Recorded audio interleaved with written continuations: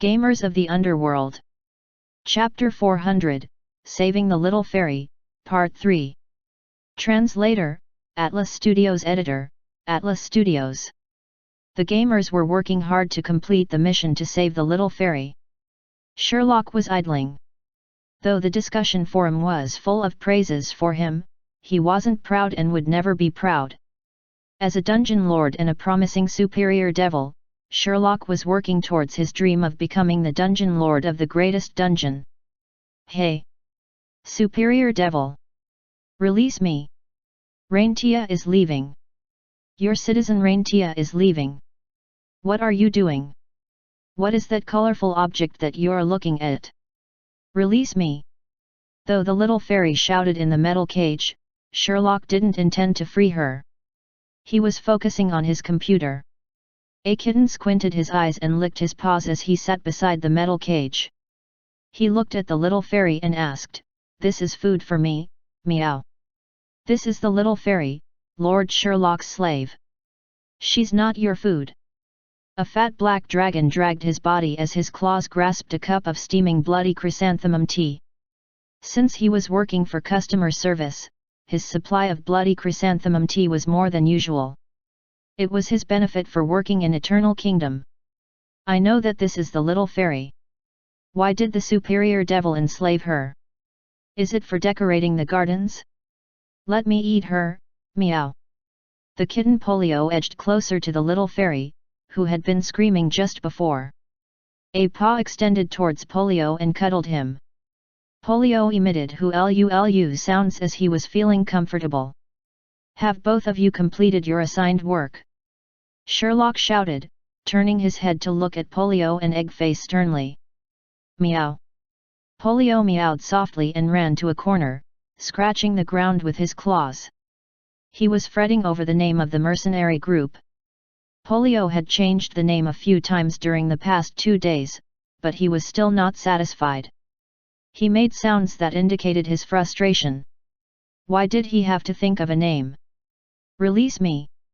We have an agreement. You can't execute me. You guaranteed Raintia's safety while I train your citizens. But now, Raintia is leaving. Do you intend to kill her? Are you going to renege on your contract? We signed an agreement." The little fairy shouted furiously after Polio and Eggface left. The word danger appeared on Sherlock's screen. Then, he was subjected to a series of attacks, and the screen became dark. The word death occupied the entire screen. Sherlock covered his face and stood up. He walked to the shelves and brewed a cup of bloody chrysanthemum tea, then said to the little fairy, "I'm helping you. If I didn't capture you, Raintia would have left Eternal Kingdom. Because you're imprisoned, Raintia has to work hard to save you. Take a look." Sherlock took out a crystal ball that depicted Raintia mining ore diligently. Her slender goblin body looked small compared to the large ore surrounding her. She looked vulnerable and pitiful. "Despicable superior devil, you're doing such a shameless thing to torture me. I won't forgive you. Never. Even if you kill me, I'll never yield." The little fairy screamed in rage. Sherlock didn't receive his expected gratitude. Sherlock pondered for a while. Though he had good intentions, wanting to make Raintia stay, the little fairy didn't understand the concept of quitting the game. She thought that Raintia's contract had expired and that she was going home. Therefore, the current situation appeared as if the unscrupulous superior devil captured the little fairy to blackmail Raintia. Raintia could have been cultivating herbs happily at the flower bed, but now she was forced to work in the mines and suffer mental and physical exhaustion. The little fairy understood how Raintia felt just by looking at her expression. "Lord Sherlock, it does look like this situation. I don't doubt your decision, but are you going to imprison the little fairy forever? And blackmail Raintia? If that's the case, we can't let Raintia achieve her potential. We intend to use Raintia to control the little fairy so that she will teach the gamers potion concoction. If we imprison the little fairy, she can't teach them. Lord Sherlock, take my suggestion and use special ways to control the little fairy. Brew suggested in Sherlock's mind, but he didn't respond. Instead, Sherlock asked, "Have you finished the task that I asked you to do?" "It has been completed." "Just as you expected, it was those creatures." "Shall I ban all of their accounts permanently?" "Frankly speaking, I hate rumor-mongers," Brew said immediately. "No, I still need them. Just follow my original plan." "Lord Sherlock, I can't understand the rationale of your plan. But I'll still carry out your plan faithfully," Brew said and then kept quiet. Sherlock walked to the front of the little fairy while carrying his cup of bloody chrysanthemum tea. He knelt down and looked at the glaring little fairy, who had squirmed to the far corner of the cage due to fear. Sherlock said, "I think you've misunderstood me. I'm not your enemy, I'm with you. You don't want your good friend Raintia to leave, and it's the same for me. It's unfair of you to accuse me of causing harm to Raintia. There are others causing harm to Raintia. I'm maintaining order here. If not for me, Raintia would have died. I don't believe a word of yours." The little fairy shouted indignantly, but she made her body smaller and trembled in trepidation. She was fearful of the superior devil, especially when he said that he was executing her. "I know you don't understand because there are lots of unresolved issues. But most of the time, we can work together. To obtain your trust, I have done some investigations. I have a list of perpetrators who created trouble for Raintia." The little fairy lifted her head and stared at Sherlock. She frowned and asked, "Perpetrators? Didn't I defeat those who attacked and humiliated Raintia?" "Huh? This little fairy is silly. She thought she defeated the perpetrators." Brew complained about the little fairy, but she couldn't hear him. Those were the obvious ones. There were some who plotted against Raintia in the dark. Their goal is to destroy Raintia, Sherlock said mysteriously to the little fairy. "Why? Raintia doesn't antagonize anyone, nor does she get involved in conflicts. She works hard to produce potions to relieve their pain," the little fairy yelled. "Wait, did she mention the poisonous potions? I know the side effects of the minor healing potions. Did the little fairy see the potions as poison? She taught the gamers how to produce poison and let them take it. Lord Sherlock, we should execute such an unscrupulous teacher. Announce the execution, the gamers won't blame you."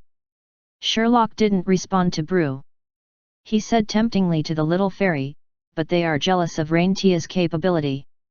In the Underworld, her capability is a good reason for her death sentence." "Wait, are you telling the truth? These creatures are going to harm Raintia?" The little fairy edged closer to him and grabbed the metal grills. Though she was quivering, she shouted loudly at Sherlock, "Aren't you the dungeon lord? Shouldn't you stop your citizens from doing such a thing? Why are you so calm? You shouldn't imprison me, you should chase those harmful creatures away. If Raintia is harmed by them, I'll never teach your citizens how to make potions. Never." "Ha!"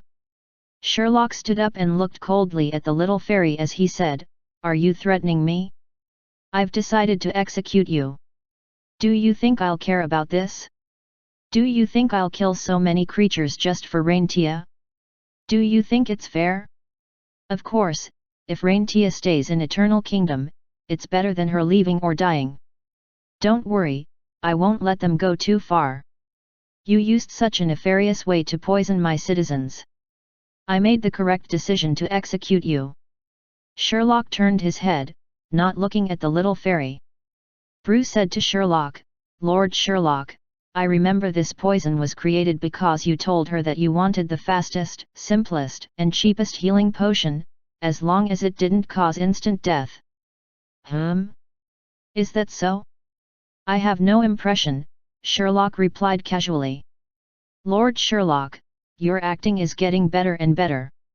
The little fairy is now under your control. I can roughly see the future developments. I would like to ask Lord Sherlock, are you a devil?" "Yes, a superior devil." Chapter 401, Saving the Little Fairy, Part 4. Translator, Atlas Studios Editor, Atlas Studios. The little fairy sat in the cage in the dark. She had heard the full details of the matter from Sherlock. The rumors said that Raintia was the third party to Arthur and Sylvana's relationship and that she attempted to break up the Pioneer Alliance. The little fairy was scoffing. Though Raintia looked ugly, she had a good heart. Why would such a kind-hearted goblin break up the relationship of two orcs? The little fairy couldn't believe that such a rumor would be believed.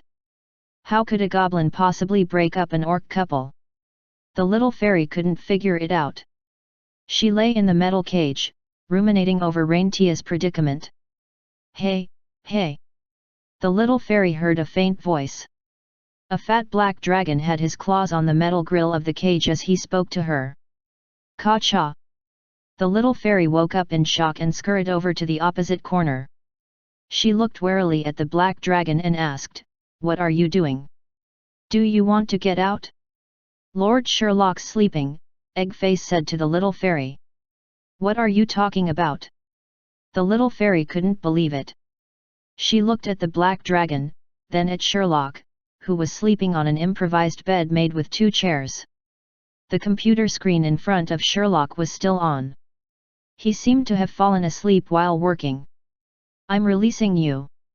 "Frankly speaking, I'm with Raintia," Eggface said and paused. "What about Raintia?" the little fairy asked impatiently when Eggface stopped talking. "Raintia and we." Eggface repeated himself many times and lowered his head. He spread out his claws as he said, "Raintia is my benefactor. I was captured by the evil Lord Sherlock. He forced me to do many things against my will." Eggface looked at his palm and said, "Raintia saved me. She gave me things to eat and drink and helped me cut my fingernails. When the evil Sherlock tortured me, she stood out bravely and fought with him." "Fought with him? Impossible, Raintia would never do such things." "Raintia doesn't know how to fight," the little fairy shouted with certainty. "No, I'm telling the truth. You haven't seen her bravery." The little fairy muttered to herself, "Are you sure? Why haven't I heard Raintia mention this? Are you? Raintia would never tell others of her good deeds. She's a kind goblin. Why do you think that I'd work for a superior devil? Because of the tasty bloody chrysanthemum tea? Because of computer gamers? Because he intimidated and tortured me?" The little fairy believed his words. If not, why would a small black dragon do tiring and menial work for a devil? While the little fairy was imprisoned here, she saw the pitiful small black dragon being forced to sit in front of the computer for a long time. She didn't know what kind of magic device the computer was or how it operated, but the little fairy had seen Eggface appearing tired, sad, and shocked when facing the screen many times. "Let me out. I'll find other dragons. The huge dragons won't let a small black dragon be tortured and humiliated by a superior devil. They'll rescue you," the little fairy shouted to Eggface. That's what I thought. You're Raintia's friend, so I trust you. I'm letting you go. Leave silently. Don't make any noise," Eggface said as he took out a key and opened the metal cage. The little fairy walked out of the metal cage slowly. She inhaled the fresh air and felt freedom. "Thank you. I'll save you. Yes, if you're free, rescue Raintia. I'll give you a map. She's in the building with the signboard that says Chang'an City." Eggface passed her a hand-drawn map with a large circle on it. The little fairy expressed her gratitude and took the map. She then walked outside the Dungeon Lord main hall and saw a flurry of activities. There were goblins, gnomes, and orcs working outside. As such, the little fairy made herself smaller and activated invisibility. With that, those evil underworld creatures wouldn't be able to see her easily. The little fairy soon found Raintia's location by following the map. Peasant strolled in the commerce area and browsed the goods displayed by the improvised stalls. He was looking for a bargain, especially healing potions and equipment. It was then that he heard a gamer shout, the little fairy has been captured by the Chang'an City members. Chang'an City. It's a guild formed after the third beta test. They're going to send her back to Sherlock for a huge reward. Gosh, why didn't I have such luck? Of course you don't. The guild has a few hundred members to capture the little fairy with. Do you have that capability? Peasant quickly informed Arthur and his companions. News of the little fairy being captured by the Chang'an City Guild was everywhere on the discussion forum. There were generous rewards for this strange encounter mission, so the guild members were bragging in their posts. Mission title: Saving the Little Fairy, Lord Sherlock, Strange Encounter. Mission description: The cunning little fairy escaped while the guard was asleep. This cannot be allowed. Please return the little fairy to Lord Sherlock. You will receive generous rewards. Mission objective: Please bring the little fairy back to Lord Sherlock within a day.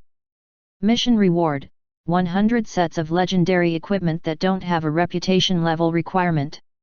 100 sets of legendary equipment? Without a reputation level requirement? The implication was that newly joined goblins could use the equipment.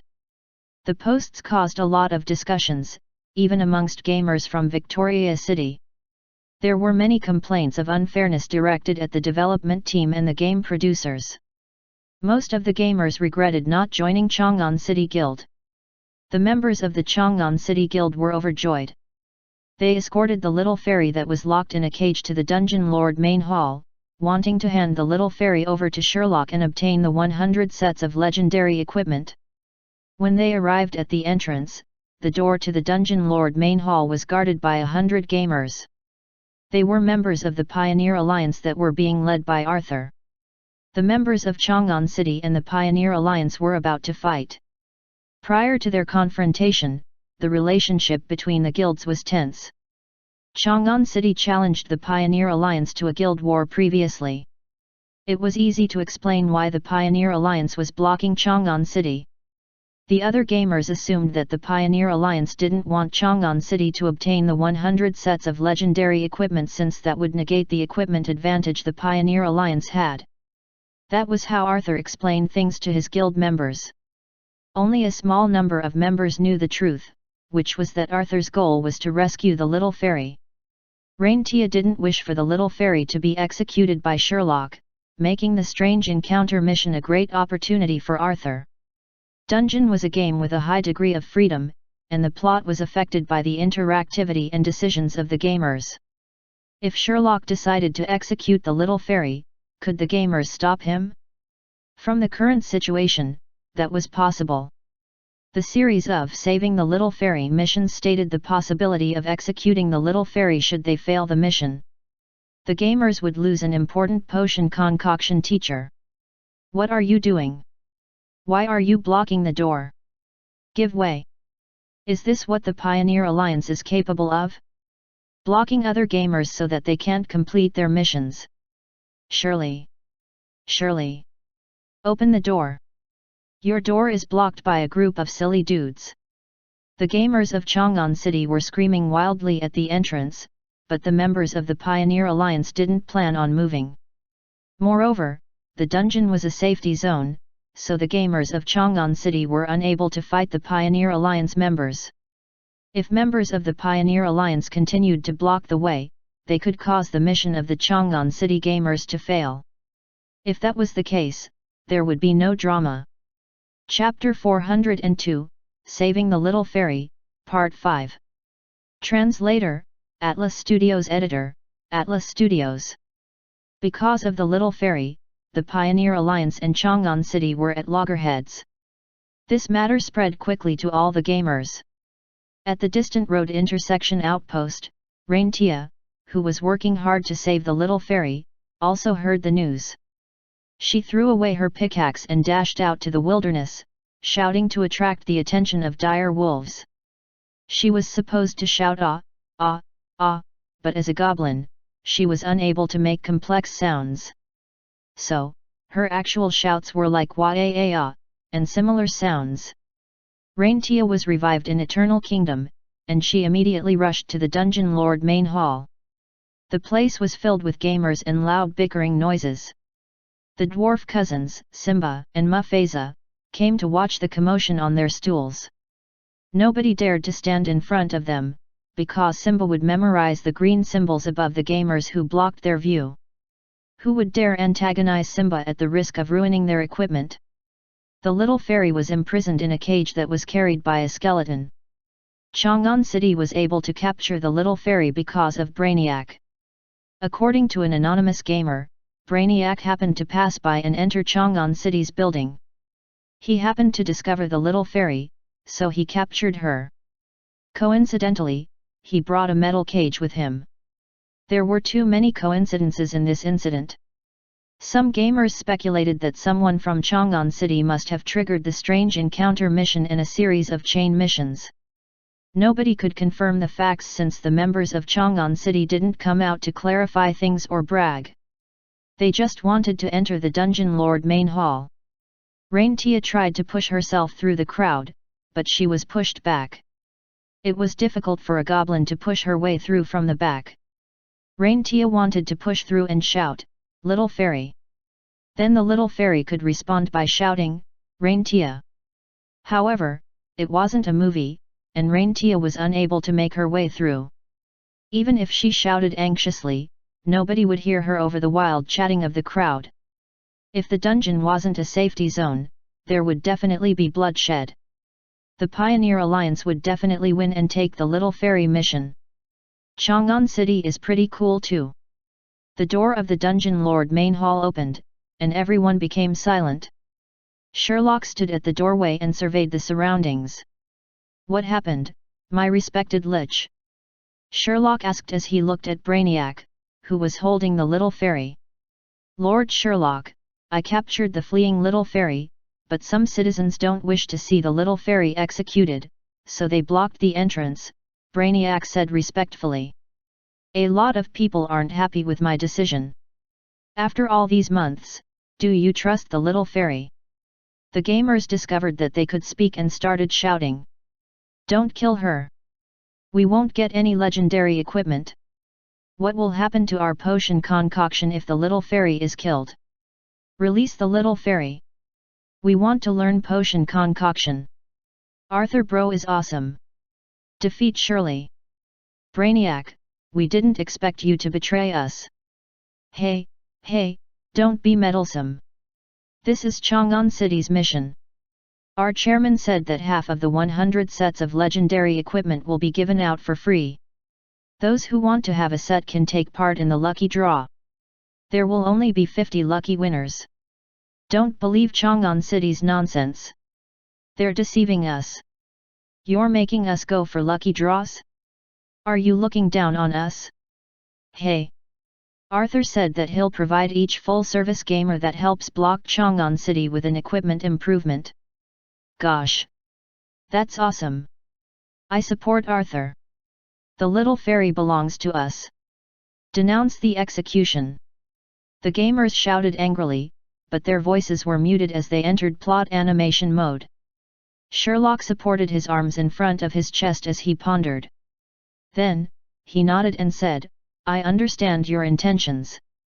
I'm not an unreasonable dungeon lord. I have to consider the opinions of both parties. Therefore, we'll use the traditional way to resolve this." Sherlock spread open his hands and announced loudly, "Use the arena to decide on the victor. The winner will have the authority to determine the little fairy's fate. Warriors, her fate lies in your hands. Brainiac will watch over the little fairy to prevent her escape." Sherlock turned around and returned to the Dungeon Lord main hall. Brainiac bowed in the direction of Sherlock. When the plot animation mode ended, a notice appeared before the gamers. Chang'an City and the Pioneer Alliance guilds will duel at the Northern Arena after 10 hours. There will be 3 different duels. The winner will decide the fate of the little fairy. A full-service announcement appeared. Full-service gamers can watch the duel at the sides, and bets can be placed. Winners of the bets can obtain large amounts of reputation points. The guild war between Chang'an City and the Pioneer Alliance was no longer between the two guilds. The winner would decide the direction of the plot. If Chang'an City won, the little fairy would be dead, and the guild members would receive 100 sets of legendary equipment. If the Pioneer Alliance won, the little fairy would be saved, and Chang'an City's mission would fail. A third full-service announcement appeared. The first battle is a group battle. The members of Chang'an City and the Pioneer Alliance will fight in the Northern Underground World Gladiator Arena. The side with 0 survivors will be declared the loser. Oh my god, the first battle is a 1,000 person battle. 500 versus 500. That's awesome. Gosh. We can place bets. I bet 10 silver coins on Chang'an City winning. Silly dude, they have fought before. The Pioneer Alliance defeated the other guild decisively. I bet on the Pioneer Alliance to win. It's hard to say. The previous time, the Pioneer Alliance won because Chang'an City had just started, and their members were new. 2 months have passed, and Chang'an City has accumulated good equipment. They might just defeat the Pioneer Alliance. Chang'an City spent a few million to upgrade their equipment and pay out salaries. Their 500 members are all professional gamers. It's hard to say who will win. A crisis had led to an open duel with the help of the plot. Though Chang'an City was unhappy with the plot, they couldn't do anything or complain. The game didn't have top-up channels or advertisements. The game producers had no intention to earn the gamers' money. It was unclear how the game made a profit. The members of the two guilds dispersed to prepare for the duel. They had 10 hours to prepare for the first battle. There would be 3 duels, but nobody knew the format of the remaining 2 battles, so it was better to win as many duels as possible. Raintia paced anxiously outside the crowd. What should she do? Should she concoct more minor healing potions to assist the Pioneer Alliance? 10 hours wasn't enough. There wasn't time to plant the raw materials. Wait, she could accumulate the raw materials using money and magic stones. Raintia ran to the commerce area. She headed straight for the auction area to search for raw materials, but there were only a few raw materials. Even the finished minor healing potions were all being bought. Accumulating minor healing potions and their raw materials at high prices. You'll get higher prices with greater volume. Sell your materials and potions now. Raintia ran over, but the gamer was from Chang'an City. Chang'an City was preparing for battle and accumulating minor healing potions so that the Pioneer Alliance wouldn't be able to obtain them. It was hard to imagine Chang'an City wasting their money to deprive the Pioneer Alliance. Besides concocting minor healing potions, how could Raintia help the Pioneer Alliance? Raintia stood in a daze, unsure of what to do. Raintia didn't know when a kitten appeared beside her. The kitten sat on the ground and said to Raintia, "Meow, meow, I see that you have a mana skills book. AI. Are you interested in a strange encounter mission to learn about healing mana skills?" the kitten asked as he squinted his eyes and licked his paws. Chapter 403, Saving the Little Fairy, Part 6. Translator, Atlas Studios Editor, Atlas Studios. The Northern Underground World Gladiator Arena. A gnome worker in a neat blue uniform stood at the entrance. He smiled as he welcomed the goblins, hound-head men, gnomes, and orcs. They had green symbols above their heads, and they streamed out endlessly from the teleport portal. Soon, they filled up the entire circular arena. When the worker confirmed that there were no more creatures, he walked towards the resting room. After waiting for an hour and welcoming more than 4,000 spectators, no creature would be able to stand it. It was necessary to go to the resting room to drink a cup of water. There was another gnome sitting in the resting room. Ha, it's tough.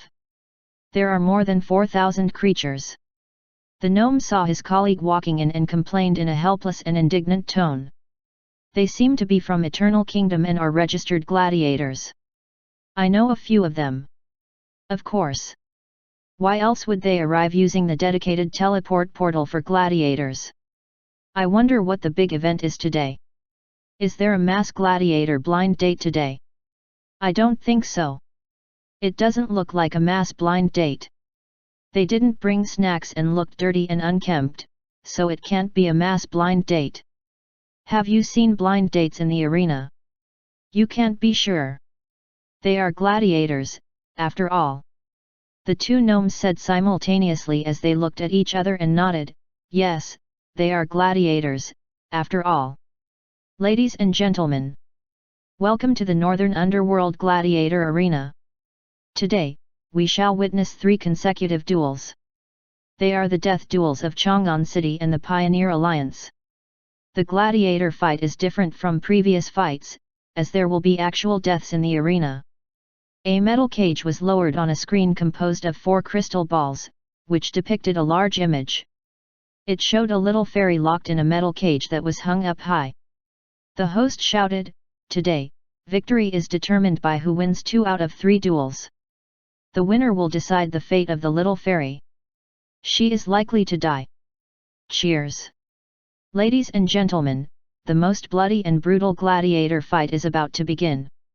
The gamers erupted into wild cheers after the host finished speaking. They didn't understand why, but it was appropriate to cheer. The gamers occupied half of the arena, while Underworld residents occupied the remaining area.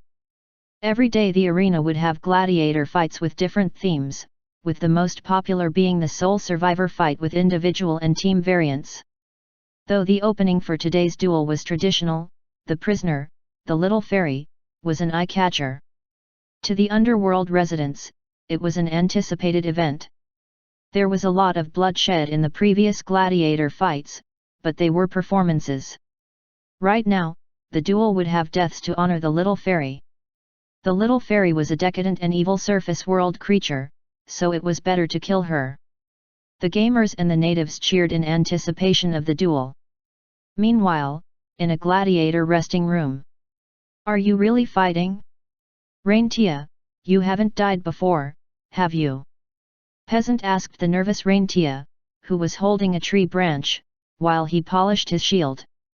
The tree branch was an underworld magic wand, which could be found at the Winterfell magical items shop.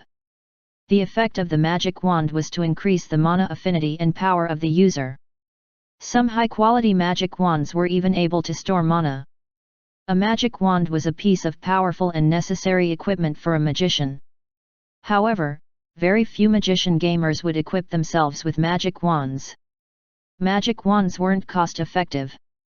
The high price tag didn't come with equivalent combat power. There weren't many mana skills available to the gamers, and they weren't powerful. Examples were small fireballs and hurricanes. They required long periods of incantation and had to be combined with the usage of bladder bombs. Otherwise, the power was limited. It was more efficient to stab with a knife. Therefore, the existence of magic wands was redundant. Peasant was the first magician in the game. His style was to complement his main physical attacks with mana skills. Currently, there were no gamers who wanted mana skills as their main combat skill. "I won't be a burden to everyone.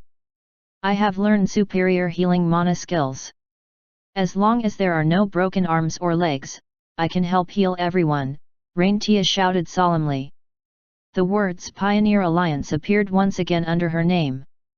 To defeat the members of Chang'an City and save the little fairy, Raintia rejoined the Pioneer Alliance Guild. There was opposition to her joining the guild since some felt that she didn't have any combat power.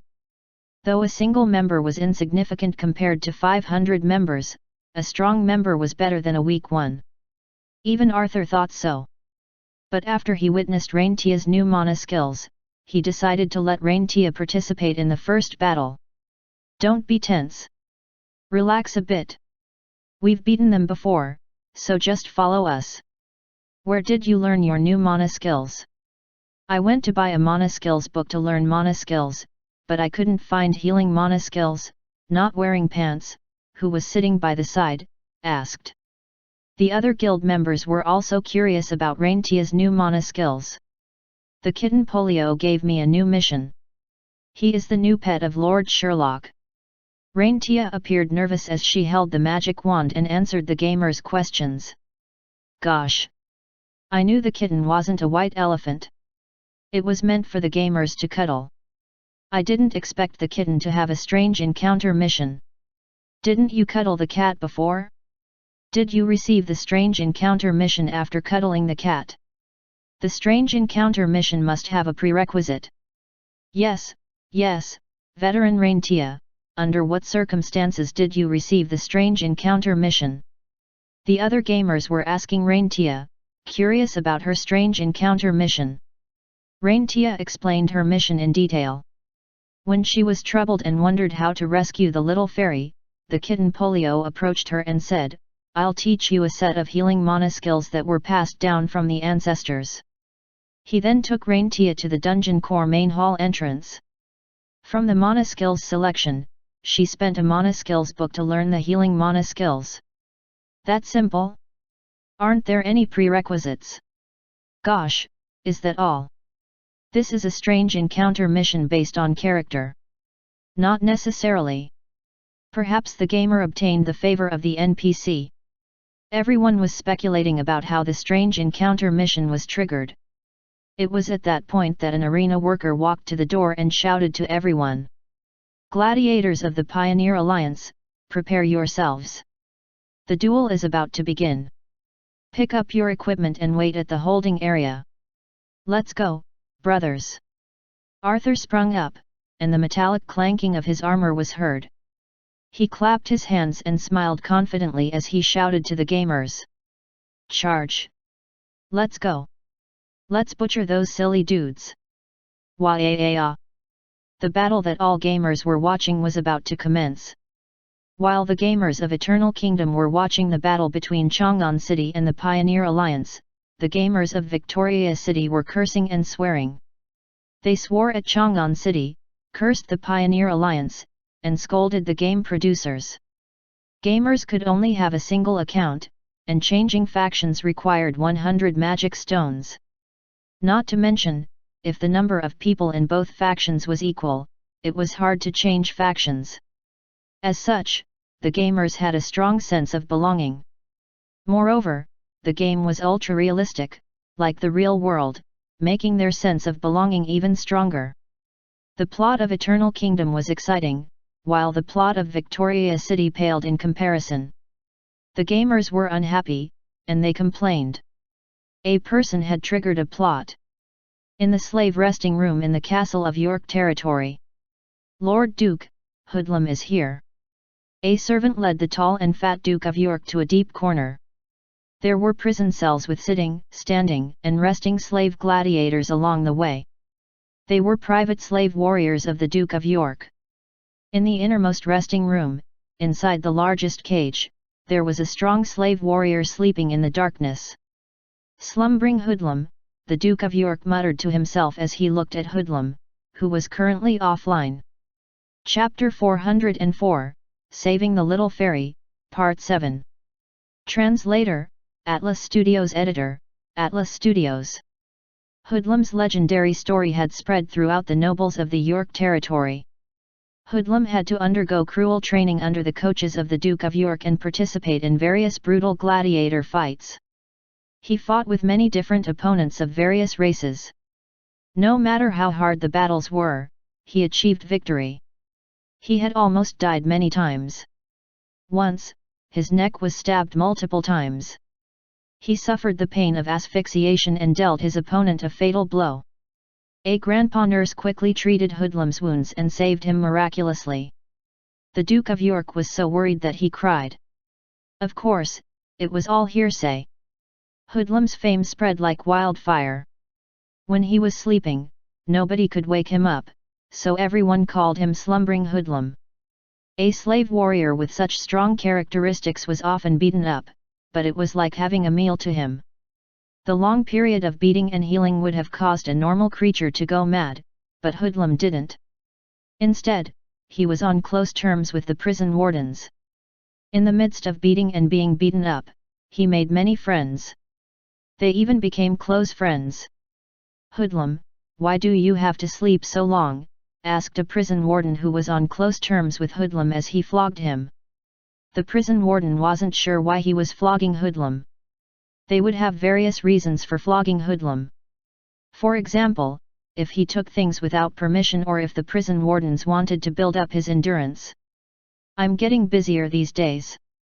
Work and life issues. I'd like to resign from my full-time job to play computer games, but who knows if Dungeon can survive. If the game is closed down one day due to a regulation breach, I'll be in trouble. I'm a 30-year-old man with elderly and young dependents and a house loan.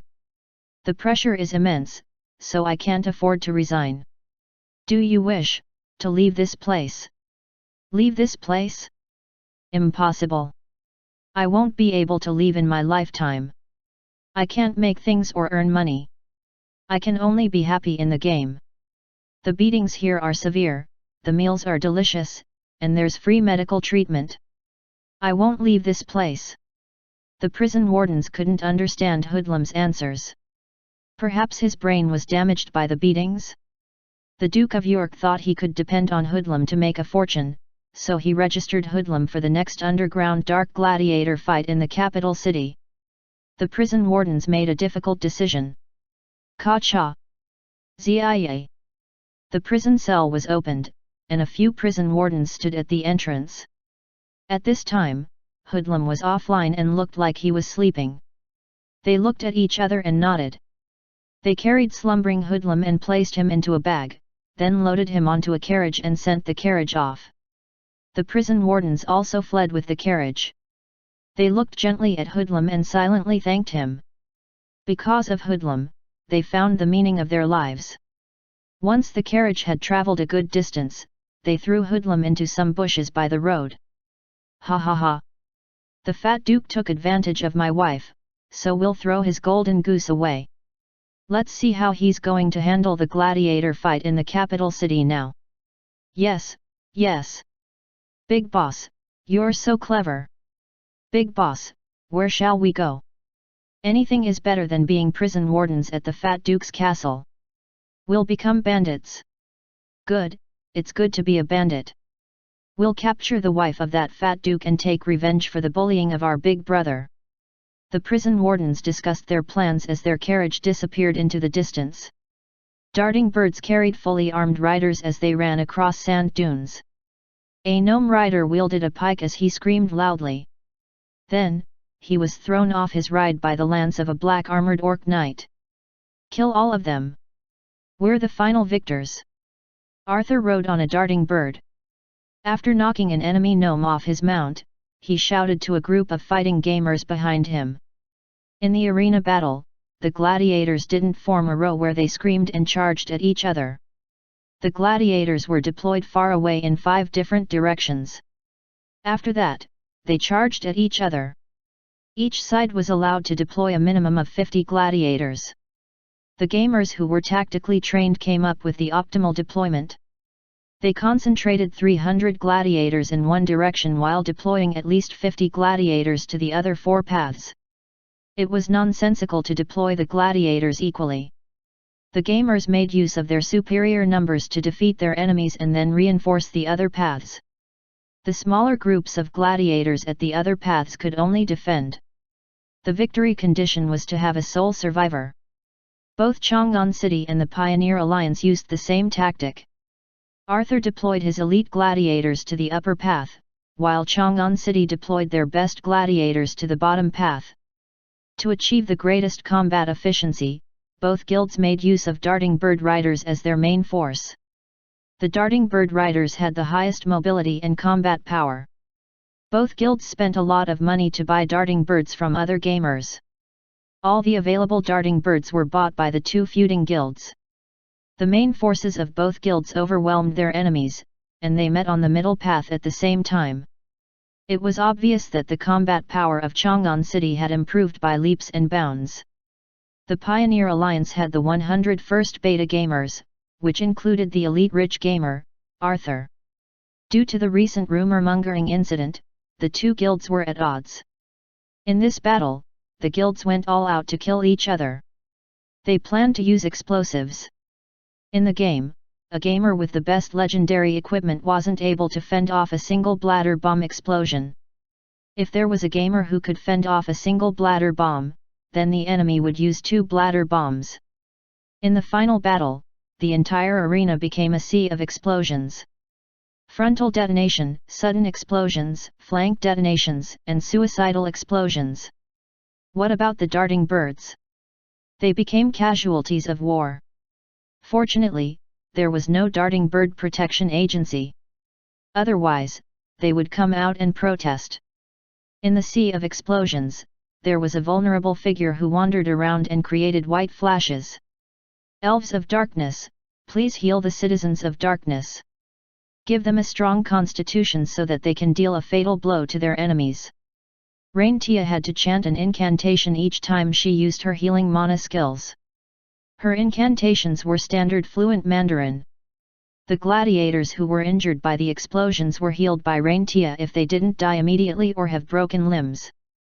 Occasionally, the gladiators would be badly burnt by the explosions and die.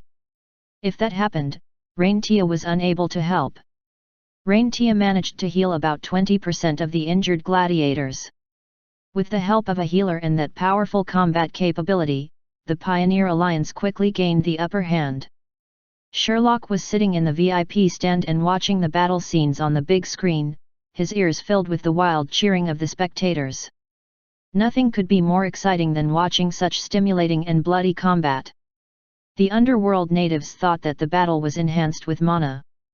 The gladiator arena manager, Poison Skin, was accompanying Sherlock.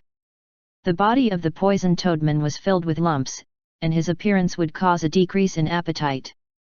He clapped his webbed palms while he praised, "Lord Sherlock, though I've watched a few times, every time I watch your gladiator fights, I'm still astonished by their awesome performances."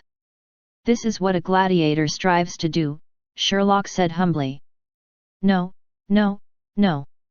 This kind of superior quality is only attributed to your gladiators in the entire underworld.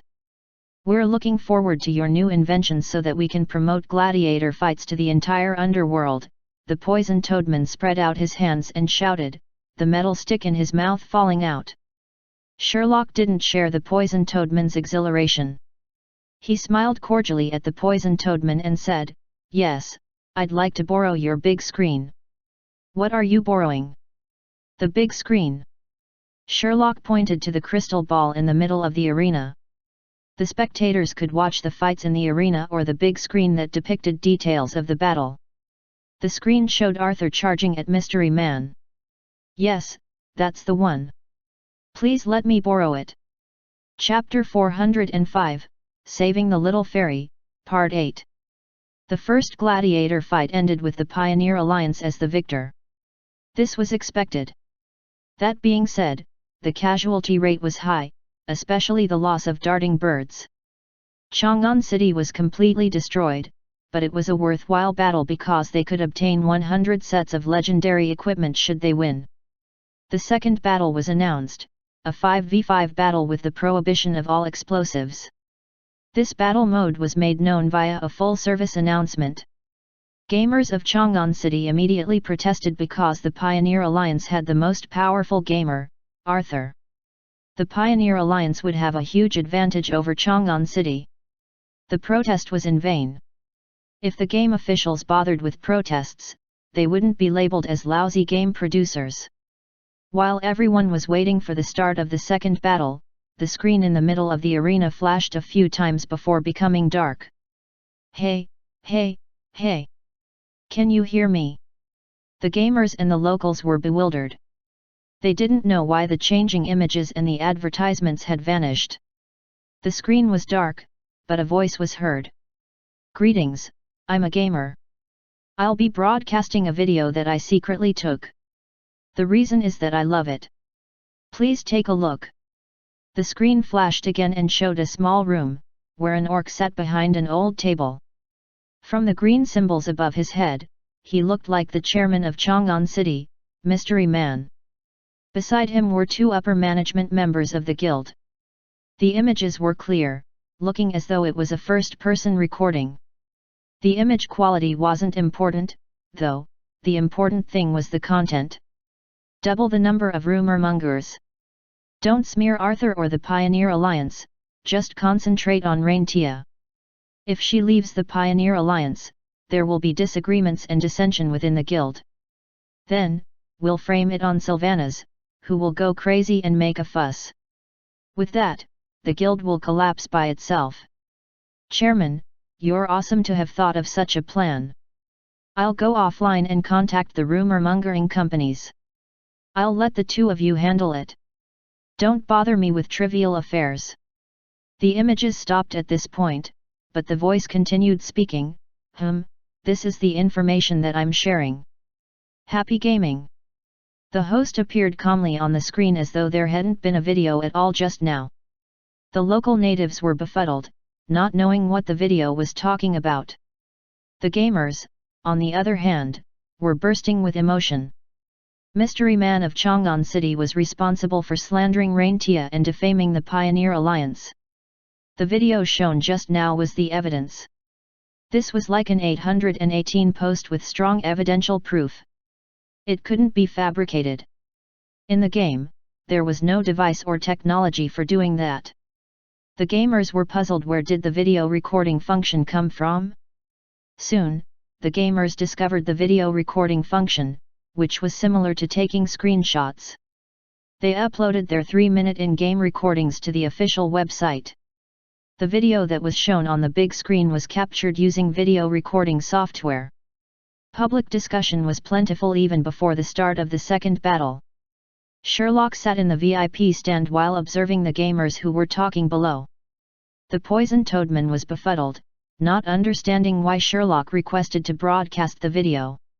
He didn't mind, though, as long as Sherlock was happy. Lord Sherlock, I'm impressed. The video exposed the misdeeds of Chang'an City's chairman, who has no idea how the video was recorded. Ha ha ha. Brew laughed in Sherlock's mind. Then he said, once we remove these rumor-mongers and clear Raintia's name, she won't think of quitting the game. Remove? I had no intention of doing that from the beginning. Their purchasing power is strong. In this mission, Mystery Man donated hundreds of magic stones. I feel that they are still useful. After all, the factory needs this kind of worker, Sherlock explained to Brew. But Lord Sherlock, if we don't take them out, will Raintia's case come to an end? Brew asked with concern. It wasn't easy for you to prepare everything to expose the truth. Aren't you going to punish those evildoers? If you don't take them out, I'm sure you know what's going to happen. Of course. They'll continue with their smearing campaign and accuse Arthur of scheming or creating fake pieces of evidence. They almost damaged your interests and will continue to do so. This doesn't seem like your usual style of handling things, Bruce said confidently. My style? You must be mistaken. I'm not a righteous hero who protects the crying and weak. I'm not doing all of this to clear Raintia's name or punish the perpetrators. I only need Raintia to remain in the game and perform to her potential. Sherlock looked at the screen that showed the Pioneer Alliance's resting room. Within it, a gamer was using her healing mana skills and motivating Arthur's 5-member team. My goal is complete. A broken vase can never return to its original state, so it's better not to be a vase. There's no point moaning over a damaged reputation since it can be rebuilt. Though I'm unwilling to admit it, I'm in awe of the power of friendship. Lord Sherlock, are you a devil? Of course. Sherlock smiled and said, I'm a superior devil. The drama of saving the little fairy ended after 3 days. The Pioneer Alliance defeated Chang'an City after winning 2 battles, and they released the little fairy. Mystery Man, who was depicted in the leaked video, was subjected to questioning by gamers. Some hot-tempered gamers swore to kill all members of Chang'an City in the wilderness. A lot of angry members also left Chang'an City, and they wouldn't return the benefits that they had enjoyed. The smearing campaign on Raintia had toned down. Due to Arthur's intervention, the number of rumor-mongers was reduced drastically. The gamers were now focusing on the evil deeds of Mystery Man. After Raintia rejoined the Pioneer Alliance, she joined other gamers to explore the spider's lair. She was howling in fear when she witnessed the jumping spiders. However, Raintia was having a richer gaming experience and forming closer ties with her friends. After releasing the little fairy, Lord Sherlock didn't pay attention to this incident. He took Polio, Brainiac, and Eggface to Nicholas' office. He was going to handle the Black Volcano incident. Chapter 406, Patrick Starr's Report of the Black Volcano. Translator, Atlas Studios Editor, Atlas Studios. He's the mercenary captain, Black Cat Captain Polio, whom I mentioned to you before. Sherlock introduced Polio, who was on the table. Behind Sherlock were Brainiac and Eggface. Greetings, I'm nobody has this name's captain, Black Kitten Polio, meow. The black kitten had a small waistcoat. It wasn't known when he had prepared his waistcoat. Nicholas glanced at Sherlock to ensure that he wasn't being pranked, then shook Polio's paw and said, "Greetings. Captain of nobody has this name." Nicholas conveniently tried to forget the name. He could see the tough character of Polio, but the mercenary group's name was strange. The name isn't important. The important thing is that the mercenary group can help you retrieve your item and investigate the reason for the destruction of the dungeon core. Nicholas quickly explained, No, Lord Sherlock, the dungeon core hasn't been confirmed destroyed. Oh, of course. This is a small probability. To increase the probability of success, I'm sending my best lich, Brainiac, to be the technical advisor. My capable assistant, Master of the Dark Flames, Eggface, will be Polio's logistics officer. Don't worry, Nicholas, just wait for our good news. Nicholas took out his seal and imprinted it on the contract to employ nobody has this name. I'm depending on you, Black Cat Captain. Lava was spurting out of a distant black volcano like an abandoned red cauliflower. Patrick Starr sat in a tea house in a small town not far from the foot of the black volcano as he wrote the latest draft of his news article. After reporting on the dungeon war between Eternal Kingdom and Morgan, he had become the top reporter of the Winterfell press. The most important thing was that Patrick Starr understood the meaning of his life, which was to obtain the most unusual pieces of news. Helping an old granny across the road, clearing the clogs in toilet bowls, the reared old chicken dying, and traffic jams weren't news, not according to Patrick Starr. For example, Patrick Starr wasn't interested in reporting the news of not helping an old granny cross the road. When he learned of Winterfell's crisis from a secret channel that Winterfell had a deal with a northern dukedom and the merchant band was annihilated at the Black Volcano due to some special reasons, he rushed over. Thanks to the advanced technology of the teleport portal, he only spent a day traveling from the edge of the northern underworld, Winterfell, to the middle of the northern underworld, the Black Volcano. Over here, he received many pieces of news. Have you heard about it? The volcano is erupting these days. It's scary. Who will excavate the clay to eat? What? Who dares to excavate clay while it's erupting? The clay is polluted by the volcano. Aren't they afraid of death? He's thinking of ending his life. The last I heard, his wife had an affair with a goblin. AI, he's pitiful. He's only known his wife for 5 years. If he dies, his 8-year-old child won't have a dad.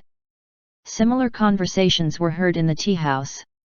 While Patrick Starr was writing his report, a werewolf, who was the boss of the tea house, wiped the bar counter. Then, he slung the towel over his shoulder and asked Patrick Starr, "You aren't here for a tour of the Black Volcano?" How did you know?" Patrick Starr was wary. The werewolf smiled and showed his sharp teeth. Then, he said, "It's the volcano's eruption period. Besides the suicidal and those looking for a free tour, nobody comes here.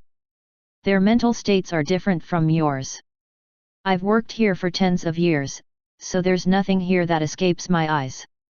"Really? Can I interview you? I'm a Winterfell reporter. This is my reporter pass." The eyes of Patrick Starr lit up. He took out his employment pass for the werewolf to take a look. "Oh, a reporter. We welcome reporters," the werewolf exclaimed happily. He took out a wooden signboard with the words, Tea House Information Outlet. Please feel free to ask questions at 1 magic stone per question. There was a line of fine print. I'm only providing information as a tea house boss. I'm not an oracle. There was another line of even finer print. I may not be able to answer extremely hard questions. The last row of fine print was almost illegible. All explanation rights belong to the tea house. Patrick Starr paid 1 magic stone and asked in anticipation, 2 months ago, during the volcano's dormant period, did a large merchant band come through here? What happened to them? You have asked 2 questions. Patrick Starr paid another magic stone. The boss put away the magic stone quickly and said, for the first question, I don't know. For the second question, I don't know. You don't know. Patrick Starr raised his voice and said, Are you fooling me? The boss tapped on the wooden signboard. Patrick Starr paid a magic stone and asked, Did you notice any suspicious creatures? The boss pointed at Patrick Starr, who slapped the werewolf's finger furiously. He threw out another magic stone and asked, What else do you know? Tell me all the juicy news. A 5,000-member group is coming to our small town for a free tour. They booked a small piece of land outside the small town. They don't intend to stay in our town. There will always be creatures who don't like sleeping in houses. I can't understand why they prefer to sleep in sleeping bags. They are climbing the black volcano. I think they are all going to die. The werewolf intended to leave, but Patrick Starr pulled him back and asked, Wait, a 5,000-member tour group? Where did they come from? From the famous Eternal Kingdom. The conflict between the Pioneer Alliance and Chang'an City escalated. They roped in other small guilds as helpers. Almost all of the gamers of Eternal Kingdom were involved in this conflict. Dragon Raja and the Meat Vegetable Rice Alliance guilds were knee-deep in their own conflict and didn't have the spare time to be involved in other guild wars. Dragon Raja and the Meat Vegetable Rice Alliance were on the side of the Pioneer Alliance. However, it was impossible for Dragon Raja and the Meat Vegetable Rice Alliance to form an alliance and help the Pioneer Alliance, so they decided not to get involved. The conflict was reaching a boiling point. Besides the safety zone in the dungeon, the guild members were killing each other in other locations. The fiercest fighting took place outside the entrance of the Instance Dungeon. The outpost at the crossroad intersection, as well as the Marsh Ink Spewer Town, were safety zones. At the entrance of the Spectre College Instance Dungeon, both guilds were involved in an epic battle. Raintia was behind the team formation, continuously using her healing mana skills to heal her team members. Raintia! Retreat! We can't fend them off any longer. A group of gamers charged at Raintia and shouted, pulling Raintia to the entrance of the Instance Dungeon. A few gamers pulled Raintia into the Instance Dungeon. As for the other gamers, they didn't enter the Instance Dungeon because they perished outside. The Pioneer Alliance couldn't possibly win every engagement. Sometimes, their smaller groups would encounter larger enemy groups. They escaped into the Instance Dungeon after gaining long periods of combat experience. The loot of dead gamers could be exchanged by enemy gamers for rewards. They could also take one of the pieces of equipment for themselves. The only exceptions were the purple and orange legendary equipment. If the gamers were to perish in the Instance Dungeon, their equipment would appear in Eternal Kingdom the next day. The gamers only had to pay a small price to redeem the equipment. Therefore, it was better to die in the Instance Dungeon. Raintia and the other gamers put down their equipment neatly at the Instance Dungeon entrance. They then proceeded into the depths of the Instance Dungeon so that they could be killed by the monsters. These incidences became more common, and the Spectre College was troubled. The graduating students couldn't graduate by winning against these suicidal gamers, as the invigilator would invalidate the win. In the end, the examination candidates had to retake the examination. Though it wasn't the first time Raintia had died, she was still apprehensive about dying. The game was too realistic, so it was normal for the timid Raintia to feel fearful. The other gamers smiled happily while they perished. In the blinking of an eye, Raintia had returned to Eternal Kingdom. Their guild members saw them appear at the revival point and asked them about the situation. Seeing their concern, Raintia smiled contentedly. They were surrounded by the enemy, then they died together. These were experiences that Raintia never had before. Chapter 407, Version 0.37 Update Log. Translator, Atlas Studios Editor, Atlas Studios. The revival point of Victoria City was filled with gamers. Because, on this day, a special gamer was revived. It had been 2 months since the start of the third beta testing.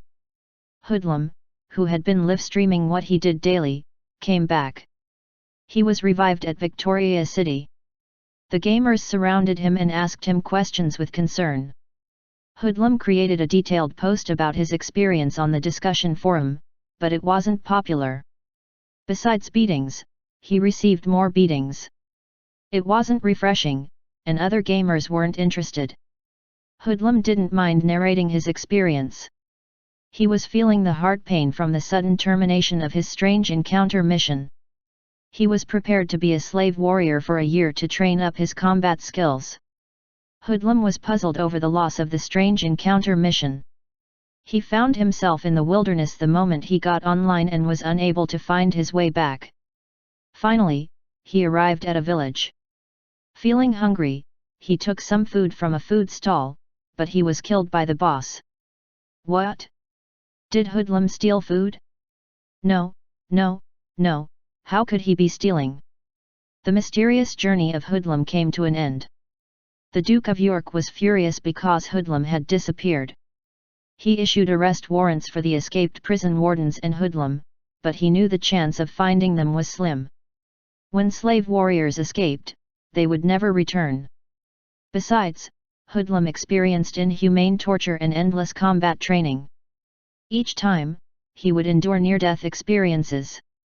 If it were to happen to the Duke of York, he would have killed himself. However, Hoodlum didn't complain. Instead, he smiled happily while going through the torture. He was a natural warrior. But his natural warrior had escaped, and he had registered for the capital city's secret gladiator fight. The Duke of York couldn't take the blow. He swore he was going to find Hoodlum no matter what it took. The Duke of York wasn't a fool. To find Hoodlum was like finding a needle in a haystack. However, Hoodlum must have family members like a wife and children. If he could blackmail Hoodlum with his family members, he would appear before the Duke. So, the Duke of York found all of the creatures who knew about Hoodlum. The slave merchant who sold Hoodlum to him. Pa! A whip lashed across the body of the fat slave merchant, which was already covered in whip marks. The slave merchant convulsed and was unable to cry anymore. The cruel Duke of York sat in a chair, enjoying his dessert while he watched the slave merchant being whipped. He wiped his mouth and said, "So, Hoodlum was sold to you by Edward Scissorhand? You told me that you didn't know the whereabouts of Edward Scissorhand. You deceived me, my dear partner." Though the Duke of York sounded gentle, he was brutal to the slave merchant. "Apologies, Grand Duke. I didn't mean to deceive you. Edward provided a large number of slaves. I intended to divulge his location after making use of him. Please believe me, Grand Duke." A whip lashed him again, and he screamed in pain. The Duke of York picked up a piece of paper and examined it. Let me take a look at your testimonial. You only know that he came from Victoria City. Yes, yes. Edward said that Hoodlum was captured from Victoria City. He lived in Victoria City, so his family must be in the city as well, the slave merchant shouted nervously. Victoria. The Duke of York pondered for a while and found the name familiar. His adjutant bowed and said softly to the Duke, "A tall man in a black costume brought a huge sum of gold to buy a piece of land. You sold the land to him to build a resort town called Victoria City. It must be that place." "What? No, no, no. This is York territory, a king's territory. How can it be sold to him? I'm leasing it to him. The Duke of York shook his head and said, find the exact location of Victoria City and send a cavalry team to tell the mayor to hand over Hoodlum or his family. I believe the rich mayor won't reject my request. The adjutant nodded, acknowledged, and left. The Duke of York looked at the slave merchant, who was hung up, and the servants at the side started whipping the slave merchant. The little fairy sat in her treehouse, and Raintia was telling her the things that happened today excitedly. Then, Cool Breeze Buttocks charged at me. I was scared to death, but Peasant came from the side and used a shield to stop him. Peasant? That orc? I heard you mention him before, the little fairy frowned and said. Yes, yes, during the duel, he was the orc that detonated a group of enemies. Yes, yes, and Raintia continued to tell her story while the little fairy listened to her intently. The little fairy had an idea of what happened during this period of time. Raintia was being bullied, so she wanted to leave Eternal Kingdom. Then, Sherlock captured the little fairy and wanted to execute her. Because of this, Raintia decided to stay. After that, the little fairy knew what ensued. After the little fairy was imprisoned, a small black dragon released her. Raintia confirmed that she didn't know Eggface, so his reason for knowing Raintia wasn't valid. There were other doubts like the sudden appearance of the black kitten who taught Raintia healing mana skills. And the video that appeared during the gladiator fight. The little fairy was suspecting a possibility. Could everything be part of Sherlock's plan? Eggface and Polio were Sherlock's subordinates. They must have been instigated by Sherlock. The video that appeared in the arena to clear Raintia's name and the series of events seemed to be orchestrated by the superior devil, Sherlock. Why did Sherlock help Raintia? Perhaps Sherlock had taken a fancy to Raintia and wanted to do evil things to her. That was terrifying. Members of Chang'an City are now being condemned by the other gamers no matter what they say. They don't have a voice in the discussion forum, and those rumor mongers are also being dealt with by Arthur and Sylvanas. I'm so happy, Raintia spoke happily. As for the little fairy, she was deeply worried. Sherlock didn't know that the little fairy was wary of him. He was working diligently in front of the computer. Sherlock finally completed the Civilization 6 computer game by nuking the entire world. He closed the game and normalized his breath for a long time. There were too many computer games, and Sherlock only had 24 hours per day. He couldn't possibly sustain the 27 hours of a devil. It was difficult for him. Playing computer games was a job. Was Sherlock merely playing computer games? That was only on the surface. Nobody would believe that what they saw was real. You have to select Rome. The Roman legion is invincible. You don't have to drag it out for so long, Eggface said as he stood beside Sherlock and witnessed Sherlock nuking the entire world. If I'm going for the battle path, why don't I start with the stronger Scythians? Sherlock rebuked. Eggface retorted 2 more sentences and then ran back to his computer. After seeing Sherlock play Civilization 6, Eggface was tempted. He started Civilization 6 as well. Sherlock didn't stop Eggface. He had another task to complete, the version 0.37 update. Version 0.37 update log. Dearest gamers, 3 months after the start of the third beta test, we have the latest version 0.37 update. Even though the ogre threat hasn't been neutralized yet, Winterfell is experiencing another new crisis. We can't stand by and do nothing. Winterfell is our good neighbor. We have updated the new map, Black Volcano. There's a huge underground volcano in the middle of the northern underworld. Half of the time, it's active. The other half, it's dormant. It's one of the famous tourist spots. We updated a new crisis, Winterfell's commercial crisis. Winterfell and the Northern Dukedom's item was stolen at the Black Volcano. Most of the 2,500 Winterfell guards disappeared, while the survivors died not long after. The other guards are believed to have met their end. We updated a new profession, Potion concoction. After a series of missions, the little fairy is on closer terms with the gamers. Now, she will teach advanced knowledge of potion concoction. Added a new bug, the little fairy's impression of gamers. If you helped in the activities to execute the little fairy, you will be held in disdain by her. I'm unable to change her impression of the gamers. If I think of something else, I'll add it. Chapter 408, I want an online relationship. Translator, Atlas Studios Editor, Atlas Studios. Smiling Nangong, added new function, in-game recording. You can record a 3-minute video in the game and upload it to the discussion forum or other places. This function has been available for quite some time. I'm informing all gamers and helping the game officials add a forgotten update. White Blue Sky, the previous poster is awesome. If _I_can_be_Eden, is the customer service representative on leave. Who is not afraid of female bandit, updates? The update frequency is high recently.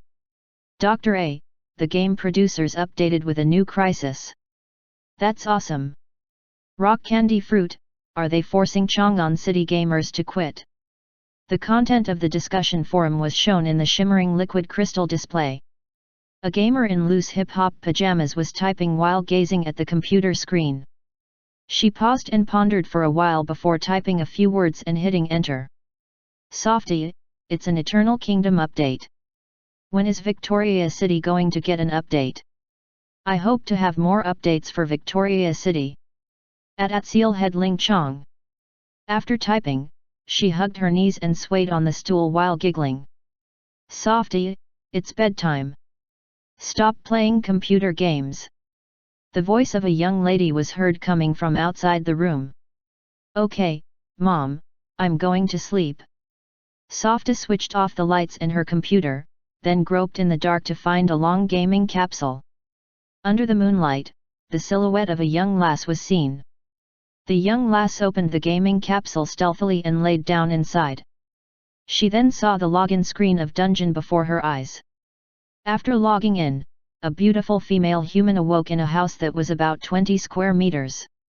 It was dark outside, and sounds of cicadas mixed with chatting voices could be heard.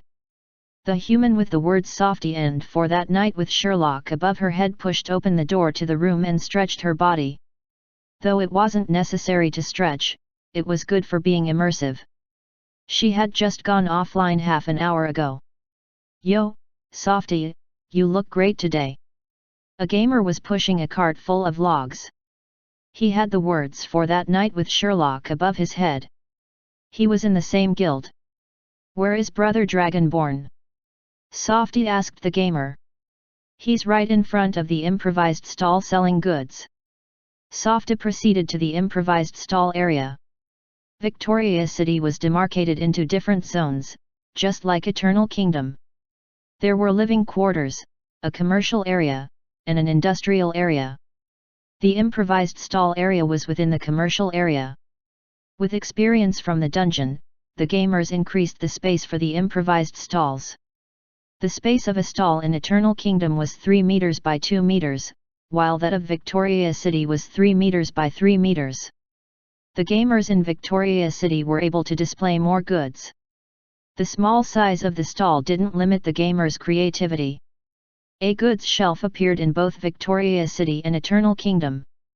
The stall space was small, but there was no height restriction. A few carpenter gamers bought wooden planks and produced goods shelves that could display more goods. It was better than displaying goods on the ground. Dragonborn used these shelves to display spider meat, spider legs, dire wolf skin, plant seeds, and bonsai. Takia Spirit asked Dragonborn to sell the bonsai as he was skilled in bonsai. Takia Spirit said, "My mom and dad are in the bonsai business, so I know a bit." The most popular merchandise was bonsai. There weren't many furnishings that the gamers could buy to decorate their homes. When Softy arrived, Dragonborn was sitting cross-legged on the ground. He didn't shout to promote his goods. Instead, he placed a wooden board with the prices and discounts of all the goods. When the gamers strolled past his stall, they could look at the pricing. Dragonborn stood up when he saw the approaching softy, who said, "Brother Dragonborn, what are you selling? What's the price of the cute bonsai? Did you make it?" "No, Takia Spirit made them," Dragonborn quickly replied. Softy nodded and said, "Besides the bonsai, I'm buying all of your goods." "Ah! I'm joking, I'm joking. When are you closing your stall? Do you want to hunt for spiders at the spider's lair?" Softy placed both of her hands behind her back like the female protagonist in a Japanese anime. Dragonborn felt that it was strange because a girl wouldn't normally do that. It wasn't nice to talk about it in front of others, so he replied, "It's dangerous to hunt for spiders now. It's almost midnight, and the gamers are going offline. The monsters at the spider's lair are getting larger in numbers." "Ah, what about the sighing wilderness? There aren't that many monsters over there," Softy pondered for a while before speaking excitedly. "There aren't many monsters, but there are lots of gnomes and orcs." Dragonborn was referring to the gamers of Eternal Kingdom. The two factions were opposing forces. In the wilderness, their names would be highlighted in red. After killing each other, they could obtain reputation points as a reward. During the day, there were many gamers, so it was safer. During the night, the Victoria City faction was at a disadvantage because there were fewer gamers. The gamers of Eternal Kingdom were stronger. It would take the gamers of Victoria City some time to catch up. "Ah, Victoria City doesn't have an instance dungeons. If only we had 2 instance dungeons at Spectre College, we could challenge the instance dungeons at night," Softy said with disappointment. "We can't help it. We're only at the 3rd beta test. The content will only be updated gradually."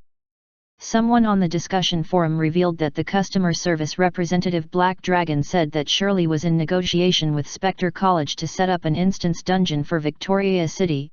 Dragonborn smiled and said, "Wait, Shirley's negotiating with Spectre College? Aren't Spectre College and Shirley at loggerheads?" Softy was surprised. She pondered for a while and said, "Ah, I understand. The customer service representative must be joking.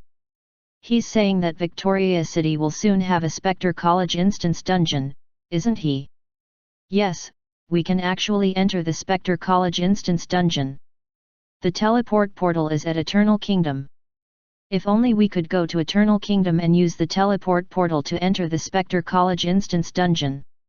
It's only a teleport portal, so I don't think it matters," Dragonborn said solemnly. "AI? That's a good plan. However, there are a lot of gamers in Eternal Kingdom.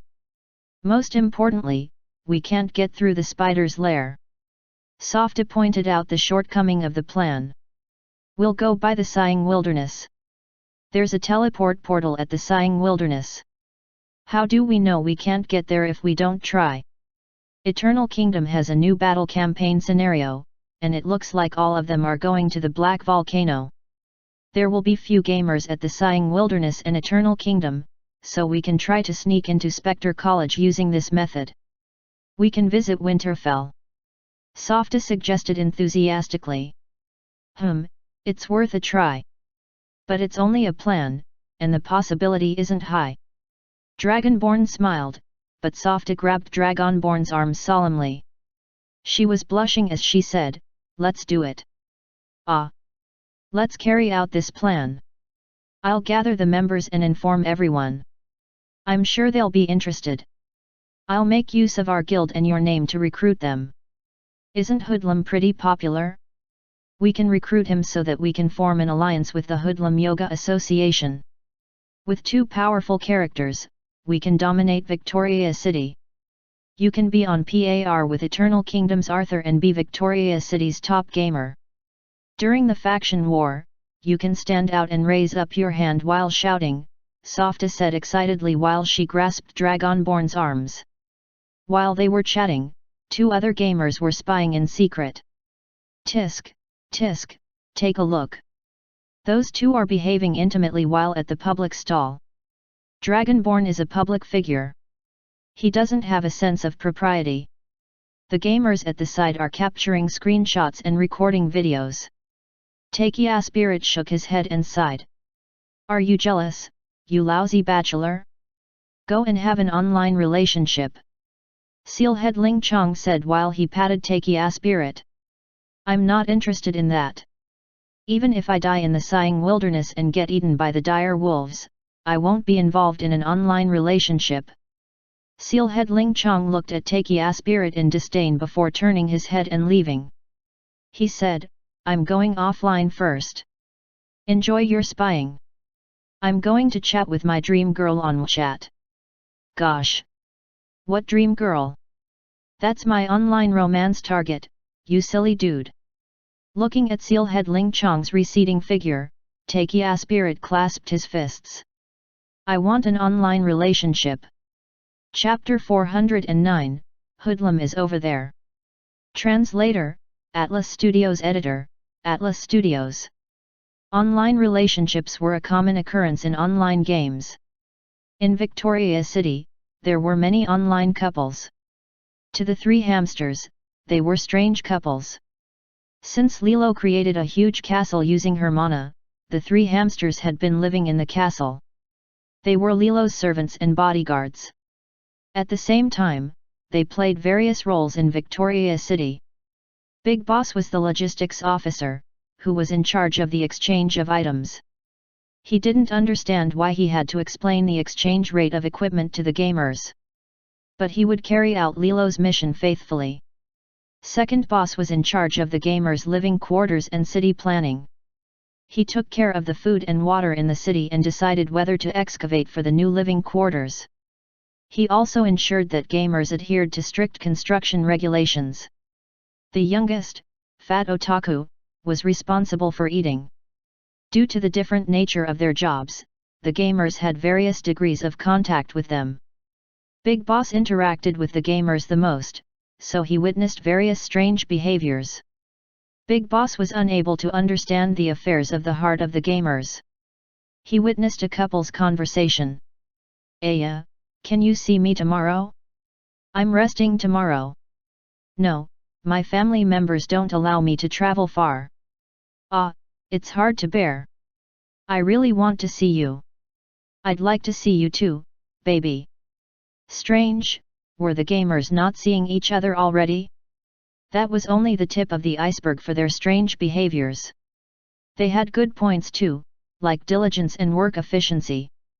Big Boss learned of some of the complaints of the gamers. Why does Eternal Kingdom have such exciting plots?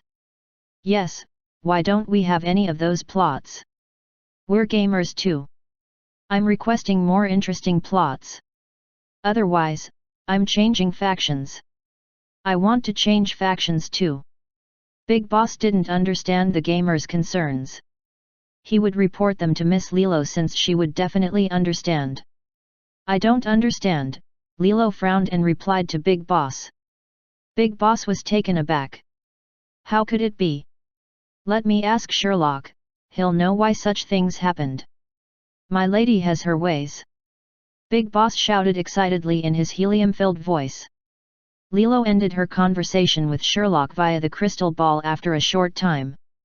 Lilo summarized Sherlock's theory of gameplay, which consisted of playability, satisfaction, challenge, lucky draw, and gambling mentality. She said, we have to find other things for them to do besides working, don't we? Shall we let them hop like a frog for an hour daily? Second Boss pondered for a second and suggested. Oh? Second Boss, your idea sounds interesting.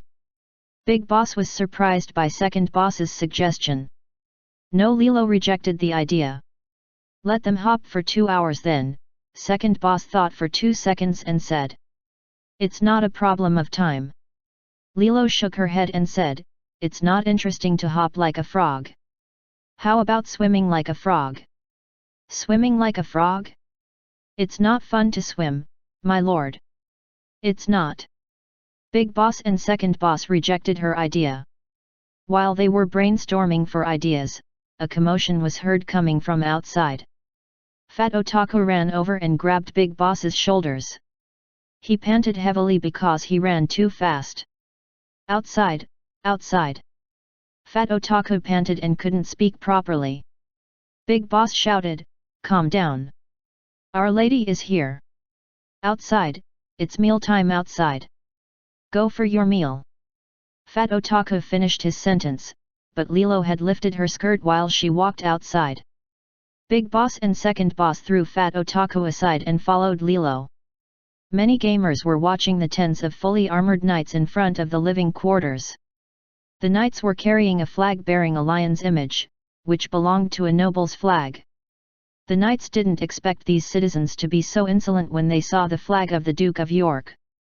Normally, commoners and merchants would kneel down and tremble as a show of respect for the flag. The gamers didn't recognize the flag, but Lancelot did. The gamers didn't attack these knights with shiny armor and weapons because they looked like NPCs who gave out missions. Moreover, Victoria City was a safety zone. If the knights didn't attack voluntarily, there wouldn't be any health bars. Lastly, the gamers were stopped by Lancelot. The main reason was the lack of health bars. Lilo, Big Boss, and Second Boss stood outside the crowd and observed the knights, while the gamers chatted non-stop. One of the knights shouted, "We're the Knights of the Duke of York. Where is your mayor? Let him come out. The Duke of York has an important matter to tell him." "She's our mayor." "That's not our mayor, you trash. She's Duchess Lilo. She's our great Duchess." "Dun dun dun dun." The gamers replied to the knight warmly, but the knight didn't feel any respect. Instead, he felt the gamers were condescending. "Are these fellows messing with us?" The knight was furious. He lifted the horsewhip, but another knight caught hold of his hand and shook his head. The wise knight didn't wish to antagonize so many citizens, as they numbered in the thousands. The citizens were streaming out endlessly from buildings in the forest. How did they know of their arrival? As the knights were moving towards Lilo, they saw a person with a badly deformed spine in the crowd. They couldn't forget his face and figure because they were too ugly and grotesque. That was the slumbering hoodlum. "Hoodlum is over there. He dared to come back," one of the knights shouted. He was too excited because the reward from the Grand Duke was so generous that he could buy a piece of land and become a noble. The knights were equally excited. They whipped their horses in a bid to capture Hoodlum, who had no intention to escape. In fact, Hoodlum wanted to go through the crowd towards the knights. He was feeling emotional, and tears welled up in his eyes. He shouted to the knights, but the surrounding chatter was too loud, so the knights were unable to hear Hoodlum.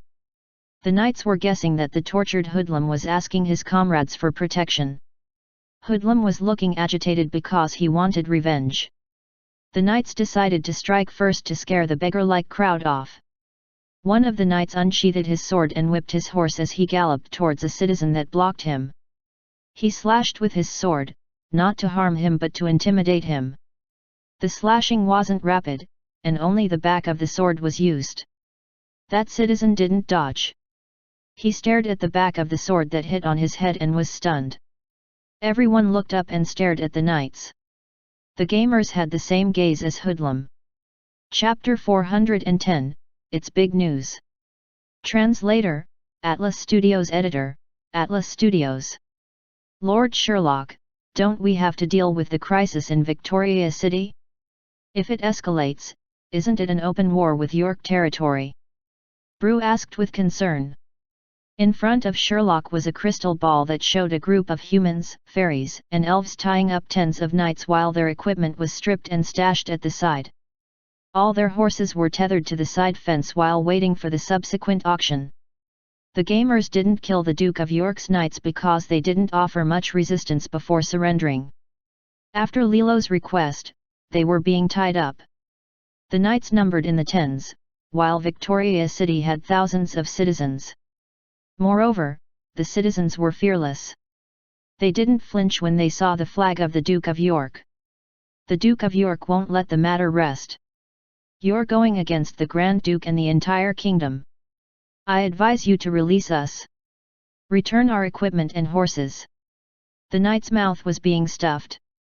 None of the gamers were willing to accept his strange encounter mission. If we obey the Duke of York and seek sincere collaboration with him like Winterfell, will he offer us benefits? Sherlock asked solemnly. According to my understanding of humans and the behavior of the Duke of York, most likely not, Brew said. Then why do we have to satisfy his request? I won't do anything that isn't beneficial to us. Brew quickly asked, but Lord Sherlock, aren't you going to feign submission before overcoming him with his weakness? If we can make a Grand Duke our subordinate, it will facilitate the construction of our city. This doesn't sound like what a superior devil would do. A devil would never submit to humans. I won't even feign submission. Have you seen a human submit to an old chicken just to overcome it? Sherlock's question was persuasive. Isn't the current situation better for us? The Duke will send us free equipment and horses. Perhaps, he will send more good stuff. It's also a good way to add more plots to Victoria City. I've discussed the matter with Lilo, and she will handle it well. I'm getting worried. Brew was interrupted by a fireball erupting in the dungeon core. A letter was thrown out of the flames. Sherlock examined the letter before the letter incinerated in his hand. He picked up his overcoat and said to Brew, "Inform the gamers to set off. Yoda has flown the airship to the Black Volcano." Patrick Star stood outside the small town, gazing at a huge airship. Airships were rare in the Underworld. After all, an airship core was hard to find. It was also a heavy burden for the dungeon core. Without strong power, it wasn't possible to supply an airship with sufficient mana. Patrick Star knew that Eternal Kingdom had an airship. He saw one when he visited Eternal Kingdom, though he didn't witness the airship participating in the battle with the ogres. Sherlock had flown the airship away, blown the top off of the ogre fortress, and kidnapped a kitten. Following Patrick Star was a local guide whom Sherlock contacted to lead his 5,000 members free tour to the Black Volcano. Patrick Star came to interview the tour guide immediately. It was big news for 5,000 citizens of Eternal Kingdom to tour here. After the tour guide listened to Patrick Star's interview question, he asked, puzzled, "Eternal Kingdom? No, I received an order for the Nobody Has This Name mercenary group's free tour. I even prepared welcoming materials. I can't possibly get the name wrong." The tour guide showed his prepared materials. The sludge monster took out a wet wooden board from his body and showed it to Patrick Star, who was befuddled. Perhaps the tea house boss gave him fake news? After checking the information from the guide, Patrick Star was sure that the Nobody Has This Name mercenary group was a front for the citizens of Eternal Kingdom. His professional acuity made him link up the robbery of Winterfell's item to the Northern Dukedom, the disappearance of 2,500 guards, the deaths of the few survivors, and the Black Volcano entering its active stage. Patrick Star came up with a conclusion. Are they relaxing here when the volcano is active? From what I know, they are a group of brave warriors. Tourists who come during the active stage of the Black Volcano are here to kill themselves. It's the first time in my career that I have witnessed a 5,000-member suicide group. With my rich experience, I'm confident in leading them to death while I remain intact. Patrick Star noticed the confidence of the sludge monster while he took down notes. Patrick Star nodded and asked, "I see. Besides the Black Volcano tour, are there any other arrangements?" "Of course. The free tour consists of many activities and collaboration with more than 100 merchants who will provide goods and services at reasonable prices. Every merchant has a 2-hour touring period. After that, there's a group shopping period. We have discussed the pricing with all merchants. Each transaction will have a higher price than the previous one." Patrick Star nodded. The sludge monster was indeed professional. That was the content of Patrick Star's interview of the tour guide. Patrick Star was excited as he stood in front of the airship. Soon, the warriors of Eternal Kingdom would arrive for a tour. That was big news. Chapter 411, What Are You Doing Here? Translator, Atlas Studios Editor, Atlas Studios. Not wearing pants walked out from the monoroon formation of the airship and saw a sludge monster holding a sign and talking with Polio. The sign had the words: "We warmly welcome the Nobody Has This Name mercenary group to the Black Volcano small town. I am your tour guide Sludge Monster." Most of the gamers didn't leave the empty space surrounding the airship even though they saw the entrance to small distant town. This was because a flashing system notice appeared before each gamer when they stepped out from the teleport portal. "Please don't leave the vicinity of the airship. Lord Sherlock is arriving." Most of the gamers would stay after seeing the notice. A small portion of the wandering gamers was unable to move even though they hadn't gone into small distant town. Sherlock had arrived and restrained the gamers with the plot animation mode. The gamers appeared from the main rune formation continuously, walked down the airship, came to the empty space, and entered the plot animation mode. Sherlock wasn't in a hurry to start the plot animation. He was chatting with the sludge monster before asking him to take Polio and Eggface to shop. "Wait, isn't it a 5,000-member shopping group?" The sludge monster tour guide was astonished when he discovered that only a cat and an incredible black dragon were going for the shopping trip. "I think you're mistaken. I can understand if you look down on the purchasing power of a black cat, but this is a black dragon. Let the black dragon introduce himself." Eggface shifted his fat body as he walked out with his head high. He looked at the sludge monster and said, "I'm the great lord of the mountains, savior of Azeroth, fiery king of the Black Volcano, guardian of Cenarius, bloodsail admiral, warrior of Naru, hand of Arda." Sherlock frowned and asked, "Are you playing World of Warcraft? Which area?" "With Bruce server. I'm nostalgic, so I started playing a few days ago. When I was doing customer service, one of them gave me a gaming account. I intended to go for the Huron server, but according to the discussion forum, it was the first choice for fast food gamers. Therefore, I didn't go," Eggface replied immediately. Sherlock nodded and looked at the gaping tour guide as he said, "Like you heard, you can't doubt the purchasing power of a black dragon, especially with his grand titles. Take them shopping immediately." The sludge monster was convinced by Sherlock's words, and he took Polio and Eggface to small distant town's shopping district. Sherlock walked before the gamers and spread out his hands as he said to them, "Warriors of Eternal Kingdom.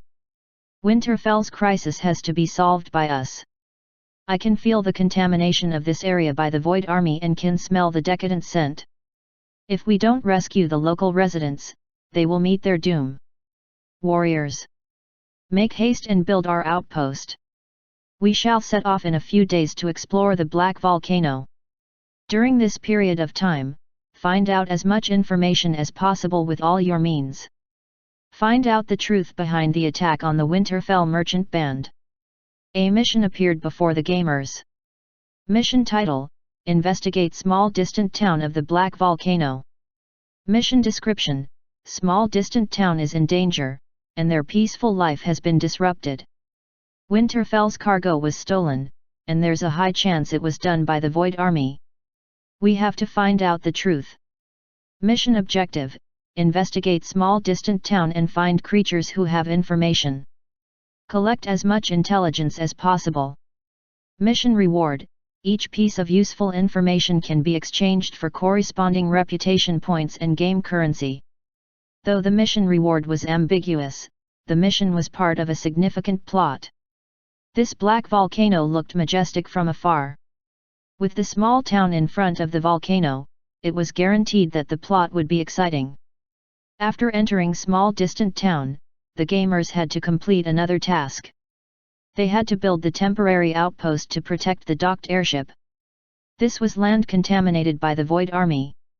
Small distant town was a tourist resort underneath the black volcano. Though the volcano would erupt a few times, and the lava would spurt up to tens of meters, the residents of the town had a carefree and peaceful life. Palm. It was an eruption of the faraway volcano. While the volcano was erupting, an elderly gnome sat in a rocking chair, sipping his afternoon tea while he said emotionally, "What a peaceful day.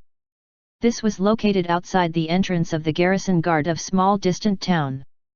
A tall orc wearing a brown uniform and a cowboy hat pushed open the door and walked in. "Mr. Cherry, we've seen your resume. It fits the requirement of our garrison guard."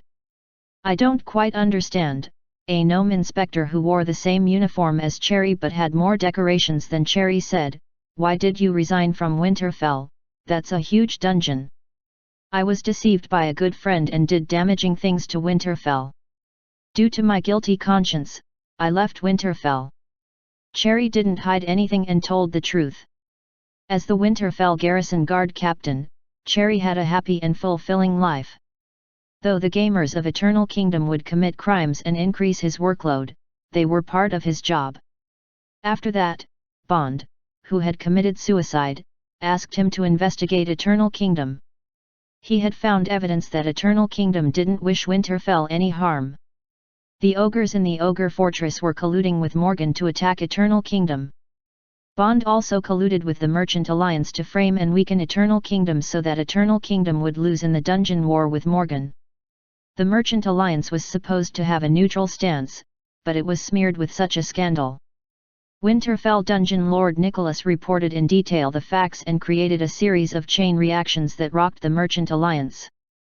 Most of the truth was buried together with the death of Bond. Cherry was greatly affected. Though he was loyal to Winterfell, he flouted the rules of the Merchant Alliance. Even if Nicholas wasn't going to punish him, he had no moral courage to stay in Winterfell. After his resignation, he arrived at the Black Volcano, which was far from Winterfell and Eternal Kingdom. There was another reason Cherry didn't tell the inspector of small distant town. He didn't wish to be involved with those strange creatures bearing green symbols. He was feeling relieved after casting away his curiosity. "Good, though I think it was unnecessary. I respect your decision. I hope that you'll be happy working here," said the inspector as he shook Cherry's hand. "Don't worry, I'll take care of small distant town."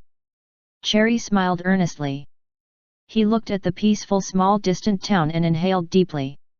He was starting a new phase of his life journey from today onwards. Farewell to his woes.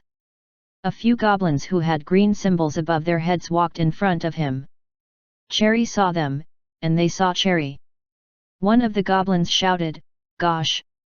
Isn't he Winterfell Garrison Guard Captain Cherry? Why is he here? Make a post. I'm earning my experience points." D*MN, "Don't post yet.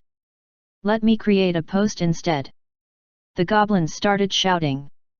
In the office of the small distant town garrison guard, Cherry sat behind a rundown table while a long queue formed outside.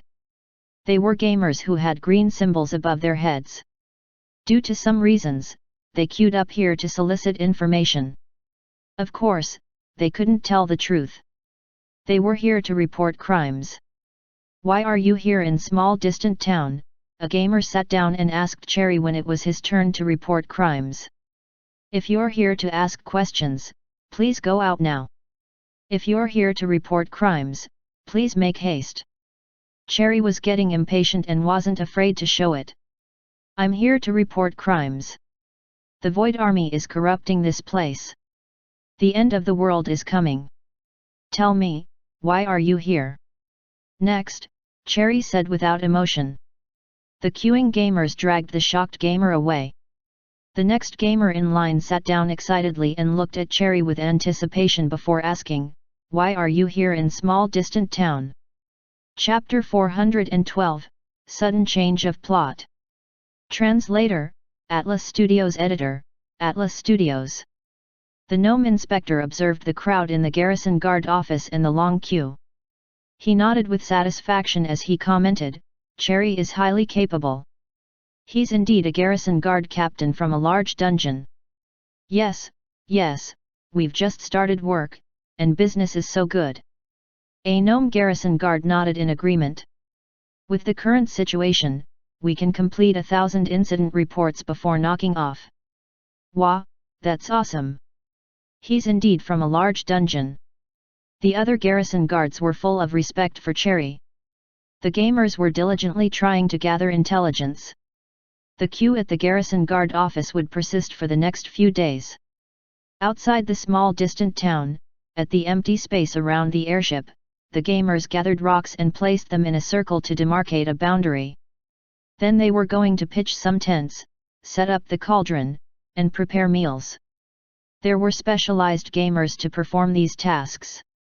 After receiving the missions to set up camp, they worked diligently. Sherlock returned to the Dungeon Lord main hall in Eternal Kingdom and used the crystal ball to observe the activities of the gamers. His plan was simple, to build a camp for settling down. Then, he would use rune mana formations to create a revival point and teleport portal. Eggface and Polio went shopping at tens of shops according to the requirements of the contract. After, the tour guide would take them to the Black Volcano for a free tour. The Winterfell merchant band got into trouble at the Black Volcano, but there were no suspicious characters or leads. The robbers made use of the volcano eruption to commit the crime. Most likely, they were hiding in the Black Volcano. Even if they weren't hiding there, there must be some leads. The gamers had to investigate before the volcano erupted. They could only wait now. Sylvanas and her guild members walked on the streets of the small distant town. There was Peasant, Arthur, not wearing pants, burning chest hair, and other members, including Raintia. They were chatting about the plot as they strolled along the streets of small distant town. They were looking for significant NPCs whom they could obtain intelligence from. The other gamers were thinking of gathering intelligence, but Sylvanas was focused on Raintia. The gamers were chatting with Raintia. "Miss Raintia, how did you sculpt your face? Why is your goblin face so sweet?" "AI? I made it casually." "Miss Raintia, can I order 10 minor healing potions from you?" "Of course, but I have to finish my current order first." "Miss Raintia, how much have you learned about potion concoction?" "I'm at the same pace as everybody." "Miss Raintia." Tisk. Sylvanas scoffed instinctively. "What's up, Sylvanas? You don't look good," Not Wearing Pants said bewilderedly when he heard Sylvanas scoff. "Please, call me Miss Sylvanas," Sylvanas replied unhappily to Not Wearing Pants. "Isn't that the surname of the Queen of the Devil's Windwalkers?" Peasant asked puzzledly. "She must be jealous of Raintia, you silly dudes." Burning Chest Hair joined in and smiled happily. He pointed to the nearby Arthur and said in a low voice, "Take a look at Arthur's position. He's only 2 creatures away from Raintia. Take a look at Sylvanas' position. Arthur's 5 creatures away from Sylvanas." Sylvanas rebuked immediately, "That's because my starting position was lousy. I'm changing position now." Sylvanas ran up to Arthur's side.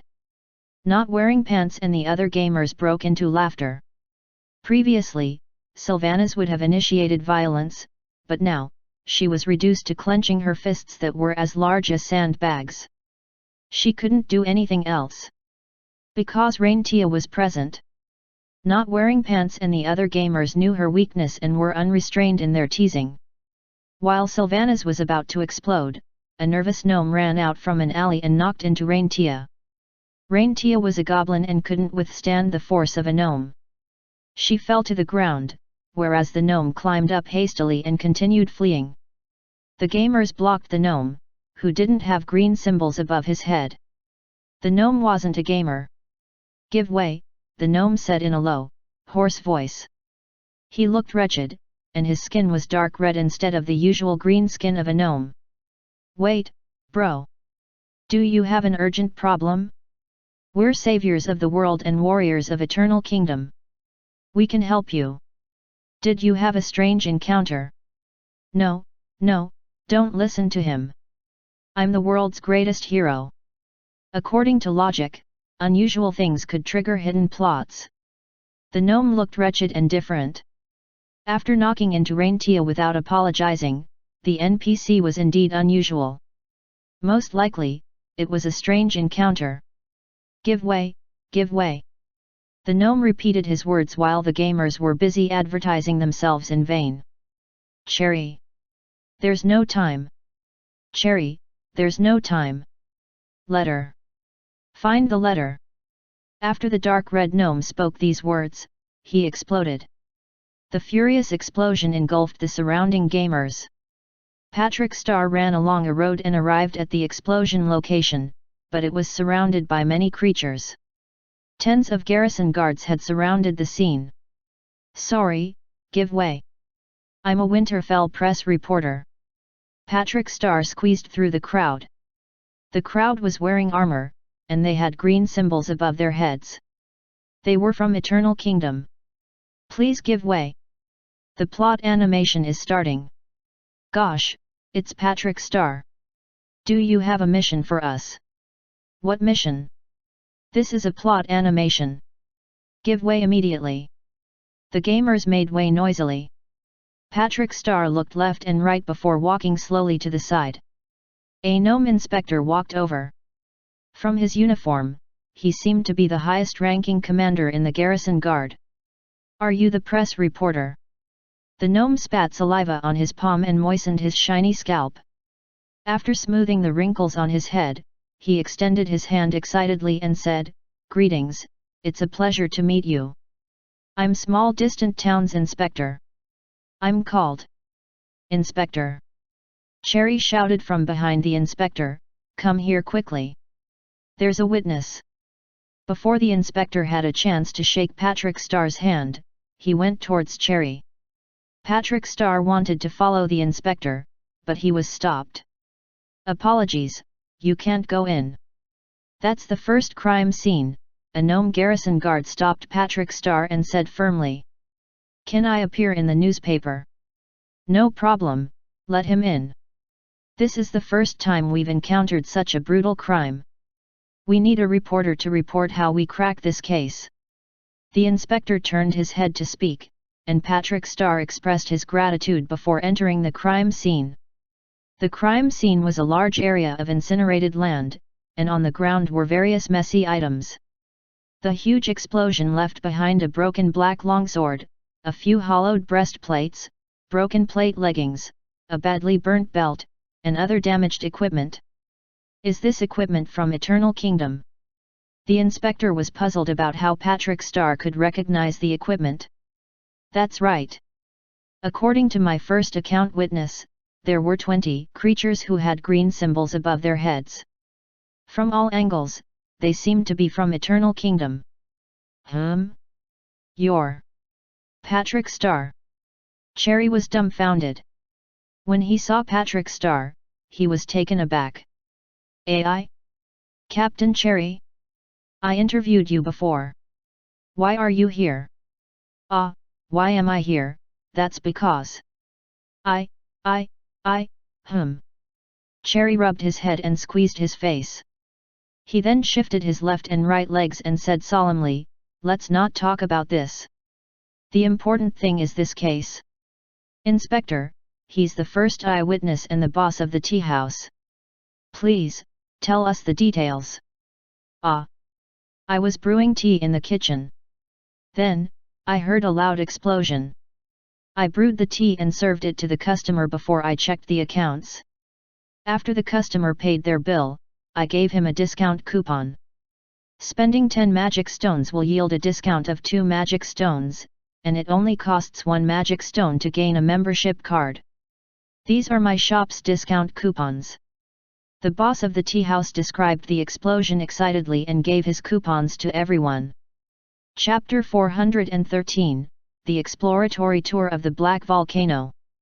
Translator, Atlas Studios. Editor, Atlas Studios. The shopkeeper was speaking incessantly when a bystander shouted, "Let us go in! Let us go in! We're the involved party." Cherry was recording the testimony of the eyewitness, the boss of a tea house, when he heard a loud shout. He frowned because it was from a group of citizens from Eternal Kingdom. A garrison guard walked towards them and asked, "You're the involved party?" "What involved party? We were killed in the explosion. That was a gnome terrorist. There must be a conspiracy behind this." Peasant shouted loudly. "Cherry! There's no time! Cherry, there's no time! Letter! Find the letter!" In the images, a dark red-skinned gnome shouted before he exploded. Then, the images stopped. Lord Sherlock, this incident isn't simple. Sherlock replayed the images as Brew said, they're using suicide bombers. We don't know the intention of the other party, but they are against us. As they are in the shadows, it isn't good for us. I suggest we attack Winterfell and occupy a strategic location. I have the opposite viewpoint. From the images, the gnome was affected by a curse or delayed mana, and the gamers simply happened to meet him, Sherlock said. Is that so? Winterfell is lucky to escape another calamity. This matter is related to Cherry. Could it be his enemy? Brew asked curiously. I don't know. We'll keep the development in view and let those garrison guards handle it. Prepare for the trip to the Black Volcano tomorrow. Search for all possible survivors. Don't forget about the dungeon core that might not have been transported out, Sherlock reminded Brew. I understand, Lord Sherlock. Lilo sat in the castle and observed a few human knights fleeing. A group of gamers of Victoria City stood at the entrance of the village, watching the knights leaving. A few gamers wanted to follow, like Hoodlum, but they were restrained by Lilo's dominant aura. The mana of the gamers in Victoria City came from Lilo, so she was able to control them. Duchess Lilo, do you know the consequences? I've heard about the Duke of York, he's a cruel Lord Overseer. He'll do anything to achieve his goals. Though I don't know why he sent those knights, before we show our animosity, we should negotiate with them, Lancelot suggested as he stood before Lilo. Sir Lancelot, perhaps you weren't present during the incursion. Those knights struck first, and we were restrained in our actions, Big Boss said from the side. We didn't harm them. Didn't they leave intact? Second Boss pointed to the images in the crystal ball. Those fleeing knights were in their underwear. It's not a matter of being intact. Lancelot hesitated for a while, not knowing how to put it. Mealtime. Fat Otaku stood by the side and gazed at his two brothers. Wait, did you mention Sir Lancelot just now? Second Boss didn't bother with his brother. Instead, he looked at Big Boss. Yes, Big Boss replied. According to my understanding, Lancelot can't be called Sir because there's no feudal nobility. Lord Sherlock taught us before. Did you forget? But I read some books, and they mention Sir here and Sir there. Isn't a knight called Sir? It's not the same. Both concepts are different. A lot of gamers called him Sir Lancelot. Moreover, Sir Lancelot didn't change their way of addressing him. That's because of pride. Big Boss and Second Boss were arguing over how to address Lancelot, but Lilo stopped her mana, and the images in the crystal ball vanished. Big Boss and Second Boss kept quiet as they stood by the side, waiting for Lilo to speak. Lancelot, will the Duke of York attack us? Lilo asked. Duchess Lilo, it's best if we prepare for the Duke of York's attack. Lancelot was very clear in his answer. Good, let our citizens prepare for battle. Lilo nodded and said, you may all leave. Lancelot was dumbstruck, but he followed the three hamsters out. Just like Duchess Lilo, those three hamsters didn't have the same sense of crisis as him. Lancelot knew that the citizens of Victoria City had the miraculous revival ability, but was there a limit to this ability? Facing the huge army of the Duke of York, even with unlimited revivals, how long could they persist?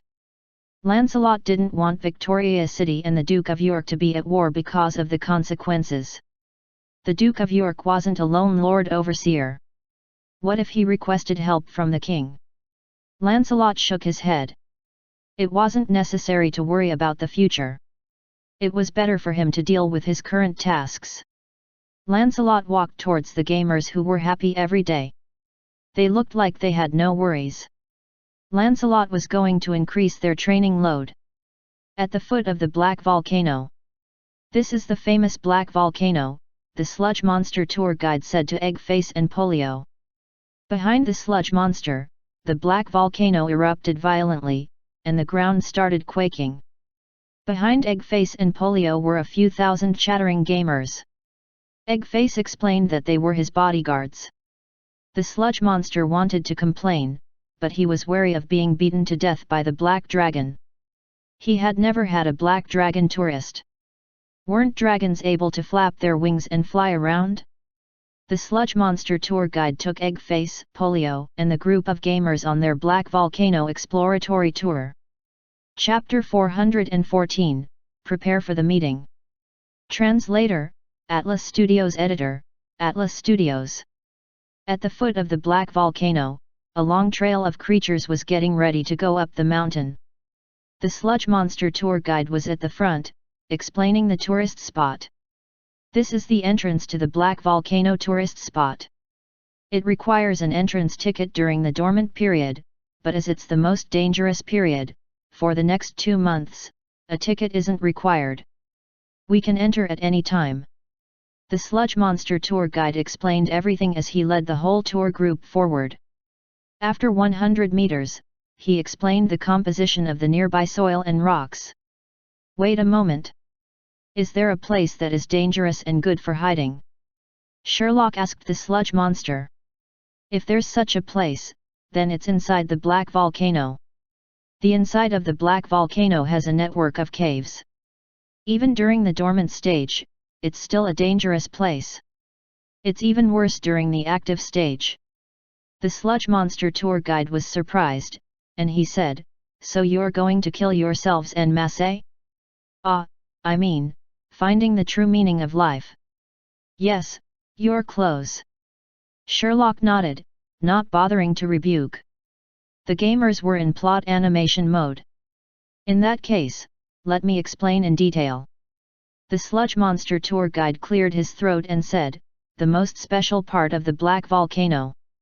The Black Volcano wasn't only an important tourist attraction, but it also solved the overpopulation problem of the northern underworld. The famous spots were the Black Volcano lava caves. The name itself suggested that it was a dangerous place. According to the tour guide, if anyone wanted to hide something, that was the best place. As the volcano was in the active stage, besides suicidal tourists, no creatures would want to venture inside. The sludge monster tour guide was unwilling to enter. After the sludge monster tour guide gave Sherlock a rough map and wished them luck, he dragged his sticky body and left. The gamers started on their new exploratory tour. Mission title: Explore the Black Volcano. Mission description: We've come to the foot of the Black Volcano. The Void Army might be the cause of Winterfell's missing cargo. You have to overcome obstacles to complete this mission impossible. Mission objectives: Explore the Black Volcano map, 0/1. Explore the Lava Caves map, 0/1. Mission reward: After the exploratory mission, gamers who submit information on the maps will receive additional rewards. All full-service gamers will receive standard reputation points and game coins. When the gamers received the mission, the exploratory tour of the Black Volcano commenced. Outside the Black Volcano, besides the occasional flow of the lava, there was the danger of losing one's footing. It was different in the lava caves. Gosh! Finally, there are elemental monsters. Not Wearing Pants looked excitedly at a walking fireball with legs. The lava caves were filled with these strange monsters. The information on these monsters was updated on the official website. Monster name: Lava Scout. Monster introduction: This is a common elemental monster in the underworld. It doesn't have intelligence and will attack all living creatures with its flames. It appears in active volcanoes. Its attacks consist of scorching. Wearing armor will cause secondary damage. Level: 2025. Possible loot: Lava spar, a widely used material for forging, enchantment, potion concoction, and alchemy. Note: most of the loot can be exchanged for coins at the dungeon core main hall. Monster name: Lava Warriors. Monster introduction: a stronger and rarer elemental monster. Compared to the brainless Lava Scout, it has some intelligence. Under normal circumstances, they will appear in groups of 3. It has a strong fire-based capability, and sometimes, it will release small fireballs to attack all nearby creatures. Level 25-30. Possible loot: lava spar, a widely used material for forging, enchantment, potion concoction, and alchemy. Lava crystal, a more refined lava spar. A widely used material for forging, enchantment, potion concoction, and alchemy. Note: most of the loot can be exchanged for coins at the dungeon core main hall. Surveying and mapping the lava caves wasn't simple. The body of the black volcano was filled with cave entrances, and the gamers labeled at least 30 entrances. After entering, the lava caves were like labyrinths. Normal creatures would fear losing their way, but the gamers weren't worried. After the first group of gamers entered the caves, in less than an hour, all of the cave entrances were labeled. There were various labyrinth strategy guides on the discussion forum. Losing their way? Impossible. Let me try taunting them. There were close to 30 guild members of the Pioneer Alliance near Peasant. They were wary of the new fire elementals. The highest level monster that they had encountered was the level 25 ogre. The lava scouts were on par with the ogres, though their build was smaller. Grandsons. Peasant shouted at the nearby lava scouts, but they didn't respond. Taunting is useless against them. Sylvanas lifted her short bow and looked at her comrades as she asked, "What shall we do? Shall I shoot at them from a distance?" "It's the only way. Let's fire an arrow from a distance." The other gamers agreed with Sylvanas' suggestion. "Prepare yourselves. I'm firing the first volley." Sylvanas shouted and readied her short bow. The other gamers retreated and prepared their weapons and shields. Sylvanas pulled the bowstring, and the arrow flew out. It landed accurately on the lava scout, but the arrow started burning. The lava scout was intact, and it charged at the gamers. "Get ready!" Arthur shouted, and the other gamers were already prepped. The flames on the lava scout became larger, and a small fireball flew towards one of the gamers, who didn't evade in time. The fireball smacked into his body, and the gamer fell to the ground. After a moment, the corpse disappeared, leaving only burning equipment. A gamer took off his clothing in a bid to douse the flames burning the equipment, but it was in vain. He could only see the equipment being damaged by the flames.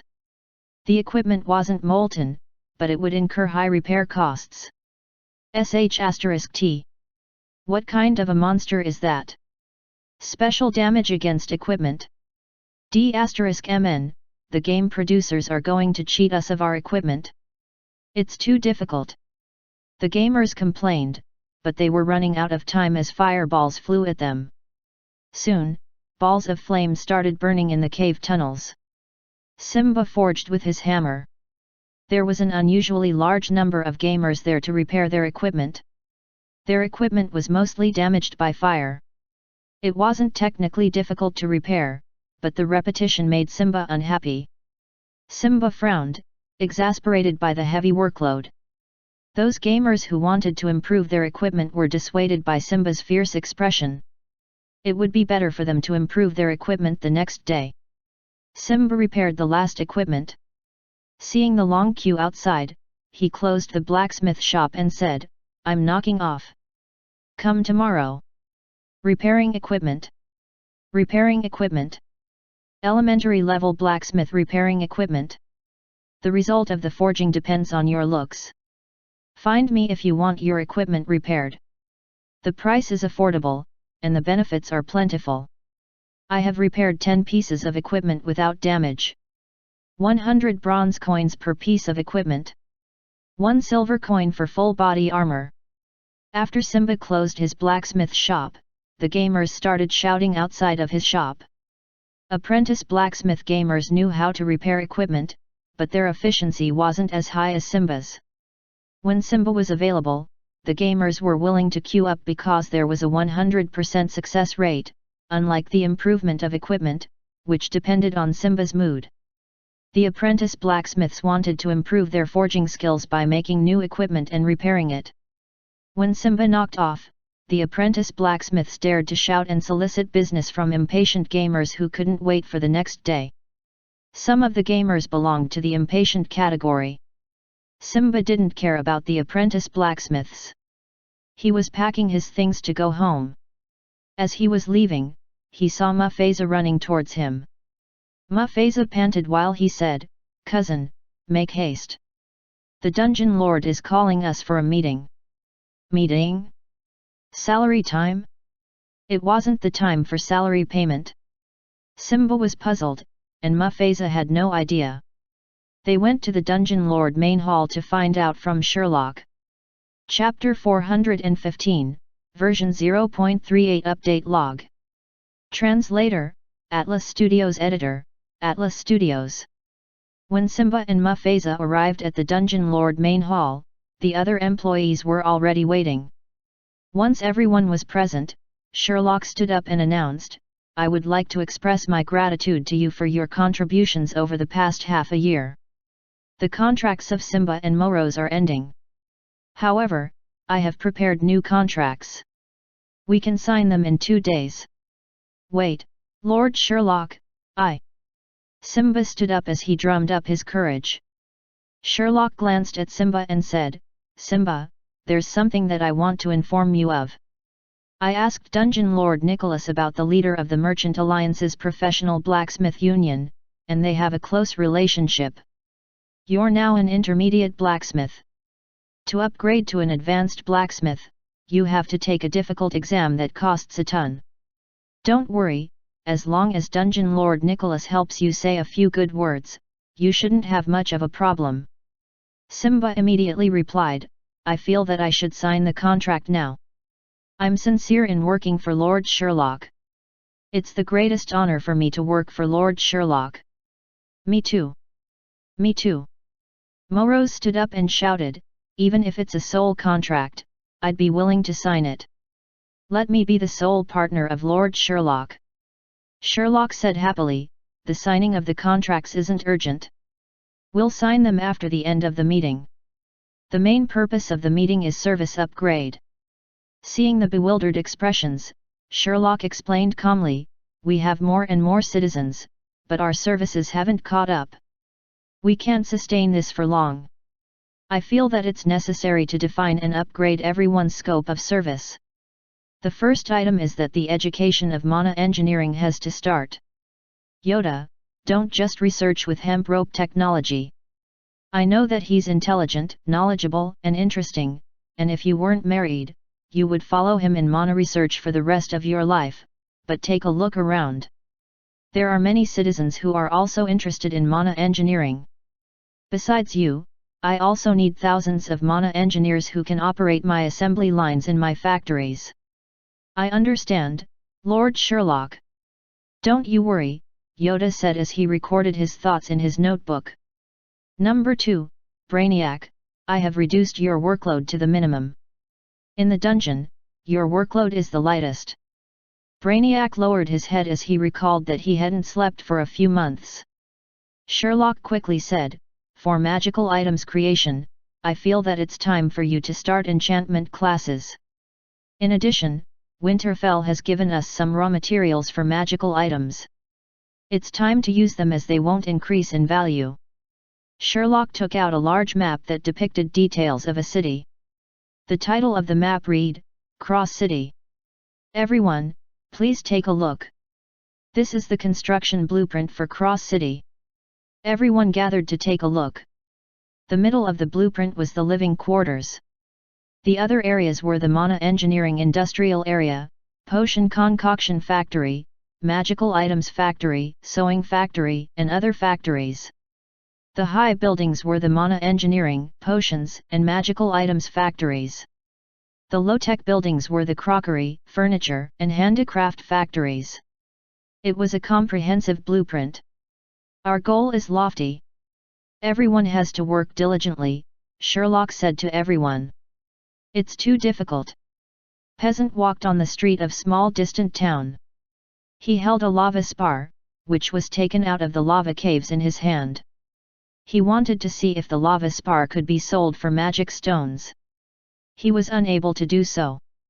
Nobody wanted to buy the lava spar because it wasn't a rare item and wasn't being used in small distant town. Even if it was used in Winterfell, it would be supplied by specialized units.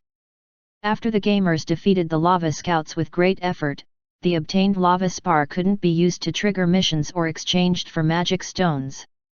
The lava spar could only be sent to Eternal Kingdom to be exchanged for rewards, kept for personal use, or stored for future equipment improvement. Most of the gamers preferred to exchange the lava spar at Eternal Kingdom. The gamers had gained experience. The price offered by Eternal Kingdom was a floating one. The greater the supply of an item, the lower the price. The lower the supply of an item, the greater the price.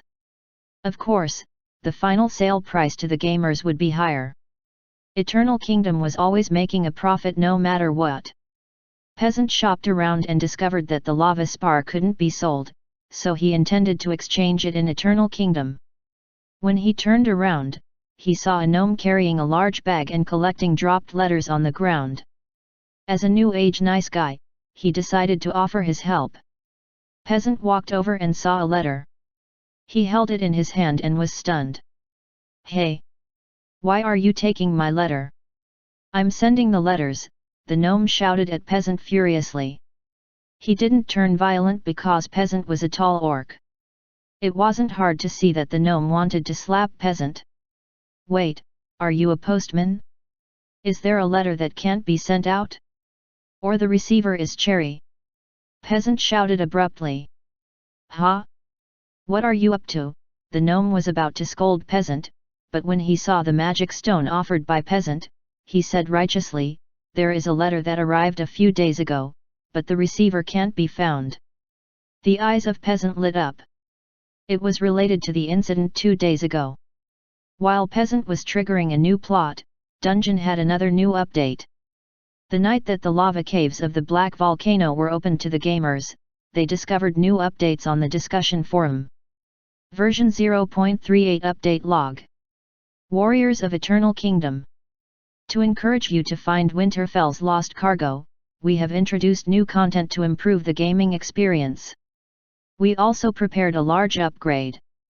Added new life skill, Mana Engineering. It was already available, but the NPC Yoda wasn't in the best condition to teach. He was only interacting and giving missions to certain gamers. As such, he triggered the hidden prop, Gundam. However, the behavior has been rectified, and Yoda will be back to normal. Added 2 new life skills, Magical Items Creation and Enchantment. Magical Items Creation and Enchantment are 2 inseparable skills. Gamers are able to learn the skills from Brainiac in the Lich's Burial Hall. The materials can be bought from Brainiac or Winterfell. Added new combat level, Intermediate Combat Techniques. Beast and Moros are able to conduct lessons on intermediate combat techniques. Gamers may find out more details from them.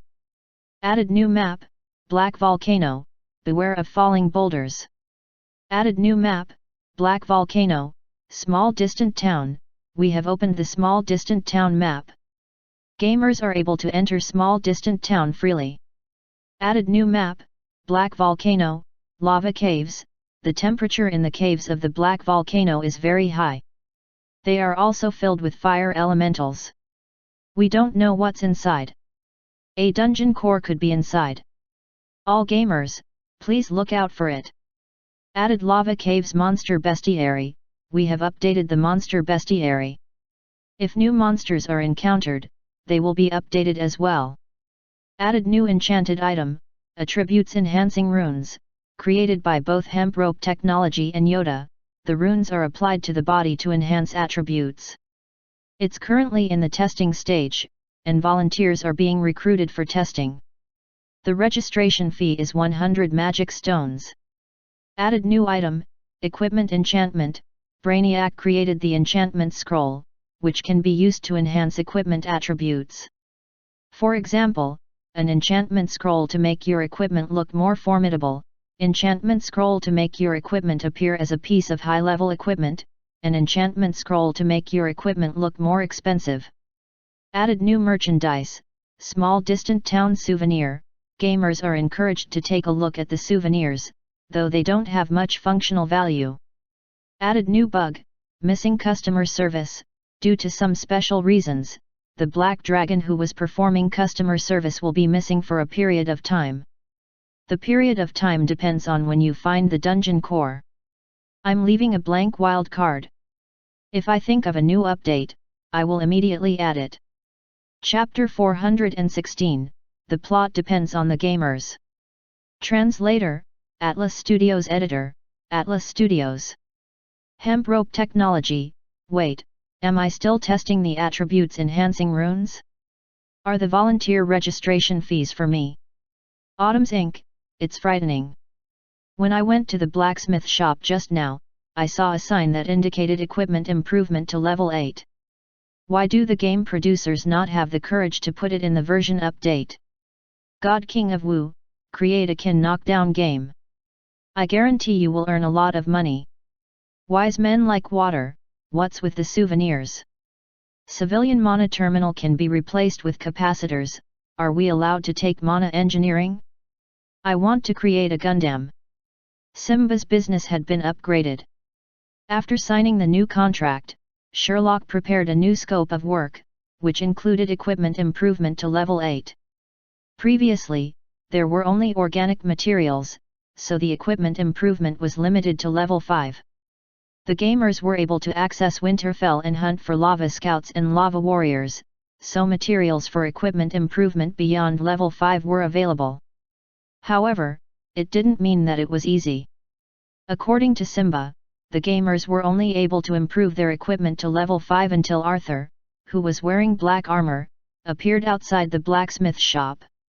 Improve my equipment to level 6, Arthur said to Simba as he stripped his black armor and placed it on the table. Do you have all of the materials? Simba pointed to the wooden sign at the side. The sign indicated the required materials from level 6 to 8. The materials for level 6 improvement were 1 unit of underground worms secretion, 1 unit of adamantine ore, 3 pieces of lava spar, and 1 packet of bloody chrysanthemum tea, Winterfell tea merchants designated counter packaging. Arthur had prepared the materials, and he placed them on Simba's counter. Simba placed the armor on the forging platform.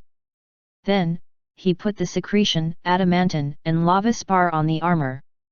As for the bloody chrysanthemum tea, he put it in a basket underneath the counter. The emotionless Simba was about to hammer the armor when he spotted another packet of bloody chrysanthemum tea on the counter. Gratitude fee. Arthur looked at Simba and pushed the tea forward. Though the gamers at the side stared with their eyes wide, Simba put the bloody chrysanthemum tea in his pocket as he said, "Cough, only this time. I'll not make exceptions the next time." Dang! Simba hammered the armor and returned the intact equipment back to Arthur. Equipment improvement was successful. Next. Arthur's special method for equipment improvement spread like wildfire on the discussion forum. Many gamers imitated Arthur's method by preparing NPC gratitude gifts. The more expensive gifts weren't practical. Not every gamer was as rich as Arthur and could afford 2 packets of bloody chrysanthemum tea as gifts to Simba. Though the other gamers couldn't afford expensive gifts, they brought items that looked expensive. For example, Simba, please accept this equipment. I prepared this gift as a token of gratitude. Simba, I obtained this pebble by the stream with great effort. You have to keep it. Simba would hammer their equipment and destroy it before saying, "Your equipment's gone." Not all equipment would be destroyed. If the gift was bloody chrysanthemum tea, then the equipment improvement would be guaranteed. Other gifts with a high success rate included the metal sticks sold in Winterfell. These gifts were expensive, so the gamers would only prepare gifts if the equipment improvement was above level 5. Besides the change in equipment improvement, the number of life skill classes had increased, giving the gamers more choices. Fortunately, the game didn't restrict the number of gamers with a certain life skill. Other online games restricted the gamers to certain life skills, while Dungeon allowed the gamers to learn all life skills, provided they had enough energy. In fact, most of the gamers didn't have enough energy to learn all of the life skills. Each life skill required the completion of certain daily missions. A gamer who learned 2 life skills would have reached their maximum capacity. The skill that made the gamers excited was the equipment enchantment. After the version update, Brainiac started selling enchantment scrolls. The enchantment scrolls created different effects on the equipment. For example, the enchantment for making equipment look more expensive caused the equipment to glitter. Visually, it made the equipment look more expensive. But that wasn't the main point. The main point was the expensive enchantment that enhanced attributes. For example, frost enchantment would create a layer of frost on the weapon or armor for a duration of time. It wasn't just for visual appeal. A piece of frost enchanted armor would freeze the gamer and slow down his movements. Wait, was there something wrong? Many gamers pondered over the use of the frost enchantment. Was the enchantment used on themselves as a debuff? The gamers were smart, and they figured out the actual uses. When the enchantment is used on an enemy's equipment, the rate of victory increases dramatically. And it's a necessity for equipment when entering the lava caves. The fire attacks of the lava scouts and warriors will be greatly diminished, and the equipment won't be damaged. After the version update, there was more gameplay for the gamers to explore. Peasant was diligently researching his new mission track. He was in the post office of small distant town, holding the only letter that wasn't claimed. This is the first time such a situation happened, the postman said as he passed the thick letter to Peasant. Peasant was discovering a new plot, so he didn't care about privacy as he tore open the letter and examined its contents. It was an old, tattered diary. Chapter 417, The Plan of the Duke of York. Translator, Atlas Studios Editor, Atlas Studios. In the envelope was a surveillance diary. It was written by a gnome in military service. The cover had the words, "Thank you to my gnome nanny, who gave me the diary." There was a signature, Anthony. The first page read, "A record of my journey from Winterfell to the Northern Dukedom. On day 56 after I left Winterfell. We arrived at the tourist spot Black Volcano. There are many creatures here, especially at the mouth of the volcano. Creatures were falling inside like dumplings. It was a spectacular sight. On day 57 after I left Winterfell. The leader forced me to do things against my will. It was frustrating. Day 62. We stayed at the Black Volcano for a week. I don't understand why the leader wants us to stay here. If we don't leave, the active period of the Black Volcano is going to start. Day 63. Our leader betrayed us. He poisoned our food, and we were captured. In order to go home, I chose to collude with the leader. There were 2,490 of us who colluded with the leader. Day 64. Our leader deceived us. He and, the words were blurred by bloodstains, colluded to deceive us. They wanted the dungeon core. Day 65. I have to do something to warn the newcomers. But I'm unable to do anything because I'm dying. If I die, whoever has this diary, please avenge me. The perpetrator is. The writing stopped at the crucial part. This is making me impatient. Who is the murderer? Where is the dungeon core? Why was Cherry's name mentioned by the gnome? Sylvanas looked frantic. She almost tore the diary to shreds, but not wearing pants stopped her. I don't know, but at least it's a lead. Let's give it to Cherry and see if he can decipher anything. Everyone agreed with not wearing pants, and they noisily took the diary to the garrison guard station. Tens of gamers were collecting intelligence at the station. A few days ago, this place was a calamity area due to the gamers collecting intelligence. Cherry was in his office when he saw tens of creatures barging in and shouting. Let me see Cherry. We have an item from a strange encounter. No, it's an important lead. This diary, are you sure it's from one of the lost Winterfell guards? Cherry held the diary in his hand and was deep in thought. Most likely, it is, Burning Chest Hair said confidently. Yes, Captain Cherry, did you think of anything? Tell us what we should do next. We will capture all of these traitors and put them behind bars. I can't restrain myself. Captain Cherry, did you think of anything? The gamers chatted wildly, clearly excited. But Cherry frowned and said, things are beyond my expectations. According to my knowledge, the escorts were all elites that were selected with stringent criteria. Most of them were from the Imperial Guards of the old Dungeon Lord, Onion Head. They were very capable. The gamers became grave, and Cherry continued speaking, they had the toughest shields. The gamers raised their brows.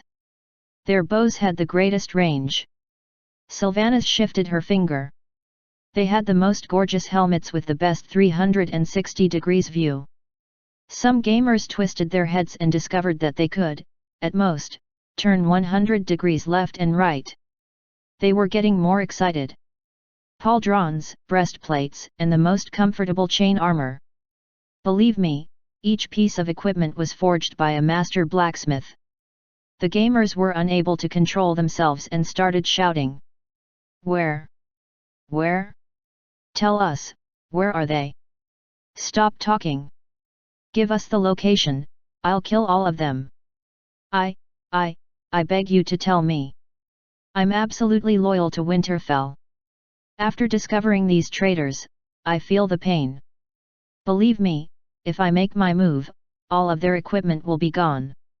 Cherry didn't expect the gamers to be so resolute and fearless even after hearing about the elite Winterfell guards. He felt a sense of admiration for them. This must be the brotherhood between Eternal Kingdom and Winterfell. He was originally plotting against the citizens of Eternal Kingdom. However, they were trying hard to help Winterfell. He thought they were after the riches of Winterfell and wanted to obtain death compensation, but he was wrong. Were they here for a tour? If they were to die, only Eternal Kingdom would pay them death compensation. Without any obvious benefits, why would they be so enthusiastic? They were faithfully working for the honor of Winterfell. Tears were welling up in Cherry's eyes. Apologies, I didn't get any information. But don't worry. I'll continue to investigate. If there is news, I'll tell you immediately. Let us help you with the investigation. Sylvanas said solemnly, my nickname is Master Sleuth Sherlock. I'm Holmes. I'm Kind Aichi. I'm Conan Edogawa. Gosh. There's a corpse in this house. The perpetrator must be within you. Ha ha ha ha. I'm cracking up. Cherry gazed at the group of noisy gamers. After serious thought, he nodded. Cherry wanted to recruit an assistant. A garrison guard couldn't be successful without a capable assistant. When Tiny Meatball was the Winterfell captain, he had the help of Cherry as his assistant. They cooperated and solved some big cases. Cherry became nostalgic. Captain Cherry, what shall I do? Arthur, who was standing beside Cherry, asked. After a selection test, Cherry chose the strongest-looking orc, Arthur. According to intelligence, this letter is from the post office. Let's begin our investigation at the post office. Cherry nodded. He picked up a small notebook and was about to set off when an orc shouted outside the office, Captain Cherry. I know about the post office. I've questioned them. The postman said that the letter was posted in the post box without any posting details. Because of that, nobody claimed it, and it was placed in the post office. That orc was Peasant. As the first gamer to discover the hidden plot, Peasant went to the post office and spent magic stones to obtain intelligence. He was feeling heartache from paying the magic stones. Tisk. Cherry didn't compliment Peasant. Instead, he scoffed and said to Arthur, remember, while we are investigating, we can't allow external interference. We have to obtain first-hand information. Let's go to the post office. Cherry led Arthur to the post office. A large group of gamers followed at a distance. It was a rare plot. Considering the generous rewards, the gamers weren't willing to miss it. While the gamers of Eternal Kingdom were exploring the interior of the Black Volcano, the knights that were attacked by the gamers of Victoria City found a passing merchant band after traveling for a day and a night.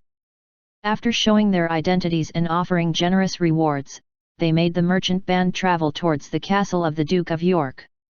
After 5 days of travel, the pathetic knights returned to the castle of the Duke of York. They met the Duke of York as soon as they could. What? How dare they do such a thing? The Duke of York wasn't angry, but his advisor was in a rage. Duke of York, this is a great insult to you. We can't let them humiliate Lion's clan. We have to hit back. The Duke of York sat in his chair and looked at the knights as he said, "Did you see Hoodlum? And they were protecting Hoodlum? And the mayor of Victoria City didn't wish to communicate with you." "That's correct. They were brash and arrogant," the knight nodded and said. "I see." The Duke of York laughed. He had a perfect plan in his mind. He was going to enslave them all. Before the knights returned, the Duke of York had finished interrogating the slave merchant and obtained important intelligence. The citizens of Victoria City were all like Hoodlum, having natural fighter instincts. The Duke of York was going to enslave them all. Chapter 418, Cherry's Speculation. Translator, Atlas Studios Editor, Atlas Studios. The Duke of York wanted to enslave all the citizens of Victoria City. But he wasn't able to do that due to his agreement with Victoria City. Victoria City's leader, what the Duke of York referred to as mayor, was Duchess Lilo. Whether the title was legitimate wouldn't be discussed. An act of violence against a landlord would create gossip. There would be various reasons for the declaration of wars and even sanctions against him. The Duke of York didn't want to be sanctioned, so he needed a legitimate reason to declare war on Victoria City. Humiliation was an appropriate cause for war. "You may all leave. I'll not let Victoria City off." The Duke of York calmed his humiliated knights and said, "Spread the news of the humiliation to all parts of the kingdom and send another group of knights to warn Victoria City. You know what to do next." "I understand, Grand Duke." The advisor acknowledged the Duke and left. The Duke of York was sitting behind the table with a sinister smile. He looked towards one corner of the room where a conservatively dressed female servant was sitting on a stool and washing clothes. The female servant was shedding tears of humiliation. Arthur wasn't sure of the mission requirement. As it was a strange encounter mission, there was no mission guidance or indication of reward. Cherry only wanted Arthur to follow him to the post office, tea house, and other entertainment outlets like Kids Wonderland, shopping malls, and kindergarten in the small town. They went to the post office to confirm the truth about the unclaimed letter. Like Peasant said, the letter was sent to the post office a few days ago. Nobody claimed it, and it appeared out of thin air. It was discovered by Peasant. Cherry was sure of one thing: the person who left the letter in the post office was a resident of small distant town. In addition, this creature hadn't left the town. Arthur was surprised by Cherry's conclusion. He asked instinctively, "Why?" Arthur regretted asking. Asking an NPC about the plot was redundant. Cherry answered Arthur seriously, "It's a good question. According to my speculation, the letter was in the post office for less than 5 days. The letter didn't have an addressee or poster, so it must be from a resident of small distant town. The creature didn't leave due to the active black volcano, and it's not plausible for anyone to travel here. A resident of the town placed the letter 5 days ago and didn't have time to pack and leave. I have a gut feeling he didn't leave. That's my sixth sense." Cherry was speculating initially before diverting to his instincts. Arthur didn't bother since it could be the NPC's setting. After investigating for a day, there were no useful leads. Nobody in small distant town had an idea of the things in the diary, and they weren't aware of the Winterfell merchant band. They tried very hard to recall while answering. During the dormant season, there were lots of tourists. It would be hard to notice a group of 2,500 tourists. Cherry's investigation had come to a dead end. Cherry had a headache when he thought about it. He decided to have some bloody chrysanthemum tea to clear his mind. It was time to knock off. Cherry didn't want Arthur to work overtime, so he let Arthur leave. Arthur didn't obtain any rewards after helping the NPC, and the plot didn't have any developments. Could this be a fake strange encounter mission? The other gamers had similar thoughts as they gathered outside the garrison guard station and chatted. Most of the gamers were members of the Pioneer Alliance and were interested in the game plot. They wanted to develop the plot and discover more strange encounter missions. It would be best if they could obtain equipment as a reward. The gamers decided to leave when Cherry was about to knock off. However, a few gamers shouted abruptly, "There's someone in the office." In Cherry's office. The gamers saw a gnome in the empty office that Cherry and Arthur had just vacated. Nobody would have noticed the gnome if a gamer hadn't put the office under surveillance. Arthur dashed in and saw the gnome holding the diary that was burning. Shucks! He's destroying the strange encounter prop. It wasn't known who shouted, but the gamers dashed in and pounced on the gnome. They pounced on the burning diary to be more exact. The diary was a piece of important evidence. It wasn't clear why the gnome was burning the diary, but he knew about its existence. He even knew the whereabouts of the merchant band. The gamers were excited when they thought about the superior equipment of the Winterfell escorts. They couldn't be bothered with the garrison guards that were stopping them. They were in a big rush to capture the gnome. Capture him alive. Don't kill him. Interrogate him. Save the diary. The gamers shouted, but in the next second, the skin of the gnome became red hot. Just when the gamers surrounded him, he exploded. Boom! Cherry was befuddled. When he heard the gamers shouting at the gnome to stop burning the important diary, he recovered. That's a breakthrough. I'm impressed with myself. Cherry was about to dash into his office to grab the diary and examine it. The breakthroughs were in the diary. However, he was unable to get through the wall of gamers. The gamers flooded the office like mad creatures. Cherry was at his wit's end. He even threw out the scalding bloody chrysanthemum tea in a bid to create a path. The scalded gamers were indifferent as they squeezed towards the office. Then, the sudden explosion and the ensuing heatwave made Cherry fly out. Cherry knocked into a wall and felt his body coming apart as he climbed up slowly and saw his office in ruins. Because the gamers were in front, shielding him, Cherry was intact. The gamers suffered serious casualties, and they were all wailing. Gosh! That's another explosion. Equipment. Our equipment. It's devastating. Fortunately, I'm slow. Otherwise, my equipment would be gone. Look for the diary. What's there to search? The explosion would have reduced it to ashes, the surviving gamers shouted. Ringing sounds filled Cherry's ears as some colleagues helped him, and he could hear incoherent voices. Cherry! Cherry! What happened? Are you all right? Cherry was bewildered. He recovered himself and looked at his colleagues and the gamers. He understood the citizens of Eternal Kingdom saved him. Chapter 419, Obvious Speculation. Translator, Atlas Studios Editor, Atlas Studios. In the chaotic garrison guard station of small distant town, the news of the huge explosion shocked the residents. The residents, who were used to serenity, gathered in front of the station to take a look. Cherry's office was in ruins, and the casualties, who were mainly from Eternal Kingdom, couldn't be determined. The garrison guard tried to contact Eternal Kingdom's Lord Sherlock to inform him of the sad news. Cherry thought of how heartbroken Sherlock would be if he knew about the deaths of his citizens while they were on holiday. Take this. The station inspector placed a towel in front of Cherry. Thank you. Cherry wasn't injured because the gamers shielded him, but since he was close to the blast, his face and body were covered in dust. Thank you, Station Inspector.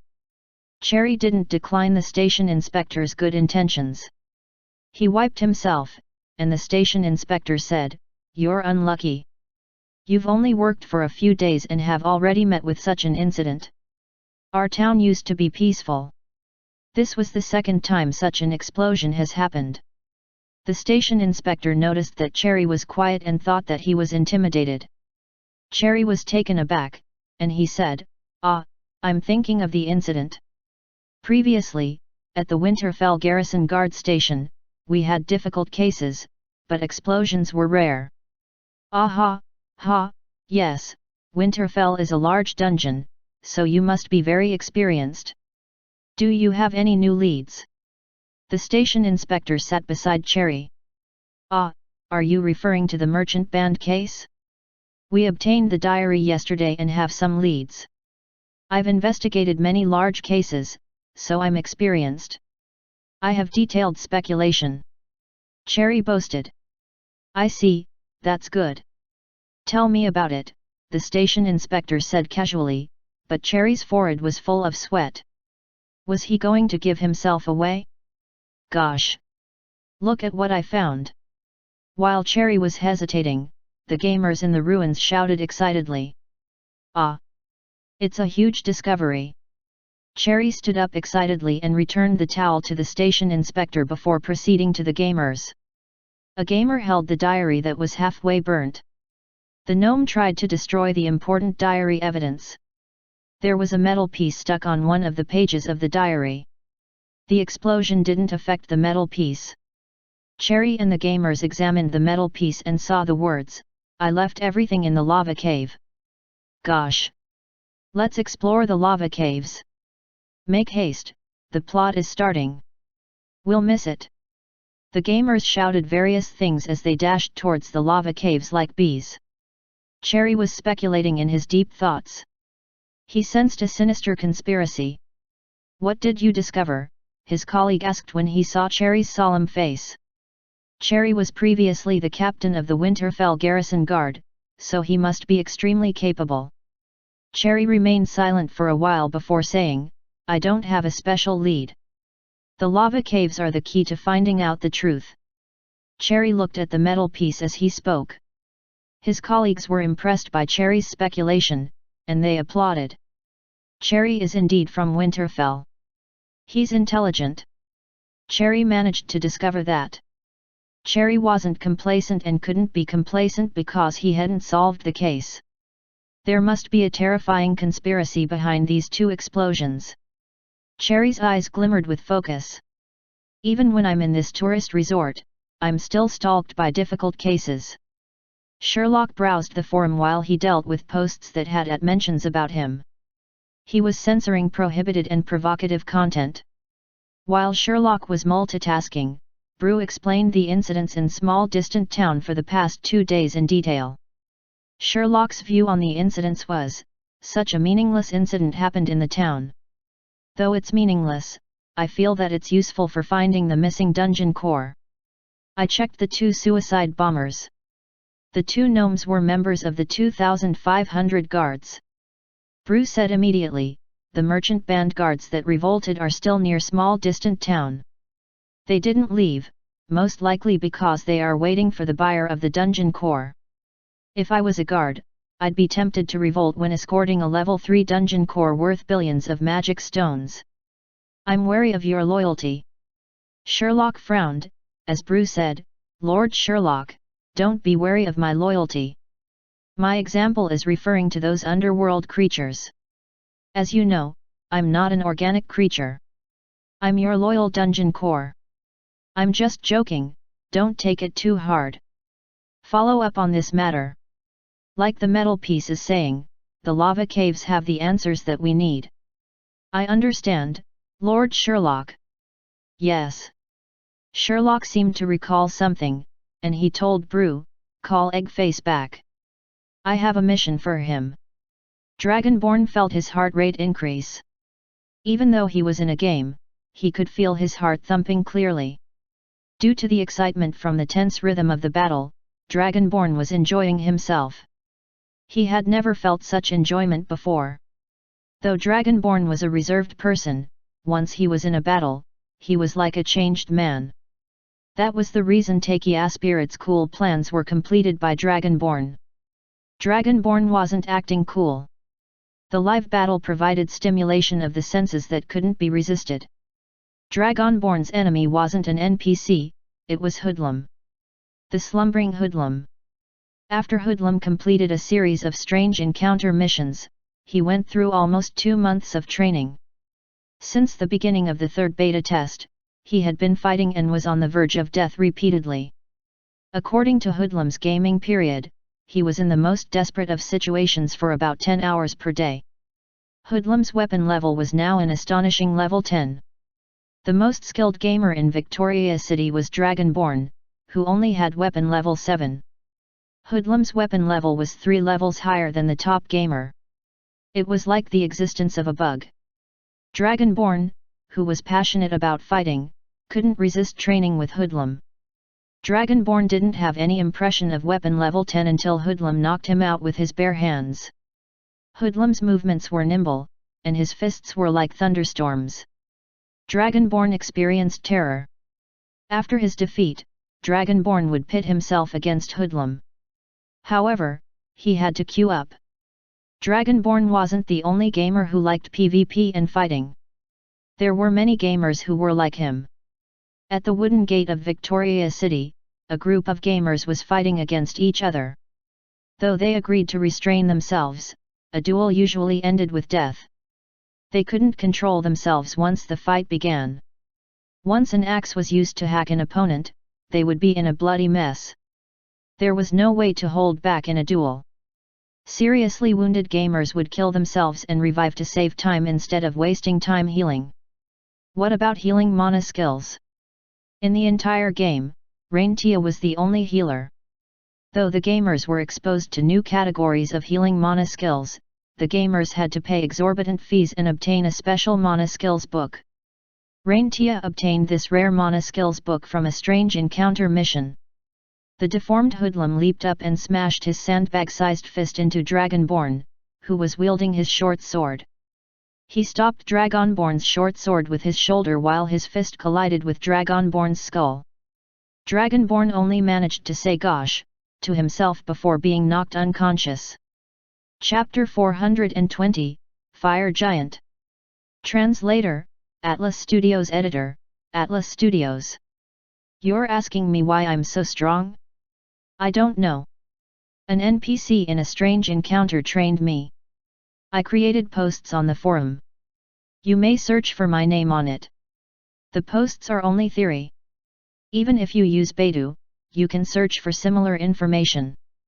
After fighting and being on the verge of death, the body remembers how to fight. Practice makes perfect. At the entrance of Victoria City, a group of gamers was beaten by a deformed Hoodlum. The gamers were in awe of Hoodlum's fighting techniques. Hoodlum said, "My bare hands are stronger than wielding weapons." The gamers weren't sure of that.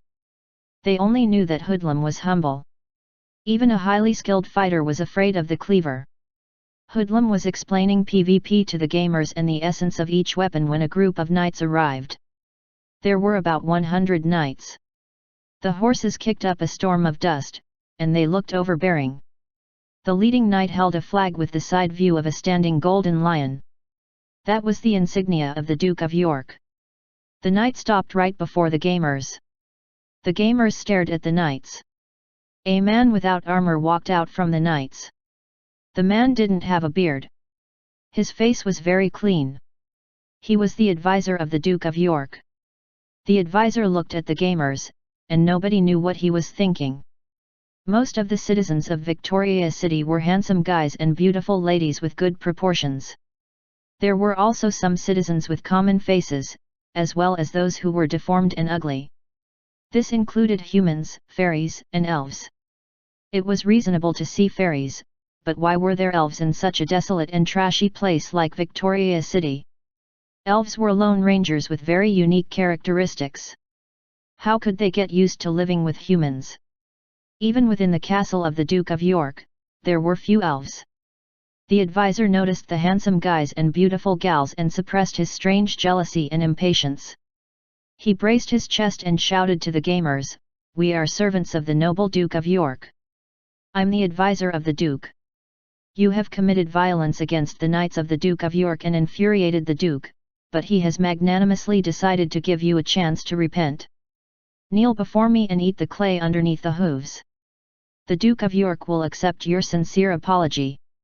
The advisor lifted his head proudly and looked in disdain at the citizens of Victoria City. He was confident that a dignified person wouldn't accede to such a request.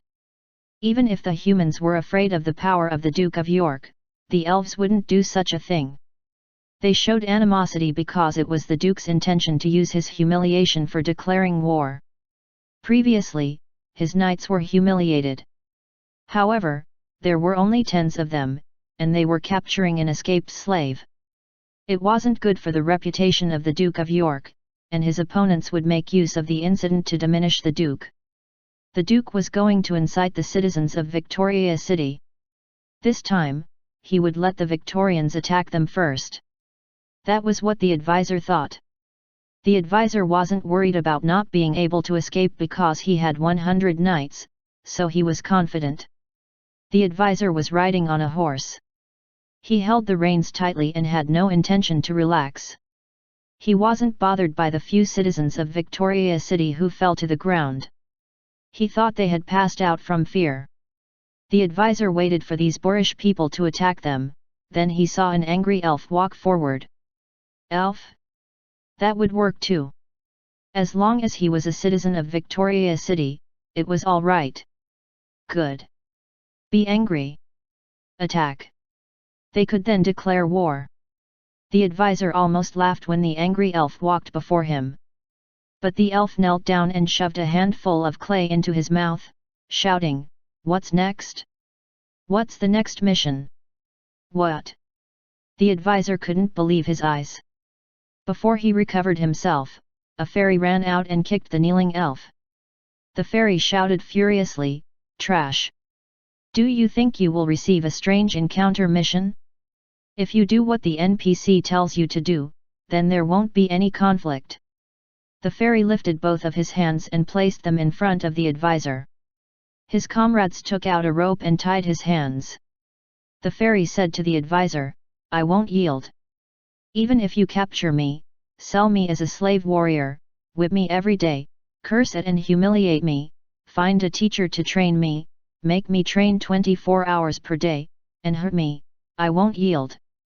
His hands were tied. He lifted both of his tied hands and stood before the advisor as he said, "Even if you take me away, I won't yield." More gamers stepped forward and squeezed in front of the advisor's horse. "Capture me, capture me! Look at me, I'm the best candidate for a slave warrior. Me! Me! Me!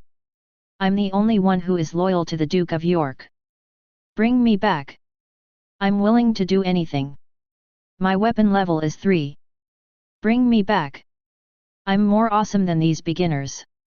The advisor noticed a familiar figure, Hoodlum. The advisor panicked when the gamers rushed forward. He turned his horse to retreat, and the knights formed a shield around the advisor. The situation became chaotic. The panicked advisor shouted, "What are you doing? Give way! Get your Lord Overseer out here! The Lord Overseer has to kneel down and apologize to us personally." A knight at the side touched the arm of the advisor. The knight was wearing armor, so the advisor felt a bit of pain. He turned his head and saw the knight pointing to their back. Behind them, a group of boorish-looking humans, fairies, and elves stood in the forest. They were wearing tattered clothing or armor and wielded curved blades. A small group of them had nice costumes. Even the weapons were shiny as though they were enchanted. Wait, since when did they surround them? The advisor was bewildered. Due to his nervousness, he tugged his reins, and his horse neighed as it stomped restlessly in place.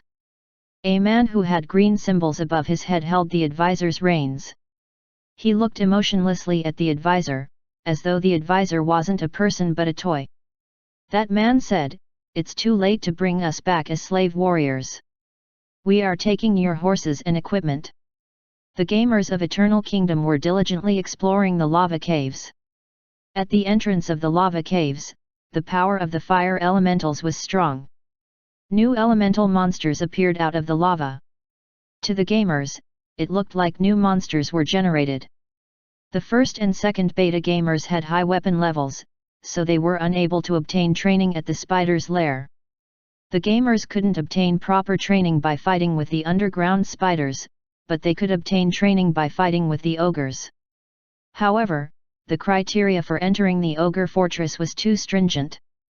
Few gamers could enter the ogre fortress, and it was too difficult to fight an ogre with a 5-member team. The lava caves didn't have any criteria for entering, and there were no limits on the number of gamers. Tens of gamers would surround and fight a lava scout or warrior. Though the lava scouts and warriors would damage their equipment, the gamers found a way to avoid equipment damage not wearing armor. They fought naked with the monsters. It was common to see naked gamers who wielded weapons. The gamers were enthusiastic about exploring the lava caves. Within a few days, they had completed the mapping of the outer boundary of the lava caves. As gamers ventured deeper into the caves, fire elementals that they had never seen before appeared. For example, Marco Polo discovered a huge monster. "What's that?" Marco Polo shouted as he gazed at a fire giant that was 40 to 50 meters tall. Chapter 421, Third Watch. Translator, Atlas Studios Editor, Atlas Studios. Marco Polo's first reaction to discovering the fire giant was that he couldn't defeat it. Dungeon was a game that required all of the gamers to cooperate instead of a few gamers or a group of gamers. This was especially important when a big boss was encountered. The bosses that the gamers fought like ba.manoroth.con was during the plot animation mode. The gamers inflicted as much damage as possible on the boss before he was killed by the plot. The fire giant that was tens of meters tall wasn't easy to deal with. Marco Polo captured screenshots of the fire giant and posted them on the forum. The discovery of the big boss spread like wildfire on the forum. Only the gamers of Eternal Kingdom were concerned. The gamers of Victoria City weren't bothered because they had their strange encounters with the Duke of York. That was an encounter that could improve the weapon level to 10. All of the gamers of Victoria City were clamoring to join the strange encounter mission. The gamers of Eternal Kingdom weren't bothered with the strange encounter of Victoria City. They were discussing how to defeat the fire giant, though they didn't know the use of the fire giant in the plot. Shat! A gnome shouted loudly as he wielded a pike and charged at the fire giant in the lava cave. He was quickly engulfed by the flames. The huge fire giant didn't leave the cave. He was guarding something and wouldn't let anyone get near. The gamers who got near were engulfed by the flames. Arrows were harmless against the burning giant. It was close to impossible to defeat this huge fire giant with the power of the gamers. It was fortunate that the gamers had other sources of assistance. "Oh, it's difficult. I didn't expect such a monster at this place." Outside the lava cave of the fire giant, Eggface looked at the giant with an awkward expression. "Do you know how the giant is being formed?" Standing beside Eggface was Brainiac. At a location with a concentration of elemental power, elemental monsters will be formed. There must be a special reason for such a huge fire giant being formed here, the Black Kitten Polio said. They were the 3 helpers that Sherlock had arranged to assist the gamers. Sherlock initially arranged for Eggface to help the gamers investigate and explore the lava caves. After the gamers discovered the fire giant, Sherlock sent Brainiac and Polio to assist them as well. Sherlock explained why he didn't help personally, "Because I have more important things to do." While the 3 of them discussed the fire giant, a group of gamers stood behind them and watched them discussing. To the gamers, it was a plot animation. Finally, Brainiac came up with a plan: create a large mana formation to diminish the elemental power. Then, the gamers would destroy the body of the fire giant. Though it sounded simple in theory, the execution was tough. The first step was the creation of the large mana formation. To create the mana formation, the gamers had to go through the territory of the fire giant, which required much effort and sacrifice. Fortunately, the gamers were fearless. Brainiac turned his head and looked at the gamers behind him. He explained how to create the mana formation to the gamers in detail. Did you know that the new batch of creatures is here to kill themselves? Are you sure? They look normal. They were even shopping in our small town. Yes, someone went to the black volcano and saw the group of creatures entering the lava caves. He talked to one of them, and they said that they were going to die. Wow, that's awesome. Such conversations could be commonly heard in small distant town. Though many suicidal tourists came during the volcano active period, this year, there were far too many suicidal tourists. There was even speculation of some evil cults conducting suicidal rituals. The Sludge Monster tour guide said after being drunk, the 5,000 tourists on the free tour are here for mass suicide. The rumors spread to the orc, Cherry. Though the suicide of the Eternal Kingdom citizens had no relation to his case, Cherry was still worried for them since they saved his life. Cherry was grateful to them. However, Cherry had to focus on solving his case. After investigation and logical analysis, Cherry had a new discovery. It was from a mysterious letter. Secret report of the Winterfell merchant band's robbery. Helpful informant. Dearest Captain Cherry. Since I learned you are from Winterfell, I feel very excited. I have information on a case that I can't tell others. It's regarding a robbery that happened here a month ago. Due to some reasons, I got to know the information. I feel that I have to tell you. The Northern Dukedom is likely implicated. Please investigate the 1+1 hotel in small distant town. You will receive unexpected results. Love from your informant. The letter appeared from thin air on his office table. According to the gamers who were placing the garrison guard station under surveillance 24 hours per day, the letter appeared from thin air. Besides the cleaner and his assistant, Arthur, nobody could access Cherry's office. Suspicion of the cleaner was cleared by Cherry because of the cleaner's innocent face. He couldn't have placed such a letter. Perhaps it was Arthur? Arthur, who was from Eternal Kingdom, was an informant with lots of information. Chapter 422, Battle with the Fire Giant. Translator, Atlas Studios. Editor, Atlas Studios. Small distant town wasn't very big. Cherry didn't spend much effort to find the 1+1 hotel. It was an inconspicuous location, but Cherry suspected that it was the hiding location for the 2,000 merchant band guards that revolted. Cherry brought along Arthur and searched the location, but they didn't find anything. They didn't find any secret basement that could hide 2,000 creatures. Just like that, their investigation stalled once again. Why was that? Where was the location that the letter indicated? Why don't we ask the shopkeepers? Arthur suggested to Cherry. Ask the shopkeepers? Hee, Arthur, you're too young.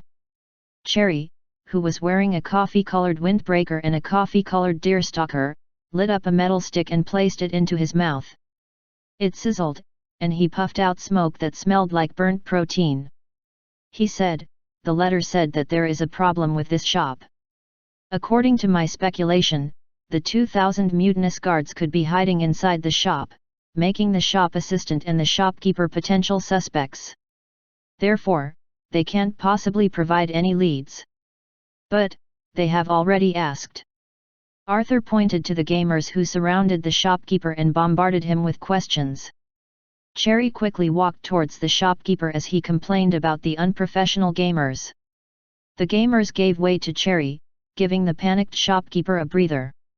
When he saw Cherry, he immediately said, "Are you the new inspector, Cherry? Thank you. These creatures are making me out of breath." The shopkeeper was referring to the concerned gamers. "You know me?" Cherry was surprised. He kept his composure when he saw the gamers at the side. He spoke in a low voice as he placed one of his hands on the counter and puffed out smoke. He lowered his deerstalker and looked like a profound detective. "You are the rare immigrant of this town. We were all talking about you." The shopkeeper looked friendly as he said to Cherry, "Yes, I have some information that your assistants were asking for." No, they're not. Cherry wanted to refute, but he noticed the tense aura of the gamers. He lowered his tone and Deerstalker and said in a deep voice, "So, what information do you have?" "Ah," the shopkeeper observed that the Deerstalker was almost covering Cherry's face. He wanted to maintain eye contact as a form of courtesy, but he was unable to do so. He said, "As the merchant band passed by our small distant town, a creature gave me a slip of paper, requesting help." The shopkeeper took out a creased piece of paper and passed it to Cherry. Cherry unfolded the paper and saw the distorted words, "The leader is rebelling. Please save me." The words were almost illegible, but it contained critical information. It confirmed the contents of the diary. The leader of the merchant band's guards was the leader that revolted. "Thank you for your cooperation. After solving the case, I will give you a Good Citizen Award." Cherry said to Arthur, "Let's go. We have a new lead. Let's investigate the new lead." "Wait, Captain." Arthur frowned and asked, "What lead?" Arthur's question stunned Cherry. The paper only confirmed the validity of the diary, but it didn't indicate the next target for investigation. "Captain, I have another piece of paper," the shopkeeper shouted to Cherry awkwardly. "Aha, I knew it. This is the lead I'm talking about." Cherry looked at Arthur, who was befuddled. Cherry took the piece of paper from the shopkeeper and saw the words, "Go to the lava caves. The map is in the bank private deposit box 008. Let's go." To the bank. Cherry immediately walked outside. So, Cherry obtained the map. Sherlock browsed the discussion forum that had screenshots and videos. He examined the map that Cherry obtained from the private deposit box. Though Cherry labeled the map as confidential, after Arthur posted the content on the discussion forum, it was no longer confidential. "Brew, what do you think?" "Lord Sherlock, this is a very good chance. There's a map left by a loyal Winterfell resident. It's very likely that the cargo was placed at the marked location. We have to get there before Cherry. The dungeon core must be at that location. We can then upgrade the dungeon, improve the gamer's experience, increase the gamer's count, attack Winterfell, and use it as the springboard." While Brew was going on about his Winterfell occupation plan version N, Sherlock was focused on the map. He opened up another map provided by the gamers after their exploration. The gamers' map was more accurate and presentable than the one Cherry obtained. "Brew, what did you discover about the two maps?" Sherlock interrupted Brew's plan of occupying Winterfell and asked. The standard of the gamers is higher," Brew nodded and said as he examined the maps. "No, take a look here." Sherlock pointed at the two maps and said, "From Cherry's map, to reach the destination, the gamers have to go through the cave of the fire giant." "Yes. Tisk, how did the merchant band's guards pass through the cave of the fire giant?" "We don't have a way to deal with the fire giant," Brew said with regret. Sherlock took out a crystal ball that showed the gamers charging at the fire giant. While they were distracting the fire giant, they created the mana formation. Brainiac was supervising the gamers' work, while Eggface and Polio were playing with the cat ball. The mana formation took 2 days to be completed. The official website updated the monster bestiary. This was the boss bestiary. Boss name, Fire Giant, Leader. Level, Leader level. Description, only at locations with concentrated elemental power will there be powerful elemental monsters. There are no details regarding the Fire Giant. He can manipulate flames and has the power to destroy the world. Loot, unknown. After the gamers completed the mana formation, the monster bestiary was updated. The gamers guessed that they were about to battle the boss. The information on the boss was scarce, giving the gamers no useful information. That didn't deter the gamers from preparing for their battle against the fire giant. Brainiac infused the mana formation with his mana, and a strange liquid seeped out from the formation. The liquid wasn't water. It was a cold and sticky liquid that moved according to the mana formation. The liquid stuck to the fire giant's body and transformed into a mist because of the high temperature. The flames on the fire giant diminished. It looked as though its fur was cut, and even the temperature of the lava cave fell. Take action now. Charge. Brainiac didn't have to give the command. A gamer shouted, and they flooded towards the fire giant. The impatient gamers didn't wait for the tanks to pull the aggro of the boss before inflicting damage. Arrows, frozen arrows, hurricanes, and even fireballs were used against the fire giant. The gamers who used fireballs were stopped by other gamers, as the fire giant looked more energetic after being hit by fireballs. Thousands of gamers battled the boss. They look energetic, meow, Polio said as he fondled the ball in his hand and watched the gamers charging at the fire giant. The fire giant is my servant. I'm the master of dark flames. Eggface also fondled a ball with his claws as he watched the battle with great interest. Meow, as long as they're happy, Polio said before disregarding the battle between the gamers and the boss. On the surface world, the gamers of Victoria City, who were having their strange encounter, were ready to set off on their journey as slave warriors. Chapter 423, We Arrived. Translator, Atlas Studios Editor, Atlas Studios. Why did things turn out this way? The advisor of the Duke of York didn't expect this to happen. He brought 100 knights in a bid to humiliate and incite the gamers to fight them. But he didn't expect them to surrender. He didn't know that hoodlum was a precedent.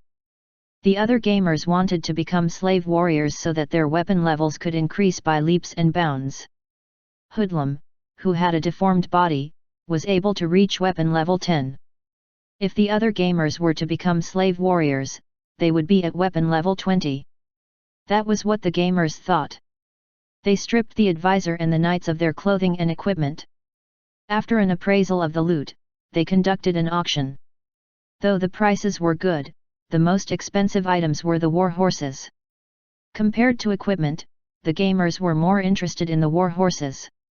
After that, they asked the advisor and the knights to bring them back to the castle of the Duke of York. They were willing to be slave warriors, especially Hoodlum, who begged to go back. He said that he had a good foundation and experience and that he didn't want to miss the tournament that he had registered for. Otherwise, he would regret it for his entire life. He swore allegiance to the Duke of York, and he was even willing to wash his clothes for the whole night. Would the advisor believe it? If they captured Hoodlum and he begged, then they would just laugh it off and think that Hoodlum would do anything to live. But now, the advisor was surrounded by the gamers. He only wanted to live. Should he accede to their requests and bring thousands of armed gamers back to the castle of the Duke of York? And tell the Duke of York that they volunteered to become slave warriors? Including the escaped Hoodlum, who had suffered vicious beatings and was on the verge of death numerous times. And now he begged to come back? Why? Was he that loyal to the Duke of York? The advisor was afraid that he would be stabbed to death by the Duke of York before he finished speaking. As for the gamers, they would be shot like hedgehogs at the base of the castle. However, if he didn't accede to their requests, he would be beaten to death by these crazy gamers. The advisor sighed. Life was too difficult for him. Lancelot discovered the incident and reported it to Lilo. After, the three hamsters came over to handle the situation. The three hamsters brought Duchess Lilo's order. You may all go and inform your kitten Duke that our Victoria City won't be intimidated. Even if the Duke were to apologize, it would be too late. If you are sincere about apologizing, we'll take a look at the generosity of your gifts before deciding whether to accept. Do you have food? The three hamsters released the advisor and the knights after stating the conditions.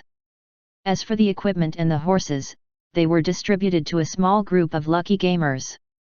How could they return the equipment and horses? The nightmarish experience ended.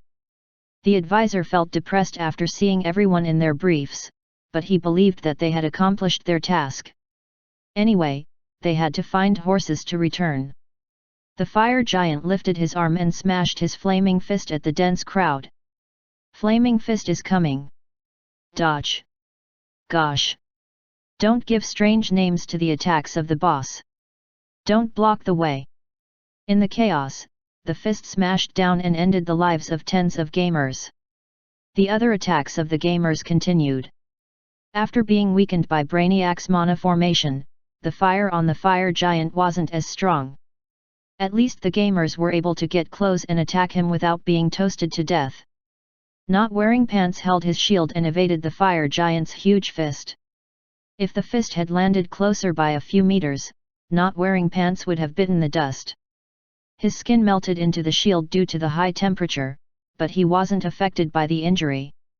Rain-Tia lifted her tree branch magic wand and used her white healing mana skills to heal as many gamers as possible.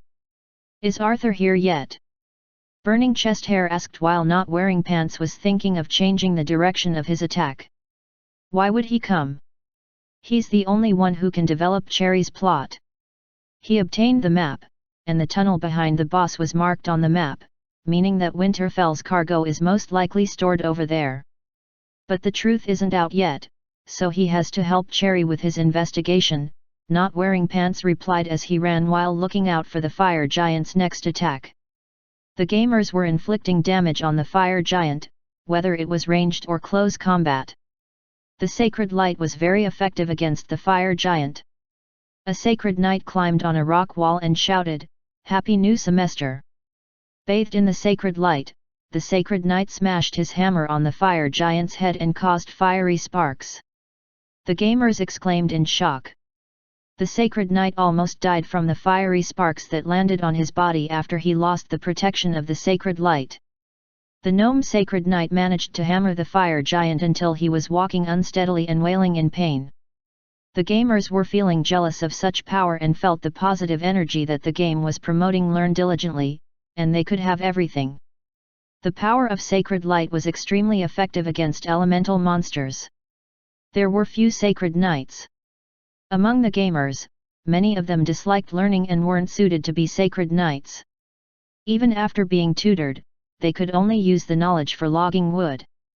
They couldn't pass the sacred knight exam. Besides gamers who climbed walls to jump on the boss, there were gamers who attacked him with bladder bombs. The bombs would detonate due to the high temperature, so they were very convenient. It wasn't clear whether the explosion regenerated or diminished the energy of the boss. After tens of minutes of battle, the gamers couldn't defeat the boss.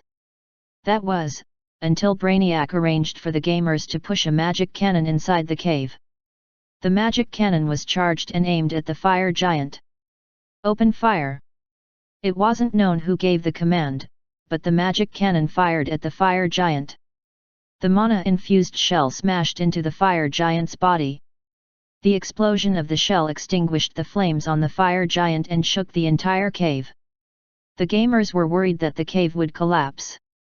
The quaking stopped after a while. After losing its flames, the fire giant was left with a black rock body that slowly disintegrated, creating a large dust storm. Has it ended? Meow. Polio asked as he walked gracefully to Brainiac's side. The dust pervaded the cave and engulfed the gamers. It seems like it has ended. Brainiac nodded as he cleared the fire giant, who was blocking the way. He had completed the task assigned by Sherlock. Eggface flapped his wings and dragged his fat body up a rock pile. Though he wanted to extend his wings to fly, he wasn't successful even after trying for a long time. Eggface looked at the dusty gamers and shouted, "You've done well. Warriors! You're indeed my servants. I'm the master of dark flames, the demon dragon of the night. You have defeated the terrifying flaming master. It's time to enter the deep cave. Return all the treasure to me." The gamers cheered wildly. They then collected the rocks and metal dispersed on the ground. Those were the components of the fire giant. The gamers didn't know what they were, but they had to be useful since the powerful boss could only be killed by the magic cannon. The lava scouts and warriors had lava spars and crystals that could improve equipment. The body parts of the boss had to be very useful since the metal could withstand fire, and it could probably be made into superior equipment. Within 10 minutes, the gamers collected all of the rocks and metal pieces. After ensuring there was no more loot, the gamers continued to explore the deep end of the cave. According to the map, the interior of the cave would provide all the answers. Let's go to the lava cave. Let's see what's at the location marked on the map. Arthur, this is going to be a difficult adventure, Cherry said to Arthur as he wore his armor and held his long sword. Ah! We've found that place. Arthur was stunned for a while before he replied. Chapter 424, Cherry's Fluid. Translator, Atlas Studios Editor, Atlas Studios. The lava scouts and warriors in the lava caves could regenerate. The gamers weren't sure whether the boss fire giant could, as the official website didn't provide the information. The gamers were used to it. They had to draw out their own maps, so what was the big deal? The gamers didn't want to delay. The lead indicated that Cherry had to be brought to the lava cave. After determining the location on the map, they brought Cherry to the place. Cherry arrived at the designated location on the map.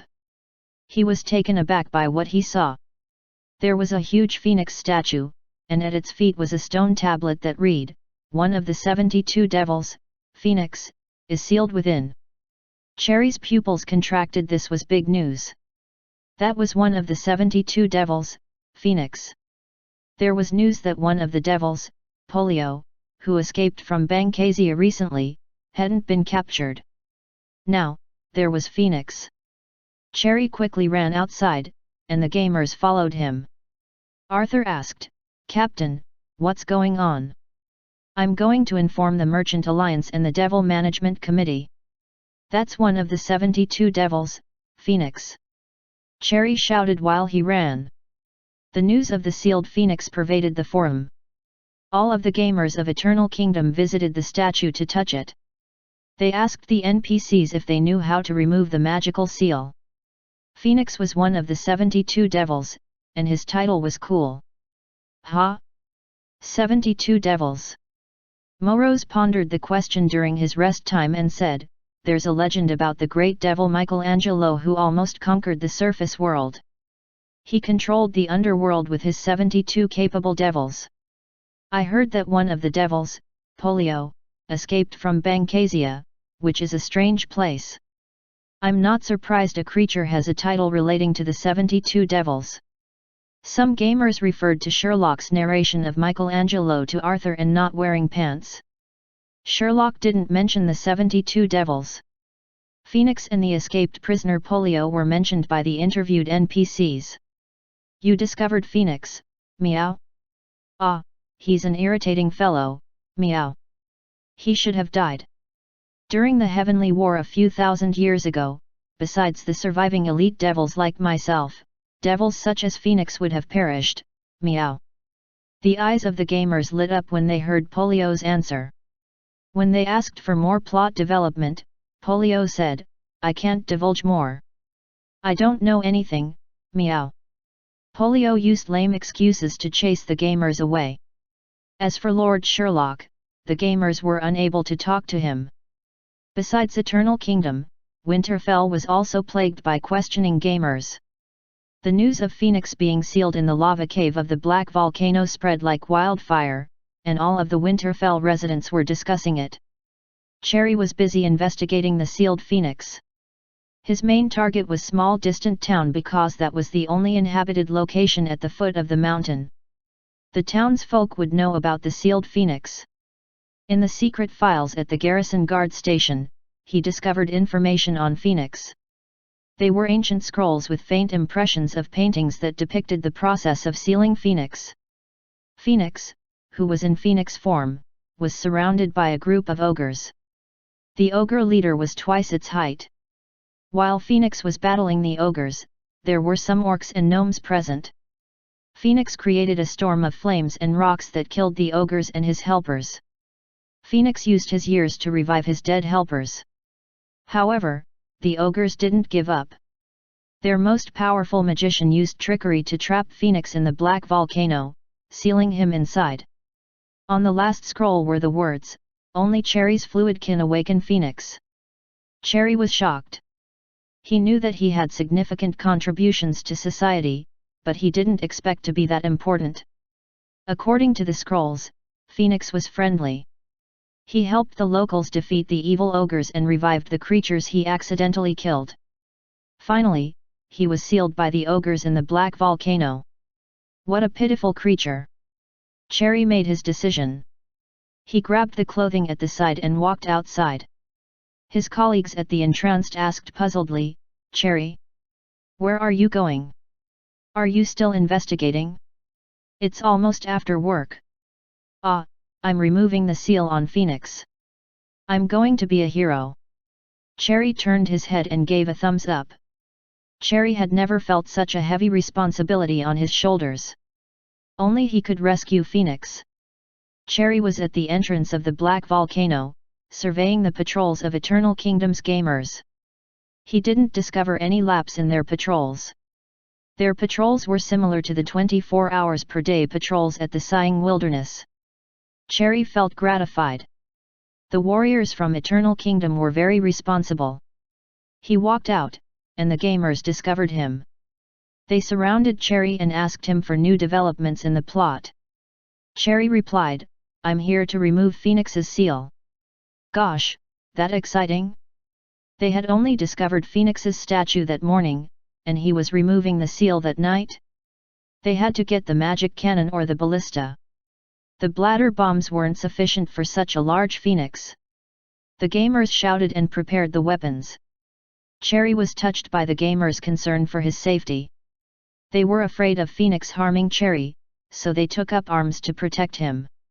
If there weren't so many creatures around, he would have bawled. The gamers followed Cherry as he went into Phoenix's cave. Along the way, they encountered regenerated lava scouts and warriors. But the monsters were unable to deter the gamers from developing the plot. The gamers used mana and long-range weapons against the monsters. A few fearless close combat warriors shouted, "Charge, leaping slash!" When they charged forward, they were killed by long-range attacks from friendlies. Cherry gaped in astonishment. He wanted to stop them from killing their comrades, but he was trapped and pushed towards Phoenix's cave by the surrounding gamers. When they arrived at Phoenix's cave, there were more and more gamers at his side. He even saw Patrick Star, who holding his magic recording device and shooting, the station inspector of the garrison guard station, his colleagues, the leaders of the town, and the student representatives from the schools. Why is everyone here?" Cherry looked at the townsfolk and was befuddled. Patrick Star put down his magic recording device and looked at the gamers before saying, "I heard them say that you are going to remove Phoenix's seal, so I followed them here. I can't miss such big news. Senior, you told us that you were removing Phoenix's seal, so we came here to support you." Cherry's colleagues shouted from the side. "Yes, Cherry, buck up. Cherry." The station inspector looked benevolently at Cherry and said, "I've always believed that you're extraordinary. Indeed, I was right. Phoenix's fate is in your hands." Station inspector, Cherry felt something in his eyes. He turned around and walked to the front of Phoenix before bending down. "I can't waste the tears. It's my fluid." The tears dripped onto the statue of Phoenix. Then, Cherry backed up 2 steps and waited for the historic moment. Everyone held their breaths, and the gamers infused the magic cannon with mana. Nothing happened. What's the situation? Is it the correct fluid? Cherry was taken aback. He walked forward and spat his saliva. Nothing happened. He cut his finger and dripped his blood. Nothing happened. He exercised intensely and contributed his sweat. Nothing happened.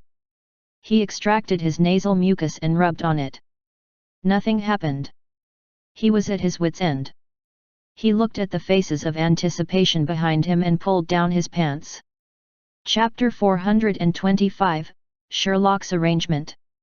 Translator, Atlas Studios Editor, Atlas Studios.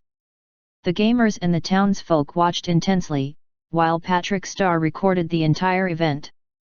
Cherry convulsed for tens of minutes, his face looking as though he was thoroughly drained. But the statue of Phoenix didn't have any reaction. How can this be? Perhaps, it's not me. The dispirited Cherry lowered his head, becoming very doubtful. Detective Cherry. Take a look. The station inspector behind him shouted excitedly and pointed at the statue. Cherry lifted his head and saw crimson mana runes appearing from the bottom of the statue, which stood tens of meters tall. The entire lava cave was quaking violently. It's me. Only I can awaken the Phoenix. I might be blood related to Michelangelo. Cherry was joyful and in disbelief. He looked at the residents of small distant town and wanted to share his joy. What if he was able to find the other 72 devils and make them work for him?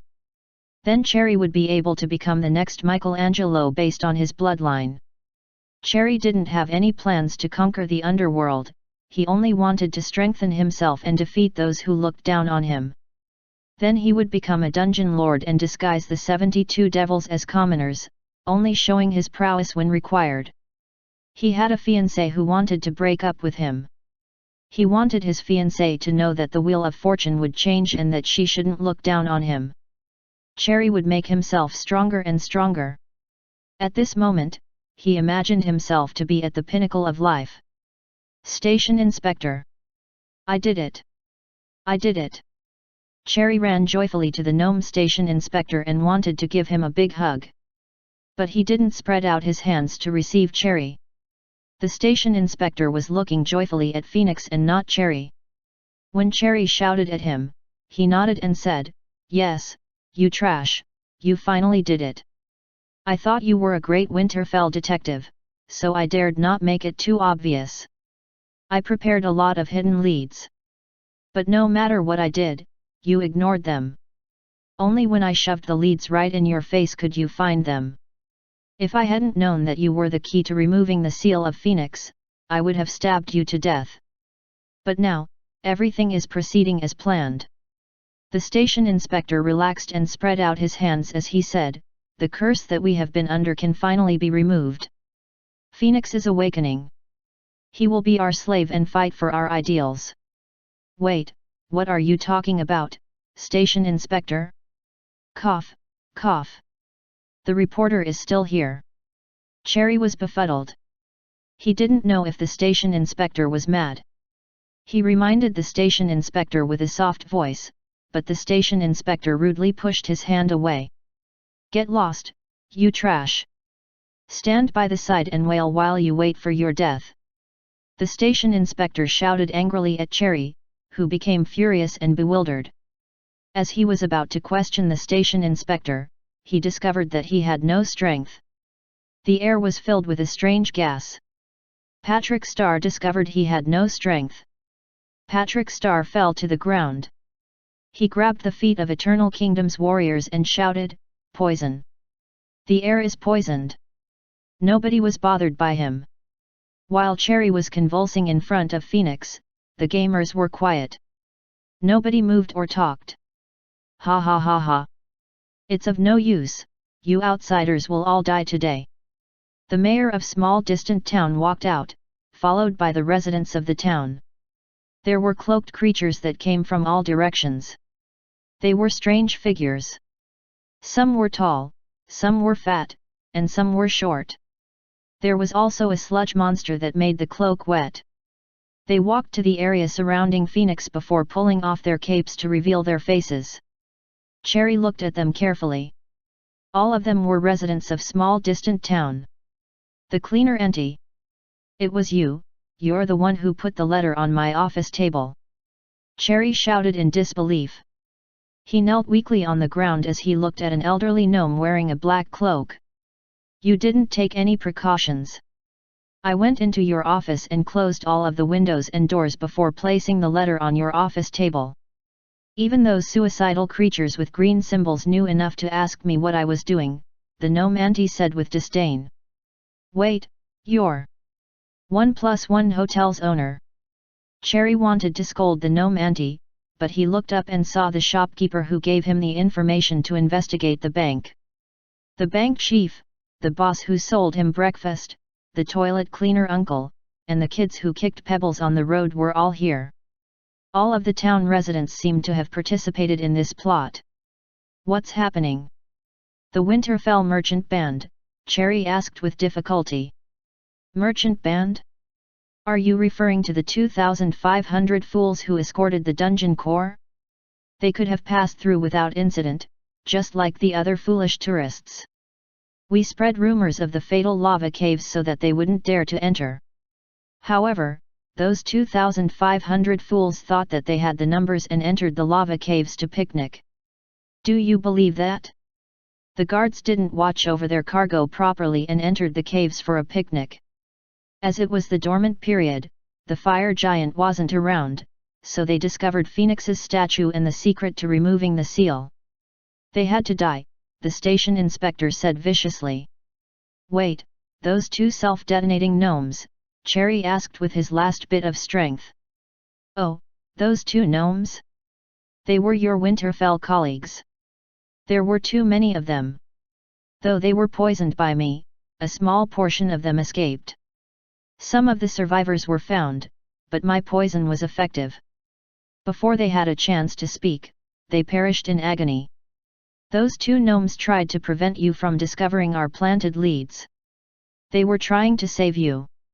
But alas, everything was within our control. Their deaths made you discover even more planted leads. Ha ha ha ha. The station inspector laughed loudly.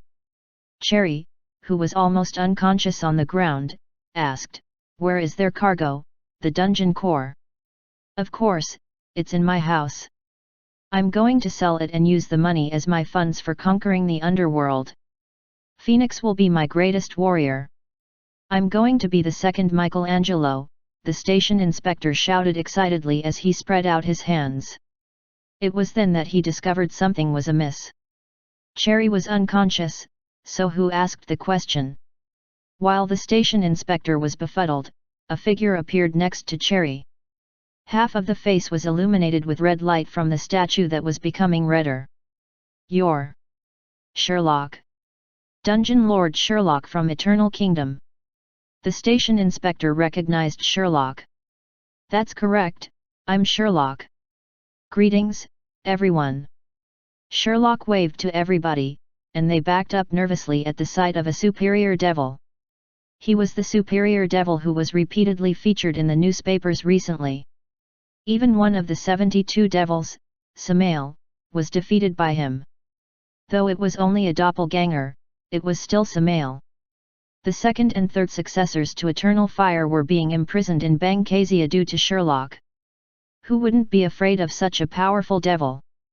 Those previous questions were asked by Sherlock, or to be more exact, Sherlock made Cherry ask those questions. Sherlock, even if you know about our plan, we aren't afraid of you. Phoenix. Phoenix is awakening. You can't defeat Phoenix. If you yield to us, we'll let you join us. The station inspector was nervous, but he didn't show much fear. Are you using Cherry to control Phoenix? Sherlock pointed to Cherry, who was lying on the ground. Of course not, he was only the key to waking up Phoenix, the station inspector shouted. Ah, that's good. If Phoenix flees once he awakens, I may not be able to catch up with him, Sherlock nodded and muttered to himself. The station inspector didn't understand what Sherlock was saying. The statue behind Sherlock was starting to shed its outer shell. The crimson light was getting brighter. Sherlock threw away the red berries in his hands and started to loosen his muscles and bones. What's that? The station inspector backed up as he gazed at the red berries rolling on the ground. Oh, those are cherries, a fruit found in the surface world. Phoenix likes them a lot. It's normal that you haven't seen them, Sherlock said with a smile. Behind Sherlock, the shrill shrieking of a bird was heard. Phoenix was free from the magical seal. Chapter 426, Phoenix. Translator, Atlas Studios Editor, Atlas Studios. The huge phoenix extended his wings, and the rocks that covered his body fell to the ground as the cave quaked. You're dead, Sherlock. The station inspector of small distant town jumped back. It wasn't known why he did that. Perhaps, the jump would make him more convincing. He took out an old scroll, opened it, and aimed it at Phoenix as he said, "Phoenix. According to a primordial agreement, we, as well as our ancestors, protected you for thousands of years. You are now free of the magical seal and have to carry out our single wish." The station inspector shouted, "I want to have 1,000 wishes." Phoenix's flaming body stooped down, and the scroll in the station inspector's hand burst into flames. The extreme temperature of the flames made him throw the scroll away. The station inspector looked bewilderedly at Phoenix, thinking that his wish would be declined. However, Phoenix said, "I acknowledged your wish." "Great. My second wish," the station inspector pointed at Sherlock. "Help me kill him, Phoenix." Phoenix leaped and flapped his wings. He circled the cave once while gazing sharply at Sherlock before diving down. The huge phoenix directed his scorching flames to engulf Sherlock. But the damage from the flames wasn't as severe as the phoenix's ramming. After a loud palm, the phoenix and Sherlock had created a large pit in the ground. The bird and devil smashed into the deep end of the volcano. The station inspector didn't bother to see the end of the superior devil. His pressing concern was to kill all of the creatures who were stopping him, including the useless Cherry, Patrick Star, and the mercenaries of Nobody Has This Name. The station inspector wanted to make use of Phoenix to find the other 72 devils and defeat those who looked down on him. Then he would become a dungeon lord and disguise the 72 devils as commoners, only showing his prowess when required. He had a fiancée who wanted to break up with him. He wanted his fiancée to know that the wheel of fortune would change and that she shouldn't look down on him. The station inspector would make himself stronger and stronger. He had imagined himself at the pinnacle of his life. As he was about to order the massacre of everyone, the creatures who were immobilized by the poisonous gas became excited. The plot is too extreme. The residents of small distant town are the bad people. Cool, we'll surely die. We'll have a new dungeon lord. Will Brainiac become the new dungeon lord? Wait, why were they not poisoned? While the gamers were chatting, Brainiac, Polio, and Eggface walked over. Brainiac held a document and gazed at the distant station inspector as he shouted, "According to the terms of the Merchant Alliance's contract with Nobody Has This Name mercenary group, we'll terminate the bandits who robbed the Merchant Alliance's merchant band. Kneel down and surrender. Otherwise, you'll die. We waited for thousands of years for this chance. We won't yield. Brave residents, Phoenix will fight for us. Charge!" "Wah-ah-ah!" the station inspector shouted, and a battle ensued. The pit created by Phoenix emitted explosion sounds, and lava spurted out. The temperature of the cave increased dramatically, but the two parties in the battle didn't care. From the lava that came out of the pit, lava scouts and lava warriors were created. They attacked the gamers. In the chaos, Arthur pulled Cherry's legs to extract him from the battle. Cherry was muttering, "I'm Cherry. Michelangelo." As for Patrick Star, because of his lighter gnome body, he was carried off by the gamers. Cherry was an orc, and he was too heavy to be carried. He could only be dragged along the ground. Along the way, he bumped into rocks, but Arthur had no other choice. "Arthur! Be careful!" Arthur cowered and pounced on Cherry's body, and a fireball flew past his body and smashed into a nearby gamer. When the battle started, Arthur received the mission to extract Cherry from the battle. The other gamers also received the mission to extract Patrick Star and confiscate his magic recording device. The gamers had a numerical advantage over the residents of small distant town, but the lava monsters made things difficult for the gamers. Another huge explosion was heard. The ground underneath the gamers was split open, and a crimson phoenix was pushed by an object as it sped upward and crashed through the cave ceiling. More lava flooded in, and explosions rocked the area. "Get out! The volcano is erupting!" More creatures started shouting, and the residents of small distant towns started fleeing. The gamers wanted to give chase, but a system notice appeared before them. The black volcano is about to erupt. Leave the black volcano immediately. The notice was repeatedly shown. The consequence of not leaving was death, with the most fearful thing being the loss of equipment. The gamers started evacuating while fighting with the residents of small distant town. The dense running figures filled the side of the black volcano. An airship was floating in the air above the black volcano. Portside 45 degrees flying rock, a gamer in the crow's nest shouted towards the gamers below as flaming rocks flew towards the left side of the airship. Yoda, who was at the helm, changed direction rapidly, and the airship tilted sharply in a bid to evade the rocks. The flying rocks brushed past the airship with whistling sounds. Numerous gamers were sprawled on the railing of the ship as they gazed at the volcano eruption and the dense fleeing figures of the gamers and the residents of small distant town. Continue to increase altitude. We are within range of the flying rocks. Hemp rope technology surveyed the black volcano and shouted to Yoda, who activated the elevation rudders. The airship continued to climb. Eggface and Polio were on the airship, which Sherlock arranged. Their task was to direct the gamers to fire the magic cannons. To be more exact, they were to infuse the magic cannons with mana. One was a mana-rich black dragon, and the other was one of the 72 devils, Polio. They were able to perform the task with ease. Though they were unable to provide tens of volleys like Sherlock, they were able to supply mana for 2 to 3 volleys. Polio tightly grasped the railing on the deck of the airship with his paws. He couldn't fly now. Previously, he could fly without a physical body. But he was currently trapped in a black kitten by Sherlock's special method. If he fell, he would be smashed to bits. He wouldn't die, but his body would be useless. That would be a pathetic state. Eggface also tightly grasped the railing like Polio. Though he had wings, they weren't very obedient. He sat in front of the computer for long periods of time without training.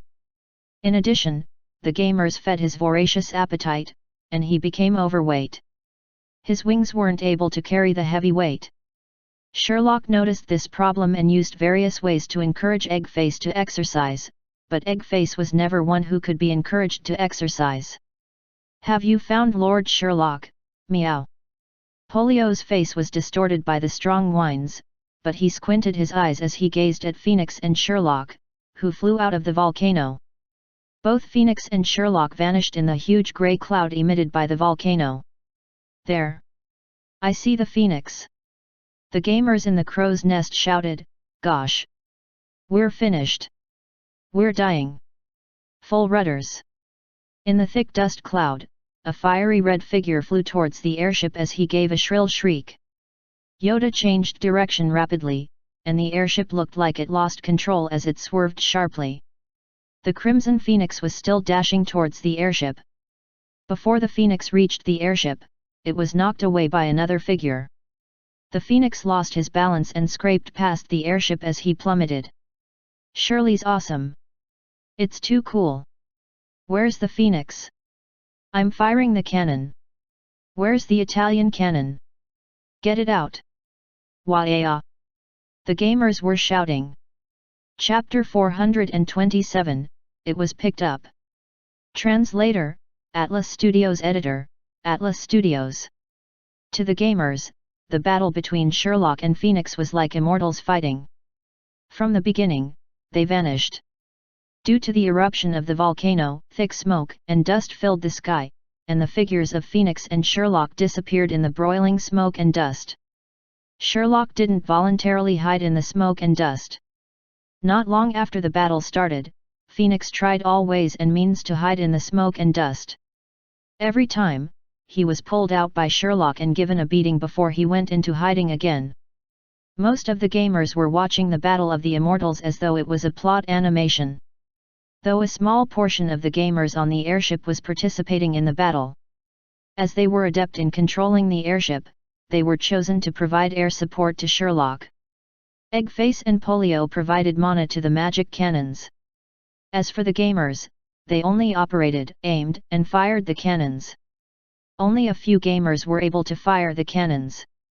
Most of the gamers were in charge of the control of the sales, logistics, and surveillance. The gamers on the airship didn't provide much assistance to Lord Sherlock. At least the gamers on the airship were happy. The gamers on the surface were jealous. How nice it would be to fire the magic cannons, though the cannons couldn't fire after a few volleys. The battle on the surface soon ended.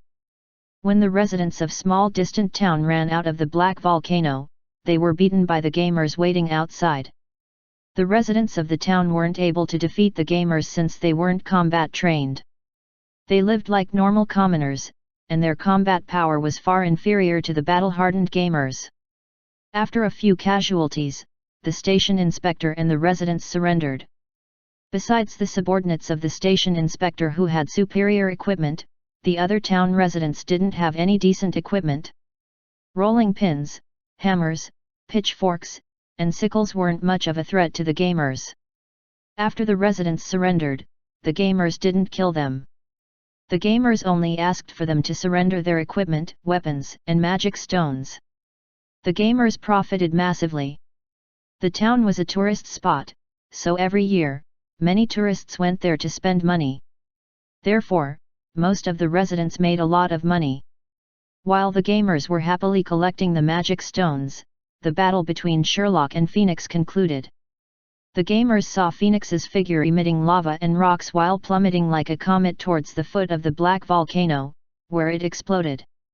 The gamers were standing at a safe distance as they exclaimed in shock.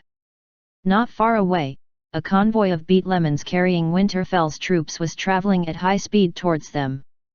There was finally closure on the Winterfell merchant band's robbery at Black Volcano. The incident started thousands of years ago when a calamity engulfed the surface world and the underworld. Phoenix, who was one of the 72 devils, was a subordinate of Michelangelo. After Michelangelo was defeated by the Heavenly Kingdom, Phoenix escaped to the underworld's black volcano and had a conflict with the local residents and ogres. He chose to side with the residents and defeated the ogres. The weakened Phoenix required a large number of resources to recover his power. After Michelangelo had fallen, the penalty from the Devil Management Committee was severe. Phoenix was labeled a war criminal. If he didn't escape, he would have ended up like Polio, who was imprisoned at Bancasia. Phoenix decided to seal himself in one of the lava caves of the black volcano.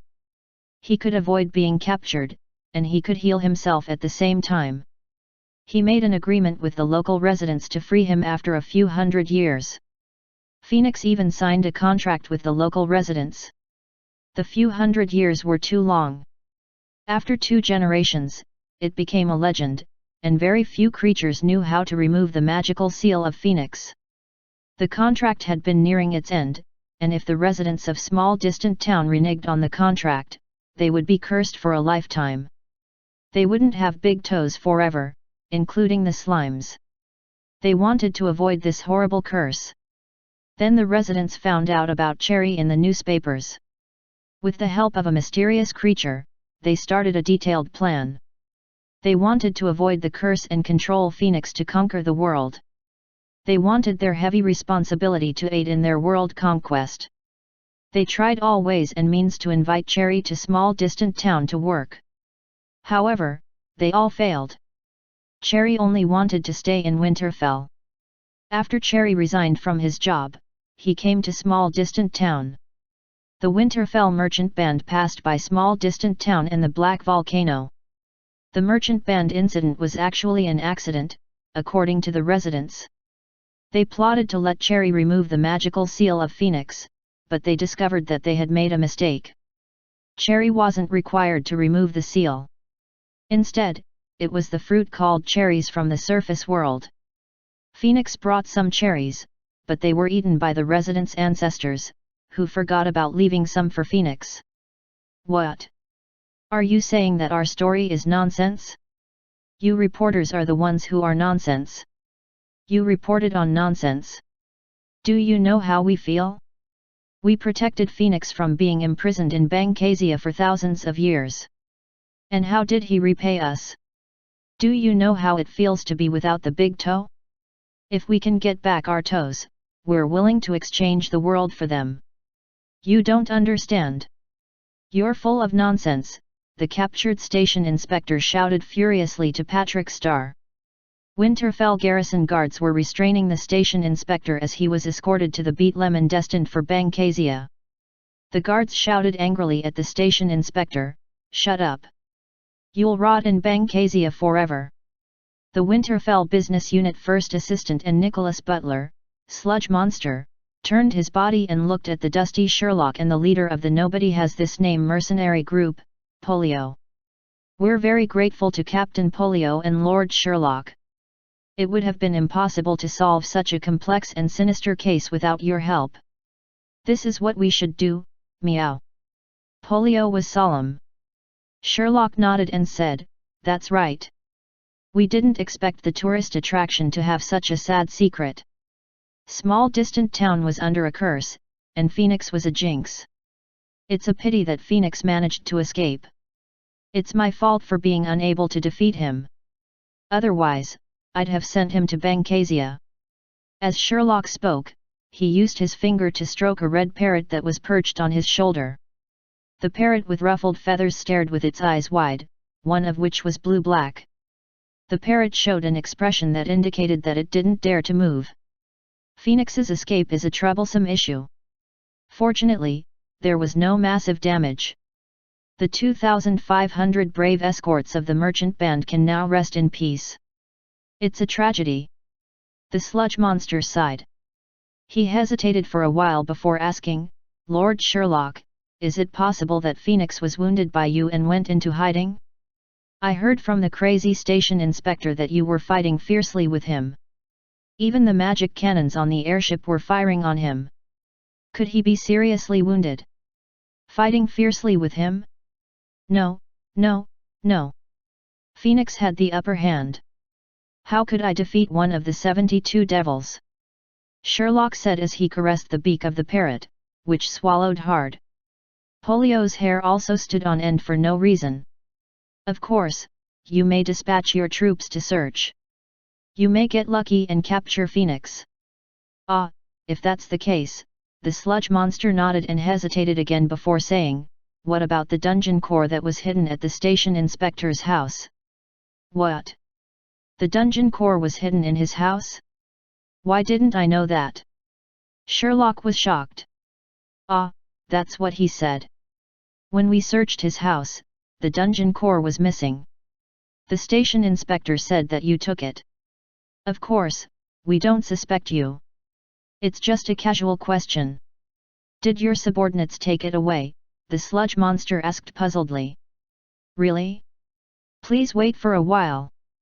Sherlock grabbed Peasant, who was standing by the side, and asked, "Did you go to the station inspector's house? Did you see the dungeon core?" "Huh? What dungeon core?" "I don't know."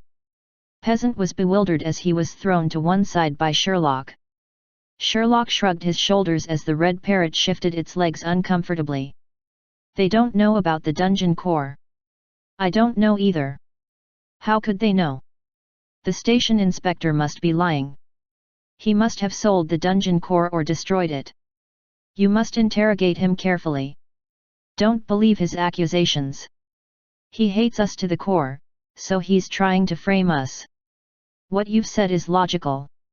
I'll investigate the matter." "Thank you, Lord Sherlock and Captain Polio," the sludge monster said. "It's nothing much. This is what a superior devil should be doing. It's difficult to maintain the peace. The credit goes to the Merchant Alliance. It's our duty to help the Merchant Alliance." Sherlock asked, "The remuneration?" "Don't worry, Lord Sherlock, 10 million magic stones will be transferred to you, your Captain Polio's account," the sludge monster said. Sherlock nodded.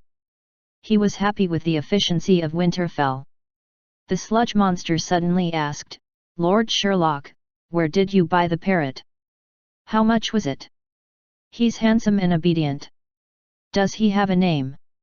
"Him? I picked him up. He's called Phoenix," Sherlock said with a smile. Chapter 428, Sherlock's New Idea.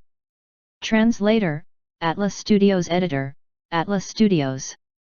In a dark room, Alexandria held a newspaper with the words "Eternal Kingdoms Dungeon Lord Sherlock solved the merchant band robbery" on it. The newspaper wasn't the Winterfell Monthly Digest, which was full of advertisements. The newspaper was the Monthly Chronicles of the Northern Dukedom. "Lord Alexandria, we don't have news of Phoenix," the sludge monster said as he stood before Alexandria, holding a document holder. I understand. Find a chance to cut off the tail," Alexandria said while he looked at the newspaper. The sludge monster awkwardly said, "It may be difficult to get past the security of Bancasia." "Settle it before they arrive at Bancasia," Alexandria said without lifting his head. "I got it. Yes, I heard that Sherlock has a powerful lich called Brainiac. Is that correct?" The sludge monster turned around when he heard Alexandria's question. He opened up the document folder with his wet tentacle and said, "That's correct. He's called the once-in-a-thousand-year genius lich who graduated from Spectre College. His mentor was the famous Professor Bacon." "Professor Bacon? Do you still have our collaboration plan with Spectre College?" Alexandria, who was sitting in his chair, asked the sludge monster. "We still have it. Carry out the plan. The sooner, the better." The robbery of the merchant band at the Black Volcano was solved. The only regrets were the death of the 2,500 merchant band guards and the missing dungeon core. Phoenix vanished after his magical seal was removed. The fortunate thing was that the loss of Winterfell was shouldered by the residents of small distant towns since they took part in the robbery. When the Merchant Alliance sent someone to account for their properties, they discovered that the wealth of small distant town had diminished. Most of the merchandise, furniture, and magic stones were missing. The Merchant Alliance suspected that the residents diverted their wealth. However, it was a mystery why the residents shifted their furniture. The residents still had immovable properties to pay compensation. Since the magical seal of Phoenix was removed, the black volcano erupted incessantly. Therefore, the foot of the volcano was no longer suitable for living. The Merchant Alliance sent specialized staff to investigate the situation. The conclusion was: due to Phoenix, the elemental power is chaotic, and the volcano has become extremely active. The eruption will last for a long time. It's suggested that the rating of the tour be increased by a star. Though it was a better tourist spot and a piece of good news for the Merchant Alliance, the elemental monsters multiplied and created problems. The Merchant Alliance was fortunate because they had a friendly and helpful neighbor, Eternal Kingdom. "No problem. My citizens strongly request to guard the lava caves. They want to help the Merchant Alliance maintain order. It's our duty," Sherlock said righteously. Sherlock's strong request moved Dungeon Lord Nicholas, who reported immediately to the Merchant Alliance. The Merchant Alliance was very grateful to Sherlock since their problems could be solved. Sherlock was also paid remuneration. Though Sherlock claimed that he didn't require the remuneration, the Merchant Alliance decided to provide monthly raw materials as remuneration. Raw materials were essential to a developing dungeon. The Merchant Alliance didn't make a loss. As long as the Black Volcano was a tourist attraction, they would be able to earn profits. To the Merchant Alliance, the incident at the Black Volcano was finally concluded. The compensation to the Northern Dukedom was an issue to be solved by the Merchant Alliance. As for Sherlock, he had to investigate many things. Are there any leads regarding the mastermind who tempted the residents to remove the magical seal of Phoenix? Sherlock sat in a luxurious room, which was decorated with bookshelves and books. The room was filled with the decadent scent of knowledge. Sherlock felt a bit uncomfortable. In front of him was a sludge monster, who was sitting in an executive chair. He provided intelligence to Sherlock on many occasions. He was also managing the illegal tuition business. The mastermind is slick, unlike in Bancasia, where we have many moles for collecting intelligence. I speculate that it's Alexandria. His recent activities have been related to finding the locations of the 72 devils. It's still a mystery where these unlucky blokes are. The red parrot perched on Sherlock's shoulder said threateningly, "Ha? What are you talking about, sludge monster?" The sludge monster didn't expect Sherlock's pet to speak and was stunned. Sherlock knocked on the parrot's head with his finger, then smiled and said, "My new pet. He has learned many strange languages. Please don't mind him." The parrot became more restrained. "It's nothing. It's an intelligent pet," the sludge monster replied, then said, "I'll keep a close watch on the northern dukedom. I'll have to depend on you. This is the payment for intelligence." Sherlock threw out an adamantine rock, and the sludge monster put it into his hand. When mana was infused into it, images appeared around the room. It was mathematical formulas and symbols surrounding the sludge monster, who was extremely pleased. What a decadent creature! Sherlock put on his hat and left the room with his parrot. As Sherlock was leaving the room, Phoenix asked, "Is someone searching for the 72 devils? What does he want? Is he recruiting devils like Michelangelo? Did Michelangelo have this hobby?" Sherlock was puzzled and asked. "Why not? To make up the 72 devils, he also recruited some weak fellows. We are the superior devils, unlike Polio, who doesn't seem like an elite. He was like a gas that wandered around and showed off his mental control gimmicks. It's a disgrace to our identities. It's awesome to be one of the 72 devils, but we had such a lousy fellow." "Yes, the black kitten Polio that you are keeping is like that trash," Phoenix said bluntly. "He is Polio, the gas that wandered around and showed off his mental control gimmicks," Sherlock said to Phoenix. "Aha! This is an interesting joke. That's what the Black Dragon said too." Phoenix laughed heartily, finding it funny. But when he saw Sherlock's solemn face, his laughter stopped. "Really? That fellow? Polio? Yes. How could it be? Does that peeping Tom have a physical body? A stupid black kitten? Impossible, I don't believe it. Unless I become a parrot." "Ha ha ha, ha, ha," the parrot Phoenix said and started to bawl. A bawling parrot wasn't pretty to look at. In fact, it was hilarious. "Lord Sherlock, I'm unable to understand why you don't let Phoenix be in his true form instead of a parrot." "A phoenix is much more powerful than a parrot," Bruce said to Sherlock while Phoenix was bawling. Do you wish Eternal Kingdom to be an inferno? If other creatures come to know that Phoenix is with me, there will be serious consequences. The Devil Management Committee will impose a hefty penalty on me." Sherlock asked Brew, "Have you assimilated the dungeon core?" "Of course, it's delicious. I'm even having indigestion. I can upgrade to a level 4 dungeon core anytime and expand the capacity to 50,000 gamers."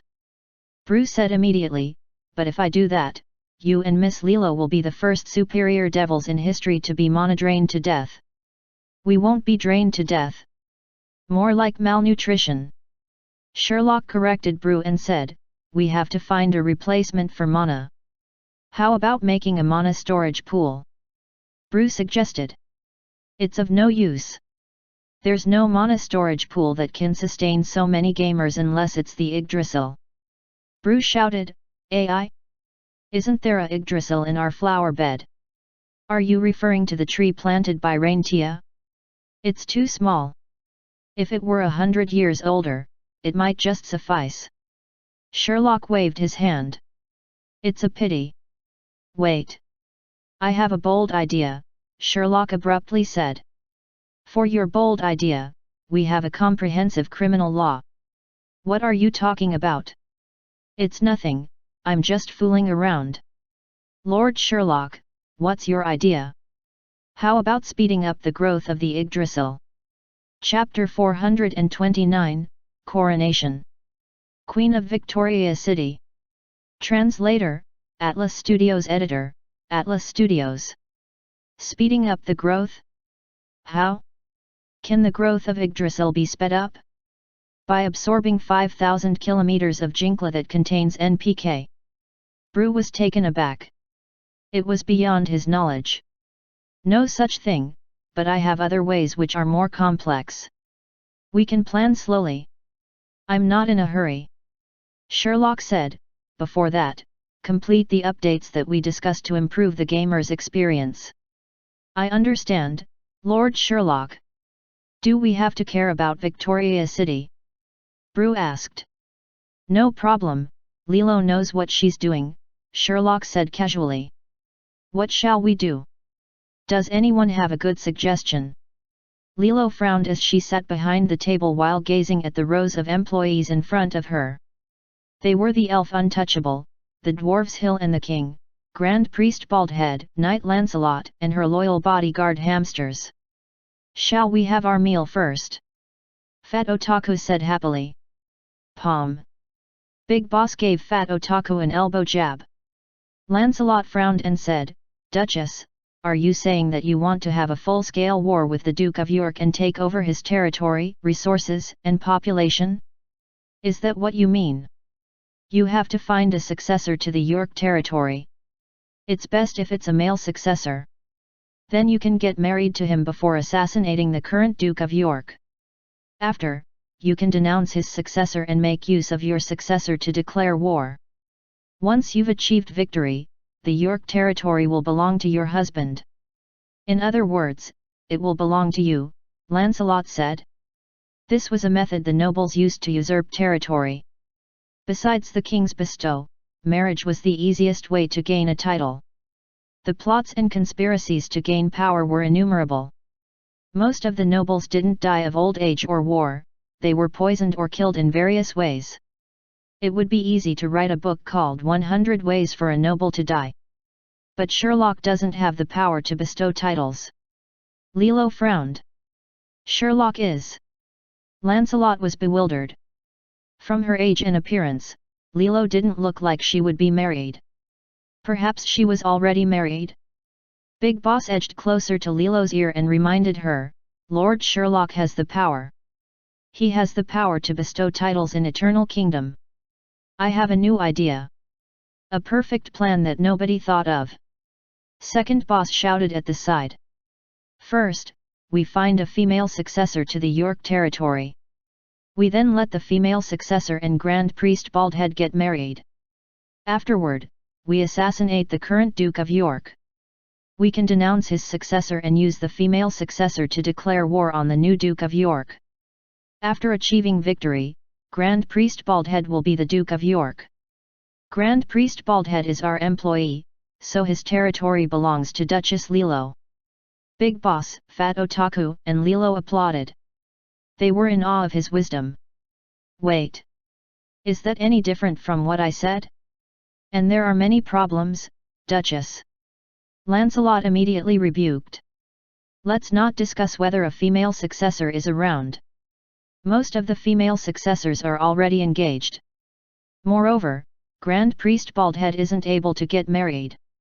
If your subordinate acquires a territory, because both you and your subordinates are of the Duke and Duchess level, he will become independent. The territory won't belong to you. No problem. I'll not be a Duchess, I'll be a Queen. My Duchess title will now be Queen Victoria. Lilo waved her hand and said casually. Duchess, the Queen title isn't bestowed like this. Lancelot was about to explain that the throne had to be acknowledged by everyone, including the sacred crowning by the Church, when Grand Priest Baldhead said excitedly, Grand Duchess. I'm willing to perform the coronation. I was once a bishop. If this is the will of the Holy Lord, to let you create the sacred kingdom, I'm willing to help you. You've shown many miracles. The reviving humans are the best proof. Only God and the messengers of God are able to let them revive. Is a bishop required for the coronation? Conduct the coronation immediately. I'm going to be a queen now. Grand Priest Baldhead said, no problem. Please open up your castle so that your citizens may witness your coronation ceremony. Is that necessary? Though Lilo was wary, she ordered the 3 hamsters to open up the castle door. The gamers who were working and preparing for war saw the castle door open. The hamsters were shouting, come inside to watch the coronation ceremony. Duchess Victoria will be crowned Queen Victoria. The group of gamers flooded the castle. Lilo was going to be crowned queen. How could they miss such an exciting plot? The gamers could ransack the Duchess castle at the same time. Previously, Lilo had forbidden the gamers from entering. However, when the gamers entered the castle, the items weren't interactive. The system was prepared against the gamers. When most of the gamers arrived, Grand Priest Baldhead said, "Do you solemnly swear to govern the Victoria Kingdom and the citizens, manage their lands, and respect the laws and customs?" Lilo nodded. "Do you have the compassion and the will to let the law and justice be handled by the judge?" Lilo pondered for a while and shook her head as she said, "I'm the law." Wait a moment. Grand Duchess, please pretend a bit." Lancelot wanted to remind Lilo, but Grand Priest Baldhead said, "May the Holy Lord bless you. With wisdom. With the royal law. With the Holy Gospel. You'll be Queen Victoria." After Grand Priest Baldhead finished shouting, he took out a small vial from his pocket. The vial contained sacred oil, which was a transparent and oily liquid. Grand Priest Baldhead dripped some sacred oil on Lilo's head and looked around. Then, he created a crown from a piece of paper and placed it on Lilo's head. Grand Priest Baldhead stepped back and looked emotional.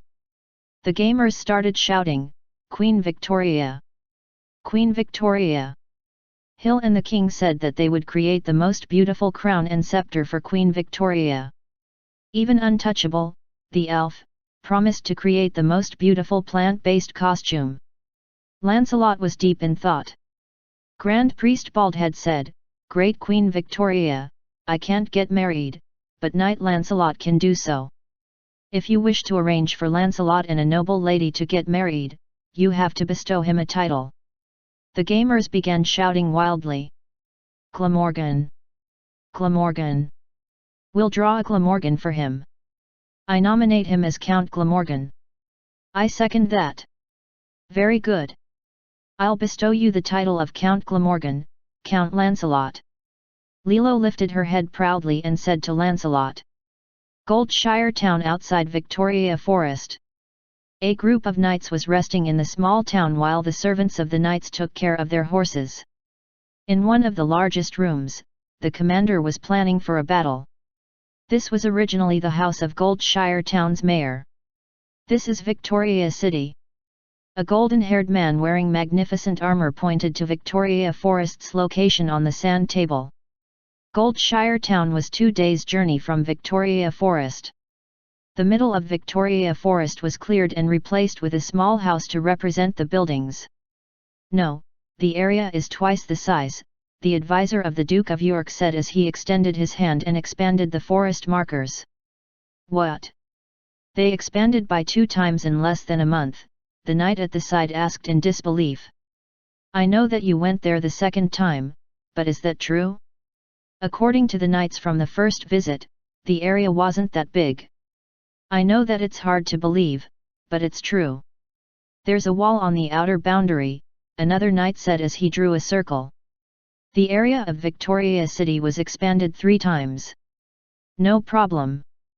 The golden-haired knight waved his hand nonchalantly and said, "Even if it expanded by 2 times, we have 3,000 knights. We'll defeat them." "That's right. I'll feign a frontal attack with 500 knights, while the rest will lay an ambush in the forest outside. When they pursue us outside the forest, you'll surround them. Remember, don't let anyone off. Kill them or capture them." "This is an order from the Duke of York," the golden-haired knight said coldly. Chapter 430, Wounded NPC? Translator, Atlas Studios Editor, Atlas Studios. Did you hear that? The Duke of York is attacking Victoria City. What? Victoria City? I haven't heard this name before. You haven't heard it before? That's the group of barbarians living in Victoria Forest. They shouted excitedly and ran towards the people that they saw. That kind, the kind which is rare. Ah, I understand. This was what the residents of Goldshire town were gossiping about. It was a popular topic as 3,000 knights arrived at this desolate place and were ready to siege the barbarians in the forest. The residents had deep sympathy for Victoria City. The enemies of the Duke of York didn't have good endings. In Goldshire town, a thin human in a cloak listened to the gossip and grasped his cloak tightly before leaving. The thin human left Goldshire town and ran towards the distant Victoria forest. A few humans were travelling fast in the thick woods. The leader was Dragonborn, who was wielding the crimson sword. He lowered his body and travelled rapidly among the trees. His eyes were focused in front, and his solemn expression was terrifying. Dragon! Takia Spirit was about to speak when Softa covered his mouth, gesturing for him to be quiet. She was as solemn as Dragonborn. Dragonborn glanced back and remained silent, then looked intently in front. In the next instant, there was some movement in front. Dragonborn shouted, "Take action now!" Dragonborn pounced forward and slashed the trees in front with his crimson sword. The tip of the crimson sword flashed, but he missed. A small bunny evaded the attack nimbly and dashed towards another bush. Before it reached its destination, an arrow flew over. Softa fired the arrow from behind Dragonborn. The arrow brushed past Dragonborn's ear and flew towards the bunny, missing by an inch and landing in the bush. That was too close. I almost shot my Dragonborn bro. Softa felt fearful. Dragonborn stopped and looked intently at the bushes before turning his head to shout at Softa, "You shot a human." "No, you shot an NPC." Lancelot walked briskly on the streets of Victoria City. It wasn't known when the rain started, but the roads became muddy. Though the proposal of paving the roads was already submitted, there were too many jobs for the gamers to complete. The rocks supplied by Eternal Kingdom were also limited, and the gamers had to use great effort to mine for rocks. Hence, the paving of the roads was delayed. More importantly, the gamers preferred building houses to paving the roads. Lancelot's destination was a private house. To him, it was a private house. To the gamers, it was a guild stronghold. Lancelot didn't know what the guild called for that night with Sherlock was about. Was it a labor union? Commerce guild?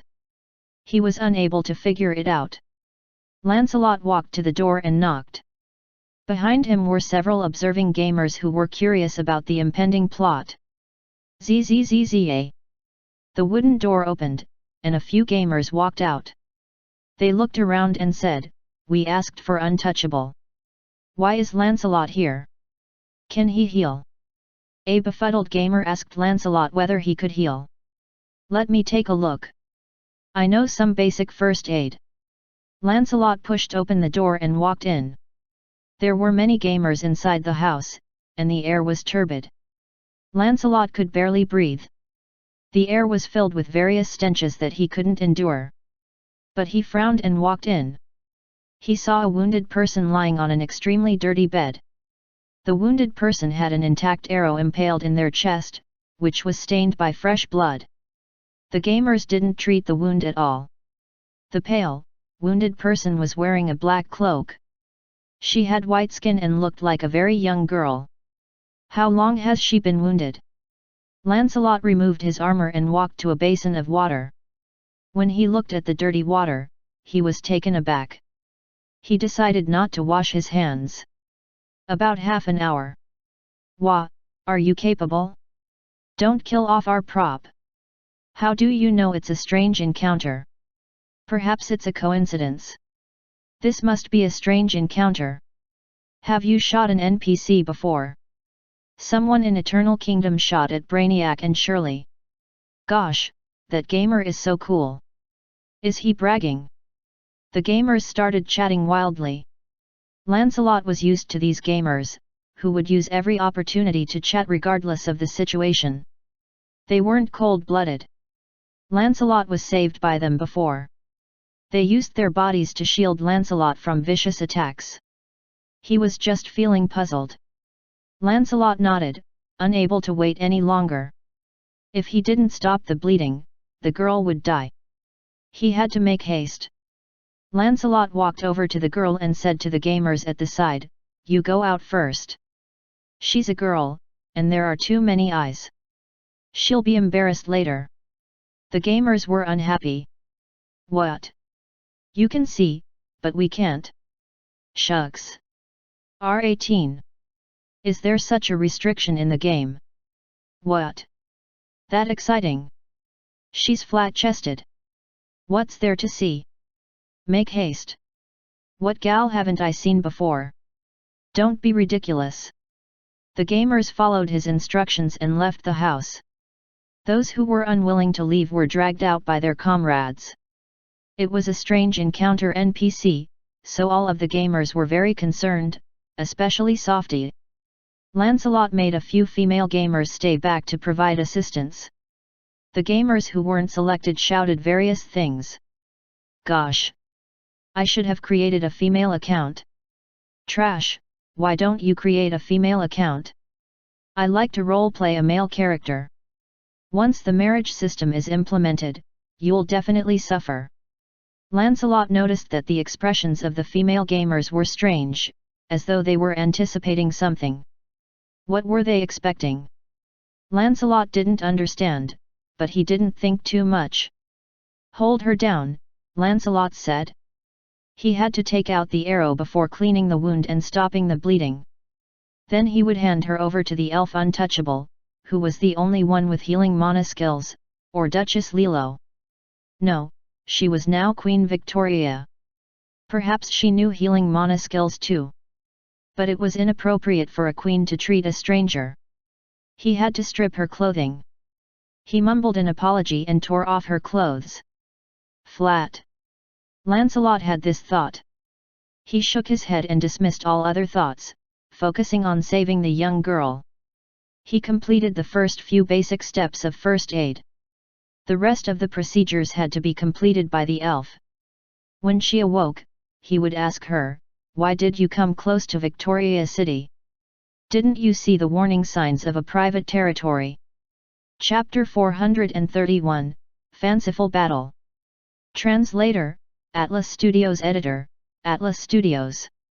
Lancelot sat at the entrance of the guild for that night with Sherlock with a group of patient gamers. He had sat at the entrance for a few hours. After treating the young girl, Lancelot felt something change within him. Lancelot wasn't a virgin. As a knight, it wasn't the first time he touched a woman. In fact, he was previously exiled because of a woman. When he was a subordinate of Glamorgan, he stayed in the same room as Count Glamorgan's wife for a night. When he woke up, he was no longer clothed, and Count Glamorgan's wife was washing his clothes and flirting with him.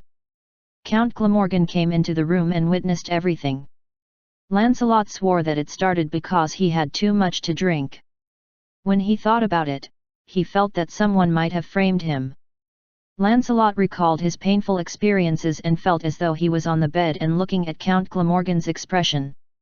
The ironic thing was that he was now Count Glamorgan, and his territory was circled on the ground by the citizens of Victoria City. Lilo and the citizens of Victoria City treated the nobles, their titles, and their territory like a game, but he knew they weren't joking. How could revival be a joke? His memories allowed Lancelot to feel the evil of the human heart and gave him a sense of discouragement. But today, seeing the wounded girl's innocent face and flat chest, the naive feelings made Lancelot return to his youth and the girl next door. Lancelot shook his head. It was his first time meeting the young girl. How could he have such thoughts? The door creaked open. Untouchable cleaned his hands as he walked out. Lancelot sprung up and asked the elf nervously, "How is it? The situation inside?" "Fortunately, you provided first aid.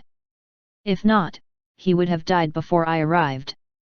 He's all right now, I used mana to treat his wounds. We'll wait for the young lad to recover consciousness. He's got tough willpower," Untouchable said. "Great." Lancelot felt relieved. A group of gamers was getting ready to dash inside, but Untouchable stopped them and said, "Don't go inside. The wounded patient needs a lot of rest. If the arrow deviated by a few centimeters, it would have penetrated his heart. It was a great fortune. I arranged for 2 clean lads to take care of the young lad, so there won't be any problems. The gamers immediately made disgruntled noises. As for Lancelot, he felt as though his head was hammered because of the elf's words. Wait, did you say young lad? Ah, I know girls are more meticulous. But how do you know that the wounded lad isn't LGBT? If he's LGBT, letting girls take care of him is too cruel. Even if he's not LGBT, he won't reject being taken care of by guys, the elf, untouchable, said loudly. The gamers rebuked him immediately. No, like a normal person, I reject being taken care of by guys. It has surfaced. Double standards have surfaced. I oppose that. I strongly support LGBT. I feel that he's right. Lancelot couldn't endure their chatting. He couldn't believe that the person who made his heart thump faster was a lad. Holy cow! While it was noisy outside, there was an exclamation shriek coming from inside the house. A gamer ran out and shouted, "That lad said that 3,000 knights of the Duke of York arrived at Goldshire town 3 days ago. They're coming to attack us." What? That fast? Lancelot was shocked. He turned around and ran towards the castle. There was no reason for the wounded lad to lie. Though it wasn't known why he was helping Victoria City, the important thing was to defend Victoria City. Some gamers followed Lancelot, while others stayed put to see if there was any development of the plot. Victoria City was filled with a sense of happiness. Boom, boom, boom. The galloping of horses was heard on a small hill not far from Victoria Forest. The 3,000 knights of the York territory spent a day arriving there, and they quickly chose a location for their battle plan. The terrain was hilly and suitable for deployment, and there were no trees on either side. Only 500 knights were required to bait the main forces of Victoria City out. With the knights charging from high ground and infantry charging forward, it was a sure win situation. Even if Victoria City had 30,000 troops, they would be defeated. The golden-haired commander rode his horse and surveyed his knights. Behind the knights were about 10,000 foot soldiers who were also the servants of the knights. They served the knights when not in battle. During the battle, they became light cavalry, infantry, or reserve troops. The golden-haired commander didn't bring along any steam-powered weapons. It was going to be a massacre, so there was no need to bring along the big toys. "John," the golden-haired commander shouted at a black-haired knight who rode his horse forward and looked at the commander. "You'll deploy here. I'll lead the 500 knights to bait them." "Sir George. You're a commander. It's too dangerous to be bait. Let me go instead," John said righteously. Before he finished speaking, a few nearby knights ran over and shouted, "Commander! There's a large group of enemies charging from the forest." "What? What did you say?" George couldn't believe his ears. More and more knights ran out from the forest, and birds took flight from the fright. Indeed, there was a large group of people moving in the woods. "Everyone, prepare for battle." George gave the order to the knights who were resting behind them. The knights were fast. At the same time, the servants pulled out their long-range weapons. The warriors of Victoria City would be met with the raining of arrows. The Duke of York's order was to enslave the citizens of Victoria City. But from the viewpoint of a battle, they had to defeat and intimidate the enemy before capturing them. The knights spent little time getting into their formation. The servants pulled out their short bows and stood in the front row. The back rows were made up of foot soldiers, while the middle rows and the flanks were made up of 1,000 knights. When the battle commenced, the knights would attack the enemy from different directions and timing.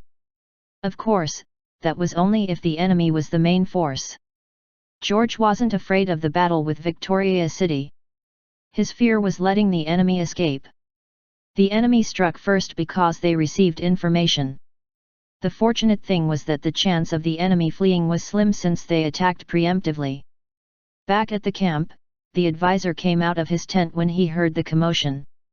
A few servants immediately guided a horse to his location. The advisor was present to survey the knights, not to participate in the battle. Therefore, he immediately reined his horse and left the camp. John rode his horse and walked beside George. He looked at the movement in the woods and smiled as he said, "They are a group of daredevils. They dared to attack us first. I didn't expect them to have intelligence. It must be the work of a resident of Goldshire Town. We'll capture the mole later on. There are lots of enemies. Be prepared for battle, John," George said. John nodded and pulled down his golden mask, then rode his horse towards the left flank knights. Before them, sounds of charging screams were heard from Victoria Forest. A group of barbarians with mashed-up armor and messy hair dashed out. They were handsome with proportionate figures. Some were tall, some were short, and there were even those who were ugly and deformed. Some were horse riders, but most of them couldn't run very fast. Looking at such hilarious troops, it was unbelievable that they were charging at George's well-trained army. George couldn't help looking at the advisor behind him who was leaving. He was full of disdain for the advisor. He was wary of Victoria City when the advisor fled back to the castle of York in fear. However, looking at the haphazard enemy maneuvers, he knew that his troop formations were going to massacre them. When the enemy was getting close, George waved his hand, and the signaling officer shouted loudly, "Ready the bows! Prepare!" The neat sounds of pulled bowstrings rang out beside George. Then there was a shout, "Fire!" Swoosh! Thousands of arrows flew past the horizon before raining down on the charging enemies. A portion of the enemies fell to the ground, while the rest of them charged with arrows sticking out of their bodies. Under normal circumstances, should they not be writhing in pain on the ground? George didn't expect their combat willpower to be that strong. The signaling officer gave the order for the second volley. This time, more enemies fell to the ground. But the enemies continued charging while being shot. George even witnessed a charging enemy who had multiple arrows lodged in him. As the signaling officer was about to order the third volley, George lifted his hand to stop him. He wanted to have more slaves instead of killing them. The enemies who were shot by arrows would die after the battle ended. If all of the enemies were to die, how could George return with only a few hundred slaves? "Prepare to follow me." The golden-haired George rode majestically on his muscular stallion and came before the knights, lifting his long sword and rallying them. The knights had high morale. George pulled down his mask and charged in the front, and the knights followed him. The ground soon shook with the galloping of horses. The charging warriors of Victoria City became excited when they saw the handsome horses and the well-equipped knights. They roared like wild beasts, but George wasn't bothered by it. He was confident that the barbarians wouldn't survive the first wave of attack. It was just as George expected. The knights sliced through the Victorian warriors. It was a massacre. The strong willpower of the Victorian warriors was unable to withstand the impact of the war horses and the rapid slashing of the weapons. But the gamers' combat willpower wasn't ordinary willpower. George charged through the paper-like resistance, but his speed gradually slowed down as he waded through the Victorian warriors. He felt a strange feeling while the horse was galloping. As a commander, his combat wisdom, bravery, fighting techniques, and battle experience were excellent. What kind of battle had he not encountered? When he lowered his head, he gasped in shock. He had never seen such a situation before. He saw a figure hanging onto his horse's leg. It was an elf. The elf had strange symbols above his head, and he grabbed tightly onto the horse's leg. When the horse galloped, it dragged the elf along, leaving behind a grotesque and bloody mess. The elf didn't die and was muttering, "This horse is mine, this horse is mine." If he wasn't in the midst of a battle, George would have dismounted and ended the life of this crazy elf. When George glanced at his horse, another human grabbed onto the horse's hind leg. The human was like the elf. He had strange green symbols above his head and was shouting, "Gosh! This horse is very cool." He was indifferent to the fact that his body was being dragged along the ground and causing fatal injuries. George's horse was still able to gallop with difficulty after an elf grabbed onto one of its legs. But with a human also grabbing its hind leg, the horse was unable to run. George's warhorse tripped and fell to the ground, forcing George to release the reins and jump off. He didn't panic, though, because his comrades were behind him. George turned his head and saw many knights being pulled off of their horses. However, it was only a small number, and there were many knights still mounted. At this moment, the left and right flank knights attacked, and the foot soldiers behind also charged. However, George didn't know this since he was deep in the enemy ranks. He unsheathed his long sword, which reflected the sunlight. The shiny reflection of his precious sword was normally enough to instill fear in his enemies, but the gamers at his sides didn't show any fear. Instead, their eyes lit up with greediness. An eagle flapped its wings while its eyes glimmered with mana rays. It flew over the boundary of Victoria Forest. Over there was a black and dense mass. A vicious battle was occurring. The three-pronged attack of the war horses cornered the Victorian warriors, while the tens of thousands of foot soldiers charged forward and overwhelmed the numerically inferior Victorian warriors. The Victorian warriors perished, but reinforcements kept coming out of the forest. Some were alone, some were in tens, while some were in hundreds. However, they were enough to prevent the Victorian warriors from being annihilated. John was killed during the battle.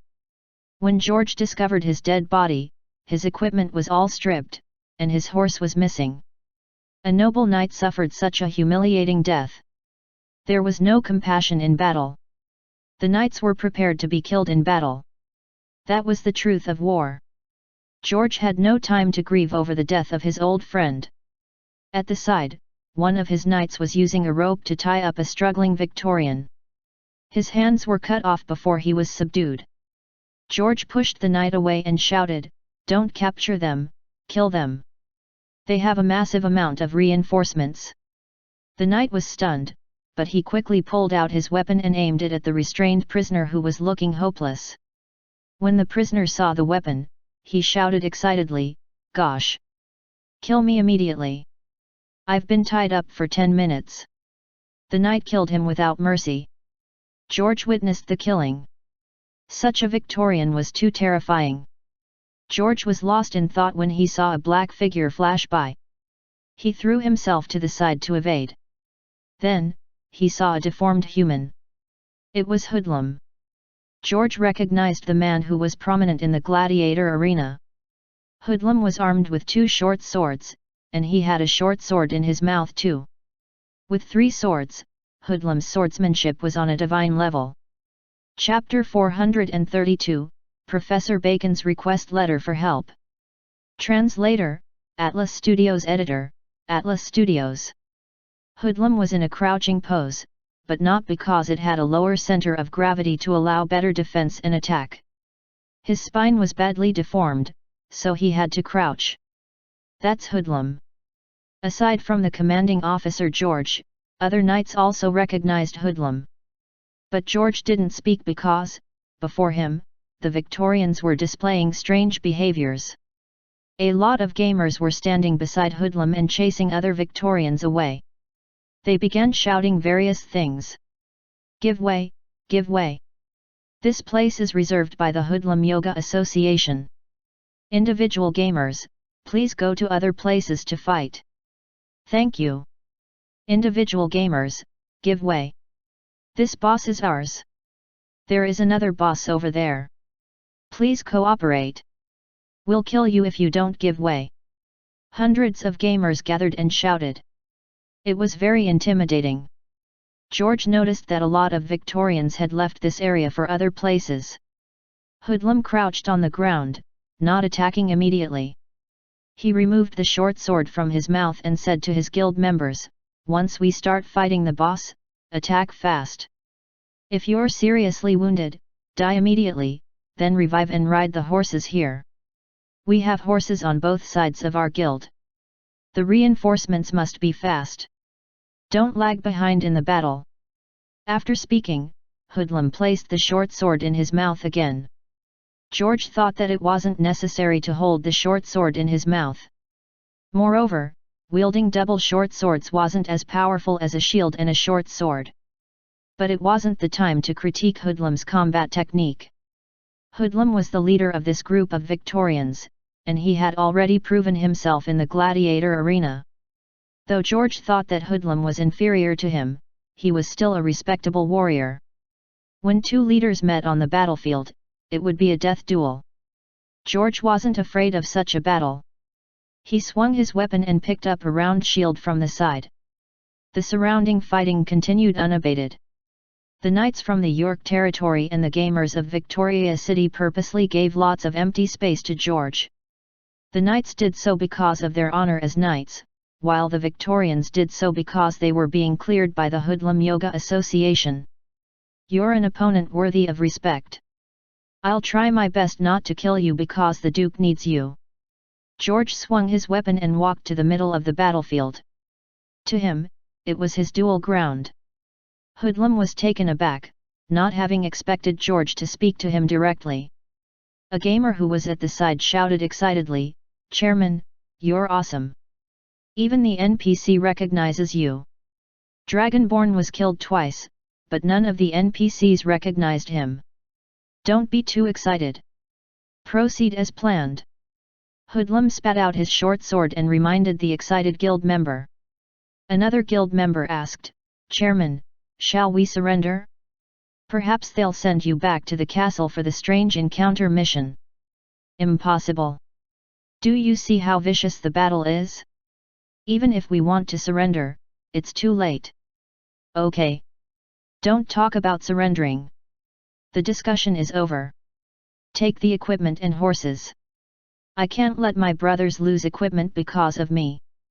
Hoodlum wanted to bite the short sword with his mouth but found it troublesome. The guild members at the side gave an okay hand gesture and said, "Don't worry, Chairman, I've started the video recording." "Good, proceed according to our plan." Hoodlum shouted, "Fight the boss." Hoodlum charged towards George. He wielded the double short swords and attacked George viciously. George's eyes glinted coldly when he saw the various shortcomings. He grasped his shield tightly and rammed against Hoodlum. He saw the gap in Hoodlum's attack and used the shield to ram Hoodlum's body. Hoodlum flew out like a kite with a broken string. This blow didn't kill him, but he broke a few bones and was suffering. Though the warriors of Victoria City hadn't broken down, to George, it was just a matter of time. He intended to knock Hoodlum unconscious and capture him, but he instinctively felt danger. Suddenly, tens of arrows flew towards him. He lifted his shield, and the arrows landed on it. Some arrows hit his armor, but they didn't penetrate its protection. But the impact of the arrows made his body ache. George was furious. Was it not supposed to be a duel? Why were there sniping arrows? Before he recovered, another volley of arrows was fired at him. In response, his knights dashed towards the group of Victorians. He saw someone using a strange language, and a fireball appeared in his hands. He then directed the fireball at George. Shucks! Magician! George couldn't help cursing. Sherlock sat in front of his computer and browsed the videos that the gamers had uploaded to the discussion forum. After opening the 3-minute video recording function, the gamers started making in-game recordings. For example, in the Black Volcano battle and the Victoria and York Territory battle, many gamers uploaded videos to the discussion forum. "It's a vicious battle at Victoria City, Lord Sherlock," Bruce said while Sherlock was watching the battle scenes. "Isn't that good? The battle provides combat experience, equipment, and horses. With that many knights, they might be able to create the first cavalry unit. If Victoria City is able to occupy the York territory, it will provide more resources to Eternal Kingdom. It's highly beneficial to us. Lord Sherlock is wise." Brew agreed with Sherlock, but he asked with worry, "But if Victoria shows their power too early, it will attract the attention of the surface world. The politics and conflicts of the nobles and the religions are complicated and dangerous compared to the simple underworld. I share your concern. What do you think I learned as a superior devil? Everything is under control, brew. A palm sound was heard. A black kitten extended his paws and covered his head, then lifted his head to look at the parrot perched on a cabinet. A wooden cup rolled on the ground beside the black kitten. Eggface turned his head to observe the noise. Apologies, the parrot said as he sidestepped to another wooden cup and extended his leg. Grr. The black kitten's hair stood on end, his eyes filled with murderous intent. He leaped towards the cabinet as the parrot kicked the wooden cup at him. The nimble black kitten dodged the wooden cup, which brushed past his body, as he landed on the cabinet. I'll tear out all of your feathers, the black kitten said to the parrot as he crouched his body threateningly. Ha! You? When Michelangelo was conquering the world, if not for Michelangelo, I would have killed you. Now that you're a kitten, it's too easy for me to kill you. The parrot laughed sinisterly while he shifted his legs along the support like a real parrot. The black kitten was ready to leap, but Sherlock grabbed his neck and looked at the parrot. Sherlock waved his hand, and the parrot flew and landed in Sherlock's hand. Then the parrot lowered his head and looked aggrieved. However, it was difficult for a parrot to make such a complex expression. While Sherlock was thinking of roasting or steaming the parrot, there was a knock at the door. Sherlock turned his head to look at the door while he threw the black kitten and the parrot to the side. The two animals quickly returned to their own nests. Meanwhile, Eggface staggered to the door and opened it. What's up? At the door was Brainiac. I'd like to meet Lord Sherlock. I have a matter to discuss with him. Come in, Brainiac, Sherlock shouted. Eggface gave way and let Brainiac walk in. He then shut the door so that the gamers outside couldn't peep in. Brainiac walked to Sherlock and put a letter in front of him. It was a letter addressed to Brainiac. What is it? Sherlock looked at the front of the envelope. Since he didn't have Brainiac's approval, he didn't examine the contents. These are the letters sent by my mentor, Professor Bacon. Brainiac put every letter in front of Sherlock and said, initially, I thought it was an ordinary letter. But these few days, the letters have been too frequent, and the contents have been strange. Is that so? Yes, like this letter. My mentor said that he bought tens of things of bone strengthening powder and asked me if I wanted some. Eggface, who was standing at the side, said, most likely, your mentor is old, so he requires more tonics. Did he send you the bone strengthening powder? This is the problem. He didn't send any even though I waited for a long time. Brainiac shook his head. You're saying that your mentor deceived you, so you feel that your mentor is strange. Sherlock pondered and said, perhaps he forgot because he needs to help those poor female students? He's a helpful teacher, so he has a lot of matters to deal with. That's what I thought initially until I examined those letters carefully. I discovered that there was a difference in timing between me receiving the letters and my mentor writing them. I followed the timing that my mentor wrote them and arranged them in chronological order. Then I examined the contents carefully. I found out that my mentor left a secret message: do not look for me. It is dangerous. Brainiac frowned and said worriedly, my mentor is in great danger. No, according to logic, if he didn't wish for you to visit him and be in danger, he wouldn't purposely remind you, the parrot abruptly interjected. Are you a fool? He's a mentor. Would he leave a secret message that says, come and save me, please? That would be a loss of face. If I was him, I'd do the same thing to attract attention and send out a request letter for help. Polio explained his thinking. The parrot and the black kitten were about to bicker, but when they saw Sherlock pondering, they shut their mouths. Don't worry. With my close relationship with Professor Bacon, if he's in danger, I'll not sit by and do nothing.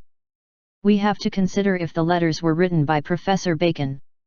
That, or if it's an elaborate trap to tempt you. I know that the words look like they are from Professor Bacon, but sometimes, the truth isn't apparent. Sherlock stood up and picked up his windbreaker before walking outside. He said to Brainiac, "Come with me. Let's go to Spectre College to find out more. The college will definitely know something. I'm very grateful to you, Lord Sherlock." Brainiac bowed to Sherlock and followed him out of the room. Eternal Kingdom and Spectre College weren't directly connected by teleport portals. Only Spectre College's examination grounds were linked to Eternal Kingdom by teleport portals, and it was quite a distance from the examination grounds to the college grounds. To get to Spectre College, Sherlock had to transit via Winterfell. When Sherlock and Brainiac submitted their applications to visit Spectre College at Winterfell, they were immediately approved. When the coordinates of the teleport portal were adjusted, Sherlock and Brainiac took it to Spectre College. Sherlock was surprised when Professor Bacon didn't receive them. Instead, it was Professor Cabbage. Professor Cabbage was a teacher at Spectre College. In a meeting, she expressed distrust in the Superior Devil and suggested that Spectre College terminate collaboration with Eternal Kingdom. The proposal wasn't accepted by Spectre College. Besides Sherlock, nobody could help Spectre College solve the graduation problem. "I'm happy to meet you, Brainiac and Professor Cabbage was dressed in a professional office lady costume. She looked at Sherlock and Brainiac before greeting Eggface. "Welcome, Black Dragon." "Call me Master of Dark Flames," Eggface corrected her. Professor Cabbage ignored Eggface. She also ignored the parrot on Sherlock's shoulder and the black kitten Polio by Sherlock's leg, as they were merely pets. "It has been a long time since we met, Professor Cabbage. Your bones look whiter now. The bone color suits you nicely, especially when you're such a beautiful lady," Sherlock said with a smile. "You're such a tease, Lord Sherlock," Professor Cabbage said without emotion. Just as Brainiac was going to state his intent and ask about Professor Bacon, Professor Cabbage waved to Sherlock and said, "Professor Bacon managed to contact you. I thought he had no intention to contact you. It's good for you to visit us, as there are many issues of collaboration that we have to flesh out. Please, follow me." Professor Cabbage gestured for Sherlock to follow her, then led everyone forward. Brainiac was about to speak, but Sherlock stopped him. Sherlock shook his head at Brainiac. Soon, the group of a dragon, kitten, parrot, Sherlock, and Brainiac caught up with Professor Cabbage. It was recess time, and the college was full of joyful Lich students. They noticed the group following Professor Cabbage, and most of them recognized Brainiac. "Is that Brainiac, the rare genius? Oh my god, I have the chance to meet him. He looks powerful. He's indeed a rare genius. Hasn't Senior Brainiac graduated? Why is he at the college? I guess he's transferring some labor union files or has come here for an investment pitch. Perhaps he has written a book." The Lich students chatted enthusiastically, but none of them dared to talk about Professor Cabbage. Professor Cabbage warned the chattering students to return to their classes. She then brought Sherlock and his followers to her office. She exhaled and took out a thick book before saying, "This is the latest updated graduation examination guide. I'm usually in contempt of such a guide, but recently, I received a new version with some shocking contents." Professor Cabbage said gravely, "I discovered that your combatants from Eternal Kingdom used the power of sacred light. Please explain, Lord Sherlock." Chapter 433, Master Sleuth Sherlock. Translator, Atlas Studios. Editor, Atlas Studios. After Professor Cabbage finished speaking, she took out an adamantine rock, which was like a video recorder. Sherlock infused his mana into the rock, and images were shown. In the images, a goblin wielded a huge hammer that was greater in size than the goblin himself. His body was emitting blinding white rays while he lifted the huge hammer incredibly high above his head and leaped up. When he landed, he smashed the head of an orc skeleton with the hammer that was covered with white light. The image was filled with sacred, pure, and beautiful white color. Then the images stopped. Professor Cabbage slapped her hand on the table before squinting her eye sockets as she said, "Lord Sherlock, though we didn't specify that the combatants couldn't use the power of sacred light in the contract, it wasn't allowed from all perspectives. Most importantly, your sacred knights have caused serious mental harm to our students. They don't dare to sleep or go to the bathroom alone. I think you're mistaken, Professor Cabbage." Sherlock didn't panic and said calmly, "I hate the decadent sacred light, and I guarantee that most of my citizens dislike sacred light. Only the decadent surface world creatures favor sacred light. This is actually a new weapon." Professor Cabbage adjusted her imaginary spectacles, which she used to wear before death. She asked, "New weapons?" "That's right. Eggface, please demonstrate." Sherlock shouted to Eggface, who nodded. He understood Sherlock's intention and walked to the table. Then he lifted his fat claws and made pig's wails. "Aha!" Eggface slammed on the table, but the table didn't move a bit. Sherlock took out some magic powder and drew a rune mana formation on Eggface's claws. Eggface focused on the table, and his arm flashed with white light. He wailed like a pig again. "Aha! Palm!" This time, the table broke in half. Eggface walked calmly behind the back of Sherlock, who smiled as he looked at Professor Cabbage and said, "Professor, there is no sacred light. Those goblins used the new weapons invented by my dungeon. That's why they had a special power. A goblin can hammer an orc skeleton to death." Professor Cabbage was a bit shaken, but she didn't believe what she saw. "I've shown you the new weapon. I'm sorry that I can't give you more details. This is our secret." Sherlock spread out his hands, while Professor Cabbage adjusted her imaginary spectacles and said, "Apologies, Lord Sherlock, I should have checked first. I'll explain things to the students and their parents. As you know, they were badly shaken. They are extremely fearful of the power of sacred light. Please understand." "I understand completely. None of the underworld creatures like that kind of decadent power." Sherlock nodded with sympathy. Professor Cabbage nodded in agreement.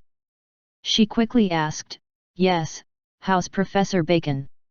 Didn't he come with you?" "You're saying?" "Professor Bacon left almost a month ago.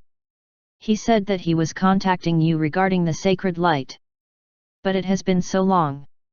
Perhaps he's dealing with miscellaneous matters again. He should be focusing on college affairs." "Did he say when he's coming back?" Sherlock shook his head and said, "I'm here because of Professor Bacon." "What?" "Professor Bacon is missing, and he's probably in danger." After listening to Sherlock and Brainiac, Professor Cabbage was in disbelief. She paced around in the room before saying, "Pardon my bluntness. It's not that I don't trust you, but this matter is incredible. Perhaps he's helping more of the poor female students, so he hasn't returned? That's why he forgot about contacting Lord Sherlock. Impossible. Though my mentor likes to teach spiritual knowledge, he wouldn't delay college affairs. Moreover, I have my mentor's letters seeking help," Brainiac said immediately. "The letters don't prove anything. If he was in danger, would he be able to send the letters? Why doesn't he write a detailed letter seeking help?" Professor Cabbage said, "I know that you're worried about your mentor, but you must have confidence in him. Though he's not reliable and responsible at times, he was capable when he was young. He was also considered a genius lich. Even if he's old, it doesn't mean he's weak." I think so too.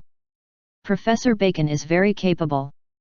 I don't think something happened to him. Perhaps he's busy giving tuition and forgot to come back. However, we can't be sure he's safe either. I hope Professor Cabbage can inform the school about this issue," Sherlock said. "I understand. If there's no news in a few days, I'll inform the principal, and the school will investigate. If there's news of Professor Bacon, I'll inform you, Lord Sherlock." Sherlock nodded at Professor Cabbage, then left with Brainiac and his followers. Professor Cabbage watched the receding back view of Sherlock. She was pondering for a while before she returned to her office. Brainiac followed behind Sherlock until they were far from Professor Cabbage's office. At a corridor of Spectre College, he couldn't resist asking, "Lord Sherlock, why don't we ask the principal directly? Professor Cabbage isn't on good terms with Professor Bacon. She won't inform the principal regarding this issue. If the principal doesn't know about this, it may be a good thing." Sherlock smiled. "Wait, Lord Sherlock thinks that my mentor has been giving tuition and forgot to return to college." Brainiac was taken aback. "No, how can that be? From his complex way of seeking help, he must be under surveillance and in a precarious situation. Didn't you notice a similar envelope on Professor Cabbage's office table?" The words were, "To Professor Cabbage, Spectre College Principal." Sherlock put his hands into the pockets of the black windbreaker. There were white flower petals descending outside the windows. A bored lich student must have released his mana during class time. The possibility of a coincidence is low. Since I'm close to your mentor, I know the envelopes used by the college and those used by Professor Bacon for his private letters. You're saying that this matter is related to Spectre College?" Brainiac frowned and looked worried. "Who knows? We'll find out the truth after an investigation. During the investigation, everyone is a suspect. That's a basic procedure." Eggface suddenly said, "Are you the master sleuth Sherlock?" "No, that's a TV series," Polio replied. "But the protagonist's name is identical to Lord Sherlock, and they are both detectives," the parrot said. "No, that's different. Lord Sherlock doesn't have Watson." "I got it." Eggface looked excitedly at Brainiac and said, "You'll be Watson. That's very appropriate." "Wah, I'm enlightened." Polio laughed heartily. The parrot opened its beak and laughed. "Don't mind them, they just watched too many TV series. I'll reduce their TV exposure." The black dragon, parrot, and black kitten straightened their faces and shut their mouths. Brainiac was looking worried. "We'll investigate the letters. Let me examine Professor Bacon's letters." Brainiac took out the letters from his pocket. There were tens of letters, and each of them had identical envelopes and papers. The dates and times on the letters were different from when Brainiac received them. However, the difference was something recent and only happened to Brainiac. The most prominent clue was the missing addresses. There were many secret messages. Every letter had one, and they were only understood by Brainiac and Professor Bacon. For example, Heavy Tangerine and Cat in the Box didn't make any sense, but they were useful messages. They originated from the Winterfell post office. "I've checked this in Winterfell. Besides this, there's no other useful information," Brainiac said. According to Professor Cabbage and the time difference in the letters, Professor Bacon went missing around a month ago. "We'll investigate the entry and exit records of Professor Bacon at Winterfell." Sherlock walked forward as he said, "Let's go to the Winterfell business office." At the Winterfell business office, a long queue of Underworld residents was queued impatiently in front of a row of counters. This was the place for the Winterfell residents to deal with their daily affairs. Like most of the Merchant Alliance's dungeons, the low efficiency was a cause of concern. If they knew the insiders, then things would be different. "Please help me, pretty." Evelyn bent her back and made a begging gesture with her hands as she implored another succubus. "Don't be so formal, Evelyn. We're close friends, so I'll definitely help you. Could you tell me how you're progressing with Lord Sherlock?" The succubus looked intently at Evelyn and asked. "Ah! Why did you ask so suddenly?" Evelyn blushed. "Yay, yay, yay. You're blushing. Evelyn is dating. Sherlock is a good catch. If you don't like, I'll kill you." "Sorry." Sherlock and Brainiac were standing outside the door. They overheard the two succubi chatting. Sherlock, Brainiac, Eggface, and Polio were emotionless, while the parrot looked hopeless.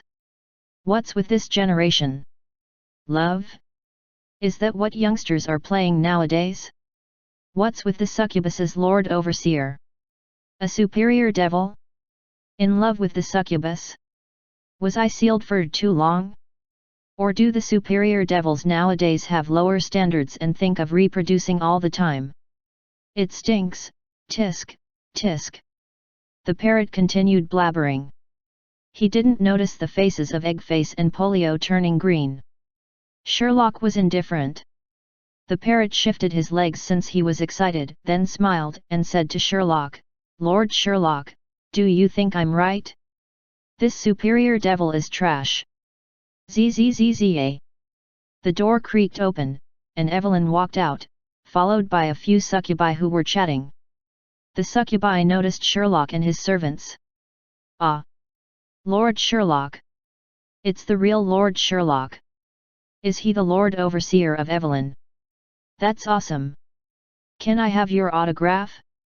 I'm your fangirl, Lord Sherlock!" Yeah. After some chaotic autographing, those succubi left. Meanwhile, the parrot quivered his feathers uneasily, looking like he wanted to fly away but couldn't. "Ah, the scent of youth and the wonders of love. It reminds me of the youthful vigor at dusk," the parrot said after hesitating for a long time. Sherlock lifted his hand and caressed the parrot's beak before tying the beak with a vine. "How's the situation?" Sherlock looked at the blushing Evelyn. "I've checked.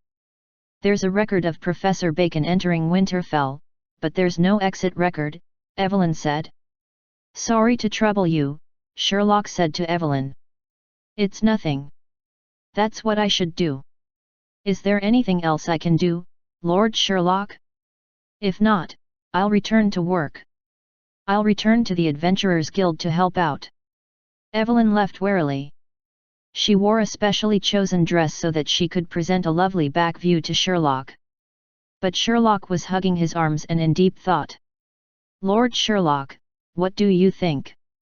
Brainiac asked with concern. "No, even without an exit record, it doesn't mean Professor Bacon didn't leave Winterfell. We have to find more leads." Sherlock took out the letters and examined them again, then waved his hand and said, "Hand it over to the gamers with a lot more vigor." "Heavy Tangerine." Peasant looked in a daze at not wearing pants and said, "Are you sure those are the hints for the latest strange encounter mission and not from the cat-loving game official who may be playing a prank?" "Cat-loving game official?" Arthur frowned. He couldn't relate Heavy Tangerine to a cat-loving game official. Cat lovers know that orange cats are easily fed to be overweight, so they're called Heavy Tangerine, Sylvanas explained. "I didn't expect Sister Vanis to like kittens too." Peasant was surprised. Sylvanas said as a matter of fact, girls usually like small animals. "Of course, I know about them. Shall we go and find orange cats in Winterfell?" Burning Chest Hair asked. "We have to find orange cats, especially those overweight ones," Not Wearing Pants concluded. "Let's go. We'll start with the main streets." Arthur stood up and said, "If it's a strange encounter, it's possible to find it in Winterfell, Eternal Kingdom, Marsh Inkspewer Town, the outpost at the crossroad intersection, the Sighing Wilderness, Distant Small Town, and the Black Volcano. At the Victoria Forest or the boundary of the Moonlight Forest." George felt exhausted. He had never encountered such strange warfare. The enemy had many more troops but didn't send them in all at once or execute a siege. Instead, the enemy deployed the troops bit by bit, like adding fuel to a fire. George felt like he was on the verge of victory, but the incessant reinforcements prolonged the battle until his knights were gradually attrited. He was suddenly enlightened. Was this part of the enemy's plan? Chapter 434, Heavy Tangerine. Translator, Atlas Studios Editor, Atlas Studios. George didn't die in battle. Some knights were killed, while others escaped. His good friend John perished in battle. George knelt down hopelessly and dropped his weapon. He looked at Hoodlum, who was stabbed to death many times but was able to reappear again and again before him. Hoodlum wasn't completely killed and was healed by a powerful pastor. That was what George thought. When he finished his action, he was waiting to be killed. But he found that the gamers suddenly stopped attacking. Some other gamers wanted to attack him but were stopped by others. Gosh, stop hitting. If the boss dies, there will be no more strange encounter. The boss has surrendered. Look, he has dropped his weapon. No, he's still wearing armor. What, he's still wearing it? George didn't understand what they were saying. Were they asking him to surrender? George stripped his armor upon seeing that his enemies had no intention to kill him. He thought that they were barbarians that couldn't be understood, but he was wrong. They had no intention to kill a surrendered knight. Likely, they were capturing him. To George, it was good news. He thought he was going to die.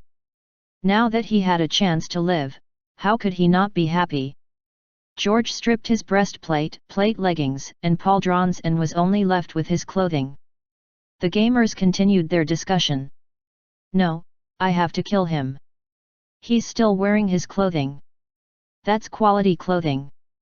Gosh, it's really nice. It's a noble's clothing. Stop hitting him. The boss has surrendered. The group of gamers shouted at each other. George was about to shed tears of humiliation, but he endured it and took off his clothing. Then he was captured and brought back to Victoria City. In a cold metal cage, George lowered his head dispiritedly and looked listlessly outside. It was much more dilapidated than the poorest village. This was Victoria, Victoria Freedom City. Though it was a freedom city with many more humans, the roads and houses were inferior to a common village. Though George wasn't knowledgeable, he knew that the construction materials used in Victoria City weren't produced by professional machines. They were produced by amateurs. Even George thought that he could produce them. The only appealing building was the castle. Though it was made of plants, its magnificence and building style were appealing to the eyes. It didn't have any traces of manufacturing. Besides the buildings, their way of storing their items was strange. They didn't have a dedicated warehouse officer. All of the equipment was stacked at the empty spot outside the castle, together with the blood-stained equipment and food materials. It was grotesque. Did they eat such stuff? Green, blue, and colorful stuff that looked like it was made of animal parts. George was feeling fortunate that they weren't ogres. He saw the Victorians stacking the dead humans together. Then they burned the corpses without any emotion or rituals. When they brought back the dead horses, they were sad and despondent. It seemed like a horse was more precious than a human. George wasn't a saint. Though he was a knight and a Christian, he didn't harbor any kind of compassion in battle. It was already great compassion to gather all of the corpses for incineration. That would prevent the bodies from being eaten by wild beasts. They were also worried about the possibility of a plague. Who knew, and why would they be concerned? George was letting his imagination run wild. He couldn't understand how he was defeated by these ill-equipped barbarians. Undeniably, these barbarians were handsome and beautiful. There were also fairies and elves. A fat hamster appeared before the cage and gave him a fright. Is he the boss? The hamster gazed at George and spoke in an unknown evil language. Yes, it's him. He's got yellow hair. Another hamster came close. When do we have our meal? That was the third hamster. Oh. Lancelot is here. Speak in the human language, the first hamster said nervously. Hi, Count Glamorgan. Are you here to see the boss? The second hamster straightened his body. He was speaking in a language that George understood. While George was trying to figure out the intent of the three hamsters, he saw a familiar face. It was Lancelot. Since when did he become Count Glamorgan? Did he have a noble's title? Lancelot grasped his sword hilt and walked over. He looked at the caged George and the three hamsters, then bowed to the hamsters. Though he was Count Glamorgan, he didn't take it to heart. Count Glamorgan, we intend to bring this golden-haired lad to see Queen Victoria. Do you have any matters? Big Boss looked at Lancelot and asked. No, I heard the description of the prisoner and thought I may know him. So, I came to take a look. Lancelot shook his head and looked at George while he squatted down. It has been a long time, George.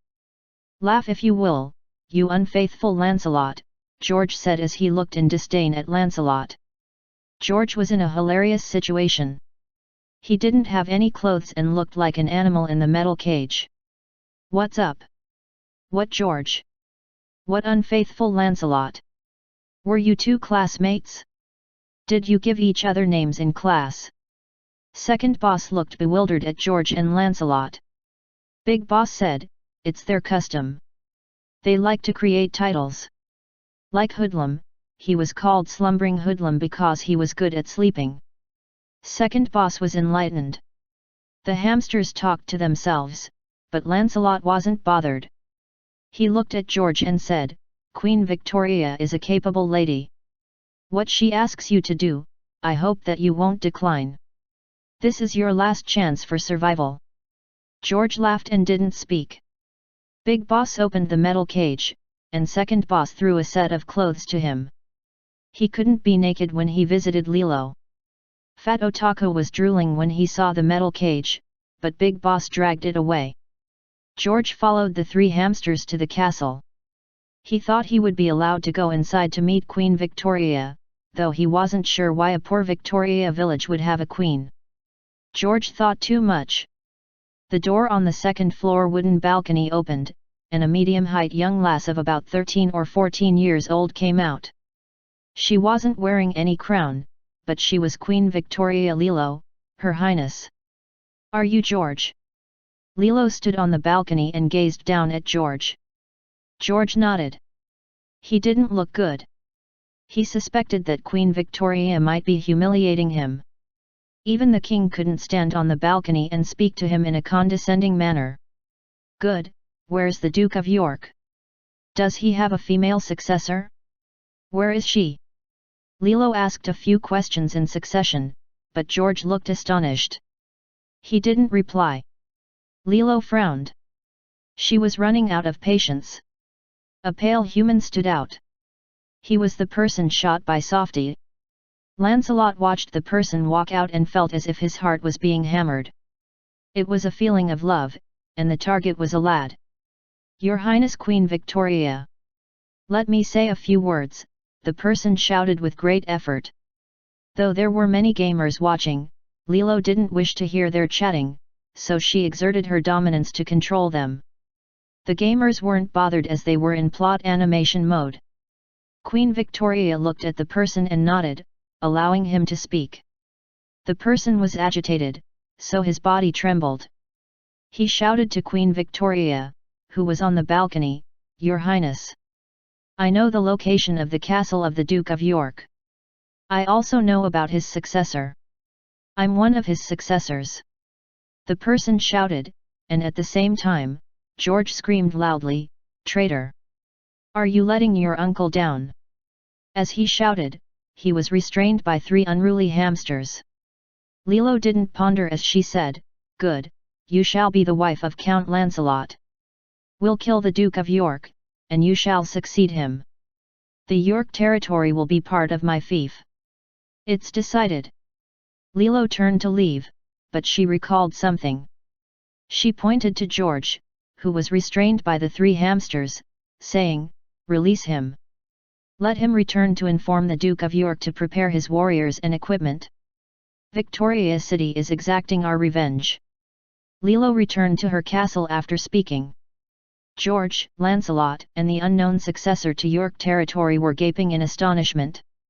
Oh oh oh, oh oh oh, oh oh oh. George was being pulled away by the three hamsters.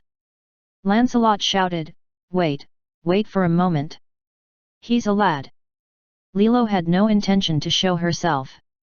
The cute boy was taken aback, but he ran to Lancelot and bowed to him before shouting with his eyes closed, From today onwards, I'm your wife. Help me defeat the Duke of York. Help me get back the York territory. Ah!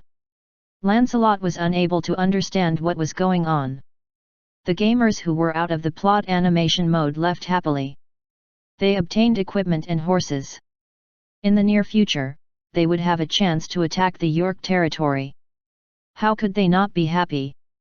They were complaining of the thin plot. Now, they wished for less, but they couldn't resist the desire to attack the York territory. At Winterfell, Arthur, not wearing pants, Sylvanas, peasant, burning chest hair, and 20 other Pioneer Alliance members were looking for possible leads. Recently, the gamers of Eternal Kingdom combed the streets to find leads for the Strange Encounter mission. The other game maps weren't large, only the Winterfell map was huge. For the past few days, the gamers of Eternal Kingdom searched Winterfell. Especially the large guilds. Due to the animosity amongst the guilds, they didn't wish their competitors to find the leads of the Strange Encounter mission. However, they were unable to attack and kill each other in Winterfell. So, they made full use of their time and the most efficient methods to find possible leads. That was what Arthur's guild was doing. Where can we find the heavy tangerine and the cat in a box? Is there an orange cat in this world? Peasant walked for a long time, and his eyes were getting blurry, but he didn't spot any cats. Lord Sherlock had a black cat. Though it wasn't an orange cat, he was harassed by the gamers. As long as there was a close relation to cats, the gamers would investigate to see if they could find any leads. From the posts on the discussion forum, the gamers didn't have any breakthroughs. It was late at night, and the gamers were tired after a day of searching. Many gamers got offline. They would continue the search tomorrow. Arthur wouldn't force his guild members to stay overtime to search for clues. After all, they were playing computer gamers and not working. Arthur didn't pay his members any salary, unlike the other rich guilds. Finally, there was only Arthur and his 5-member team. Raintia would go offline punctually every night. What shall we do? Shall we go offline too? It's 3 in the morning. There aren't many gamers left. Even the night market is closed, Burning Chest Hair said as he pointed to a shop that was packing up for the night. There was a night market in Winterfell.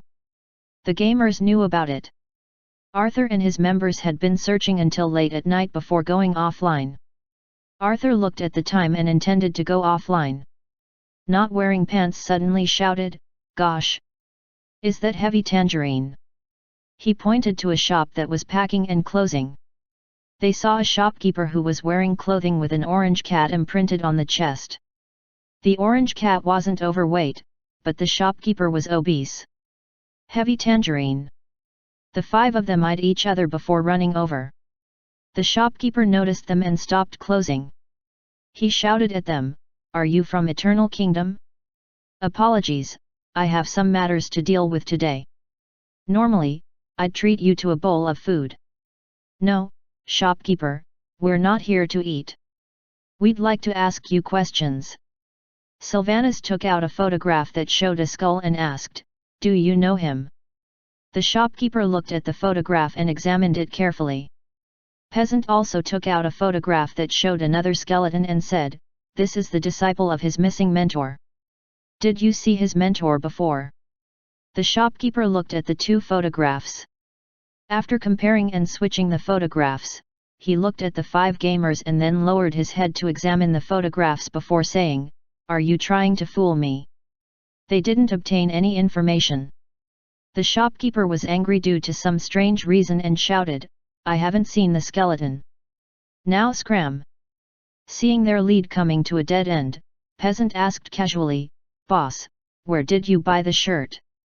Chapter 435, Arrest Warrant. Translator, Atlas Studios Editor, Atlas Studios. Is this the shop that sells that shirt? Sylvanas stood at the dead end of a winding alley. Instead of a garment shop, it was more appropriate to call it a criminal's nest. The outer walls were filled with graffiti, while the main door was blackened by a previous scorching. On top of that, there was a huge crimson word torn on the wall. At the corner of the shop, a slender gnome with deep eye sockets and eyes that were thirsty for knowledge was reading a tattered old mathematical book passionately. When he discovered someone coming in, he lifted his head nervously. When he saw Arthur and his friends, the gnome climbed up and ran off. The entire alley was filled with a sense of decadence.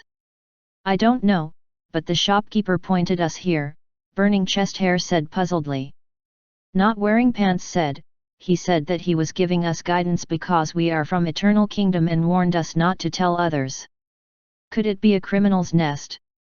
Isn't this better? We can rob them." Peasant said excitedly. "Robbing others is illegal." Sylvanas replied angrily. "You thought that the internet is outside the purview of the law?" Burning Chest Hair said. "Stop fooling around. Can one of you knock on the door?" "The light on the shop sign is still on," Not Wearing Pants said as he pointed to the shop sign overhead. The shop sign was still lit up. The sign read, "Not selling clothes open." Though it was open, the main door was tightly shut. Arthur walked up and knocked on the door. "Who's that?" A voice came out of the shop. The main door was slightly ajar, and a rounded black nose peeped out. The nose had large nostrils and thick nose hairs. It sniffed hard. "Orcs? What do you want? If you're learning in secret at my door and asking me for food, please go and die." The creature spoke rapidly before inhaling deeply as though he was out of breath. He was then going to shut the door, but Arthur stopped him from closing it and accidentally cut the black nose. "Ouch!" While he was shouting out in pain, Arthur said, "Apologies, we're here to buy things." The creature with the big nose closed the door and opened up several locks behind it. The door was opened, and a squinting mole stood at the door. He sniffed hard before giving way as he said, "6 of you? Please come in." Arthur and his friends looked at each other. There were only 5 of them. The mole's nose wasn't very accurate. The 5 of them entered the shop, and the mole invited them to take a seat. He then took out a menu and placed it before them. "What would you like to eat?" the mole stood at the side and asked. "No, we're not here to eat." The mole said, "Not here for food? Ah, are you here for room rental? I have very good rooms. What do you like? Without windows? Rooms with windows are best for underground creatures. Those who request open windows and air circulation, I don't understand why they did that." The mole looked frustrated, but his guests said, "No, we're not here for rental." "Tisk, are you here to buy clothes?" The mole showed his look of disdain. "No, we're here to find a creature," Sylvanas said, and the mole was excited. "Finding a creature? You've found the correct sleuth. Who are you looking for? Cheating partner? Child's infatuation target? Or other targets? No matter what it is, we at Don't Want to Sell Clothes can help you. We're the best at sleuthing." Arthur and his friends looked at each other. Then, Not Wearing Pants took out a photograph. "Do you recognize the creature in the photograph?" Not Wearing Pants asked. The mole squinted his eyes and hesitated. He sniffed and said, "Can you provide his personal items?" Professor Bacon's personal items weren't difficult to obtain. Arthur and his comrades returned to Eternal Kingdom and found Brainiac. Brainiac didn't expect to have news so fast. There were many personal items belonging to Professor Bacon in his office. Brainiac brought back a professor's costume and handed it over to Arthur. Arthur and his comrades took the costume and hurried back to the shop called Don't Want to Sell Clothes. They wanted the mole to find Professor Bacon. When they returned to the shop, they saw something unexpected. The shop Don't Want to Sell Clothes was engulfed in huge flames. Winterfell's fire engine beat lemons were parked outside the alley. Tens of uniformed orcs and gnomes were scurrying in the ruined shop that was burned down. They were looking for survivors. Cherry stood at the ruined shop entrance and smoked his burning metal stick. "It's an accident. It's a garment shop, but it's secretly doing food and beverages. There was even a naked fire at the back." The uncovered fire burned the cloth materials in the warehouse and caused the fire, a garrison guard concluded after an initial inspection. Another garrison guard said, not necessarily. According to our intelligence, there were 5 citizens of Eternal Kingdom who came here to find a creature. Soon after they left, the shop caught fire and the shopkeeper was burnt to death. He's a mole and doesn't need to sleep at night, so why didn't he escape during the fire? We can't exclude the possibility of suicide. A few garrison guards looked at Cherry. When Cherry was working in small distant town at the foot of the Black Volcano, he contributed to solving a big case. Though Cherry wasn't able to claim much credit, Dungeon Lord Nicholas invited him to return to Winterfell and gave him a new position, Winterfell Garrison Guard Senior Captain. Senior Captain was more prestigious than Captain. Cherry considered the offer and struggled for a long time. After 3 seconds, he accepted the offer reluctantly. The citizens of Eternal Kingdom, who first discovered the incident, immediately informed the garrison guard. Senior Captain Cherry arrived at the crime scene in a hurry. Everyone looked at Cherry. They were waiting for Cherry's professional opinion. Cherry inhaled silently and made zi sounds before saying, 5 of them came here to ask questions, and the shopkeeper perished. It looks like an accident. Cherry was far from being a famous sleuth. The burning metal stick in his hand fell to the ground and made da sounds. He then said, it was a garment shop, but it flouted the rules and ran as a restaurant. The uncovered fire in the kitchen lit up the cloth in the warehouse and caused the fire. But Captain Cherry. When an orc was about to pose a question, another garrison guard immediately corrected him, call him Senior Captain Cherry. Apologies, Senior Captain Cherry, but if it was an accident, why didn't the mole shopkeeper escape? Wasn't he awake at that time? Cherry leaned against the wall, lifting one of his legs and resting it on the wall. He lowered his head and hid half of his face in the shadows. He looked grave as he said, responsibility. The garrison guards at the side were shocked. The garrison guard that posed the question was enlightened. He said, is that so? I understand. The 5 of them were going to meet the shopkeeper, so he waited for them to return. From his business records, besides selling a few articles of clothing, he didn't have any income. Finally, he was able to do business, and he wanted to complete the deal even if he died. Therefore, he was burnt to death. I see. I understand. Issue arrest warrants for the 5 witnesses. If not for them, the shopkeeper wouldn't have died. The garrison guards were about to capture the 5 of them when someone shouted, Senior Captain. Come here immediately. I have a new discovery. Cherry lifted his head and saw a few citizens of Eternal Kingdom surrounding the ruins and looking at something. Cherry lit up a metal stick in silence and beckoned his garrison guards over. He said, the case has new developments. Chapter 436, Professor Bacon's Leads. Translator, Atlas Studios Editor, Atlas Studios. Dead? The leads are broken again. Sherlock asked when Brew reported to him. No, the gamers found new leads, the cat in the box, Brew said as an image appeared on Sherlock's computer. The image was a post from the discussion forum. The gamers had recorded a 3-minute video about a box that contained a cat puppet. This is a puppet cat that has rune mana. Polio looked at the puppet on the screen and recognized it immediately. The parrot on Sherlock's shoulder nodded and said, someone used the rune mana to control this puppet. Could it be a playful prank made by a child? The kitten and the parrot were talking, but Sherlock didn't join them. He asked, where is this puppet cat? Since it's a piece of evidence from the crime scene, it was taken back to the Winterfell Garrison Guard Station, Brew said. Sherlock took his overcoat and prepared to leave. But Brew said, Lord Sherlock, there's news on the forum that I'm very concerned about. I feel that you should take a look, Brew said, and the screen showed a video that depicted Arthur and his comrades meeting with the mole shopkeeper. In the video, the mole shopkeeper mentioned 6 guests.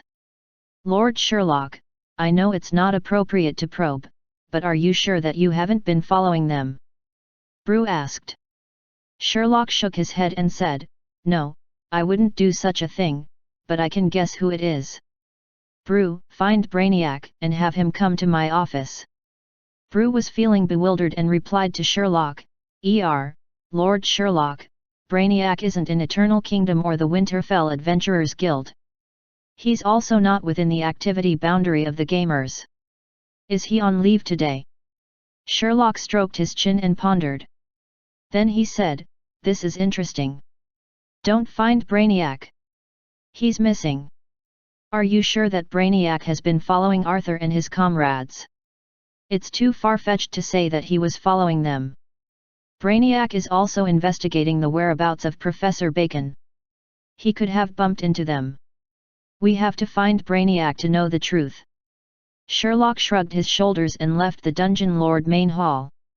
Sherlock was frowning, so he wasn't in a good mood. In the Winterfell Dungeon Lord main hall, Sherlock sat before Nicholas. Between them was the puppet kitten obtained from the Winterfell Garrison Guard Station. Lord Sherlock, is this puppet related to the missing Professor Bacon? Nicholas asked solemnly. How does Dungeon Lord Nicholas know? Sherlock raised his brow. He didn't expect Nicholas to know about the missing Professor Bacon. I just obtained information from the garrison guards. Gamers of Eternal Kingdom reported a case to the garrison guards and provided some strange messages. They said that the messages were related to the missing Professor Bacon. From the 5 suspects, witnesses' testimonies, they were searching for the missing Professor Bacon, Nicholas explained, and Sherlock nodded. I see. It's as Dungeon Lord Nicholas has said. Due to some reason, Professor Bacon went missing. Before he went missing, he wrote letters to Brainiac, who is his favorite student. I will definitely help Brainiac, so I let my citizens go out and search for Professor Bacon. I didn't expect such an unfortunate incident to occur. Yes, it's depressing. The young shopkeeper was burnt to death due to an accident. Nicholas nodded and was looking very sad. Is the garrison guard treating the case as an accident? Sherlock was taken aback. Yes, it's normal to have an accident considering the shopkeeper was operating a restaurant and had an open fire around flammable objects. I ordered the inspection of all of the fire hazards in Winterfell. The relevant departments are to supervise and impose heavy penalties on offenders.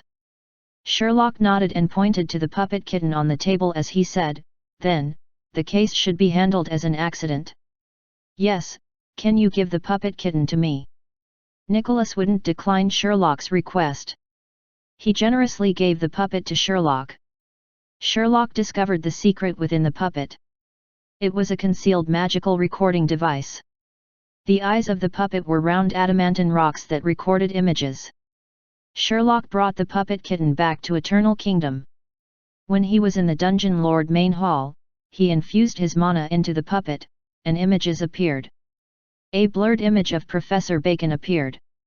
He looked very nervous. If you see this image, Brainiac, it means you've found the correct leads. I can't say too much, and I can't tell you where I am because I don't know. I'm unable to articulate the events that I encountered. Perhaps, you will be able to find a way to locate me. Professor Bacon looked around and used his mouth to say a few words silently, then the images stopped. The other mana-infused round adamantine rock only showed videos of cats. Yes, it was all about cats. What does it mean? He could have spoken, so why did he do a charade? Professor Bacon doesn't have lips, so we're unable to decipher what Professor Bacon was saying, Bruce said with exasperation. But Sherlock remained silent. He lowered his head and was in deep thought. Then, his eyes lit up, and he said, I got it.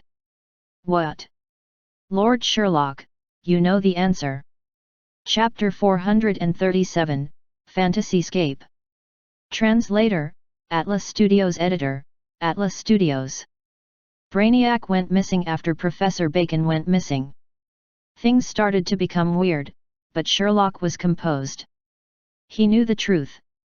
The burnt-down shop was cordoned off with warning tape. Occasionally, there were local residents who passed by and glanced at the shop. The gamers were no longer interested as they had searched thoroughly without finding anything. "Lord Sherlock, do you think Brainiac is still here?" Brew said with surprise. "I can guarantee that your loyal servants thoroughly checked the place. There are no traces of Brainiac. Even if he died in the fire, wouldn't there be ashes? Normal fire is unable to kill Brainiac.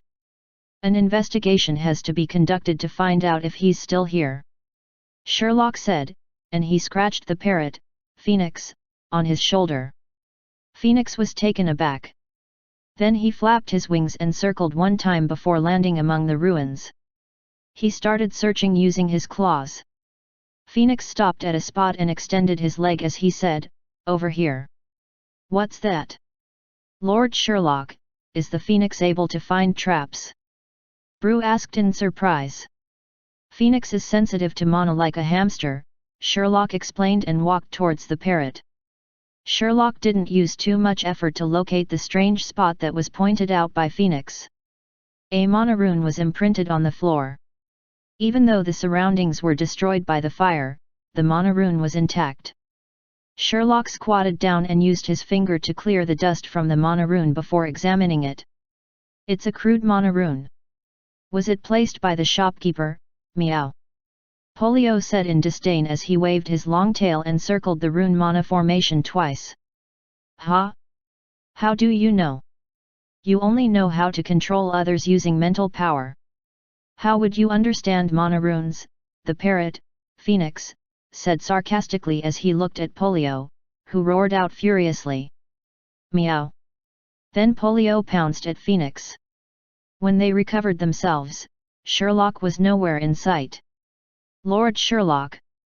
The parrot hopped as he called out suspiciously. In the dream, Winterfell looked as if it was in the water with ripples. The various passers-by looked like the street scene, which gave an unreal dreamy feeling. "Lord Sherlock? What is this?" Brew was able to see the scene via Sherlock's vision with permission from him. "This is a fantasy-scape created by someone." Sherlock looked at the surroundings. It was the don't want to sell clothes shop before it was burnt down. Who did such a thing? Isn't the mana impression supposed to open up secret tunnels? Instead, it created a fantasy-scape for us to watch a movie. Brew asked with frustration. "This isn't an ordinary fantasy-scape. This is a completely immersive environment. We traveled to the fantasy-scape from reality via the mana impression. This impression isn't easily detected by normal creatures. And at crucial moments, it can be used to protect oneself if the mana impression isn't damaged." Sherlock saw the mole shopkeeper snoring in the shop. Outside the shop was the alley followed by the streets of Winterfell. From Sherlock's location, one could see the decadent underworld creatures outside. They sat in the boxes while reading books and chatting about mathematical formulas and topics. After the initial blurring and distortion of the images, the scene before Sherlock became clearer. It looked almost like reality. "What if the mana impression is damaged?" Brew suddenly asked. "If it's damaged, the consequences are worse than death. The trapped creature can't escape from the fantasy-scape and will become lost before becoming part of the fantasy-scape," Sherlock said with composure. "Let's leave immediately, Lord Sherlock." Brew panicked and said, "Both Polio and Phoenix were defeated by you. If they know how the damaged mana impression will affect you, they'll destroy it." "Don't worry, they won't discover it." Sherlock had no intention to leave. He found a chair and sat down. "This is a new technique that surfaced a few hundred years ago. Phoenix was sealed for thousands of years, while Polio was imprisoned in Bangkasia for 1,000 years. They were like hermits disconnected from society. How would they know such new technology?" "But Sherlock, what if?" Brew wanted to persuade Sherlock, but he lifted his hand to interrupt Brew. "I have a reason for not leaving." Sherlock pointed to the approaching skeleton in front. From the crack on his forehead, he was Professor Bacon. It's highly likely this was the lead left by Professor Bacon for Brainiac. Bacon looked as though he didn't see Sherlock as he walked briskly into the shop. When Bacon entered, the mole awakened in shock. "Welcome, Professor Bacon." The mole's nose quivered. He had recognized the scent of Professor Bacon. "It has been a long time, mole shopkeeper." Professor Bacon looked exhausted. He walked to Sherlock's side but didn't sense the presence of Sherlock. The scene was depicting history. "Why are you in Winterfell? Aren't you busy at college?" The mole shopkeeper poured a cup of bloody chrysanthemum tea for Professor Bacon and wiped the table in front of him. Though the shopkeeper was blind, his nose was very sensitive. "I have an important item to hand over to you," Professor Bacon said nervously after looking around. "Can I place this item here?" Professor Bacon took out a box. It was a box with a puppet kitten. "What's this?" The shopkeeper took the box and sniffed carefully. He couldn't figure it out. "This is an item for my student Brainiac. If he comes here, please give it to him," Professor Bacon said. "Wait, I don't know your student. Did you give him my address?" "This isn't an easy place to find," the shopkeeper hesitated for a while before asking. "I didn't give him the address directly, but he will find your location." "You must give the box to him," Professor Bacon said solemnly. "Professor Bacon, did you encounter trouble? Are you in debt? Though I don't have money, if you need help, please tell me," the shopkeeper said with concern. "No, you aren't able to help me, and it'll be troublesome. If I'm not careful, I'll be killed. I don't wish to implicate you." Professor Bacon waved his hand. The shopkeeper said, "Ah, I see. Forget about it." "Okay, since you want to know, I'll tell you," Professor Bacon said quickly. The incident started from Spectre College. While Professor Bacon was speaking, the world disintegrated while his figure distorted. There was no sound. "What's the situation?" Bruce's nervous voice appeared in Sherlock's mind. Sherlock lifted his head and observed the world disintegrating. He frowned and said, "Someone destroyed the mana impression. 5 minutes ago." When Sherlock vanished, the loyal Polio and Phoenix became nervous. They looked around for Lord Sherlock. "Lord Sherlock, meow. Lord Sherlock."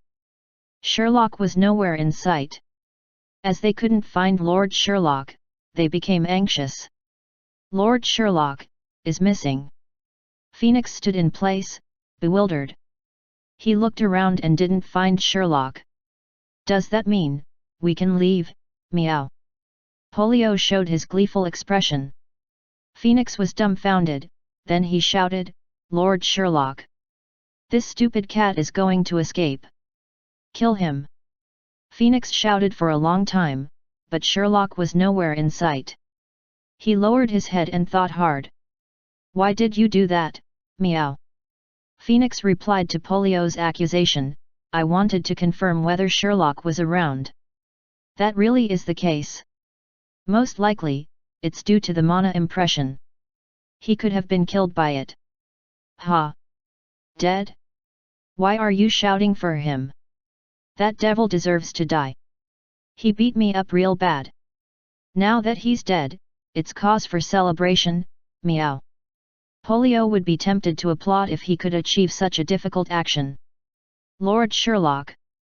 Polio is saying bad things about you." Phoenix shouted again. This time, Polio's hair stood on end. Phoenix waited for a while, but there was no response. "Ah, Sherlock's really dead. Are you a fool? Or are you trying to fool me, meow?" Polio stood up angrily. He looked as though he was going to duel Phoenix, who said, "Now isn't the time for our personal grievances. Let's leave this dangerous place. I was trying to confirm Sherlock's absence. It's not personal. What if Sherlock's still around?" Polio questioned the parrot with a malicious gaze. Phoenix lowered his head and thought for a while before saying, "Let's go. Let's escape together." He said after contemplation, "No, you'll escape on your own. I won't escape with you, meow." Polio chose a direction and was about to leave when the parrot behind him shouted, "Ah! Egg face, you're here at the right moment. I saw Polio escaping. That stupid cat, he's betraying Lord Sherlock." "No, not me. I didn't. He's framing me. He's escaping."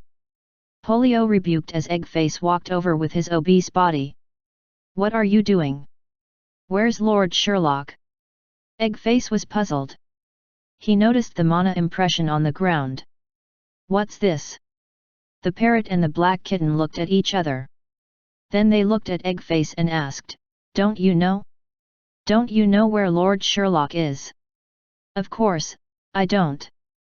I'm here to look for Lord Sherlock," Eggface said as he moved to the front of the mana impression. He then said, "Let me take a look, is Lord Sherlock inside?" Eggface lifted his claw and slammed down on the mana impression. A crisp slapping sound was heard, and the mana impression disintegrated. To be more precise, the entire floor disintegrated. "What are you doing, meow?" Polio gaped at Eggface in astonishment. "To save Lord Sherlock. He's likely trapped inside. If I break the mana impression, won't Lord Sherlock appear?" "Why did you do that? What if he appears?" Phoenix shook his head wildly, as though he was going crazy. "Ah! You did that? Lord Sherlock! I had no intention of escaping, meow." Though Sherlock hadn't appeared, Polio started explaining himself. While Phoenix was going to be the prosecuting witness to expose Polio's escape, the mana impression broken by Eggface started glimmering. Once the light rays vanished, Sherlock appeared before the black dragon, parrot, and black kitten. The three of them became quiet as they stared at Sherlock. Sherlock frowned. He looked at them and asked Eggface, "Did you break the mana impression?" "Lord Sherlock! I've saved you." Eggface looked excited, but Sherlock frowned and asked, "Who is Master of Dark Flames?" "Ah!" Eggface looked befuddled. Sherlock raised his sandbag-sized fist and punched at Eggface. Sherlock's fist landed on Eggface and penetrated his fat body as though it was a paper window. Eggface didn't bleed or wail in pain. Phoenix and Polio were terrified. Sherlock killed the dragon with a single punch because he was unhappy. Sherlock was too violent. Eggface fell to the ground, but he didn't die. It wasn't Eggface on the ground. The black dragon's body melted like a piece of chocolate in the hot sun and stuck to Sherlock's body. The black mud wrapped around Sherlock's arms. Sherlock's arms emitted white rays, and the black mud writhed in pain before falling to the ground and hardening into grey blocks that looked like dried mud. "What's that, meow?" Polio walked over and touched the grey blocks with his paw while sniffing them. Polio was shocked. "That's the ancient god's clan," Phoenix said confidently. "Interesting." Sherlock used his leg to gather the mud together. Brew said, "I didn't expect the ancient gods to be involved. Why did the imprisoned ancient gods stop you from investigating the missing Professor Bacon? Are they involved in this matter?" "Who knows? I guess so. The ancient gods have been imprisoned for too long. It's understandable for them to create some trouble during their free time," Sherlock said.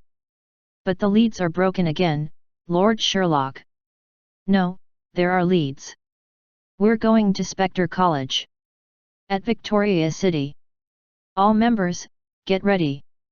Put the carriage behind the horses." Lancelot was in Moonlight Forest or the outer boundary of Victoria Forest, supervising the gamers to create a horse-pulled carriage. It was improvised for the invasion of the York territory. Queen Victoria was serious about conquering the York territory. Chapter 438, Returning to Spectre College. Translator, Atlas Studios Editor, Atlas Studios. Dragonborn was harnessing a group of horses that were obtained from George's army to the carriages.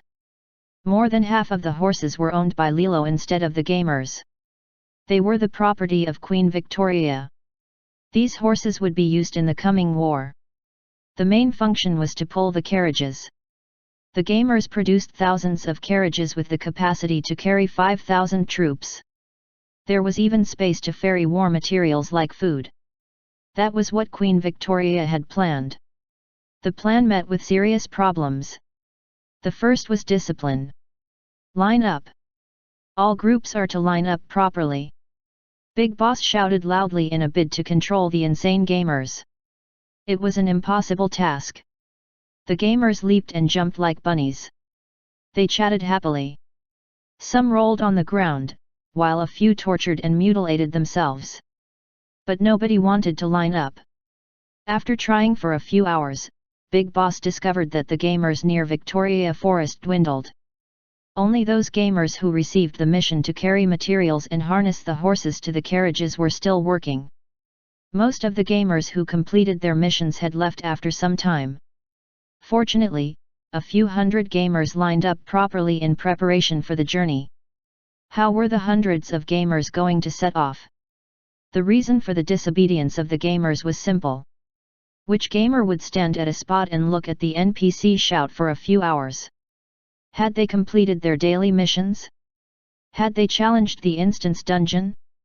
Had they improved their equipment and accumulated materials? Why would the gamers waste their time standing and doing nothing?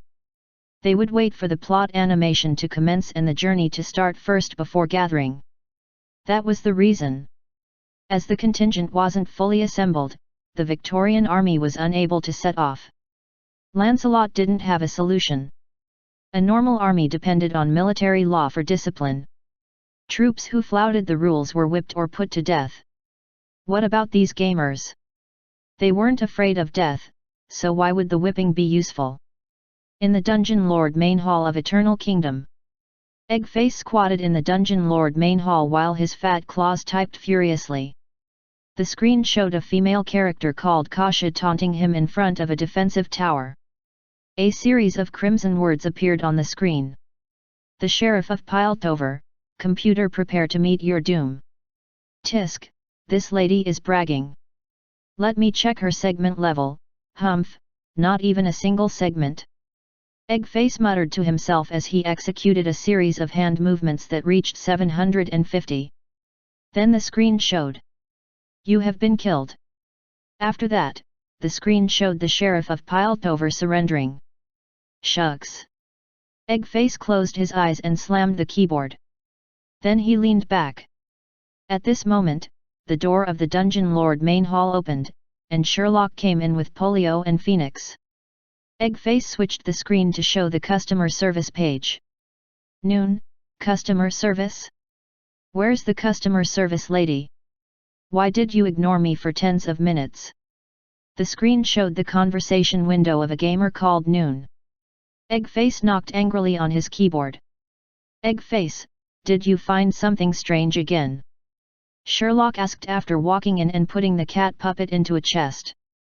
Nope, everything's normal. Sherlock thought for a while and asked, Master of Dark Flames. Why are you calling me? Before Eggface finished speaking, Sherlock knocked on Eggface's head and said, Nothing, let's pack up and go. What about my job? I'll let you rest for a day. Eggface looked reluctantly at his computer and Sherlock. Then he quickly switched to the League of Legends screen and typed a message. Master of Dark Flames, Lonely Lady, apologies, my wife is giving birth. He then shut down the computer and followed Sherlock closely.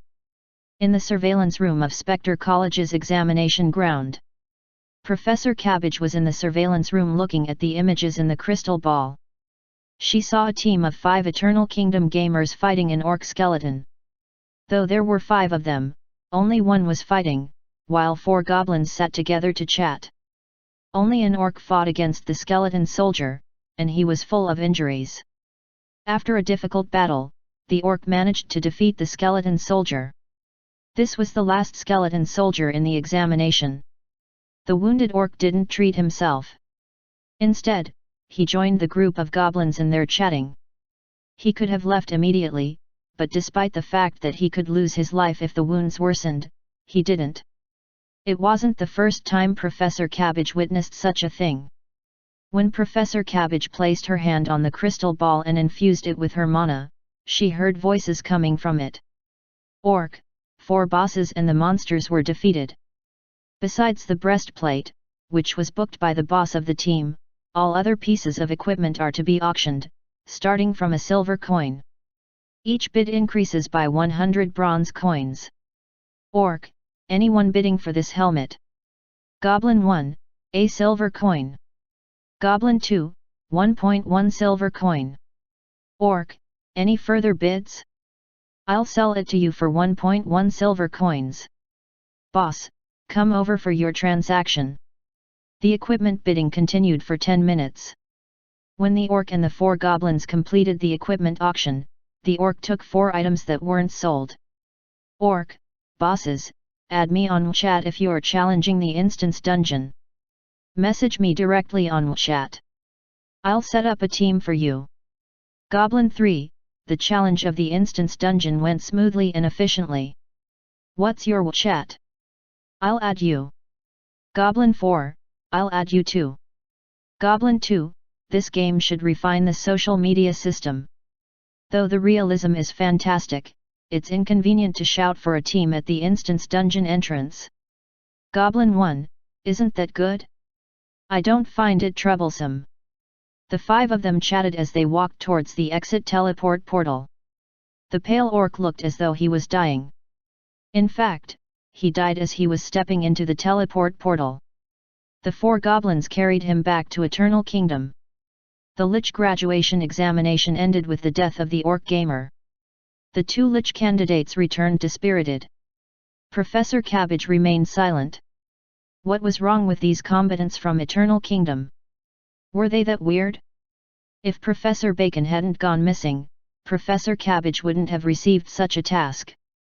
She only invigilated for a few days and saw many strange things. She finally understood why many Lich students failed in their examinations.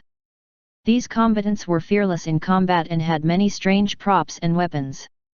It would be a surprise if the Lich students could defeat them. She recalled the monthly update of the Success Manual for Spectre College's graduation examination.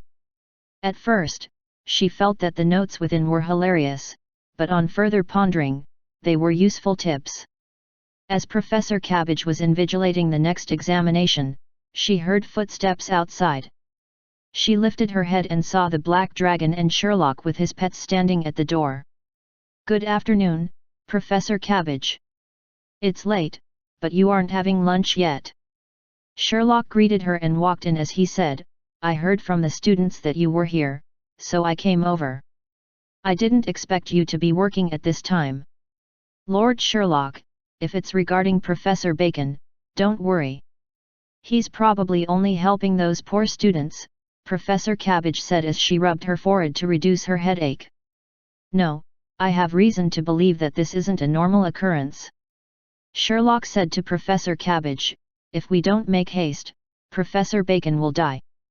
Even his student Brainiac will be in danger." Professor Cabbage looked at Sherlock in disbelief. "It can't be. I know that you won't believe me with just words. I have compiled all of the evidence and images of Professor Bacon's leads in here.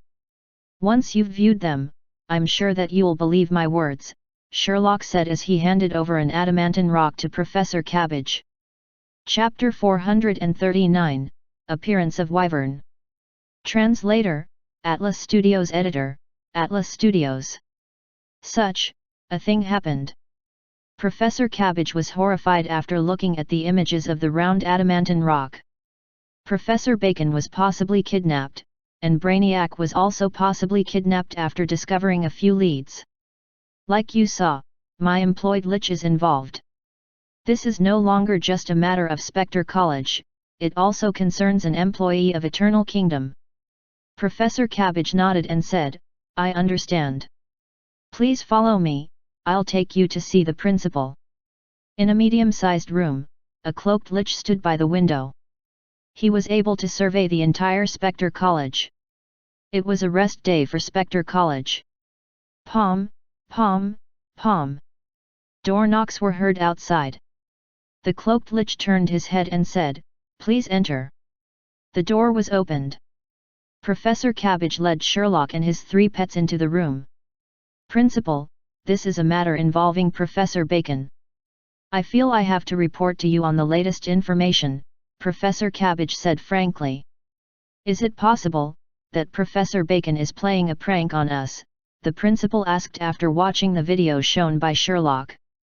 Professor Cabbage wore an "Are you joking" expression. "Okay, I understand that the matter is serious and that we have to treat it seriously." The principal supported his chin and nodded as he said, "I noticed that Professor Bacon mentioned Spectre College in the Fantasyscape. Did he leave any important leads in Spectre College?" "That's what I thought. Can you take us to Professor Bacon's room?" Sherlock said. "Of course. Please follow me." As a single professor at Spectre College, Professor Bacon stayed in the professor's dormitory. The dormitory was a single suite with a living room, bedroom, kitchen, washroom, and bathroom. Though it was small, it was well furnished. "This is Professor Bacon's room." When the dormitory supervisor opened Professor Bacon's suite using the backup key, a stale, dusty stench that indicated long periods of non-inhabitation pervaded the air. Compared to the strict Professor Bacon, his room was chaotic. It was as though a robber had just ransacked the place. Professor Cabbage and the principal stood at the door and looked around. "Ah, I told Professor Bacon to clean the suite." "He wasn't listening," the principal said in embarrassment. Professor Bacon was a member of the teaching staff at Spectre College. As the principal, he was ashamed to let Sherlock witness the mess. "It's going to be difficult to find leads in such a mess." Professor Cabbage was critical in her comment, even with Professor Bacon missing. "No, it's not difficult."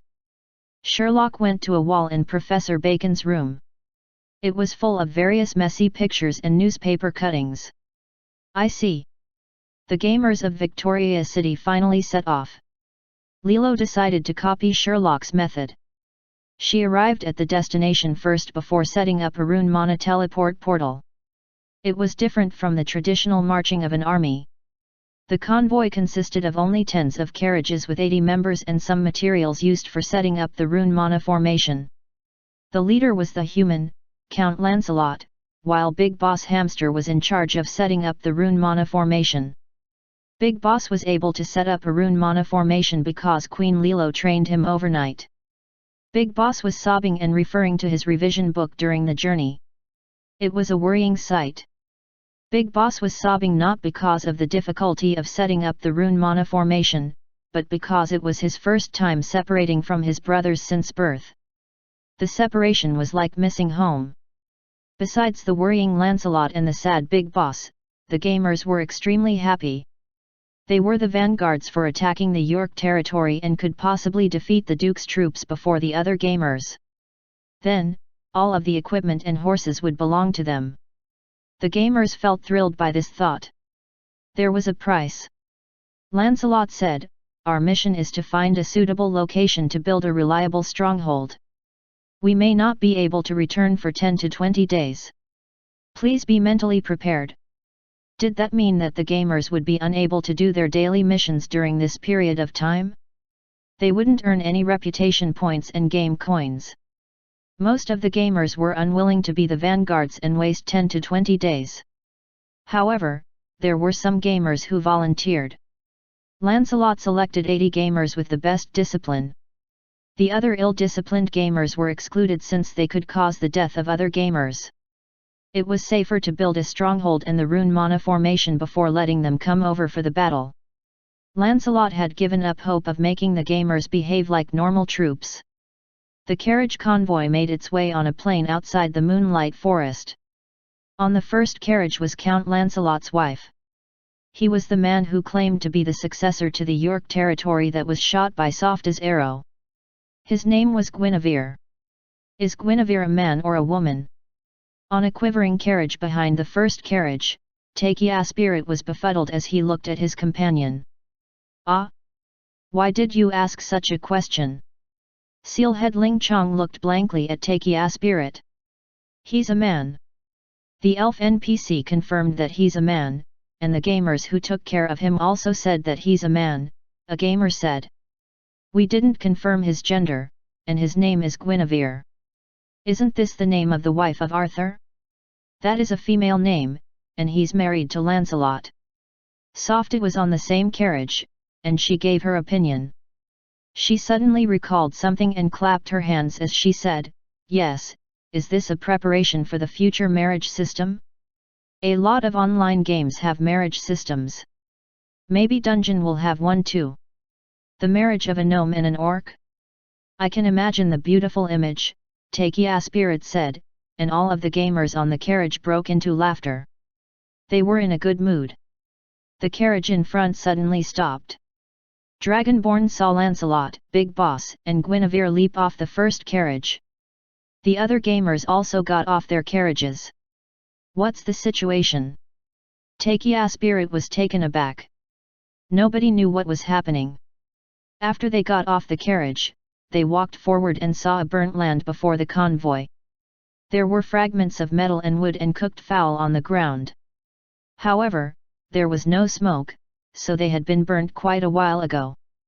The grotesque thing was that besides the animals, there were humanoid creatures being burnt. There were a few dispirited humans sitting on the ground nearby, and there were a few severely burnt humans. It looked as though their convoy was attacked by rockets. There were no rockets in the game, only magic cannons, which didn't have the devastating power of rockets. If they were attacked by magic cannons, they wouldn't leave any corpses or carcasses. Lancelot surveyed the burnt land. He was in disbelief. What had happened? Those humans sitting down noticed the Victorians, and a few of them stood up and walked towards them. Are you from Goldshire Town? Where is my son? Didn't he come with you? A man whose beard was burnt in half looked over with hope. Apologies, we're. Lancelot was about to inform them of his identity, but the gamers had already started shouting. That's right, we're from Goldshire Town. Do you have any missions for us? If you have missions, assign them to us. We'll complete the missions for you. That's right. Absolutely. We're not from Goldshire Town. We're from Victoria City. Are you silly? Why are you soliciting for missions? Aren't you from Victoria City? It's only right to answer honestly. Those humans who had just gone through a calamity were dumbfounded by the gamers' conversation. But Lancelot quickly answered, apologies, we're not from Goldshire Town, we're from Victoria City. What happened here? Who attacked you? Lancelot asked these questions to determine if there was any nearby danger. If his convoy encountered the same situation, he would be embarrassed. Though the gamers could revive, he and Guinevere could not. Lancelot wasn't willing to admit it, but he had the intention to protect Guinevere. Just a little. It was a wyvern. We encountered the attack of a wyvern. That evil wyvern glided down and breathed fire. He treated us as his prey. My family was burnt to death by that evil creature. We have to take revenge. They started to wail in pain. Even the happy-go-lucky gamers were saddened by their plight. It was such a calamity. This, Big Boss nodded. He was about to order everyone to board the carriages when loud sounds were heard from a distance.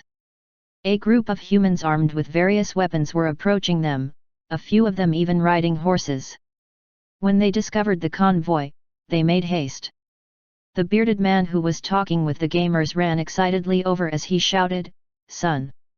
Son! Those humans must be from Goldshire Town! Prepare for battle," someone shouted, which caused the gamers to immediately unsheath their weapons. Lancelot almost pulled out his weapon instinctively, but he stopped himself and shouted to the gamers behind, "Put away your weapons. They're not bandits. They're not bandits." There weren't many gamers, so the convoy was disguised as a merchant band to sneak into the York territory before setting up a stronghold. This was because Queen Lilo wanted to declare war based on succession rights and not launch an invasion. As long as they occupied the York castle, the war would be over. However, from the viewpoint of succession law, many things weren't in their favor. Lancelot glared at the gamers, but they were excited over the horses and equipment. They hesitated about whether to put away their weapons. Guinevere came forward and said to everyone, "Believe me, everyone. I know the mayor of Goldshire Town. He took care of me when I was down and out. He wasn't on the side of the evil Duke of York. He's not our enemy, but our possible ally." The gamers were still hesitating when Dragonborn said, "Put away your weapons. There might be further plot developments." Hoodlum waved his hand and said, "Put away your weapons. They don't have quality equipment. There's no need to fight." The other guild leaders also said similar stuff, and the gamers put away their weapons. The chatting didn't diminish. As there were only 80 gamers, the chaotic nature of the gamers wasn't prominent. Lancelot and Guinevere were relieved to see the gamers put away their weapons. Big Boss frowned during the journey. He was annoyed by the delay in the journey. The group of humans approached the gamers. The leader was a horseman, and from his armor, he looked like a warrior. "Who are you? Why are you here?" As there weren't many Victorians and there were no archers, the residents of Goldshire Town weren't wary. They ran over as a large group and stood before Dragonborn and the gamers. The leader surveyed the surroundings and questioned them. "Uncle Mayor." Guinevere pulled off his hood, his feminine face almost in tears. The horseman dismounted and ran forward in disbelief, saying, "Guinevere? I was worried about you. I thought you were killed by the Victorian barbarians." "That's great. Thank the Holy Lord." The warrior hugged Guinevere tightly, unaware of Lancelot staring with his large eyes. When the mayor mentioned the Victorian barbarians, Guinevere was embarrassed. He pushed off his uncle Mayor and pointed at the gamers behind him. "They are residents of Victoria City." Swoosh! The mayor pulled out his weapon and pushed Guinevere behind his back. He looked warily at the empty space around as though he expected an ambush. The gamers were excited to see the NPC brandishing his weapon. If a fight ensued, then the gamers couldn't be blamed for not holding back. The armed residents of Goldshire Town, who were behind the mayor, became wary. Before they started fighting, Guinevere came forward and said, "Uncle, this isn't what you think. The Victorians aren't barbarians. They are helping me to fight against the Duke of York. They'll help me regain my dukedom and territory." The mayor hesitated for a moment. He looked at the relaxed gamers and put away his weapon. Then, he looked at Guinevere and said, "Nobody can defeat the Duke of York, not even the Victorians who defeated the golden-haired George. The next attack from the Duke will be more intense. You're meeting your doom. Listen to me, Guinevere, and leave for the Empire. You can have an ordinary life there." Guinevere lowered his head and didn't respond. The mayor sighed and said, "I know that I can't convince you." He walked 2 steps and approached the survivors while speaking to Lancelot and the gamers. "Apologies, Victorians. If you're going somewhere, leave immediately. There's a wyvern, and it's not safe anywhere. May the Holy Lord bless you all." Chapter 440, The Principal was arrested. Translator, Atlas Studios Editor, Atlas Studios. May the Holy Lord bless you all. "If our plan is successful, we'll return to help you," Lancelot said to the mayor of Goldshire Town. "Thank you for your kind gesture. I hope that you can come back unscathed," the mayor said to Lancelot. It wasn't a good blessing. The gamers finished watching the plot, but there was no further development. They were disappointed as Lancelot directed them to board the carriages. Meanwhile, the survivors talked to the residents of Goldshire Town. "Mayor, the wyvern is too much. Our town raised 3 chests of gold to reward courageous warriors who dare to kill the wyvern." "That's right. We have to kill that wyvern. Whoever kills the wyvern, I'll give a 50% discount for all of the items in my shop. I'll give a discount too. I'll give 40%. The group of Goldshire Town residents spoke angrily. The 80 gamers who were about to leave got off the carriage. A Victorian resident with a deformed spine walked over. He said firmly to the residents of Goldshire Town, "We have decided not to leave. We'll kill the wyvern." In the dormitory of Professor Bacon at Spectre College. So, Professor Bacon was investigating these things? What did he intend to do? Professor Cabbage scrutinized the photographs and news cuttings on the wall. It was news about a terrifying devil Frangipani. The word was written on the wall. Who is that? What a dominant name! Eggface was terrified by the name. "It's the name of a commanding officer of the ancient gods," said the parrot on Sherlock's shoulder. "But I don't think too highly of him. I could beat him to death easily. It's a pity. During my time, he was already dead." "You're cracking me up, meow. A silly bird claims to be able to beat a commanding officer of the ancient gods. My teeth are dropping out from laughing, meow." Polio laughed wildly as he rolled on the ground. "Ha? Do you have a problem, sick cat?" Phoenix replied aggressively. The principal was worried that the parrot and the black kitten were about to fight. He looked at Sherlock, who smiled and waved his hand as he said, "No problem, just some minor bickering between small animals." "Ah. I see." The principal nodded, but he looked slightly concerned. Professor Bacon was collecting news of Frangipani, but isn't Frangipani dead? Why would he collect information on Frangipani? Professor Cabbage asked solemnly as she narrowed her eye sockets. "Perhaps he's hungry." Eggface offered a possible reason. Or, Professor Bacon intended to summon and revive Frangipani. The principal lifted his head and said gravely. Sherlock, Professor Cabbage, and the animals turned their heads to look at the principal. They waited for the principal's explanation. I discussed this issue with Professor Bacon. The students in ancient history class were discussing this knowledge, so I talked to Professor Bacon about this.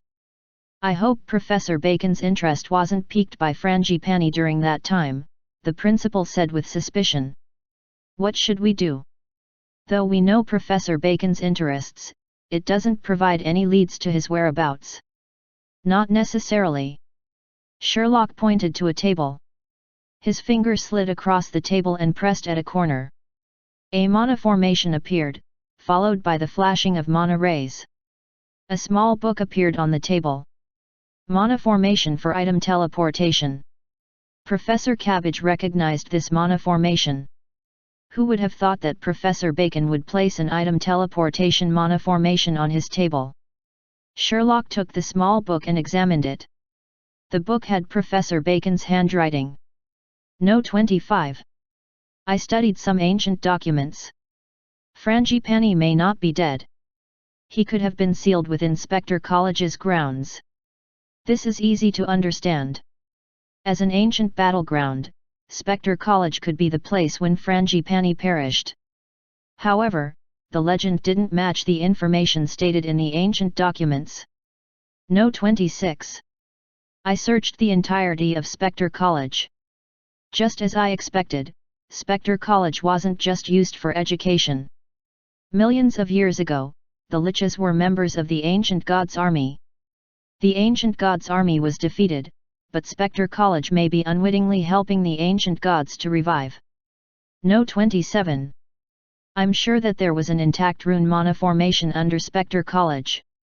While Frangipani was being sealed under Spectre College, the school was supplying the mana to remove the seal on Frangipani. I don't know to what degree the seal has been discharged.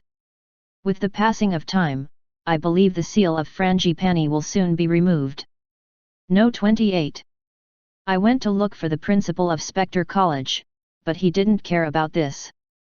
I decided to collect pieces of evidence. I suspect that he could have participated in it. There were no more entries after this point. Professor Bacon seemed to have left and vanished after writing the last entry. Everyone looked in shock at the principal. Wait, what do you mean by that? The principal looked bewildered at Sherlock and Professor Cabbage. 2 hours later. The Merchant Alliance's Central Garrison Guard Beat Lemon was parked outside the entrance of Spectre College. The garrison guards brought the arrested principal out of the college. "Wait! It's not me. I didn't do it. I don't know about Frangipani," the principal shouted loudly. He looked innocent. Sherlock, his pets, Professor Cabbage, and a group of Lich students watched the arrest in silence. A uniformed captain walked out with a group of guards that were carrying various documents and chests. Those were the personal items of the principal. "Thank you, Lord Sherlock. We didn't expect Spectre College to be committing such a crime. We'll interrogate the principal and provide a satisfactory conclusion. As for Professor Bacon, we have found several letters that indicate his whereabouts," the captain said, handing over the letters to Sherlock. Chapter 441, Attack. Spectre College. Translator, Atlas Studios Editor, Atlas Studios. The Central Garrison Guard captain gave the letters that were found in the principal's office to Sherlock. The letters mentioned Professor Bacon, so they were given to Sherlock to take a look. However, the letters didn't belong to Sherlock as they would be used as a piece of evidence for the prosecution of the principal of Spectre College. Sherlock examined the letter that was sent out by his subordinates. It told of how they had located and killed Professor Bacon. But his student Brainiac investigated the clues left by Professor Bacon and entered the fantasy-scape created by him. Brainiac discovered the secret of Spectre College. Fortunately, the principal's subordinates captured Brainiac. The last letter was regarding Sherlock. Eternal Kingdom was investigating the matter, and Sherlock found the fantasy-scape. They disguised as Eggface and destroyed the mana impression while two of Sherlock's bodyguards were keeping watch, but they couldn't stop Sherlock from escaping the fantasy-scape. Sherlock was their hindrance, and they intended to kill Sherlock in their next step. The letter ended with a somber note. The letters didn't mention if Brainiac was dead, nor did they contain his whereabouts. After reading all of the letters, Sherlock returned them to the Central Garrison Guard captain. What an evil plan! They committed such heinous crimes just to revive Frangipani, Sherlock sighed and said. "Don't worry, Lord Sherlock, the Central Garrison Guards will stop these evil creatures. We'll inform the Devil Management Committee to strengthen the seals of the ancient gods so that they have no chance to escape. Whether there's a mana formation sealing Frangipani, we have to wait for the specialists to complete their investigations." The Central Garrison Guard captain hailed his members and left the college with the principal. "Pata, pata, pata." The beat lemon with the arrested principal went into the distance, but his voice was still heard. He said, "I'm innocent. I have no intention to release Frangipani." The Lich students who were watching behind Sherlock were greatly shaken, not expecting the muddled and irresponsible principal to have such evil plans. They were excited. How could they not be excited when the legendary figure of the ancient gods was so close to them? Their college was related to the primordial ancient gods. It was a piece of shocking news. "Lord Sherlock, I didn't expect our college to have such an incident." Professor Bacon, Professor Cabbage lowered her head sadly. "No problem. I'm not that close to Professor Bacon," Sherlock waved his hand and said in consolation. "Ah. We'll put Professor Bacon's matter aside. Our goal is to find Brainiac. I hope that he's all right." Sherlock sighed. Professor Cabbage didn't expect Sherlock to be indifferent to the death of Professor Bacon. She said, "I understand. Spectre College will cooperate with you, Lord Sherlock." "Thank you. I'm depending on you," Sherlock said as he nodded at Professor Cabbage. The dusk light illuminated both sides of a narrow corridor, and sounds of footsteps reverberated off the walls. The end of the corridor was a huge and wet room, and inside was a prison cell. 2 liches were imprisoned there. One lich was lying on the ground, unconscious. Another one was leaning against the metal railing. He had half-closed eye sockets and looked very feeble. Professor Bacon was the one unconscious on the ground, while Brainiac was the feeble lich. Both of them were constrained by special fetters that prohibited the use of mana. Liches who couldn't use mana were like normal skeletons. A dark figure stood at the entrance of the room. What tenacity! You're indeed a rare once-in-a-thousand-year genius, but you can't sustain yourself for long. Your power will be leached by the great Frangipani. You'll be the stepping stone for the revival of Frangipani, the dark figure said sinisterly as he walked towards Brainiac. You won't be successful. Lord Sherlock, will stop you, Brainiac spoke every word slowly. He grasped the metal railing at the side and struggled to stand up, but he failed. Lord Sherlock? Your trusted Lord Sherlock will become another stepping stone for the revival of Frangipani, the dark figure said maliciously. Even if Lord Sherlock is killed, there's Winterfell, the Merchant Alliance, and the Devil Management Committee. They are all stepping stones. And the 7 Devil Kings. They are stepping stones. A&D. Brainiac wanted to continue, but the dark figure roared and interrupted Brainiac's sentence. Enough. No more rebuttals. Nobody can stop me. A voice was heard coming from the roof. No, I, King of Darkness, Master of the Magical Flames, the dominant dragon of Eternal Kingdom, Eggface, can stop you. A dark coil of matter dropped onto the ground. The body had a pair of small wings that were flapping with great effort. However, the wings had no lifting effect on the heavy body, so he landed with an embarrassing palm sound on the ground. Eggface sat on the ground. What? The sinister dark figure didn't expect a black dragon to appear. The dark figure dashed towards Eggface, and grey mana started to gather at the dark figure. In the next moment, numerous bones broke out from the ground and perforated Eggface's body like sharp pikes. There was no fresh blood. Instead, black mist seeped out from Eggface's body. The mist gathered and became a massive dragon head that glared at the dark figure. The dark figure didn't expect such an outcome and backed up 2 steps. Someone spoke from the prison cell, saying, "Apologies, but you're not facing Eggface. That's the ethereal polio who doesn't have a physical body." That's right, the polio who escaped from Bancasia and one of the 72 devils of Michelangelo. Are you surprised? The speaker was Sherlock, who walked out of the prison cell. Beside him were Phoenix and Eggface. I apologize, I have fooled you again. But who asked you to take me for a ride inside the fantasyscape? I'm vengeful. This is my revenge. Sherlock.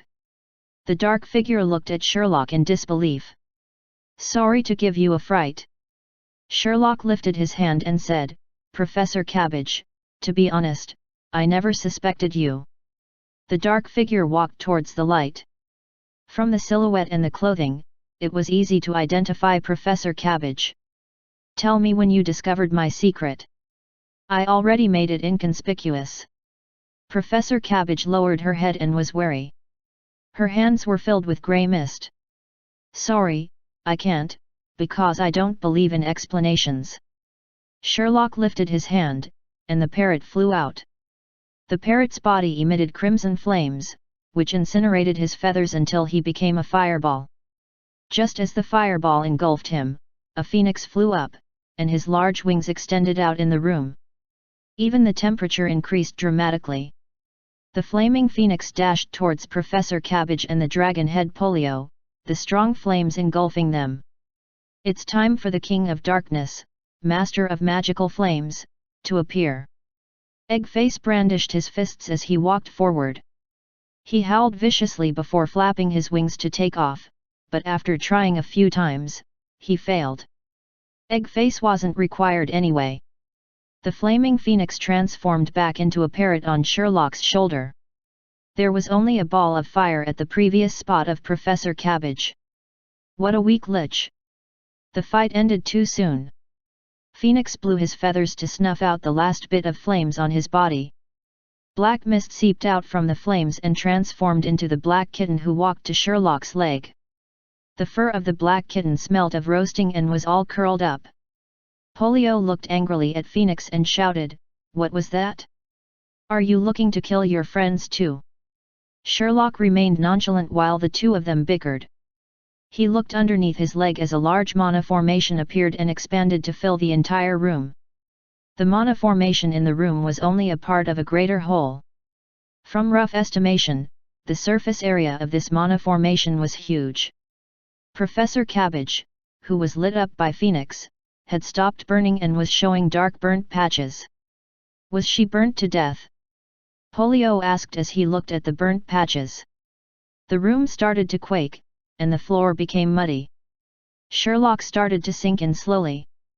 Meow. Polio leaped and grasped Sherlock's trousers. As for Eggface, he was submerged halfway. He tried hard to flap his wings, but he was unable to fly up. Sherlock grabbed Eggface's wings and pulled him up. Eggface's wings started flapping, and he pulled Polio off the ground. In the prison cell, Professor Bacon and Brainiac were submerged deep in the ground, black sludge covering them. When Sherlock decided to rescue Bacon and Brainiac, the ceiling started leaking a liquid that looked like saliva. The ceiling had become a black sludge, much like the ground, and was leaking liquid. The entire room had almost become an organic stomach. The liquid dripped on Sherlock's bat wings and eroded the feathers. Small holes even started appearing on the bat wings. Sherlock took out a scroll and tore it. The teleport scroll's mana formation appeared before Sherlock. Afterward, Sherlock and his three pets vanished. With the flashing of white rays, Sherlock, Eggface, Phoenix, and Polio appeared before the Dungeon Lord main hall in Eternal Kingdom. The nearby gamers were given a fright by the sudden appearance of Sherlock. His eroded body was emitting steam, and his bat wings were full of holes. This was an important plot animation. The gamers gathered, wanting to know what was happening. Before Sherlock spoke, the gamers who were near the teleport portal main hall and about to enter the instance dungeon shouted, "Gosh, what's happening? Why aren't we able to enter Spectre College? Is it a bug? I can't enter either. Everyone is unable to travel to Spectre College. Shucks, what's happening to the gamers who are already over there? I don't know. Let me ask on the discussion forum." Sherlock looked at the commotion at the teleport portal main hall and thought for a while. Then he shouted at the gamers, "Everyone, gather. Prepare for a massive battle, my citizens." At Spectre College, the Lich students hadn't recovered from the surprise of the principal being arrested. They were chatting about the principal's arrest. They didn't notice that the ground underneath the college started shimmering. Soon, the quaking was felt all over the college. A student asked, bewildered, "Earthquake? I don't know. Perhaps it's an earthquake. Did Spectre College have earthquakes before?" The students didn't know what was happening. Then, a chilling voice came from underneath the college. "Who dares to summon me? Frangipani." The gamers of Victoria City accidentally obtained the wyvern hunting mission, whereas the gamers of Eternal Kingdom received a new plot mission. Sherlock came back with injuries. Even the teleport portals to Spectre College were shut down, making the gamers unable to access Spectre College. It wasn't important. The important thing was what Sherlock announced. "Warriors. The Void Army is making its moves. They occupied Spectre College and obtained sufficient energy to attack the world. I have to inform you that BA.Manoroth.con and their new commander, Cabbage, were involved in a conflict. Cabbage killed BA.Manoroth.con. Fortunately, I preserved his other spirit, but Cabbage imprisoned BA.Manoroth.con and your Lich commander, Brainiac. Cabbage is releasing the legendary Ancient Gods commander, Frangipani. Now is the time for our counterattack. Let's attack Spectre College." That was the important message. Gosh, what a loose plot. Previously, we were in search of strange encounters. Perhaps they were for this plot. Burning Chesthair said unhappily. "I think so. We found the shop with the strange encounter mission, and it was burnt down. This is the plot development for what transpired." Peasant nodded in agreement. "Stop discussing. Let's gather at the teleport portal. Shirley's opening the portal. Sylvanas said. The gamers of Eternal Kingdom gathered at the teleport portal main hall, where Sherlock was opening a new teleport portal. The destination was Spectre College's main entrance. Sherlock had already installed a teleport rune mana formation outside Spectre College when he went there. Now he was able to use it. Sherlock stood before the rune mana formation as he infused it with mana, while the gamers waited in anticipation. Some gamers were pushing the ballistas that were to be used for the siege. They were preparing to conquer Spectre College. The gamers didn't wait for long. Soon, Sherlock opened a new teleport portal. He stood before the portal and shouted to the gamers, "Warriors of Eternal Kingdom! The entire Underworld is in danger. We can't allow the gathered Void Army to escape from Spectre College. We have to guard the location. You may lose your precious lives, but it's for the Underworld. Let's go. Warriors!" The gamers were highly motivated. For Eternal Kingdom. For Shirley. For ba.manoroth.con. For Frangipani. Waaya. Arthur charged into the shimmering teleport portal amidst the commotion. When they came out of the portal, they stood in awe of Spectre College. It was a scene of Hades. Chapter 442, Stop Fantasizing, the battle is starting. Translator, Atlas Studios Editor, Atlas Studios. The college was built using rocks, but from its appearance, it was no different from other buildings. White bones came out from the ground and surrounded Spectre College. Above Spectre College, the sky, which was used to simulate the weather, was filled with dark clouds and lightning. Spectre College was covered in darkness. There was no light or sound. There was no background music, unlike in the Instance Dungeon, and thunder was heard from the sky above. It was an eerie environment. The gamers could feel the eerie atmosphere. The scenes are getting scarier. Spectre College looks huge. Where is the troops' training grounds Instance Dungeon? Peasant looked around after exiting Spectre College's teleport portal, trying to identify the characteristics of the map that he had seen before. You won't be able to see it. When we were in the 5-member Instance Dungeon, we could still see Spectre College, but there weren't that many white bones. It was very far, and the entrance of the training grounds was small. Perhaps if we go to the rooftop, we can see it, Burning Chest Hair said. More gamers exited the teleport portal, and there were many more gathered gamers. Some impatient gamers wanted to charge into Spectre College and start killing the enemy. However, they were unable to get free of Sherlock's restraint once they were in range. They went into plot animation mode and felt like there was an air wall in front of Sherlock. The plot continued. Warriors, I can feel the evil power of the Void Army. Make haste and build up your defenses. The enemy won't wait for long before attacking us. Sherlock shouted at the gamers as rune mana formations were being created in the surrounding area. The gamers received missions to fortify the area around the teleport rune formation. The gamers were familiar with building fortifications, which they had done many times. They carried rocks and piled them around the camp. According to the plot, they had to create a stronghold before entering Spectre College. This wasn't a game, meaning Professor Cabbage wouldn't wait for the gamers to complete their fortifications. She was feeling frustrated that Sherlock escaped her foolproof plan. She was prepared to defend against the attack of the Underworld and even abandon Spectre College, but within a short time, Sherlock had returned with his troops. He didn't bring any reinforcements, only the citizens of Eternal Kingdom. Professor Cabbage didn't know what Sherlock was up to, she only knew that she had to kill Sherlock this time. She planned for thousands of years. She couldn't afford to let Sherlock wreck her plan. This time, she wasn't fighting Sherlock alone. Behind her were the almost revived Frangipani and the Lich students. Whether they agreed or not, the students were being summoned as the New Age Void Army. Professor Cabbage observed the busy gamers in the crystal ball.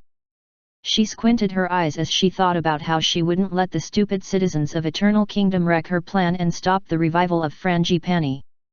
They didn't understand what they were up against. Peasant was carrying rocks to form the outer wall. Beside him were many diligent gamers performing their missions. A few gamers came over as they chatted. The online gaming department of Tencent contacted Dungeon to obtain sole publishing rights and a collaboration agreement. Gosh, Tencent is awesome. Dungeon is such a secretive game company, and they managed to contact them? Besides the customer service Miss Black Dragon and the temporary forum administrator, I haven't seen any communication channel on their official website. They don't even have a mailbox. They aren't contactable in reality as there's no mailbox or office address. The Tencent employee intended to chat with Miss Black Dragon to obtain contacts. When we were attacking the Black Volcano, customer service was on leave. Recently, customer service came back online, but the Tencent employee is still queued up for a chat. Ha ha ha ha. They also created a collaboration post on the discussion forum, but there hasn't been an official reply. Only the gamers who disguised themselves as game officials replied. Besides Tencent, Todo and NetEase also created posts on the discussion forum, but there haven't been any official replies. Interesting. Will we have broadcasters live streaming the game? That's definite. This game is so awesome. Though the plot isn't so good, the effects are good. If there's live streaming, the game will be so popular. Perhaps there will be a global competition like LOL. That's not possible unless there's American and European customer service. Otherwise, we'll, at most, have a national competition. I wonder when the game will roll out to international gamers. I look forward to it. I look forward to it too. I wonder if I can meet foreigners and beat them to a pulp. I'm thinking of becoming a dungeon lord. I want to be a dungeon lord too. It's exciting just thinking about it. The gamers chatted, but there was no new information. The gamers had discussed the trend of the game in the discussion forum. They wanted to become dungeon lords, but it didn't appear to be practical right now. If there were competition and live streaming. Peasant started imagining. He fantasized about how he was live streaming the game as numerous rich audience members rewarded him with multiple rockets. The Fang girls would mention his name on the forum and ask him for tips.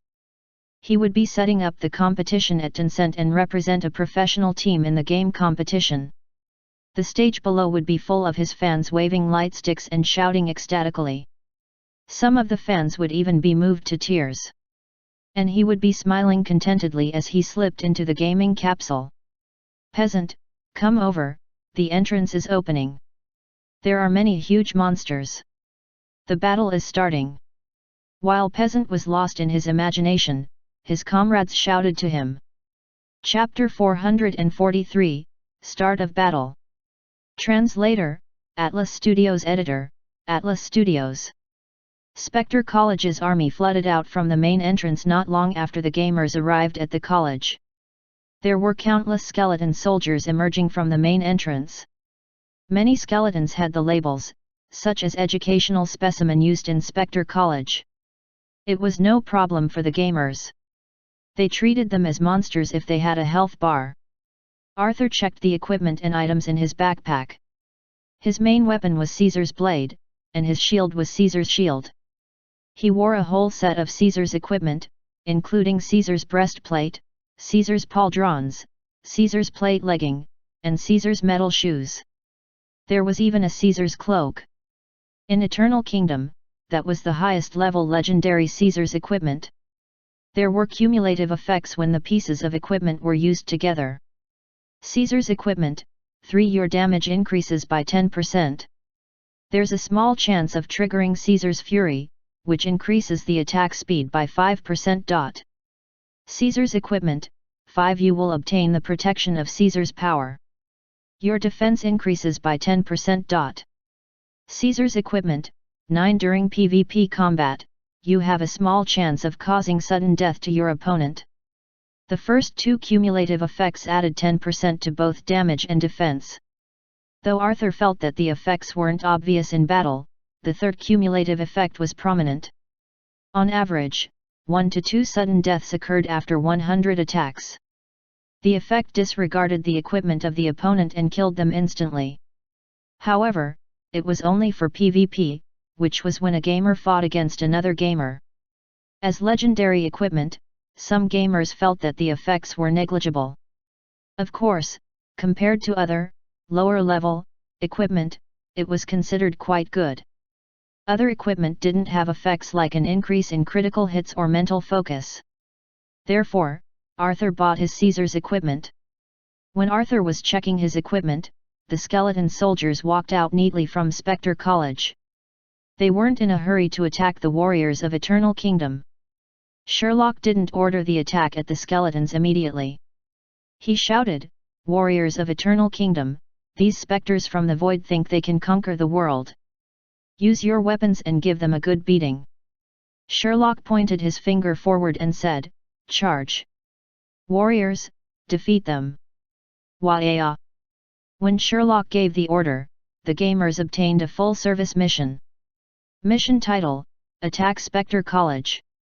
Mission description: Lord Sherlock helped BA.Manoroth.Con escape the Void Army's control.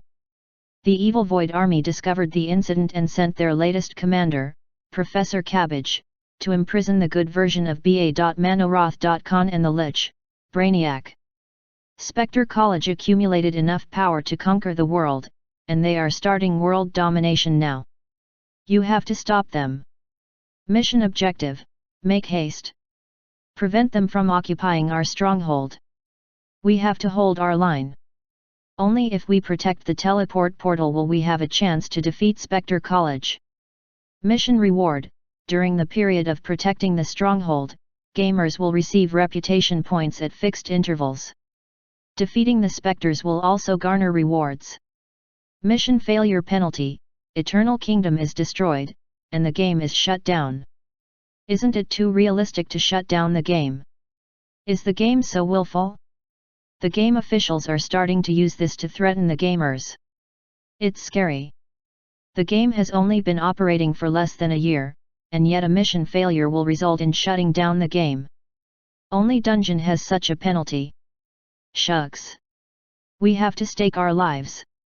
Otherwise, the game will shut down. What about the magic cannons?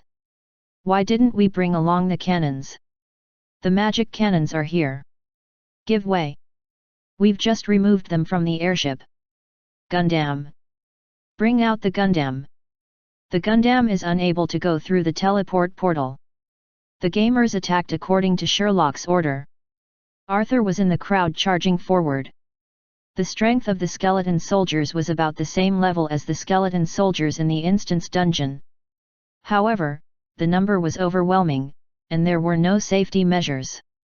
In the instance dungeon, the skeleton soldiers could only attack if there was proximity. Now, they attacked at will. The gamers were no longer the combatants in the instance dungeon. Without restrictions, gamers could use all sorts of weapons, like ballistas and magic cannons. The combat in the game was ultra-realistic. The gamers couldn't feel exhaustion, but if they were exhausted, they wouldn't be able to move their hands or feet. Arthur was very familiar with the combat system and knew how to conserve his strength. When the gamers charged, the skeleton soldiers also charged at the gamers. An orc skeleton charged at Arthur, and Arthur lifted his shield to deflect the axe of the orc skeleton. Another orc smashed his hammer on the orc skeleton, and the skeleton frame disintegrated. Arthur didn't advance forward. Instead, he braced his shield and followed the surrounding gamers tightly. The guild members of the Pioneer Alliance surrounded Arthur. The other big guilds were using the same tactics. Only a few inexperienced individual gamers were charging around. The group battle in the game was like a war, so the gamers had to fight like soldiers. Only if they made use of group cooperation would they have the best combat power. Most of the guilds realized the importance of this tactic and made use of the guild structure to apply it. The lines held by the gamers were continuously challenged by the skeleton army.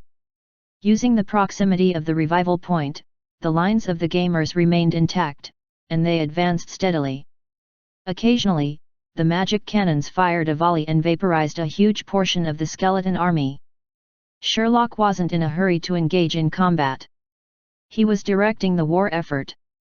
When a small portion of the skeleton soldiers broke through the lines, Sherlock would finish them off. Professor Cabbage observed the battle clearly in her crystal ball. Within a short time, the warriors of Eternal Kingdom were unable to enter Spectre College. Professor Cabbage's plan was to drown them in the sea of skeletons. But now, she was unable to achieve her goal. Professor Cabbage was indifferent.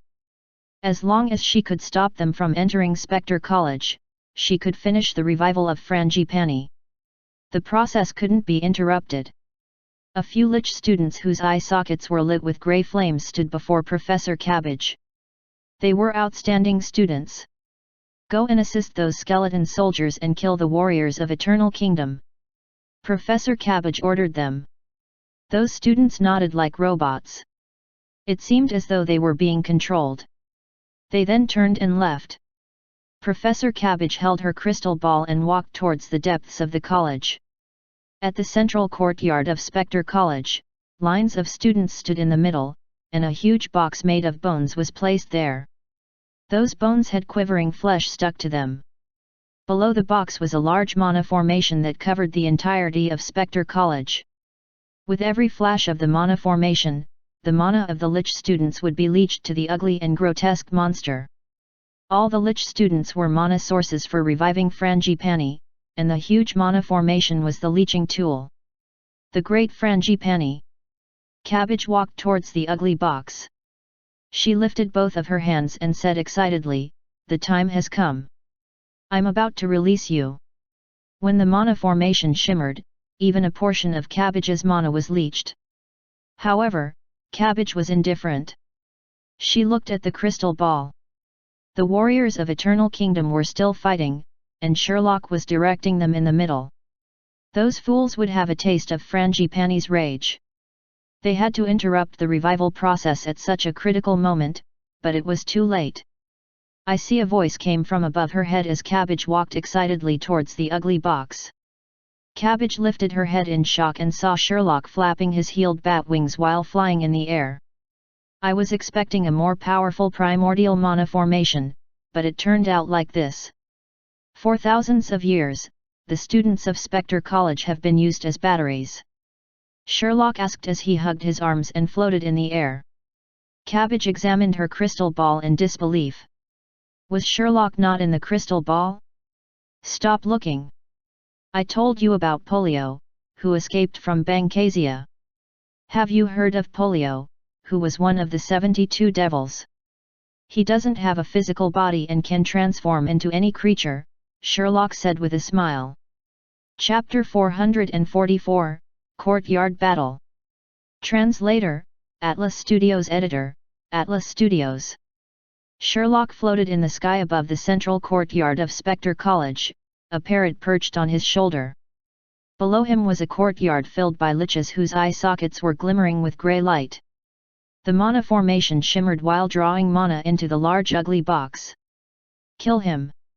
Professor Cabbage pointed to Sherlock and ordered her students, who lifted up their heads as mana started to gather on their hands. Dark clouds with thunder and lightning appeared above Sherlock's head. "Hold tight!" Sherlock shouted and flapped his wings. He rose up and disappeared in the dark clouds. Numerous mana rays shot into the dark clouds, and various colored clouds exploded, making the dark clouds look like multicolored cotton candy.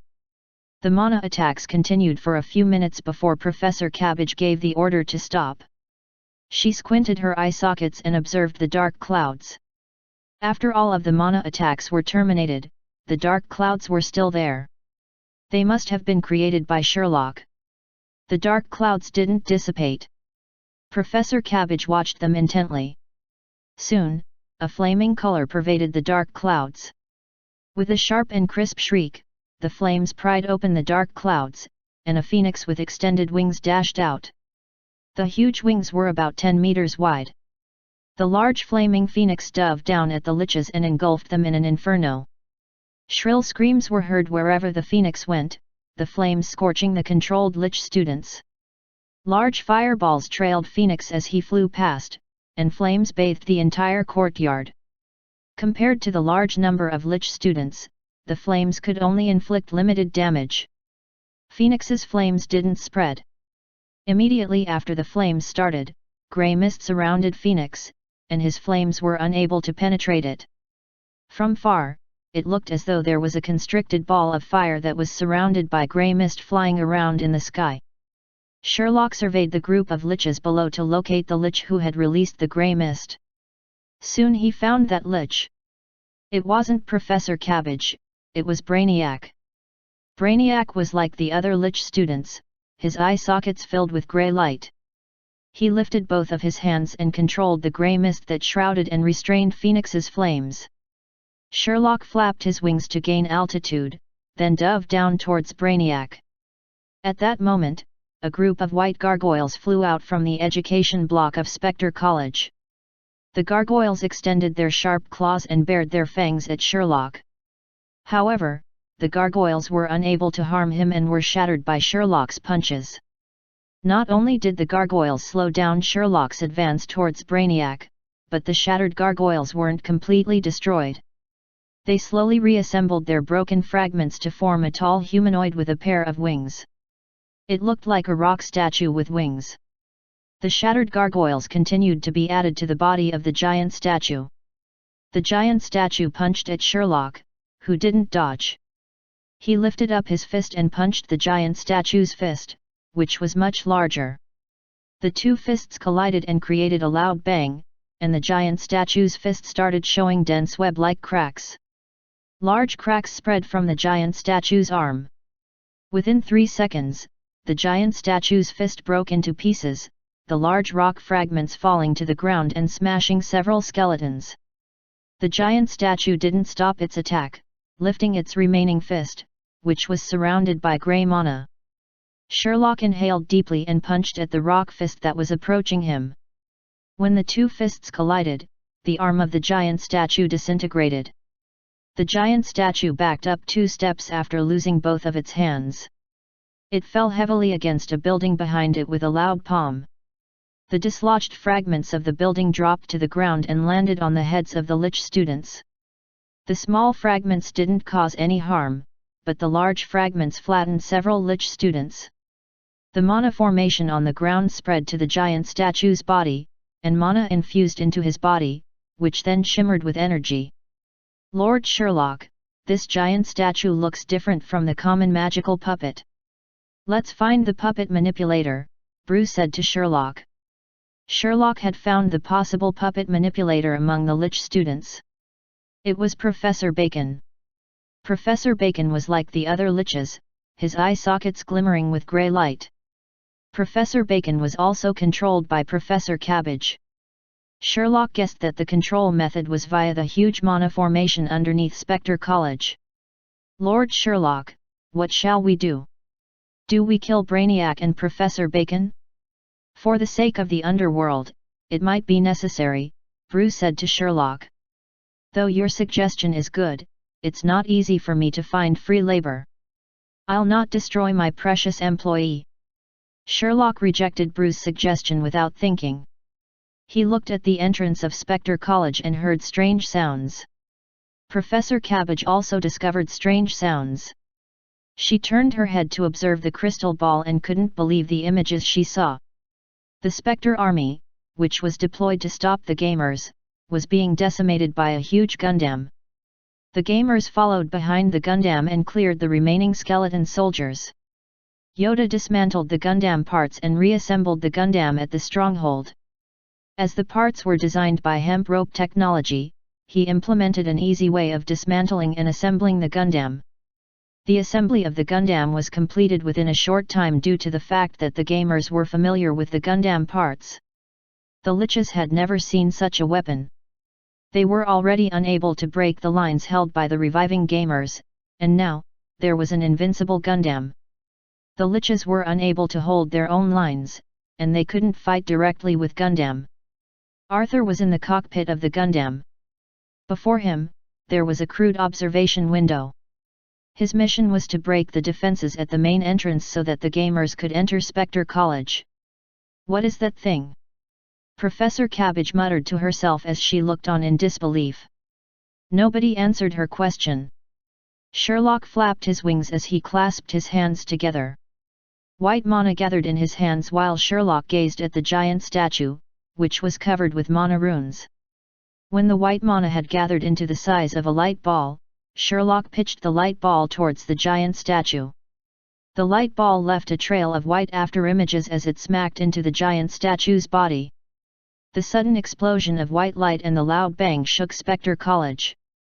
The huge impact was like a meteorite smashing into the ground, and the heatwave and powerful force pinned the giant statue to a building. It occurred within seconds. The giant statue was melted by the huge light ball, and the giant statue and the building behind it were vaporized. The explosion expanded out with the light ball as the origin, and the rising flames appeared in the central courtyard. The powerful mana energy knocked the surrounding Lich students to the ground. Professor Cabbage gaped in shock and disbelief. Since she was far from the explosion, she wasn't harmed. It was the first time Professor Cabbage witnessed a superior devil with such powerful mana. It wasn't easy for Sherlock. After his devastating attack, he looked exhausted. Moreover, the gamers were reviving and firing the magic cannons continuously. Sherlock flapped his wings and rested on a building by the side, having no intention to continue fighting. Professor Cabbage didn't allow Sherlock any rest. She ordered Brainiac and Professor Bacon, continue to attack while the superior devil hasn't fully rested. She gave the order.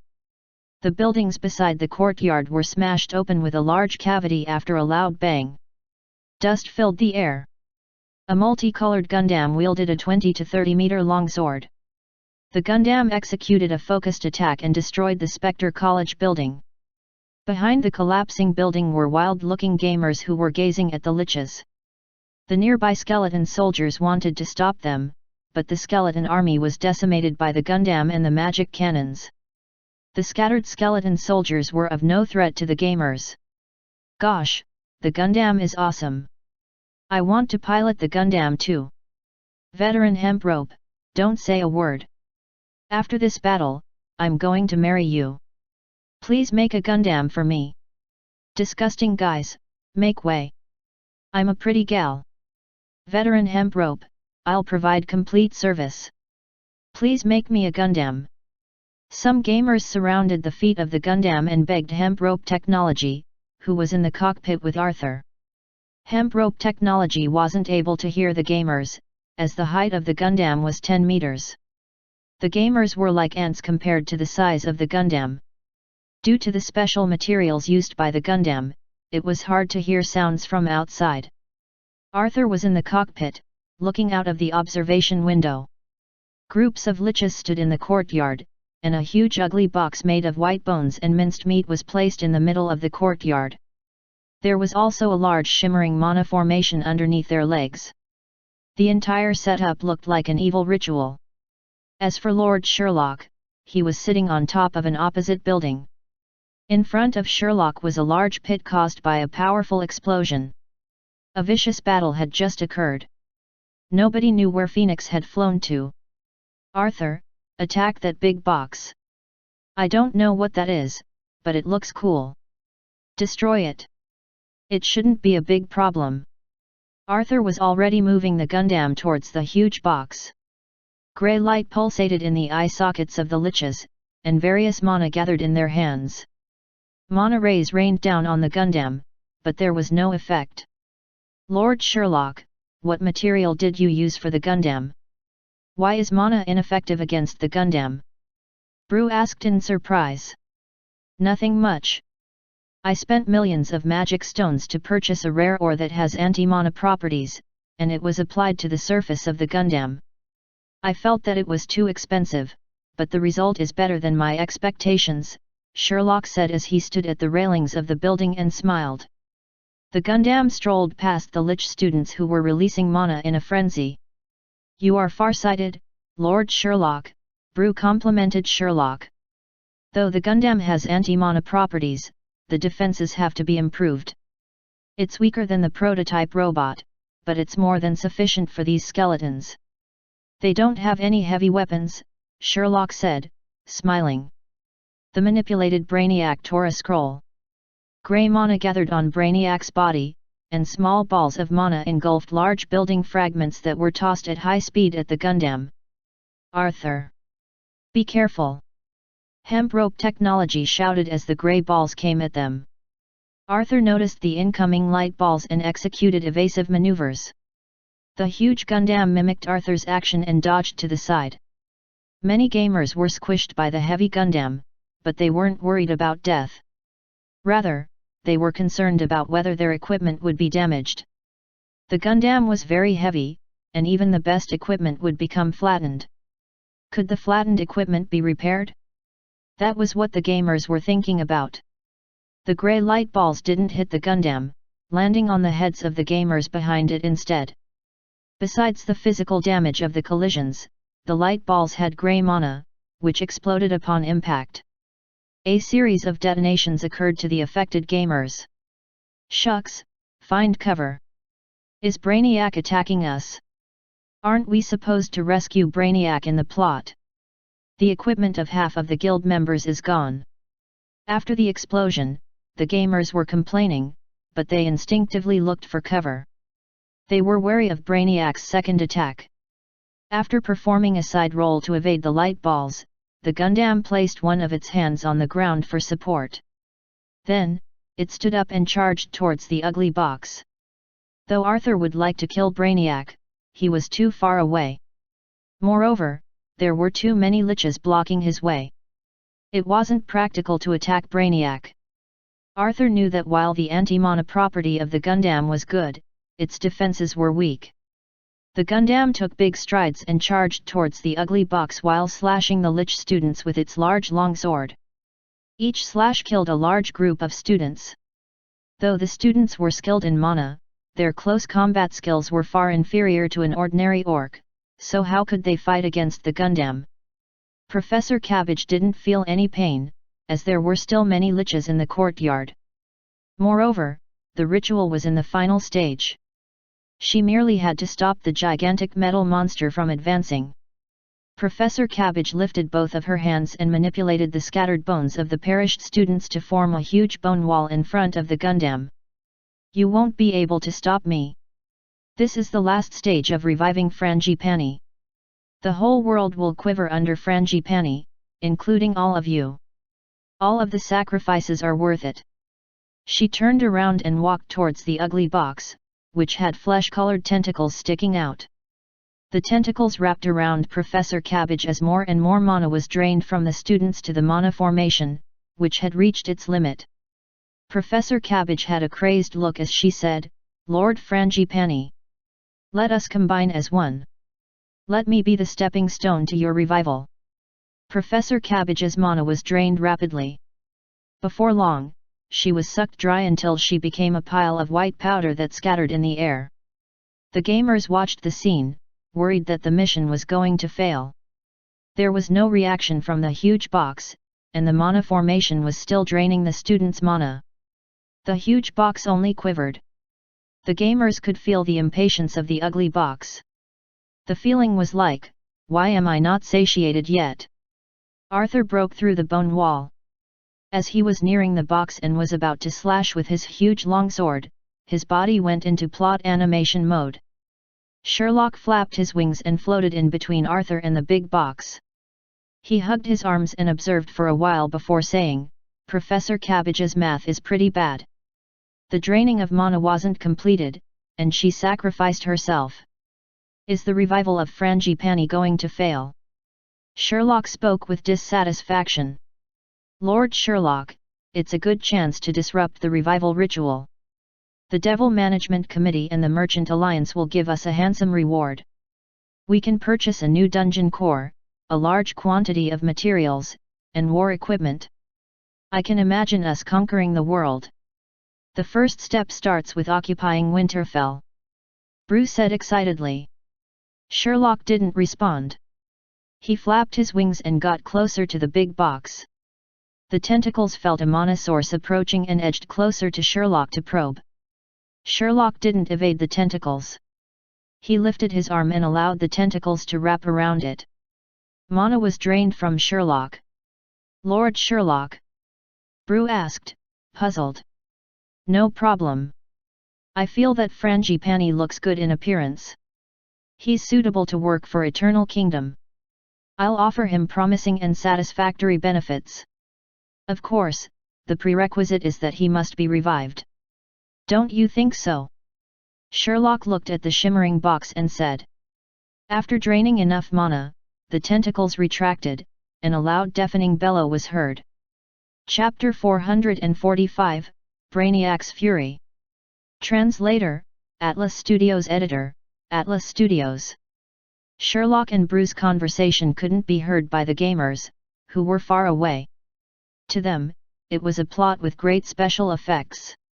It was a pity that the gamers didn't have a chance to fight against Professor Cabbage before she merged together with the strange box. Lord Sherlock was grabbed by the tentacles of the box, then they heard a loud bellow. The mana formation underneath Spectre College gathered on the box, and the grey light in the eye sockets of the Lich students vanished with the disappearance of the mana formation. What happened? Where is this place? Earthquake? What's this about? Why are the examination combatants in our courtyard? Is this a rehearsal? The Lich students recovered their senses and started chatting. When they saw the chaotic situation and the disintegrated white bones of other students, they started to panic. They also noticed the big box in the middle of the courtyard. The box moved slowly and became a meatball with numerous flesh-colored tentacles, and soon, a bone-based shell covered its entire body. Roar! The meatball waved its tentacles and screamed. Run! After one student shouted, all of the students fled in different directions. Sherlock didn't stop them, while the gamers were in plot animation mode. The Lich students who didn't escape wanted to communicate with the gamers and find out what happened, but the gamers couldn't speak since they were in plot animation mode.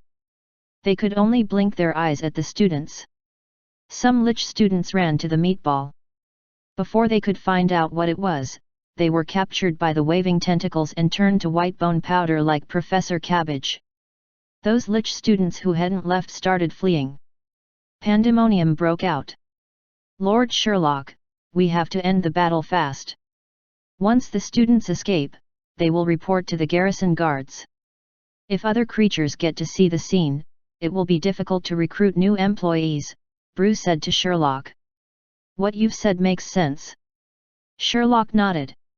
He flapped his wings and landed on the ground, then pointed to the meatball and said to the gamers, Warriors of Eternal Kingdom, we can't let the evil Void Army commander leave here alive.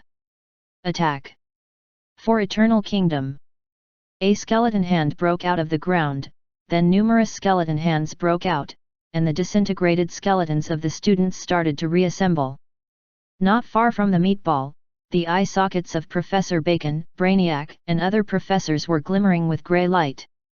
The meatball didn't relinquish control over them. I'm Frangipani. You pathetic mortals dare to disrupt my revival ritual. Face the wrath of the ancient god's army. His words sounded like the well-scripted dialogue of an antagonist. The revived Frangipani shouted, and his voice sounded like he was trapped in a box. The manipulated Lich professors made the skeleton soldiers walk towards the gamers, and a grey light ball appeared once again in Brainiac's hand just as the plot animation mode of the gamers ended. The gamers charged towards their enemies. Arthur, let's attack! In the Gundam, Hemp Rope Technology, who was the data monitoring and testing crew, shouted to Arthur. Acknowledged. Arthur didn't know what direction Brainiac's mana was aimed at. If the powerful grey light ball hit the Gundam, the consequences would be dire. Everyone put in a lot of effort to produce the Gundam, and Arthur didn't want it to be destroyed. Arthur started running. The charging gamers watched the Gundam run past them and started cheering. Frangipani also discovered this metal monster. He waved his tentacles and smacked them at the Gundam. The Gundam squatted down while both its hands grasped its long sword and swung it at the tentacles. The tentacles were severed. Sherlock spent a fortune to produce the Gundam, so the weapon was definitely not a toy. The long sword sliced through the tentacles like it was cutting through a cabbage, and the convulsing tentacles fell to the ground where the gamers were. The nearby gamers started hacking the tentacles with their weapons. What a big piece of tentacle! I wonder how much money it will fetch. Perhaps it's a mana material or an alchemy material. Grab them! The gamers shouted amidst the chaos. Arthur wasn't bothered by them as numerous tentacles continued their attacks on him. The severed tentacles also started to regenerate at a rapid pace. Lord Sherlock, your weapon is very powerful. Perhaps the Gundam is able to defeat Frangipani, Bruce said happily to Sherlock. A few tentacles were about to strike the Gundam when two of them were severed by the long sword. However, the other tentacles smacked on the Gundam, and it reeled back and crashed into a building with a loud booming sound. The crash created a huge cavity in the building, which began to quake. It used to be the classrooms of the Lich students, but now, it was in ruins. There was dust and debris everywhere. Reinforce Arthur! Not Wearing Pants shouted to the guild members when he saw Arthur reeling after being hit. Ice knowledge of the past, illusions abound, summon the snowstorm from my wrist. Hail the elf's contract, follow the terms and bestow me the greatest mana and elf power, such that destruction reigns supreme. Gamers started their mana incantations, and different elemental mana flew out toward Frangipani. Some of the mana hit upon the skeleton soldiers and Frangipani's tentacles, but there wasn't much harm inflicted. The damaged tentacles quickly regenerated. The battle was magnificent. Besides the attacks from the elemental mana, various weather effects appeared above Frangipani, like snow, a hurricane, lightning, and rain. The gamers had mastered various mana skills in addition to the mana scrolls obtained from the instance dungeon. Only a few gamers were able to activate their mana skills according to their will because the skeleton soldiers charged and engaged them in close combat. Lord Sherlock, is your 1 million magic stones going down the drain? Brew asked worriedly as the Gundam was sent flying after being hit. Don't worry. It's only a scratch. Sherlock disregarded the damage, but he looked at the Gundam with concern. Fortunately, the Gundam stood up again and walked out with a layer of dust. The Gundam looked intact. Arthur, are you all right? Hemp rope technology asked. During the impact, Arthur didn't stand firm, and his head hit against the devices on the side. Fortunately, the devices were sturdy, so there was no problem. Hemp rope technology wasn't bothered by the bleeding on his head. He was more concerned about the Gundam. Arthur was protected by the cockpit, so he wasn't injured. After he recovered his senses, he maneuvered the Gundam out of the ruins. Dust and building fragments fell to the ground like rain. It was a spectacular sight. They had no chance to rejoice before Brainiac's grey light balls started flying towards the Gundam once again. Frangipani was targeting the Gundam and not Sherlock. From the battle just now, the Gundam was a greater threat than Sherlock. Though Arthur dodged, he was still slow. Most of the grey light balls landed on the buildings, but one smacked into the Gundam's leg. There was a loud explosion, and the Gundam tripped and almost fell to the ground. Be careful, Arthur! Hemp rope technology, who was looking out from the observation window, shouted to Arthur. Tens of ice cones appeared in Bacon's hands and flew towards the Gundam. The Lich professors, Professor Bacon and Brainiac were focusing on the Gundam. This created an opportunity for Sherlock since they didn't attack him. While Frangipani was swinging the tentacles menacingly, Sherlock flew towards him and punched at the bone shell covering him. After a loud bang, the bone shell didn't have any cracks, but the ground started to crack. Sherlock's strength was immense, but his punch didn't inflict any noticeable damage. Frangipani roared angrily. His tentacles grasped at Sherlock, but he evaded them. The tentacles were able to absorb mana from any creatures they contacted. Sherlock didn't give up, attacking Frangipani continuously. He rained punches on the bone armor until booming sounds reverberated in the entire courtyard. Sherlock's awesome! My husband, surely. This is too violent. I'm going to file a complaint. They didn't just watch the fight. More and more elemental mana attacks were directed at Frangipani. They didn't care whether their mana attacks landed on Frangipani or Sherlock. After all, it was their tradition to attack their own side during battle. After raining tens of punches, Sherlock flew up into the sky. Frangipani was deeply buried in the ground, and the topmost part of the bone armor showed a few cracks. This bone armor is tough, Sherlock said as he surveyed the bone armor. He was the commander of the ancient god's army and a powerful character from tens of thousands of years ago. From his combat prowess, he's geared more towards defense, Bruce said. Sherlock nodded in agreement. Sherlock didn't want to kill Frangipani. He wanted to know how Frangipani controlled Professor Bacon, Brainiac, and the other professors before saving them. If it was successful, he would sign a special contract with Frangipani, similar to the contracts of Polio and Phoenix. While Sherlock was probing for Frangipani's weakness, a flaming phoenix gave a clear shriek and flew down. While descending, the body became smaller and smaller. Then, it transformed into a parrot. The descending speed slowed down, and it could be seen that he was clutching a black kitten with his claws. The parrot placed the black kitten on Sherlock's shoulder, then went to the other shoulder. Lord Sherlock, I saw the bird slacking. He was waiting for Frangipani to finish you off before fleeing, the black kitten shouted after steadying himself on the shoulder. That's not true, Lord Sherlock. It was this stupid cat who was trying to escape. I saw him slacking in the crowd. He wasn't required to disguise himself as you, but he did, and he was watching the battle like a show.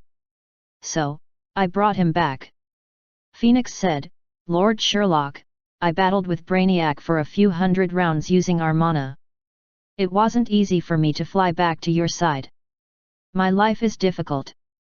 The black kitten was about to rebuke, but Sherlock interrupted their bickering and said, Polio, break off Frangipani's control over the liches. Sherlock ordered. A small mana formation flashed on the black kitten's body. He then became a cloud of black mist and flew towards Frangipani. Frangipani's bone armor was unable to stop Polio from entering his body, so the black mist seeped into his body, and he was sent into a frenzy. His tentacles waved wildly, so Sherlock was unable to get close. Sherlock had no intention to attack at this time, though. Instead, he stood by and watched. Polio was indeed one of the 72 devils. While Frangipani was struggling with his tentacles, the grey light in the eye sockets of the controlled liches disappeared. The first one to regain control was Brainiac. He knelt to the ground and covered his skull with his hand. The grey light had vanished from his eye socket. He looked at the surroundings in a daze and noticed Sherlock in the air and Professor Bacon at his side. Mentor! Mentor! Brainiac dashed towards Professor Bacon excitedly. He recalled that he was searching for Professor Bacon. Professor Bacon fell weakly into Brainiac's arms. The grey light in his eye sockets had disappeared, Professor Bacon was free from Frangipani's control. Brainiac! Professor Bacon struggled to open his heavy eye sockets. He looked extremely vulnerable in Brainiac's arms and didn't have the strength to stand up. I'm not going to make it, Brainiac, Professor Bacon said as he lifted his trembling arm. Brainiac was in tears. He grasped Professor Bacon's hand and said, Mentor, don't think too much. The Beat Lemon ambulance is on the way. You'll be fine. I'll send you to Fatality Hospital. The doctors will save you. Brainiac spoke in a wavering voice as he gazed at Professor Bacon. Brainiac, I know my condition very well.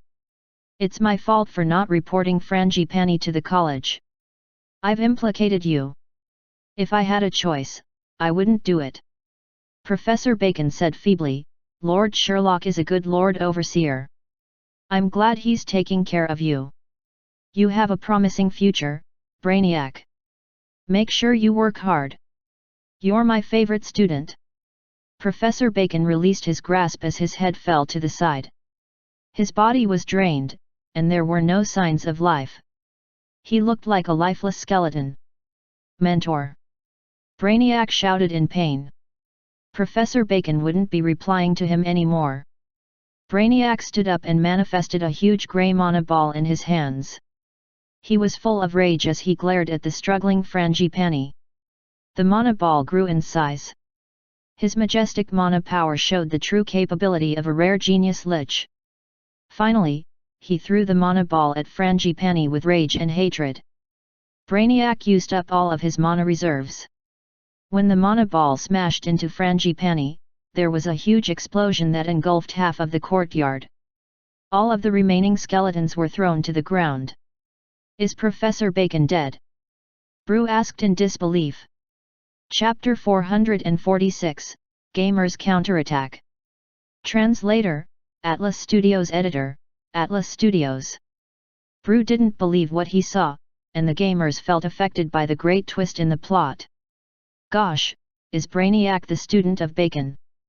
Bacon's death is too sudden. I thought there would be more development after the commanding officer became good. Just like the Death Knight in World of Warcraft, in which the lich profession was made available in subsequent plots. Bacon could have been our mentor. I think it's great and dramatic, like in Japanese anime. The mentor is an evil guy and died after becoming a good guy. The student Brainiac was angry and defeated Frangipani. It's a superb storyline. That's how online novels are written. I'm going to beat the game story editor to death. I haven't fought with the boss Bacon, and he's dead. All the best, Brainiac. Help us weaken the next boss. There are no more skeleton soldiers. Let's charge. The gamers screamed and raised their weapons at Frangipani as they charged forward. They stepped on the white bones that were strewn on the ground and made ka-cha sounds. Those were the bones of students of Spectre College, but the gamers weren't aware of that. Arthur charged towards Frangipani without hesitation. The gamers had high morale. During the plot animation, Frangipani was hit twice by Sherlock and Brainiac. Therefore, they assumed that he must be in a terrible state with low health points. He could even be dying. It was the best time for the gamers to reap the final benefits. Perhaps Frangipani might have better equipment than Arthur's legendary Caesar equipment. That was what the gamers thought. Compared to the gamers' exhilaration, Sherlock appeared composed. He observed the fallen Professor Bacon and the raging Brainiac, who was throwing all sorts of mana attacks at Frangipani. He said to Brew, "It's not appropriate to use the word dead on a lich. Even if we were to break off all of Professor Bacon's bones, he would be intact and well after a few months. A lich was already dead before becoming one. Hence, it wasn't possible for a lich to die again. Moreover, each lich had their own special soul box. If the soul box wasn't destroyed, the lich would live forever. Of course, their souls could be destroyed by attacks from the sacred light. That was why Spectre College was extremely worried when the gamers made use of the power of sacred light. Even Professor Bacon was tasked to investigate the matter. I'm trying to immerse myself in the scene as it's rather touching." "Don't worry," Brew replied quickly. While Sherlock was conversing with Brew, the gamers and Brainiac were still battling Frangipani viciously. Polio had a great impact on Frangipani, who was still in a wild frenzy. The professors who were rid of Frangipani's control fled without hesitation. A professor tried to bring along Professor Bacon and Brainiac, but the situation didn't allow it. He was dragged away by the escaping professors. Brainiac devastated Frangipani with his mana attacks until he exhausted all of his mana. Brainiac knelt on one knee while using his hand to support himself. He lifted his head with exhaustion, looking on in disbelief. "How can it be? Why are my mana attacks ineffective?" Brainiac muttered to himself.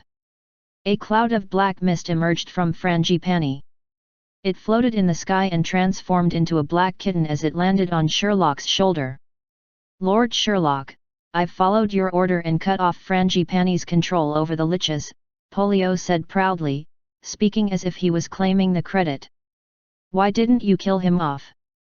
The parrot then said, Lord Sherlock, he must be with the ancient gods' army. Do you think the commander of the ancient gods is a simple character? Kill him if you have the capability, Polio rebuked furiously. I've said that among the 72 devils, you're the weakest. Phoenix scoffed at Polio. Sherlock wasn't bothered by their bickering. He was thinking of how to penetrate Frangipani's tough bone armor. From his beating just now, the toughness went beyond his expectations. The cracks that Sherlock had made had started to heal. It wasn't just Sherlock. The gamers who were attacking the boss were also frustrated. Arthur, I know how to fight. Hemp Rope Technology, who was watching from the observation window, said to Arthur, climb onto his back. Arthur didn't understand why Hemp Rope Technology asked him to do such a thing. He swung his weapon and severed numerous tentacles, but it didn't cause any real harm. He could only listen to Hemp Rope Technology's suggestion. Arthur dashed nimbly towards a tentacle. Frangipani had recovered from the effects of polio and was stopping the Gundam with his tentacles. He had only lifted his tentacles when he was attacked viciously by the gamers. The gamers' attacks were ineffective against the bone shell, but if they concentrated their attacks on a tentacle, it was still effective. Though the severed tentacles would regenerate, the gamers' aim wasn't to harm Frangipani. Rather, it was to provide an open path for the Gundam to proceed. With the help of the gamers, Arthur charged to the side of Frangipani. Prepare the high-pressure leap. Hemp Rope Technology shouted. Okay. Arthur half-squatted down to prepare, while Hemp Rope Technology pulled down a control lever. The huge Gundam squatted down, and the back of its legs emitted a large amount of steam. With the power of the internal mechanisms, the Gundam leaped up high and raised its long sword while aiming at the crack on Frangipani's armor. Arthur stabbed deeply into the crack, and Frangipani screamed in pain. His wailing reverberated in the courtyard. Frangipani waved his tentacles in pain. He wanted to attack the Gundam on his back, but his tentacles were attacked by the gamers. A few tentacles managed to hit the Gundam, but the feeble attacks were unable to damage it. After all, Sherlock had spent millions of magic stones on building this mechanized weapon. The Gundam was on the back of Frangipani and saw several large cracks healing. The surrounding bone was multiplying continuously to mend the cracks. Those were the cracks made by Sherlock's beatings. Arthur understood what he had to do. He dashed towards the crack in front as humanoid monsters sprung up from the armored shell.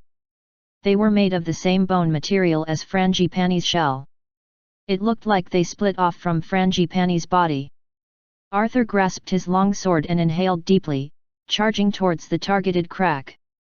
The Gundam's long sword slashed through the charging monsters, but more and more monsters climbed onto the Gundam. Arthur felt the Gundam getting heavier and harder to move. This isn't going to work, Arthur.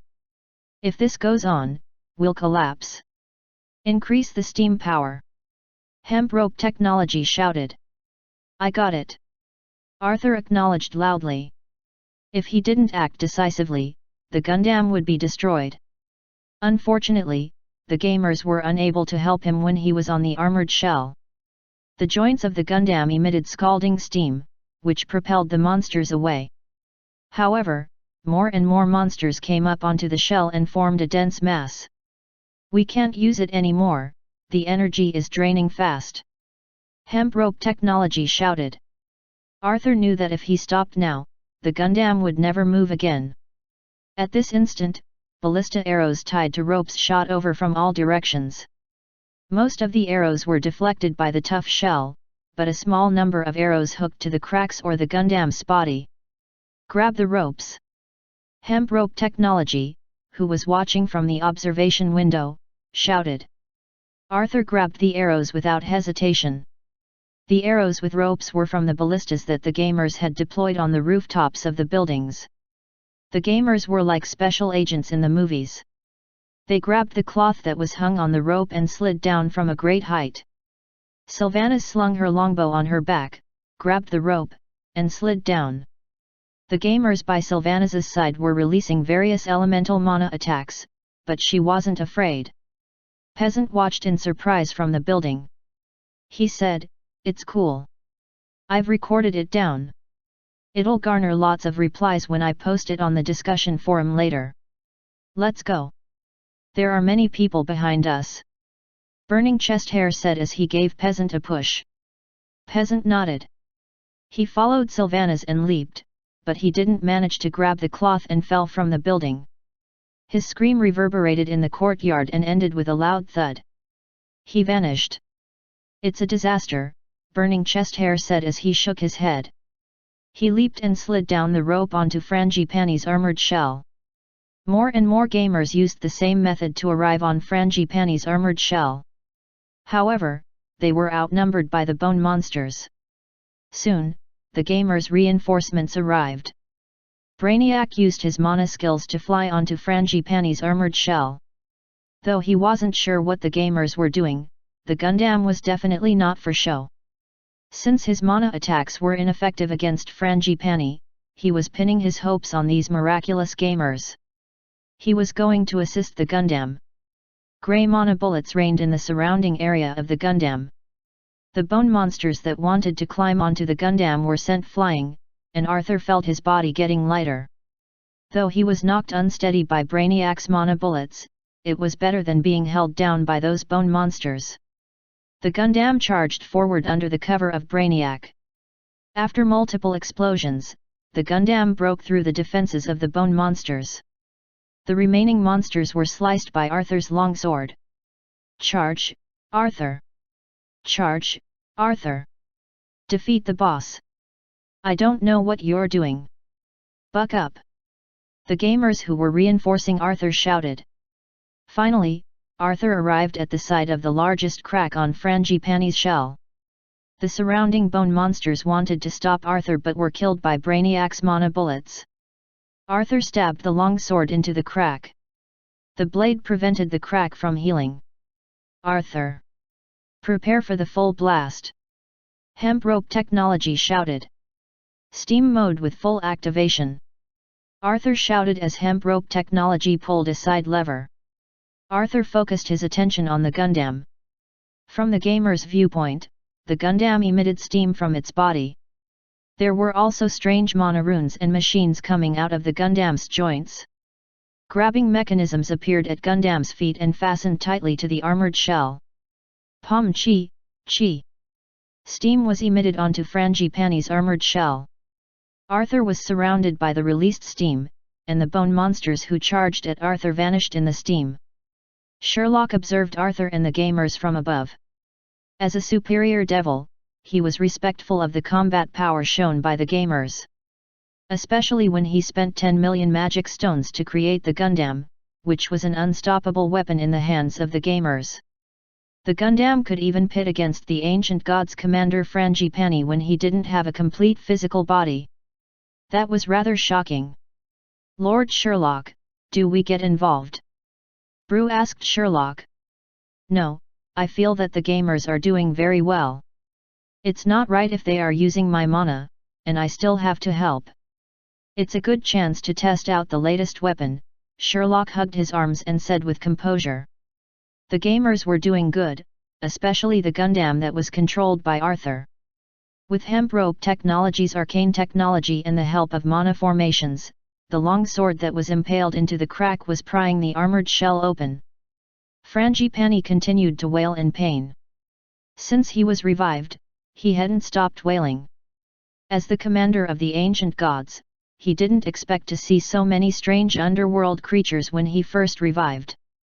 Besides a crazy superior devil and a never-before-seen huge metalkin monster, the most critical point was that the metalkin monster pried his armor open. Sherlock was also in awe as he said, "Time is progressing rapidly. The current mana and materials technology has progressed so far. After a few thousand years, the released ancient gods may not be able to defeat common underworld creatures." Lord Sherlock, you're exaggerating." Brew sounded like he was rebuking Sherlock, but he was trying to console Sherlock. "No, I'm serious. Look at Arthur's Gundam. It's shocking what he has achieved, Sherlock said proudly. Arthur lifted his long sword. Before the crack in the armored shell healed, he jumped inside. The tentacles and quivering muscles within the shell covered the entire Gundam. Sherlock had an ominous feeling. Before he could stop Arthur, he saw the Gundam emitting steam. The entire Gundam then vanished as it sank deep within Frangipani's body. Arthur, are you ready? Hemp rope technology spoke to Arthur. He could only see the Frangipani's muscles via the observation window. I'm ready. It's a pity about the Gundam though, I like this machine, Arthur sighed and said. It's all right, we can build another one. If the game is gone, then we're finished. I'm pinning my happiness on this game. Hemp rope technology smiled widely. It was hard to imagine a goblin having such a beautiful smile. Self-destruction sequence activated. Arthur shouted. Boom! A huge explosion occurred in the box, and Frangipani's body was blown to bits. The blown-up muscles rained down from the sky as his armored shell was also blown to pieces. The surrounding gamers were also engulfed in the explosion. Sherlock stared widely at the fireworks before him. His heart almost stopped beating. When the crimson rain fell onto the courtyard, Sherlock muttered, "My 10 million." Chapter 447, Late Reinforcements. Translator, Atlas Studios Editor, Atlas Studios. In the Dungeon Lord main hall of Winterfell. Nicholas was enjoying his breakfast as the Winterfell Dungeon Lord. A conservatively dressed sludge monster was carrying a tray as he knocked on the door. The sludge monster crossed his legs and made a seductive pose. "Lord Nicholas, your bloody chrysanthemum tea is ready," the sludge monster said. "My sweetheart, thanks to you, I'm able to be in a good mood every morning," Nicholas said with relish as he looked at the sludge monster's tray. The sludge monster blushed. He didn't notice Nicholas's eyes. Instead, he looked at the tray. "Lord Nicholas, you're making me very shy," the sludge monster said, but from his actions, he wasn't shy. Instead, he pulled down the collar of his office lady costume. "What are you talking about?" "Dear, you don't have to feel shy," Nicholas said. "Bring the bloody chrysanthemum tea over." The sludge monster twisted his barrel-sized hips as he walked before Nicholas and placed the tray lightly on Nicholas' table. Nicholas held the cup of bloody chrysanthemum tea and sniffed it. He was enjoying the fragrance. He couldn't wait to enjoy his marvelous breakfast tea. Sounds of hasty footsteps were heard coming from outside. The sludge monster was about to speak, but when he heard the sounds outside, he went to the side. This was the Dungeon Lord's office, so there would be many employees sending documents or conveying important information. As the Dungeon Lord's secretary, he had to be mindful. Nicholas heard the footsteps. He frowned and put the cup of bloody chrysanthemum tea on the table. An armored orc general walked in with a sealed red letter. The orc came before Nicholas and placed the letter on Nicholas' table. "Lord Nicholas, this is a top-secret letter from the Merchant Alliance," the orc general said solemnly. "Are there any matters pertaining to security? Or is it related to something else?" Nicholas was grave as he picked up the letter and opened it. After reading it, he was in disbelief. He put down the letter slowly and said to the orc general, "Assemble your troops. The commander of the ancient god's army, Frangipani, has revived." Candidate 89,757 was a graduating student of Spectre College. He was working on his graduation thesis. However, he would never forget the incident that occurred during his recess time. The college was shaking with a loud bang. He thought it was an earthquake, but he discovered he was unable to move and was connected to a huge strange spiritual body. Everything was happening like in a dream. Though it didn't look real, he was sure everything happened. He thought he wouldn't be able to see his parents again. He was being forced to do terrible things, like providing mana energy like a battery to a huge monster. He could feel his mana being drained. He didn't know what that was, and he abhorred the feeling. He also controlled skeleton soldiers to attack the gamers of Eternal Kingdom. Did he not do that on the examination grounds? Candidate 89,757 thought he was going to die until Sherlock appeared with the miraculous warriors of Eternal Kingdom. They saved him. He fled together with his classmates as soon as he could. Then, he reported the incident to the Spectre Committee and the nearest Merchant Alliance location, Winterfell. Since Professor Cabbage controlled the entirety of Spectre College, the teleport portals within Spectre College couldn't be used. They had no choice but to flee. Candidate 89,757 and his classmates found a hidden location outside Spectre College to take cover. While they trembled and waited for rescue, the professors who were controlled by Frangipani and Professor Cabbage appeared. After the professors appeared, the students discovered something strange about the teleport portal. When they were about to test the teleport portal to see if it was working, many armed troops exited from it. Are you the students of Spectre College? The leading troop discovered the hiding students, and he shouted at them and readied his bow. Don't harm us. We're students from Spectre College. A professor from Spectre College stepped forward and shouted. We are the Central Garrison Guards of the Merchant Alliance. Where is Frangipani? We received information that Frangipani has revived, the armed orc asked loudly. Frangipani is in the courtyard. You have to be careful, he seems to have revived. The warriors of Eternal Kingdom are battling him, the professor said loudly. Eternal Kingdom dungeon. The leading orc was taken aback. But he quickly ordered his highly trained subordinates to enter the courtyard. Debris from the buildings and skeleton fragments were everywhere. The skeleton fragments were the remains of the skeleton soldiers defeated by the gamers. What a vicious battle, the orc garrison guards commented. Why aren't there any corpses of the Eternal Kingdom warriors? One of the orc guards asked. There were no corpses of warriors from Eternal Kingdom. It was as though they didn't suffer any casualties. However, there was strong evidence of an epic battle. One of the orc garrison guards smoked a metal stick and puffed out smoke. Then, he said with experience, You're from the headquarters and have never met the warriors of Eternal Kingdom. I'm from Winterfell and have met them several times. They'll not sustain any casualties in battle. I don't know how they do it, but they salvage all of their corpses. The other orc guards showed signs of respect for the warriors of Eternal Kingdom. During a vicious battle, remembering to bring back the corpses of comrades wasn't something every unit could do. No wonder at the headquarters, they heard that the warriors of Eternal Kingdom were the strongest in the entire northern underworld. Buck up, lads!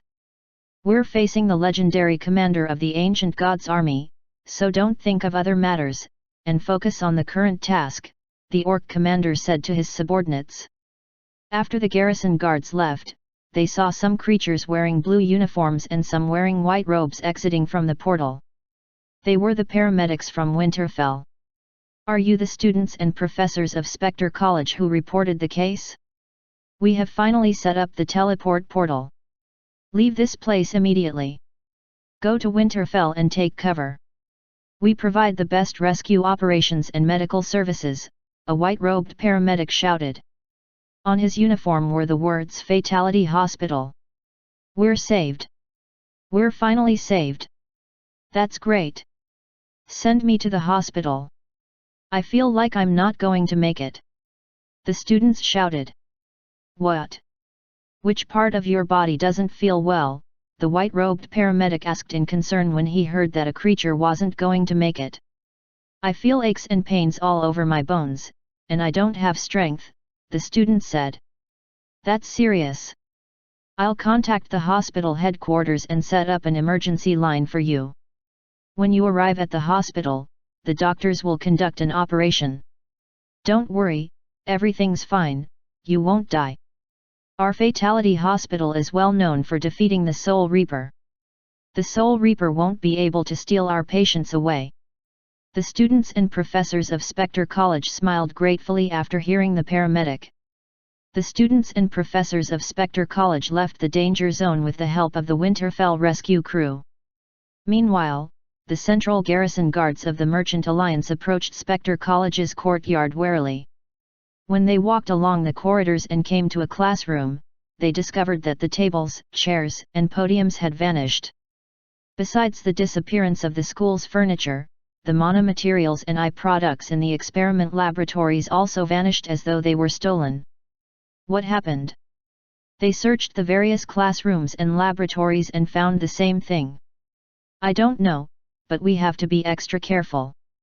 This is too bizarre, the Central Garrison Guard captain said. At this time, he heard suspicious footsteps of a group with tens of members. He quickly gave a hand gesture for his team members to be on alert. The well-trained members immediately took cover behind tactical spots and observed the classroom in front.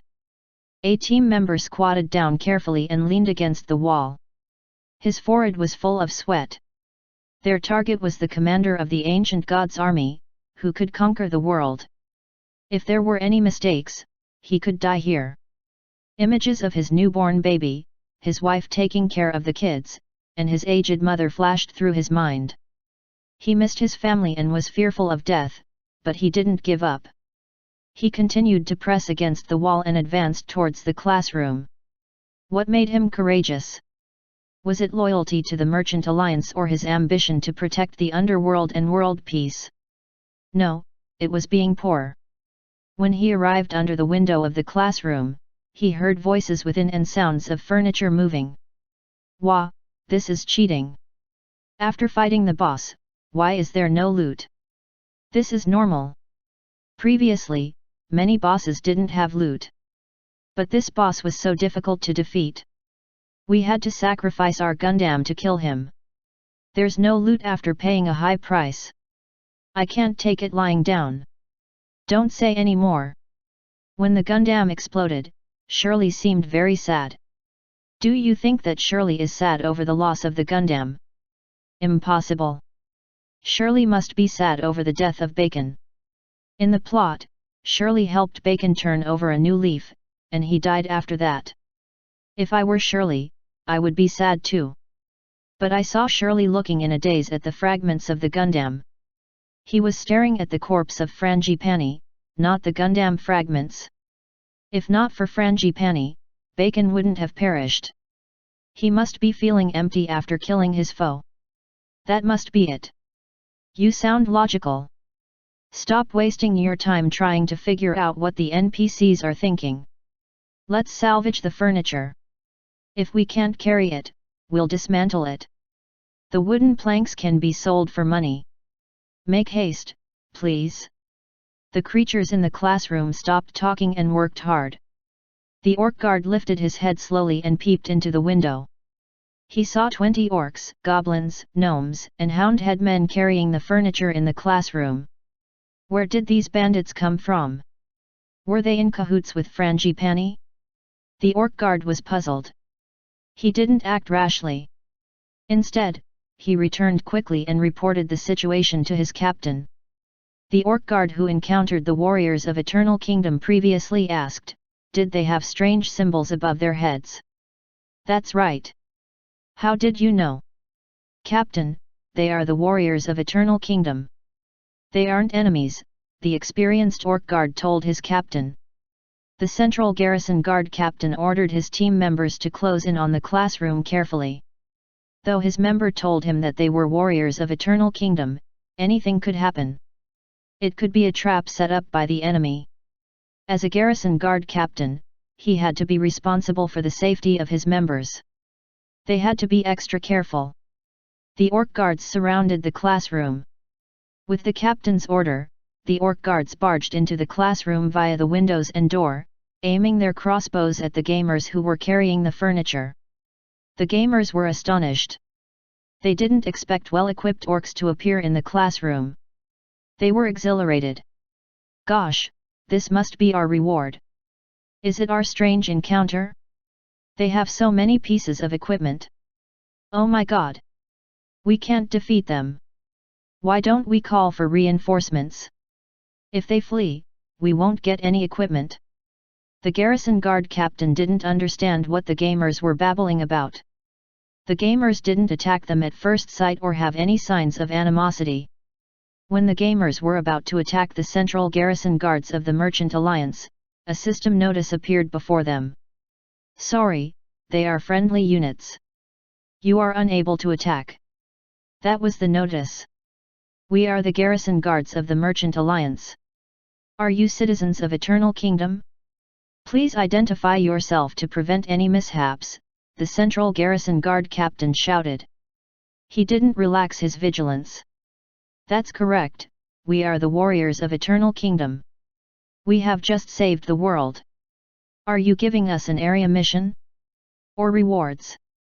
Both are good, a gamer shouted. Other gamers wanted to stop him, and they said, can you be more patient? This game is about being immersive.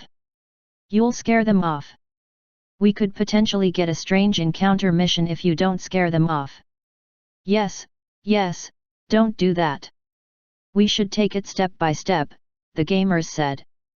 The garrison guard captain didn't understand what they were saying, but they didn't look like Frangipani's minions. They were citizens of Eternal Kingdom after all. How's the combat situation? What are you doing here?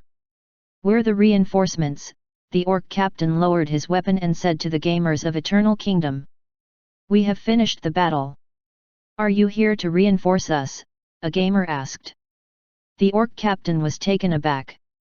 He felt embarrassed by such a reply.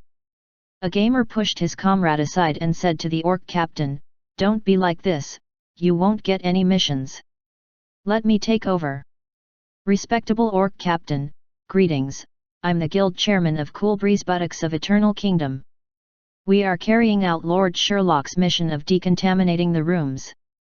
Spectre College was severely contaminated, so it has to be cleaned. Don't be mistaken, we're not robbing Spectre College. If you need any help, please tell us. You may want to meet our dungeon lord. It would be great if you could bring us to meet your dungeon lord. The orc captain thought for a while and said, apologies for being late and letting you battle alone.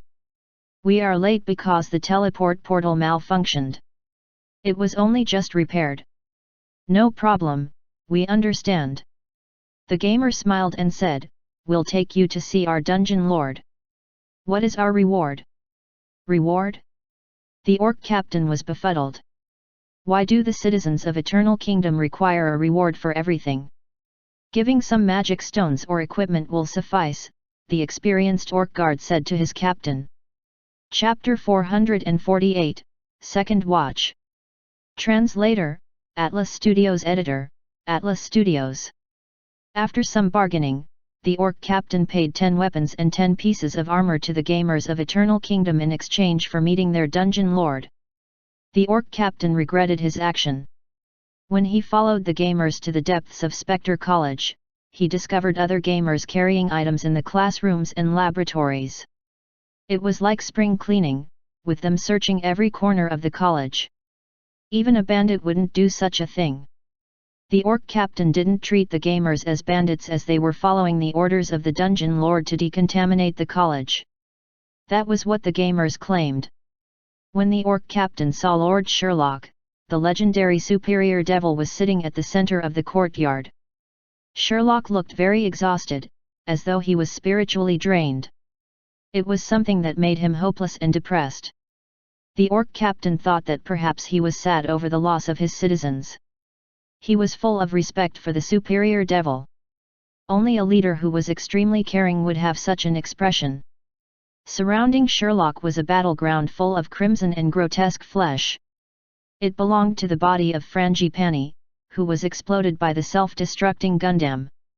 In front of Sherlock were Gundam fragments and half a longsword, the only intact object left by the Gundam. The orc captain walked to Sherlock and said respectfully, the Central Garrison Guards of the Merchant Alliance would like to convey our gratitude. We learned from your citizens that Eternal Kingdom has contributed to world peace. You have once again rescued the world. Can you tell us what happened? Please forgive me for imposing on you at such a depressing time, but we have to report the situation to the Merchant Alliance. You have to properly report everything. To defeat Frangipani, Eternal Kingdom paid a heavy price. The Merchant Alliance has to pay compensation for our casualties and incurred damages. I hope that you'll report my losses to your superior. Sherlock's eyes lit up when he looked at the orc captain, looking like a drowning man that had grasped onto a life-saving straw. Of course, Lord Sherlock. You have done your part for the world. The Merchant Alliance won't forget about your contribution. The Spectre Committee will compensate you for your sacrifices, the orc captain said while surveying the pathetic state of Spectre College. From the ruins, it was easy to imagine the tenacity and viciousness of the battle. If he had led his team into such a battle, it was questionable whether they would have survived. The warriors of Eternal Kingdom were merry, not displaying any tension or depression after the battle. It was as though they had won a battle without any loss. Eternal Kingdom was terrifying. In the morning, as simulated sunlight shone through a window, a skeleton with bandages all over his body was sitting on a bed. Professor Bacon looked outside the window. It was serene and peaceful. Who could have imagined that 2 days ago, he was on the verge of death? When he thought about it, Professor Bacon felt like it was a nightmare. He was in the patient ward of Winterfell's Fatality Hospital. It was hard to imagine that there was nobody around in such a huge hospital. There were only patients resting on their beds while awaiting their operations. Most of the patients were directly admitted to the operating theater. After the operation, they could complete the discharge procedures for a funeral. Professor Bacon was in the patient ward because he refused the expensive operation. When the physician requested that he undergo the bone disintegration operation to heal his body, Professor Bacon declined. He wasn't afraid of the dangers of operation. He simply felt that instead of spending so much money, he could spend the money on those who needed it more. Like those poor students. The physician nodded and said, "You will be rewarded for your kind deeds, Professor Bacon." While Professor Bacon was enjoying the scenery outside the window and recalling the events of the past few days, he heard knocks at the door. "Professor Bacon, someone's here to visit you."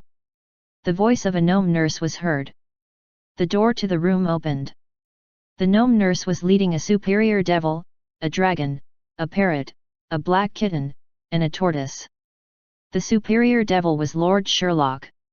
Professor Bacon noticed that Lord Sherlock was extremely exhausted, seeming as though he hadn't had any rest at all. Professor Bacon stood up from his bed and walked to Sherlock as he said, "Lord Sherlock, how are you? You don't look good. How can I help you? Come, take a seat over here." Professor Bacon didn't look like he was sick. He pulled Sherlock to the side of the bed to let Sherlock sit, but Sherlock waved his hand and said, "It's not necessary. You're the patient, not me." Sherlock spoke sincerely and sat in a chair by the side, letting Professor Bacon lie on the bed. "How is Spectre College now? Brainiac came to visit me once. He told me that Spectre College is a mess. I'd like to be discharged so that I can help. I'm responsible for what happened." Professor Bacon sighed. He sounded guilt-stricken. "It had nothing to do with you. Nobody expected Professor Cabbage to be the perpetrator. I thought it was the principal," Sherlock said while waving his hand in exhaustion. "But I think Lord Sherlock guessed it. When I was imprisoned by Professor Cabbage, I thought that only Lord Sherlock could save Spectre College." Professor Bacon looked at Sherlock and smiled contentedly as he said, "Thanks to you, Spectre College was saved. Otherwise, Spectre College could have become Frangipane's Spirit Legion. I was only doing my part as an Underworld citizen. I have to congratulate you. Aren't you the principal now?" Sherlock said while he peeled an orange. "Lord Sherlock, you've heard the news," Professor Bacon said with worry. He then looked at the ceiling and sighed as he said, "To be honest, I don't wish to be the principal. I misunderstood the previous principal, thinking he was the perpetrator behind Frangipane. In fact, he was innocent. I implicated him. Don't blame yourself, it has nothing to do with you. We also suspected the principal." Sherlock patted Professor Bacon's shoulder. "However, Sherlock knew that it didn't have much effect. After you become the principal of Spectre College, aren't you able to serve the college better? I believe Spectre College will be more successful under your leadership, Sherlock said and placed a document in Professor Bacon's hand. I'm here to discuss our collaboration. We can't become stagnant because of this incident. We have to look forward and work hard for a bright future. Take a look at this contract. Professor Bacon took the collaboration contract and examined it. He then seemed to have recalled something. He said to Sherlock, "Yes, in regards to the compensation issue, I have discussed it with the Spectre Committee. Don't worry, Lord Sherlock, we'll compensate you for your losses and reward you for your heroic contributions." Sherlock was relieved. "Do you like pets a lot, Lord Sherlock? I didn't know you had so many pets." Professor Bacon looked at Sherlock's black dragon, parrot, black kitten, and tortoise. "Lord Black Dragon, don't be mistaken, I'm not talking about you." Professor Bacon felt that his words were inappropriate, so he quickly explained things to Eggface. "Ha, what do you mean? Did you say I'm a pet?" Polio stood up, akimbo, and questioned Professor Bacon. Professor Bacon didn't expect the black kitten to speak.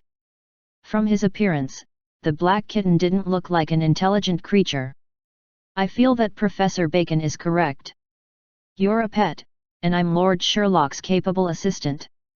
You have to remember that, you lich," the parrot on Sherlock's shoulder spoke loudly. Only the tortoise didn't respond. It stood in a daze at Sherlock's feet. "Let's not talk about this. Professor Bacon, have a good rest. I have other matters to attend to. I hope that you read through the collaboration contract. I also hope that you can give me a reply as soon as possible. There are many areas for collaboration, and we can't afford to lose time. Don't you think so?" Sherlock said as he stood up and placed the peeled orange into his mouth. "That's for sure, Lord Sherlock. I'll examine the contract in detail and give you a reply as soon as possible," Professor Bacon nodded and said to Sherlock. Sherlock waved his hand at Professor Bacon and bade him farewell before beginning to leave. Professor Bacon suddenly said, "Lord Sherlock, please wait a moment." Sherlock turned and looked at Professor Bacon. "What is it, Professor Bacon?" "Thank you, Lord Sherlock. Thank you for taking care of Brainiac all this while. He progressed a lot, thanks to you." Professor Bacon showed his gratitude. Sherlock smiled and waved to Bacon as he said, "It's nothing. He worked hard himself." "Yes, Lord Sherlock, what's the name of your tortoise? Where did you buy it? I feel that it's pretty good, and I'd like to get one too. I'll be staying in the hospital for a long time and don't know when I'll be discharged. If I have a tortoise as a companion, I'll feel better." Professor Bacon looked like he was a tortoise lover. Sherlock turned his head and said, "This isn't a tortoise, it's an old turtle. I found it in an underground river. His name is Frangipani." The plot of Eternal Kingdom ended. The gamers defeated Frangipani and received generous reputation points and game currency. Though they didn't get magic stones or equipment as rewards, they salvaged many items better than magic stones and equipment. Like the tables, chairs, and beds that the gamers lacked. Even the windows, cabinets, and glasses were salvaged. The gamers placed the furniture in their guild strongholds.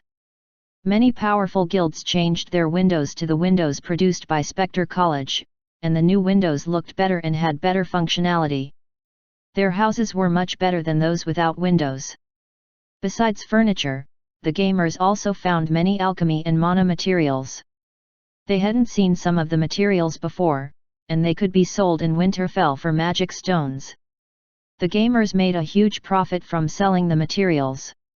The gamers' happiness was short-lived, as they had to pay back whatever profits they had earned. This was because the gamers, who activated the self-destruct sequence of the Gundam, received a new mission. Mission title, Gundam Repair.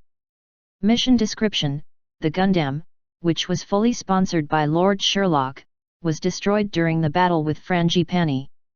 Eternal Kingdom cannot do without the Gundam. Warriors, we have to gather our resources and rebuild our legendary weapon. Mission objective: submit 0/100000 magic stones, full service. Mission penalty: you will not have a Gundam. Mission reward: the top 10 gamers who submit the most magic stones will have priority in obtaining the piloting rights. The other contributing gamers will receive corresponding reputation points and a lucky draw for Gundam piloting rights. The gamers were tempted by this mission because they could gain the chance to pilot the Gundam. The top 10 contributing gamers would have piloting rights. The rich gamers would strive to be the top 10 contributors. But the magic stones amount was too much. 10 million magic stones were required. A normal gamer had to work for 3 days to earn one magic stone. Though it was difficult, the gamers were still enthusiastic. Many gamers went to the Dungeon Lord main hall to contribute their magic stones. While the gamers of Eternal Kingdom were striving to obtain Gundam piloting rights, the gamers of Victoria City were preparing to hunt for the Wyvern to earn the gold reward from Goldshire Town. They had to track the Wyvern. Most of the gamers were daunted because they were unable to find traces of the Wyvern. Chapter 449, Frangipani's Plan. Translator, Atlas Studios Editor, Atlas Studios. Pit-pattering rain fell on the upturned turf of grass that was kicked up by horses. The scent of fresh soil pervaded the air. An elf who had green symbols on his head walked over the grass. He lowered his head and grabbed some clay to stuff into his mouth, but he was stopped by his human comrade. The human gave him an eye signal and looked at another person who didn't have green symbols above his head. "Don't eat. Be immersive in your role," the human with green symbols above his head said. They were in a long contingent that consisted mostly of fairies, humans, and elves with green symbols above their heads. They were transporting various materials like metal from Eternal Kingdom. The destination was Goldshire Town. Though the gamers didn't find any traces of the Wyvern, they had a massive breakthrough in forging weapons for fighting it.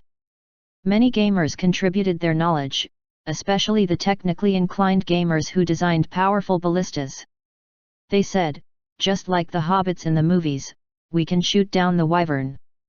Nobody knew if the arrows could penetrate the Wyvern's armor as they hadn't seen one. The survivors of the Wyvern attack couldn't provide any information. Besides describing it as dragon-like, they didn't have other details. They were terrified by the Wyvern's appearance, steep diving, and breathing of flames, and were just glad that they survived. The humans without green symbols above their heads were residents of Goldshire Town who were acting as guides. The gamers didn't know how to get to Goldshire Town. Lancelot was leading the contingent while chatting with the guide. Nobody expected such a thing to happen. "Since my aunt left, I felt that something ominous would happen. The Duke of York sent some knights to our town. I thought they were levying mandatory taxes. Our town isn't doing well financially, and the mayor didn't pay the required taxes. Then the knights attacked Victoria City. Don't be mistaken, we aren't gloating about them attacking you. Do you get my meaning?" Lancelot was listening intently to the guide who complained about his education and work. As a member of the church government, he had to revise his homework daily. Lancelot wasn't interested in such stuff. While Lancelot was wondering when the guide would stop talking, he heard galloping sounds ahead and saw a horseman. He screamed, "Wyvern! It's a wyvern!" Lancelot tugged his reins nervously. He was about to ask for the wyvern's location when a loud bellow answered his question. With a shrill shriek, a winged figure of about 20 to 30 meters flew over Lancelot's head, and the shadow engulfed the convoy. "Holy cow! What's that? This is exciting! That's a wyvern, it's a wyvern! Prepare the long-distance weapons! Everyone disperse!" The gamers shouted excitedly while the residents of Goldshire Town fled in terror. The wyvern observed the convoy while it flew from the start to the end. Then it returned and opened its mouth that was full of sharp teeth. Fatal flames shot out from his mouth. The flames engulfed the goods, horses, and gamers, which melted instantly. This included the gamer's equipment. Shucks! How could I forget? The wyvern's flames will melt our equipment. Why are we still fighting? Let's flee and find some cover. Help! Help! Help me put out the fire. My plate leggings are burning. The gamers witnessed the destruction of the flames and panicked, fleeing in all directions. The wyvern was relishing in the destruction. It came back, flew over the convoy, and breathed more fire. The long contingent was wrecked by the wyvern, and the gamers and residents of Goldshire Town fled in panic.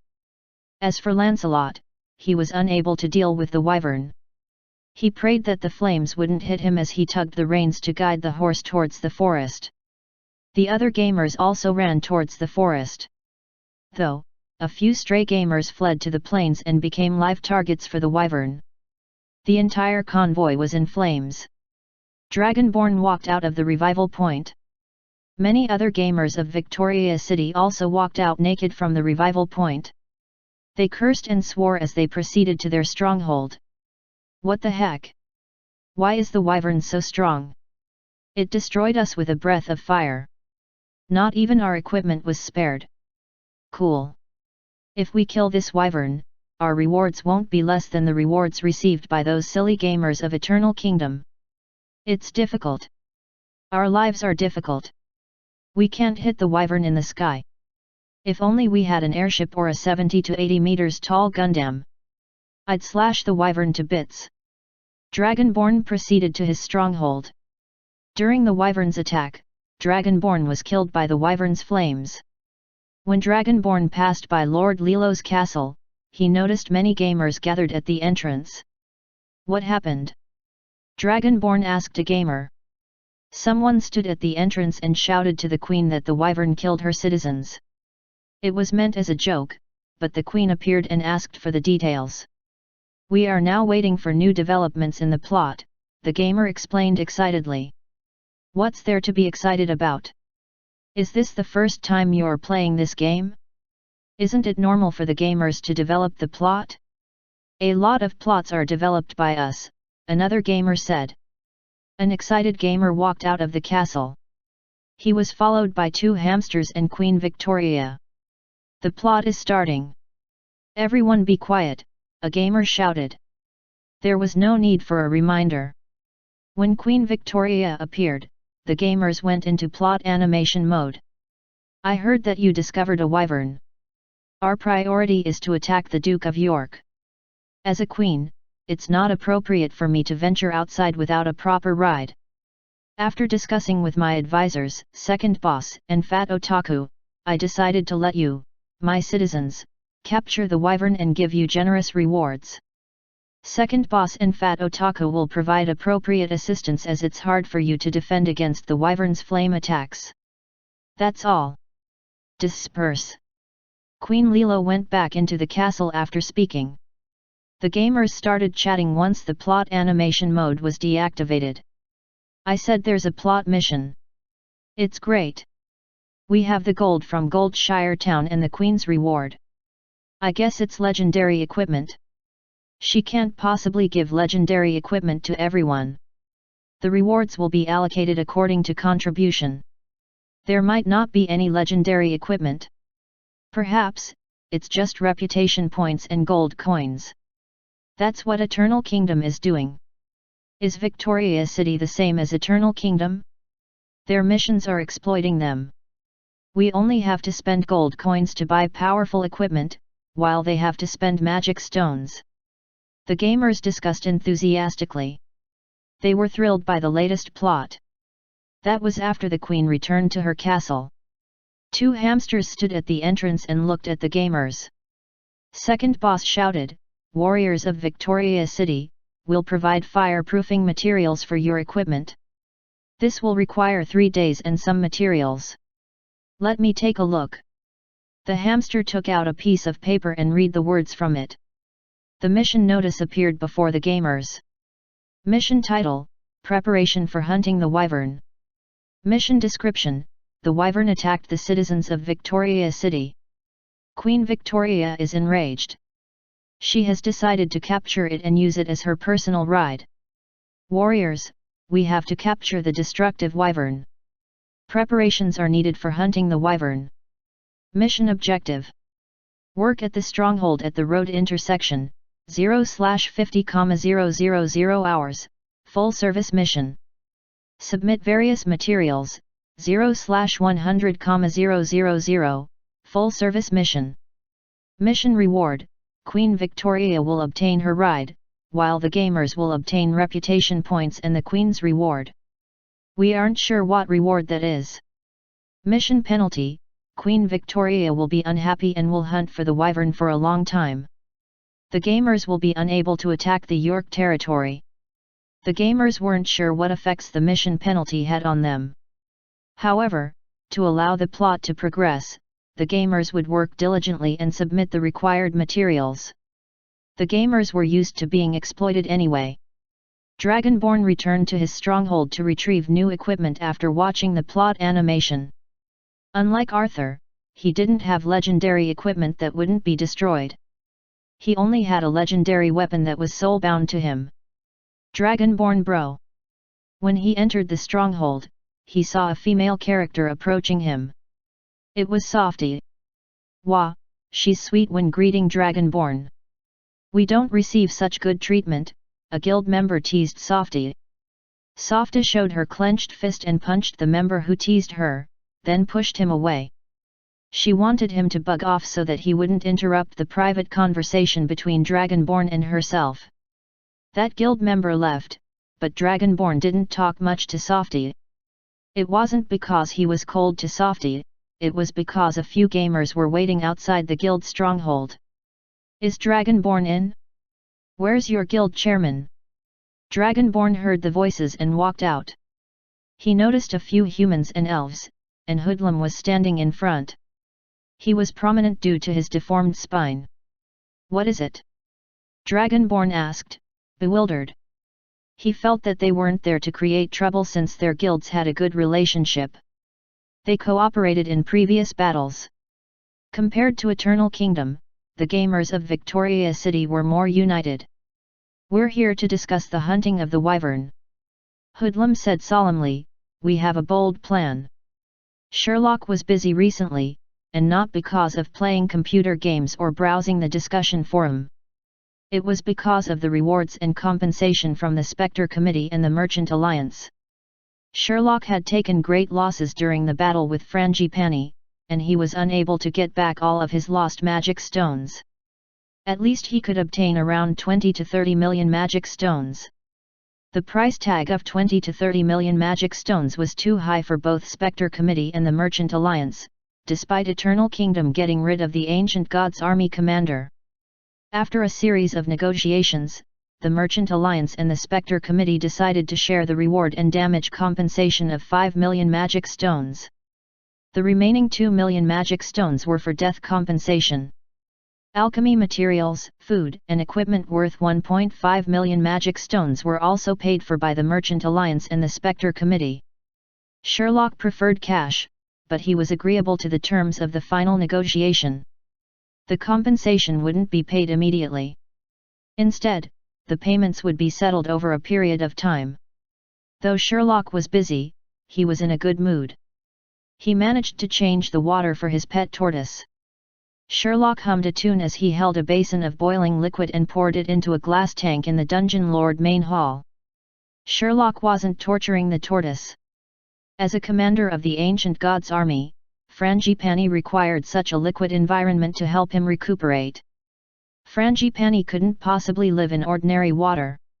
Sherlock left the Dungeon Lord main hall after changing the liquid in the tortoise tank.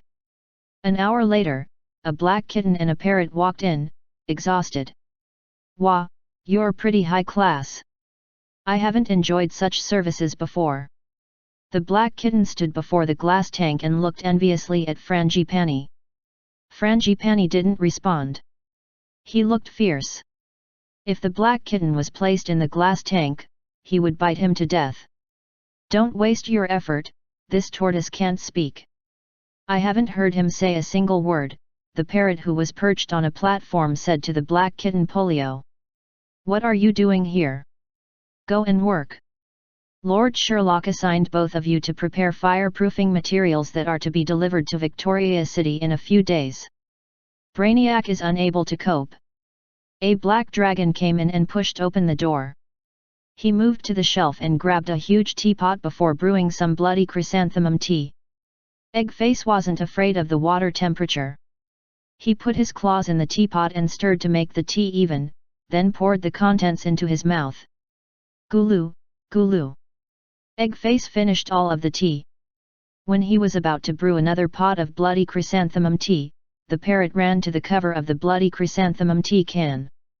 He used his claws to fasten the tea can and said to Eggface, "No, Lord Sherlock said that you can only drink a single pot of bloody chrysanthemum tea. Look at your weight. As a black dragon, you can't even fly." The parrot scoffed at Eggface. Eggface frowned and looked fiercely at the parrot, making threatening hulu, hulu sounds.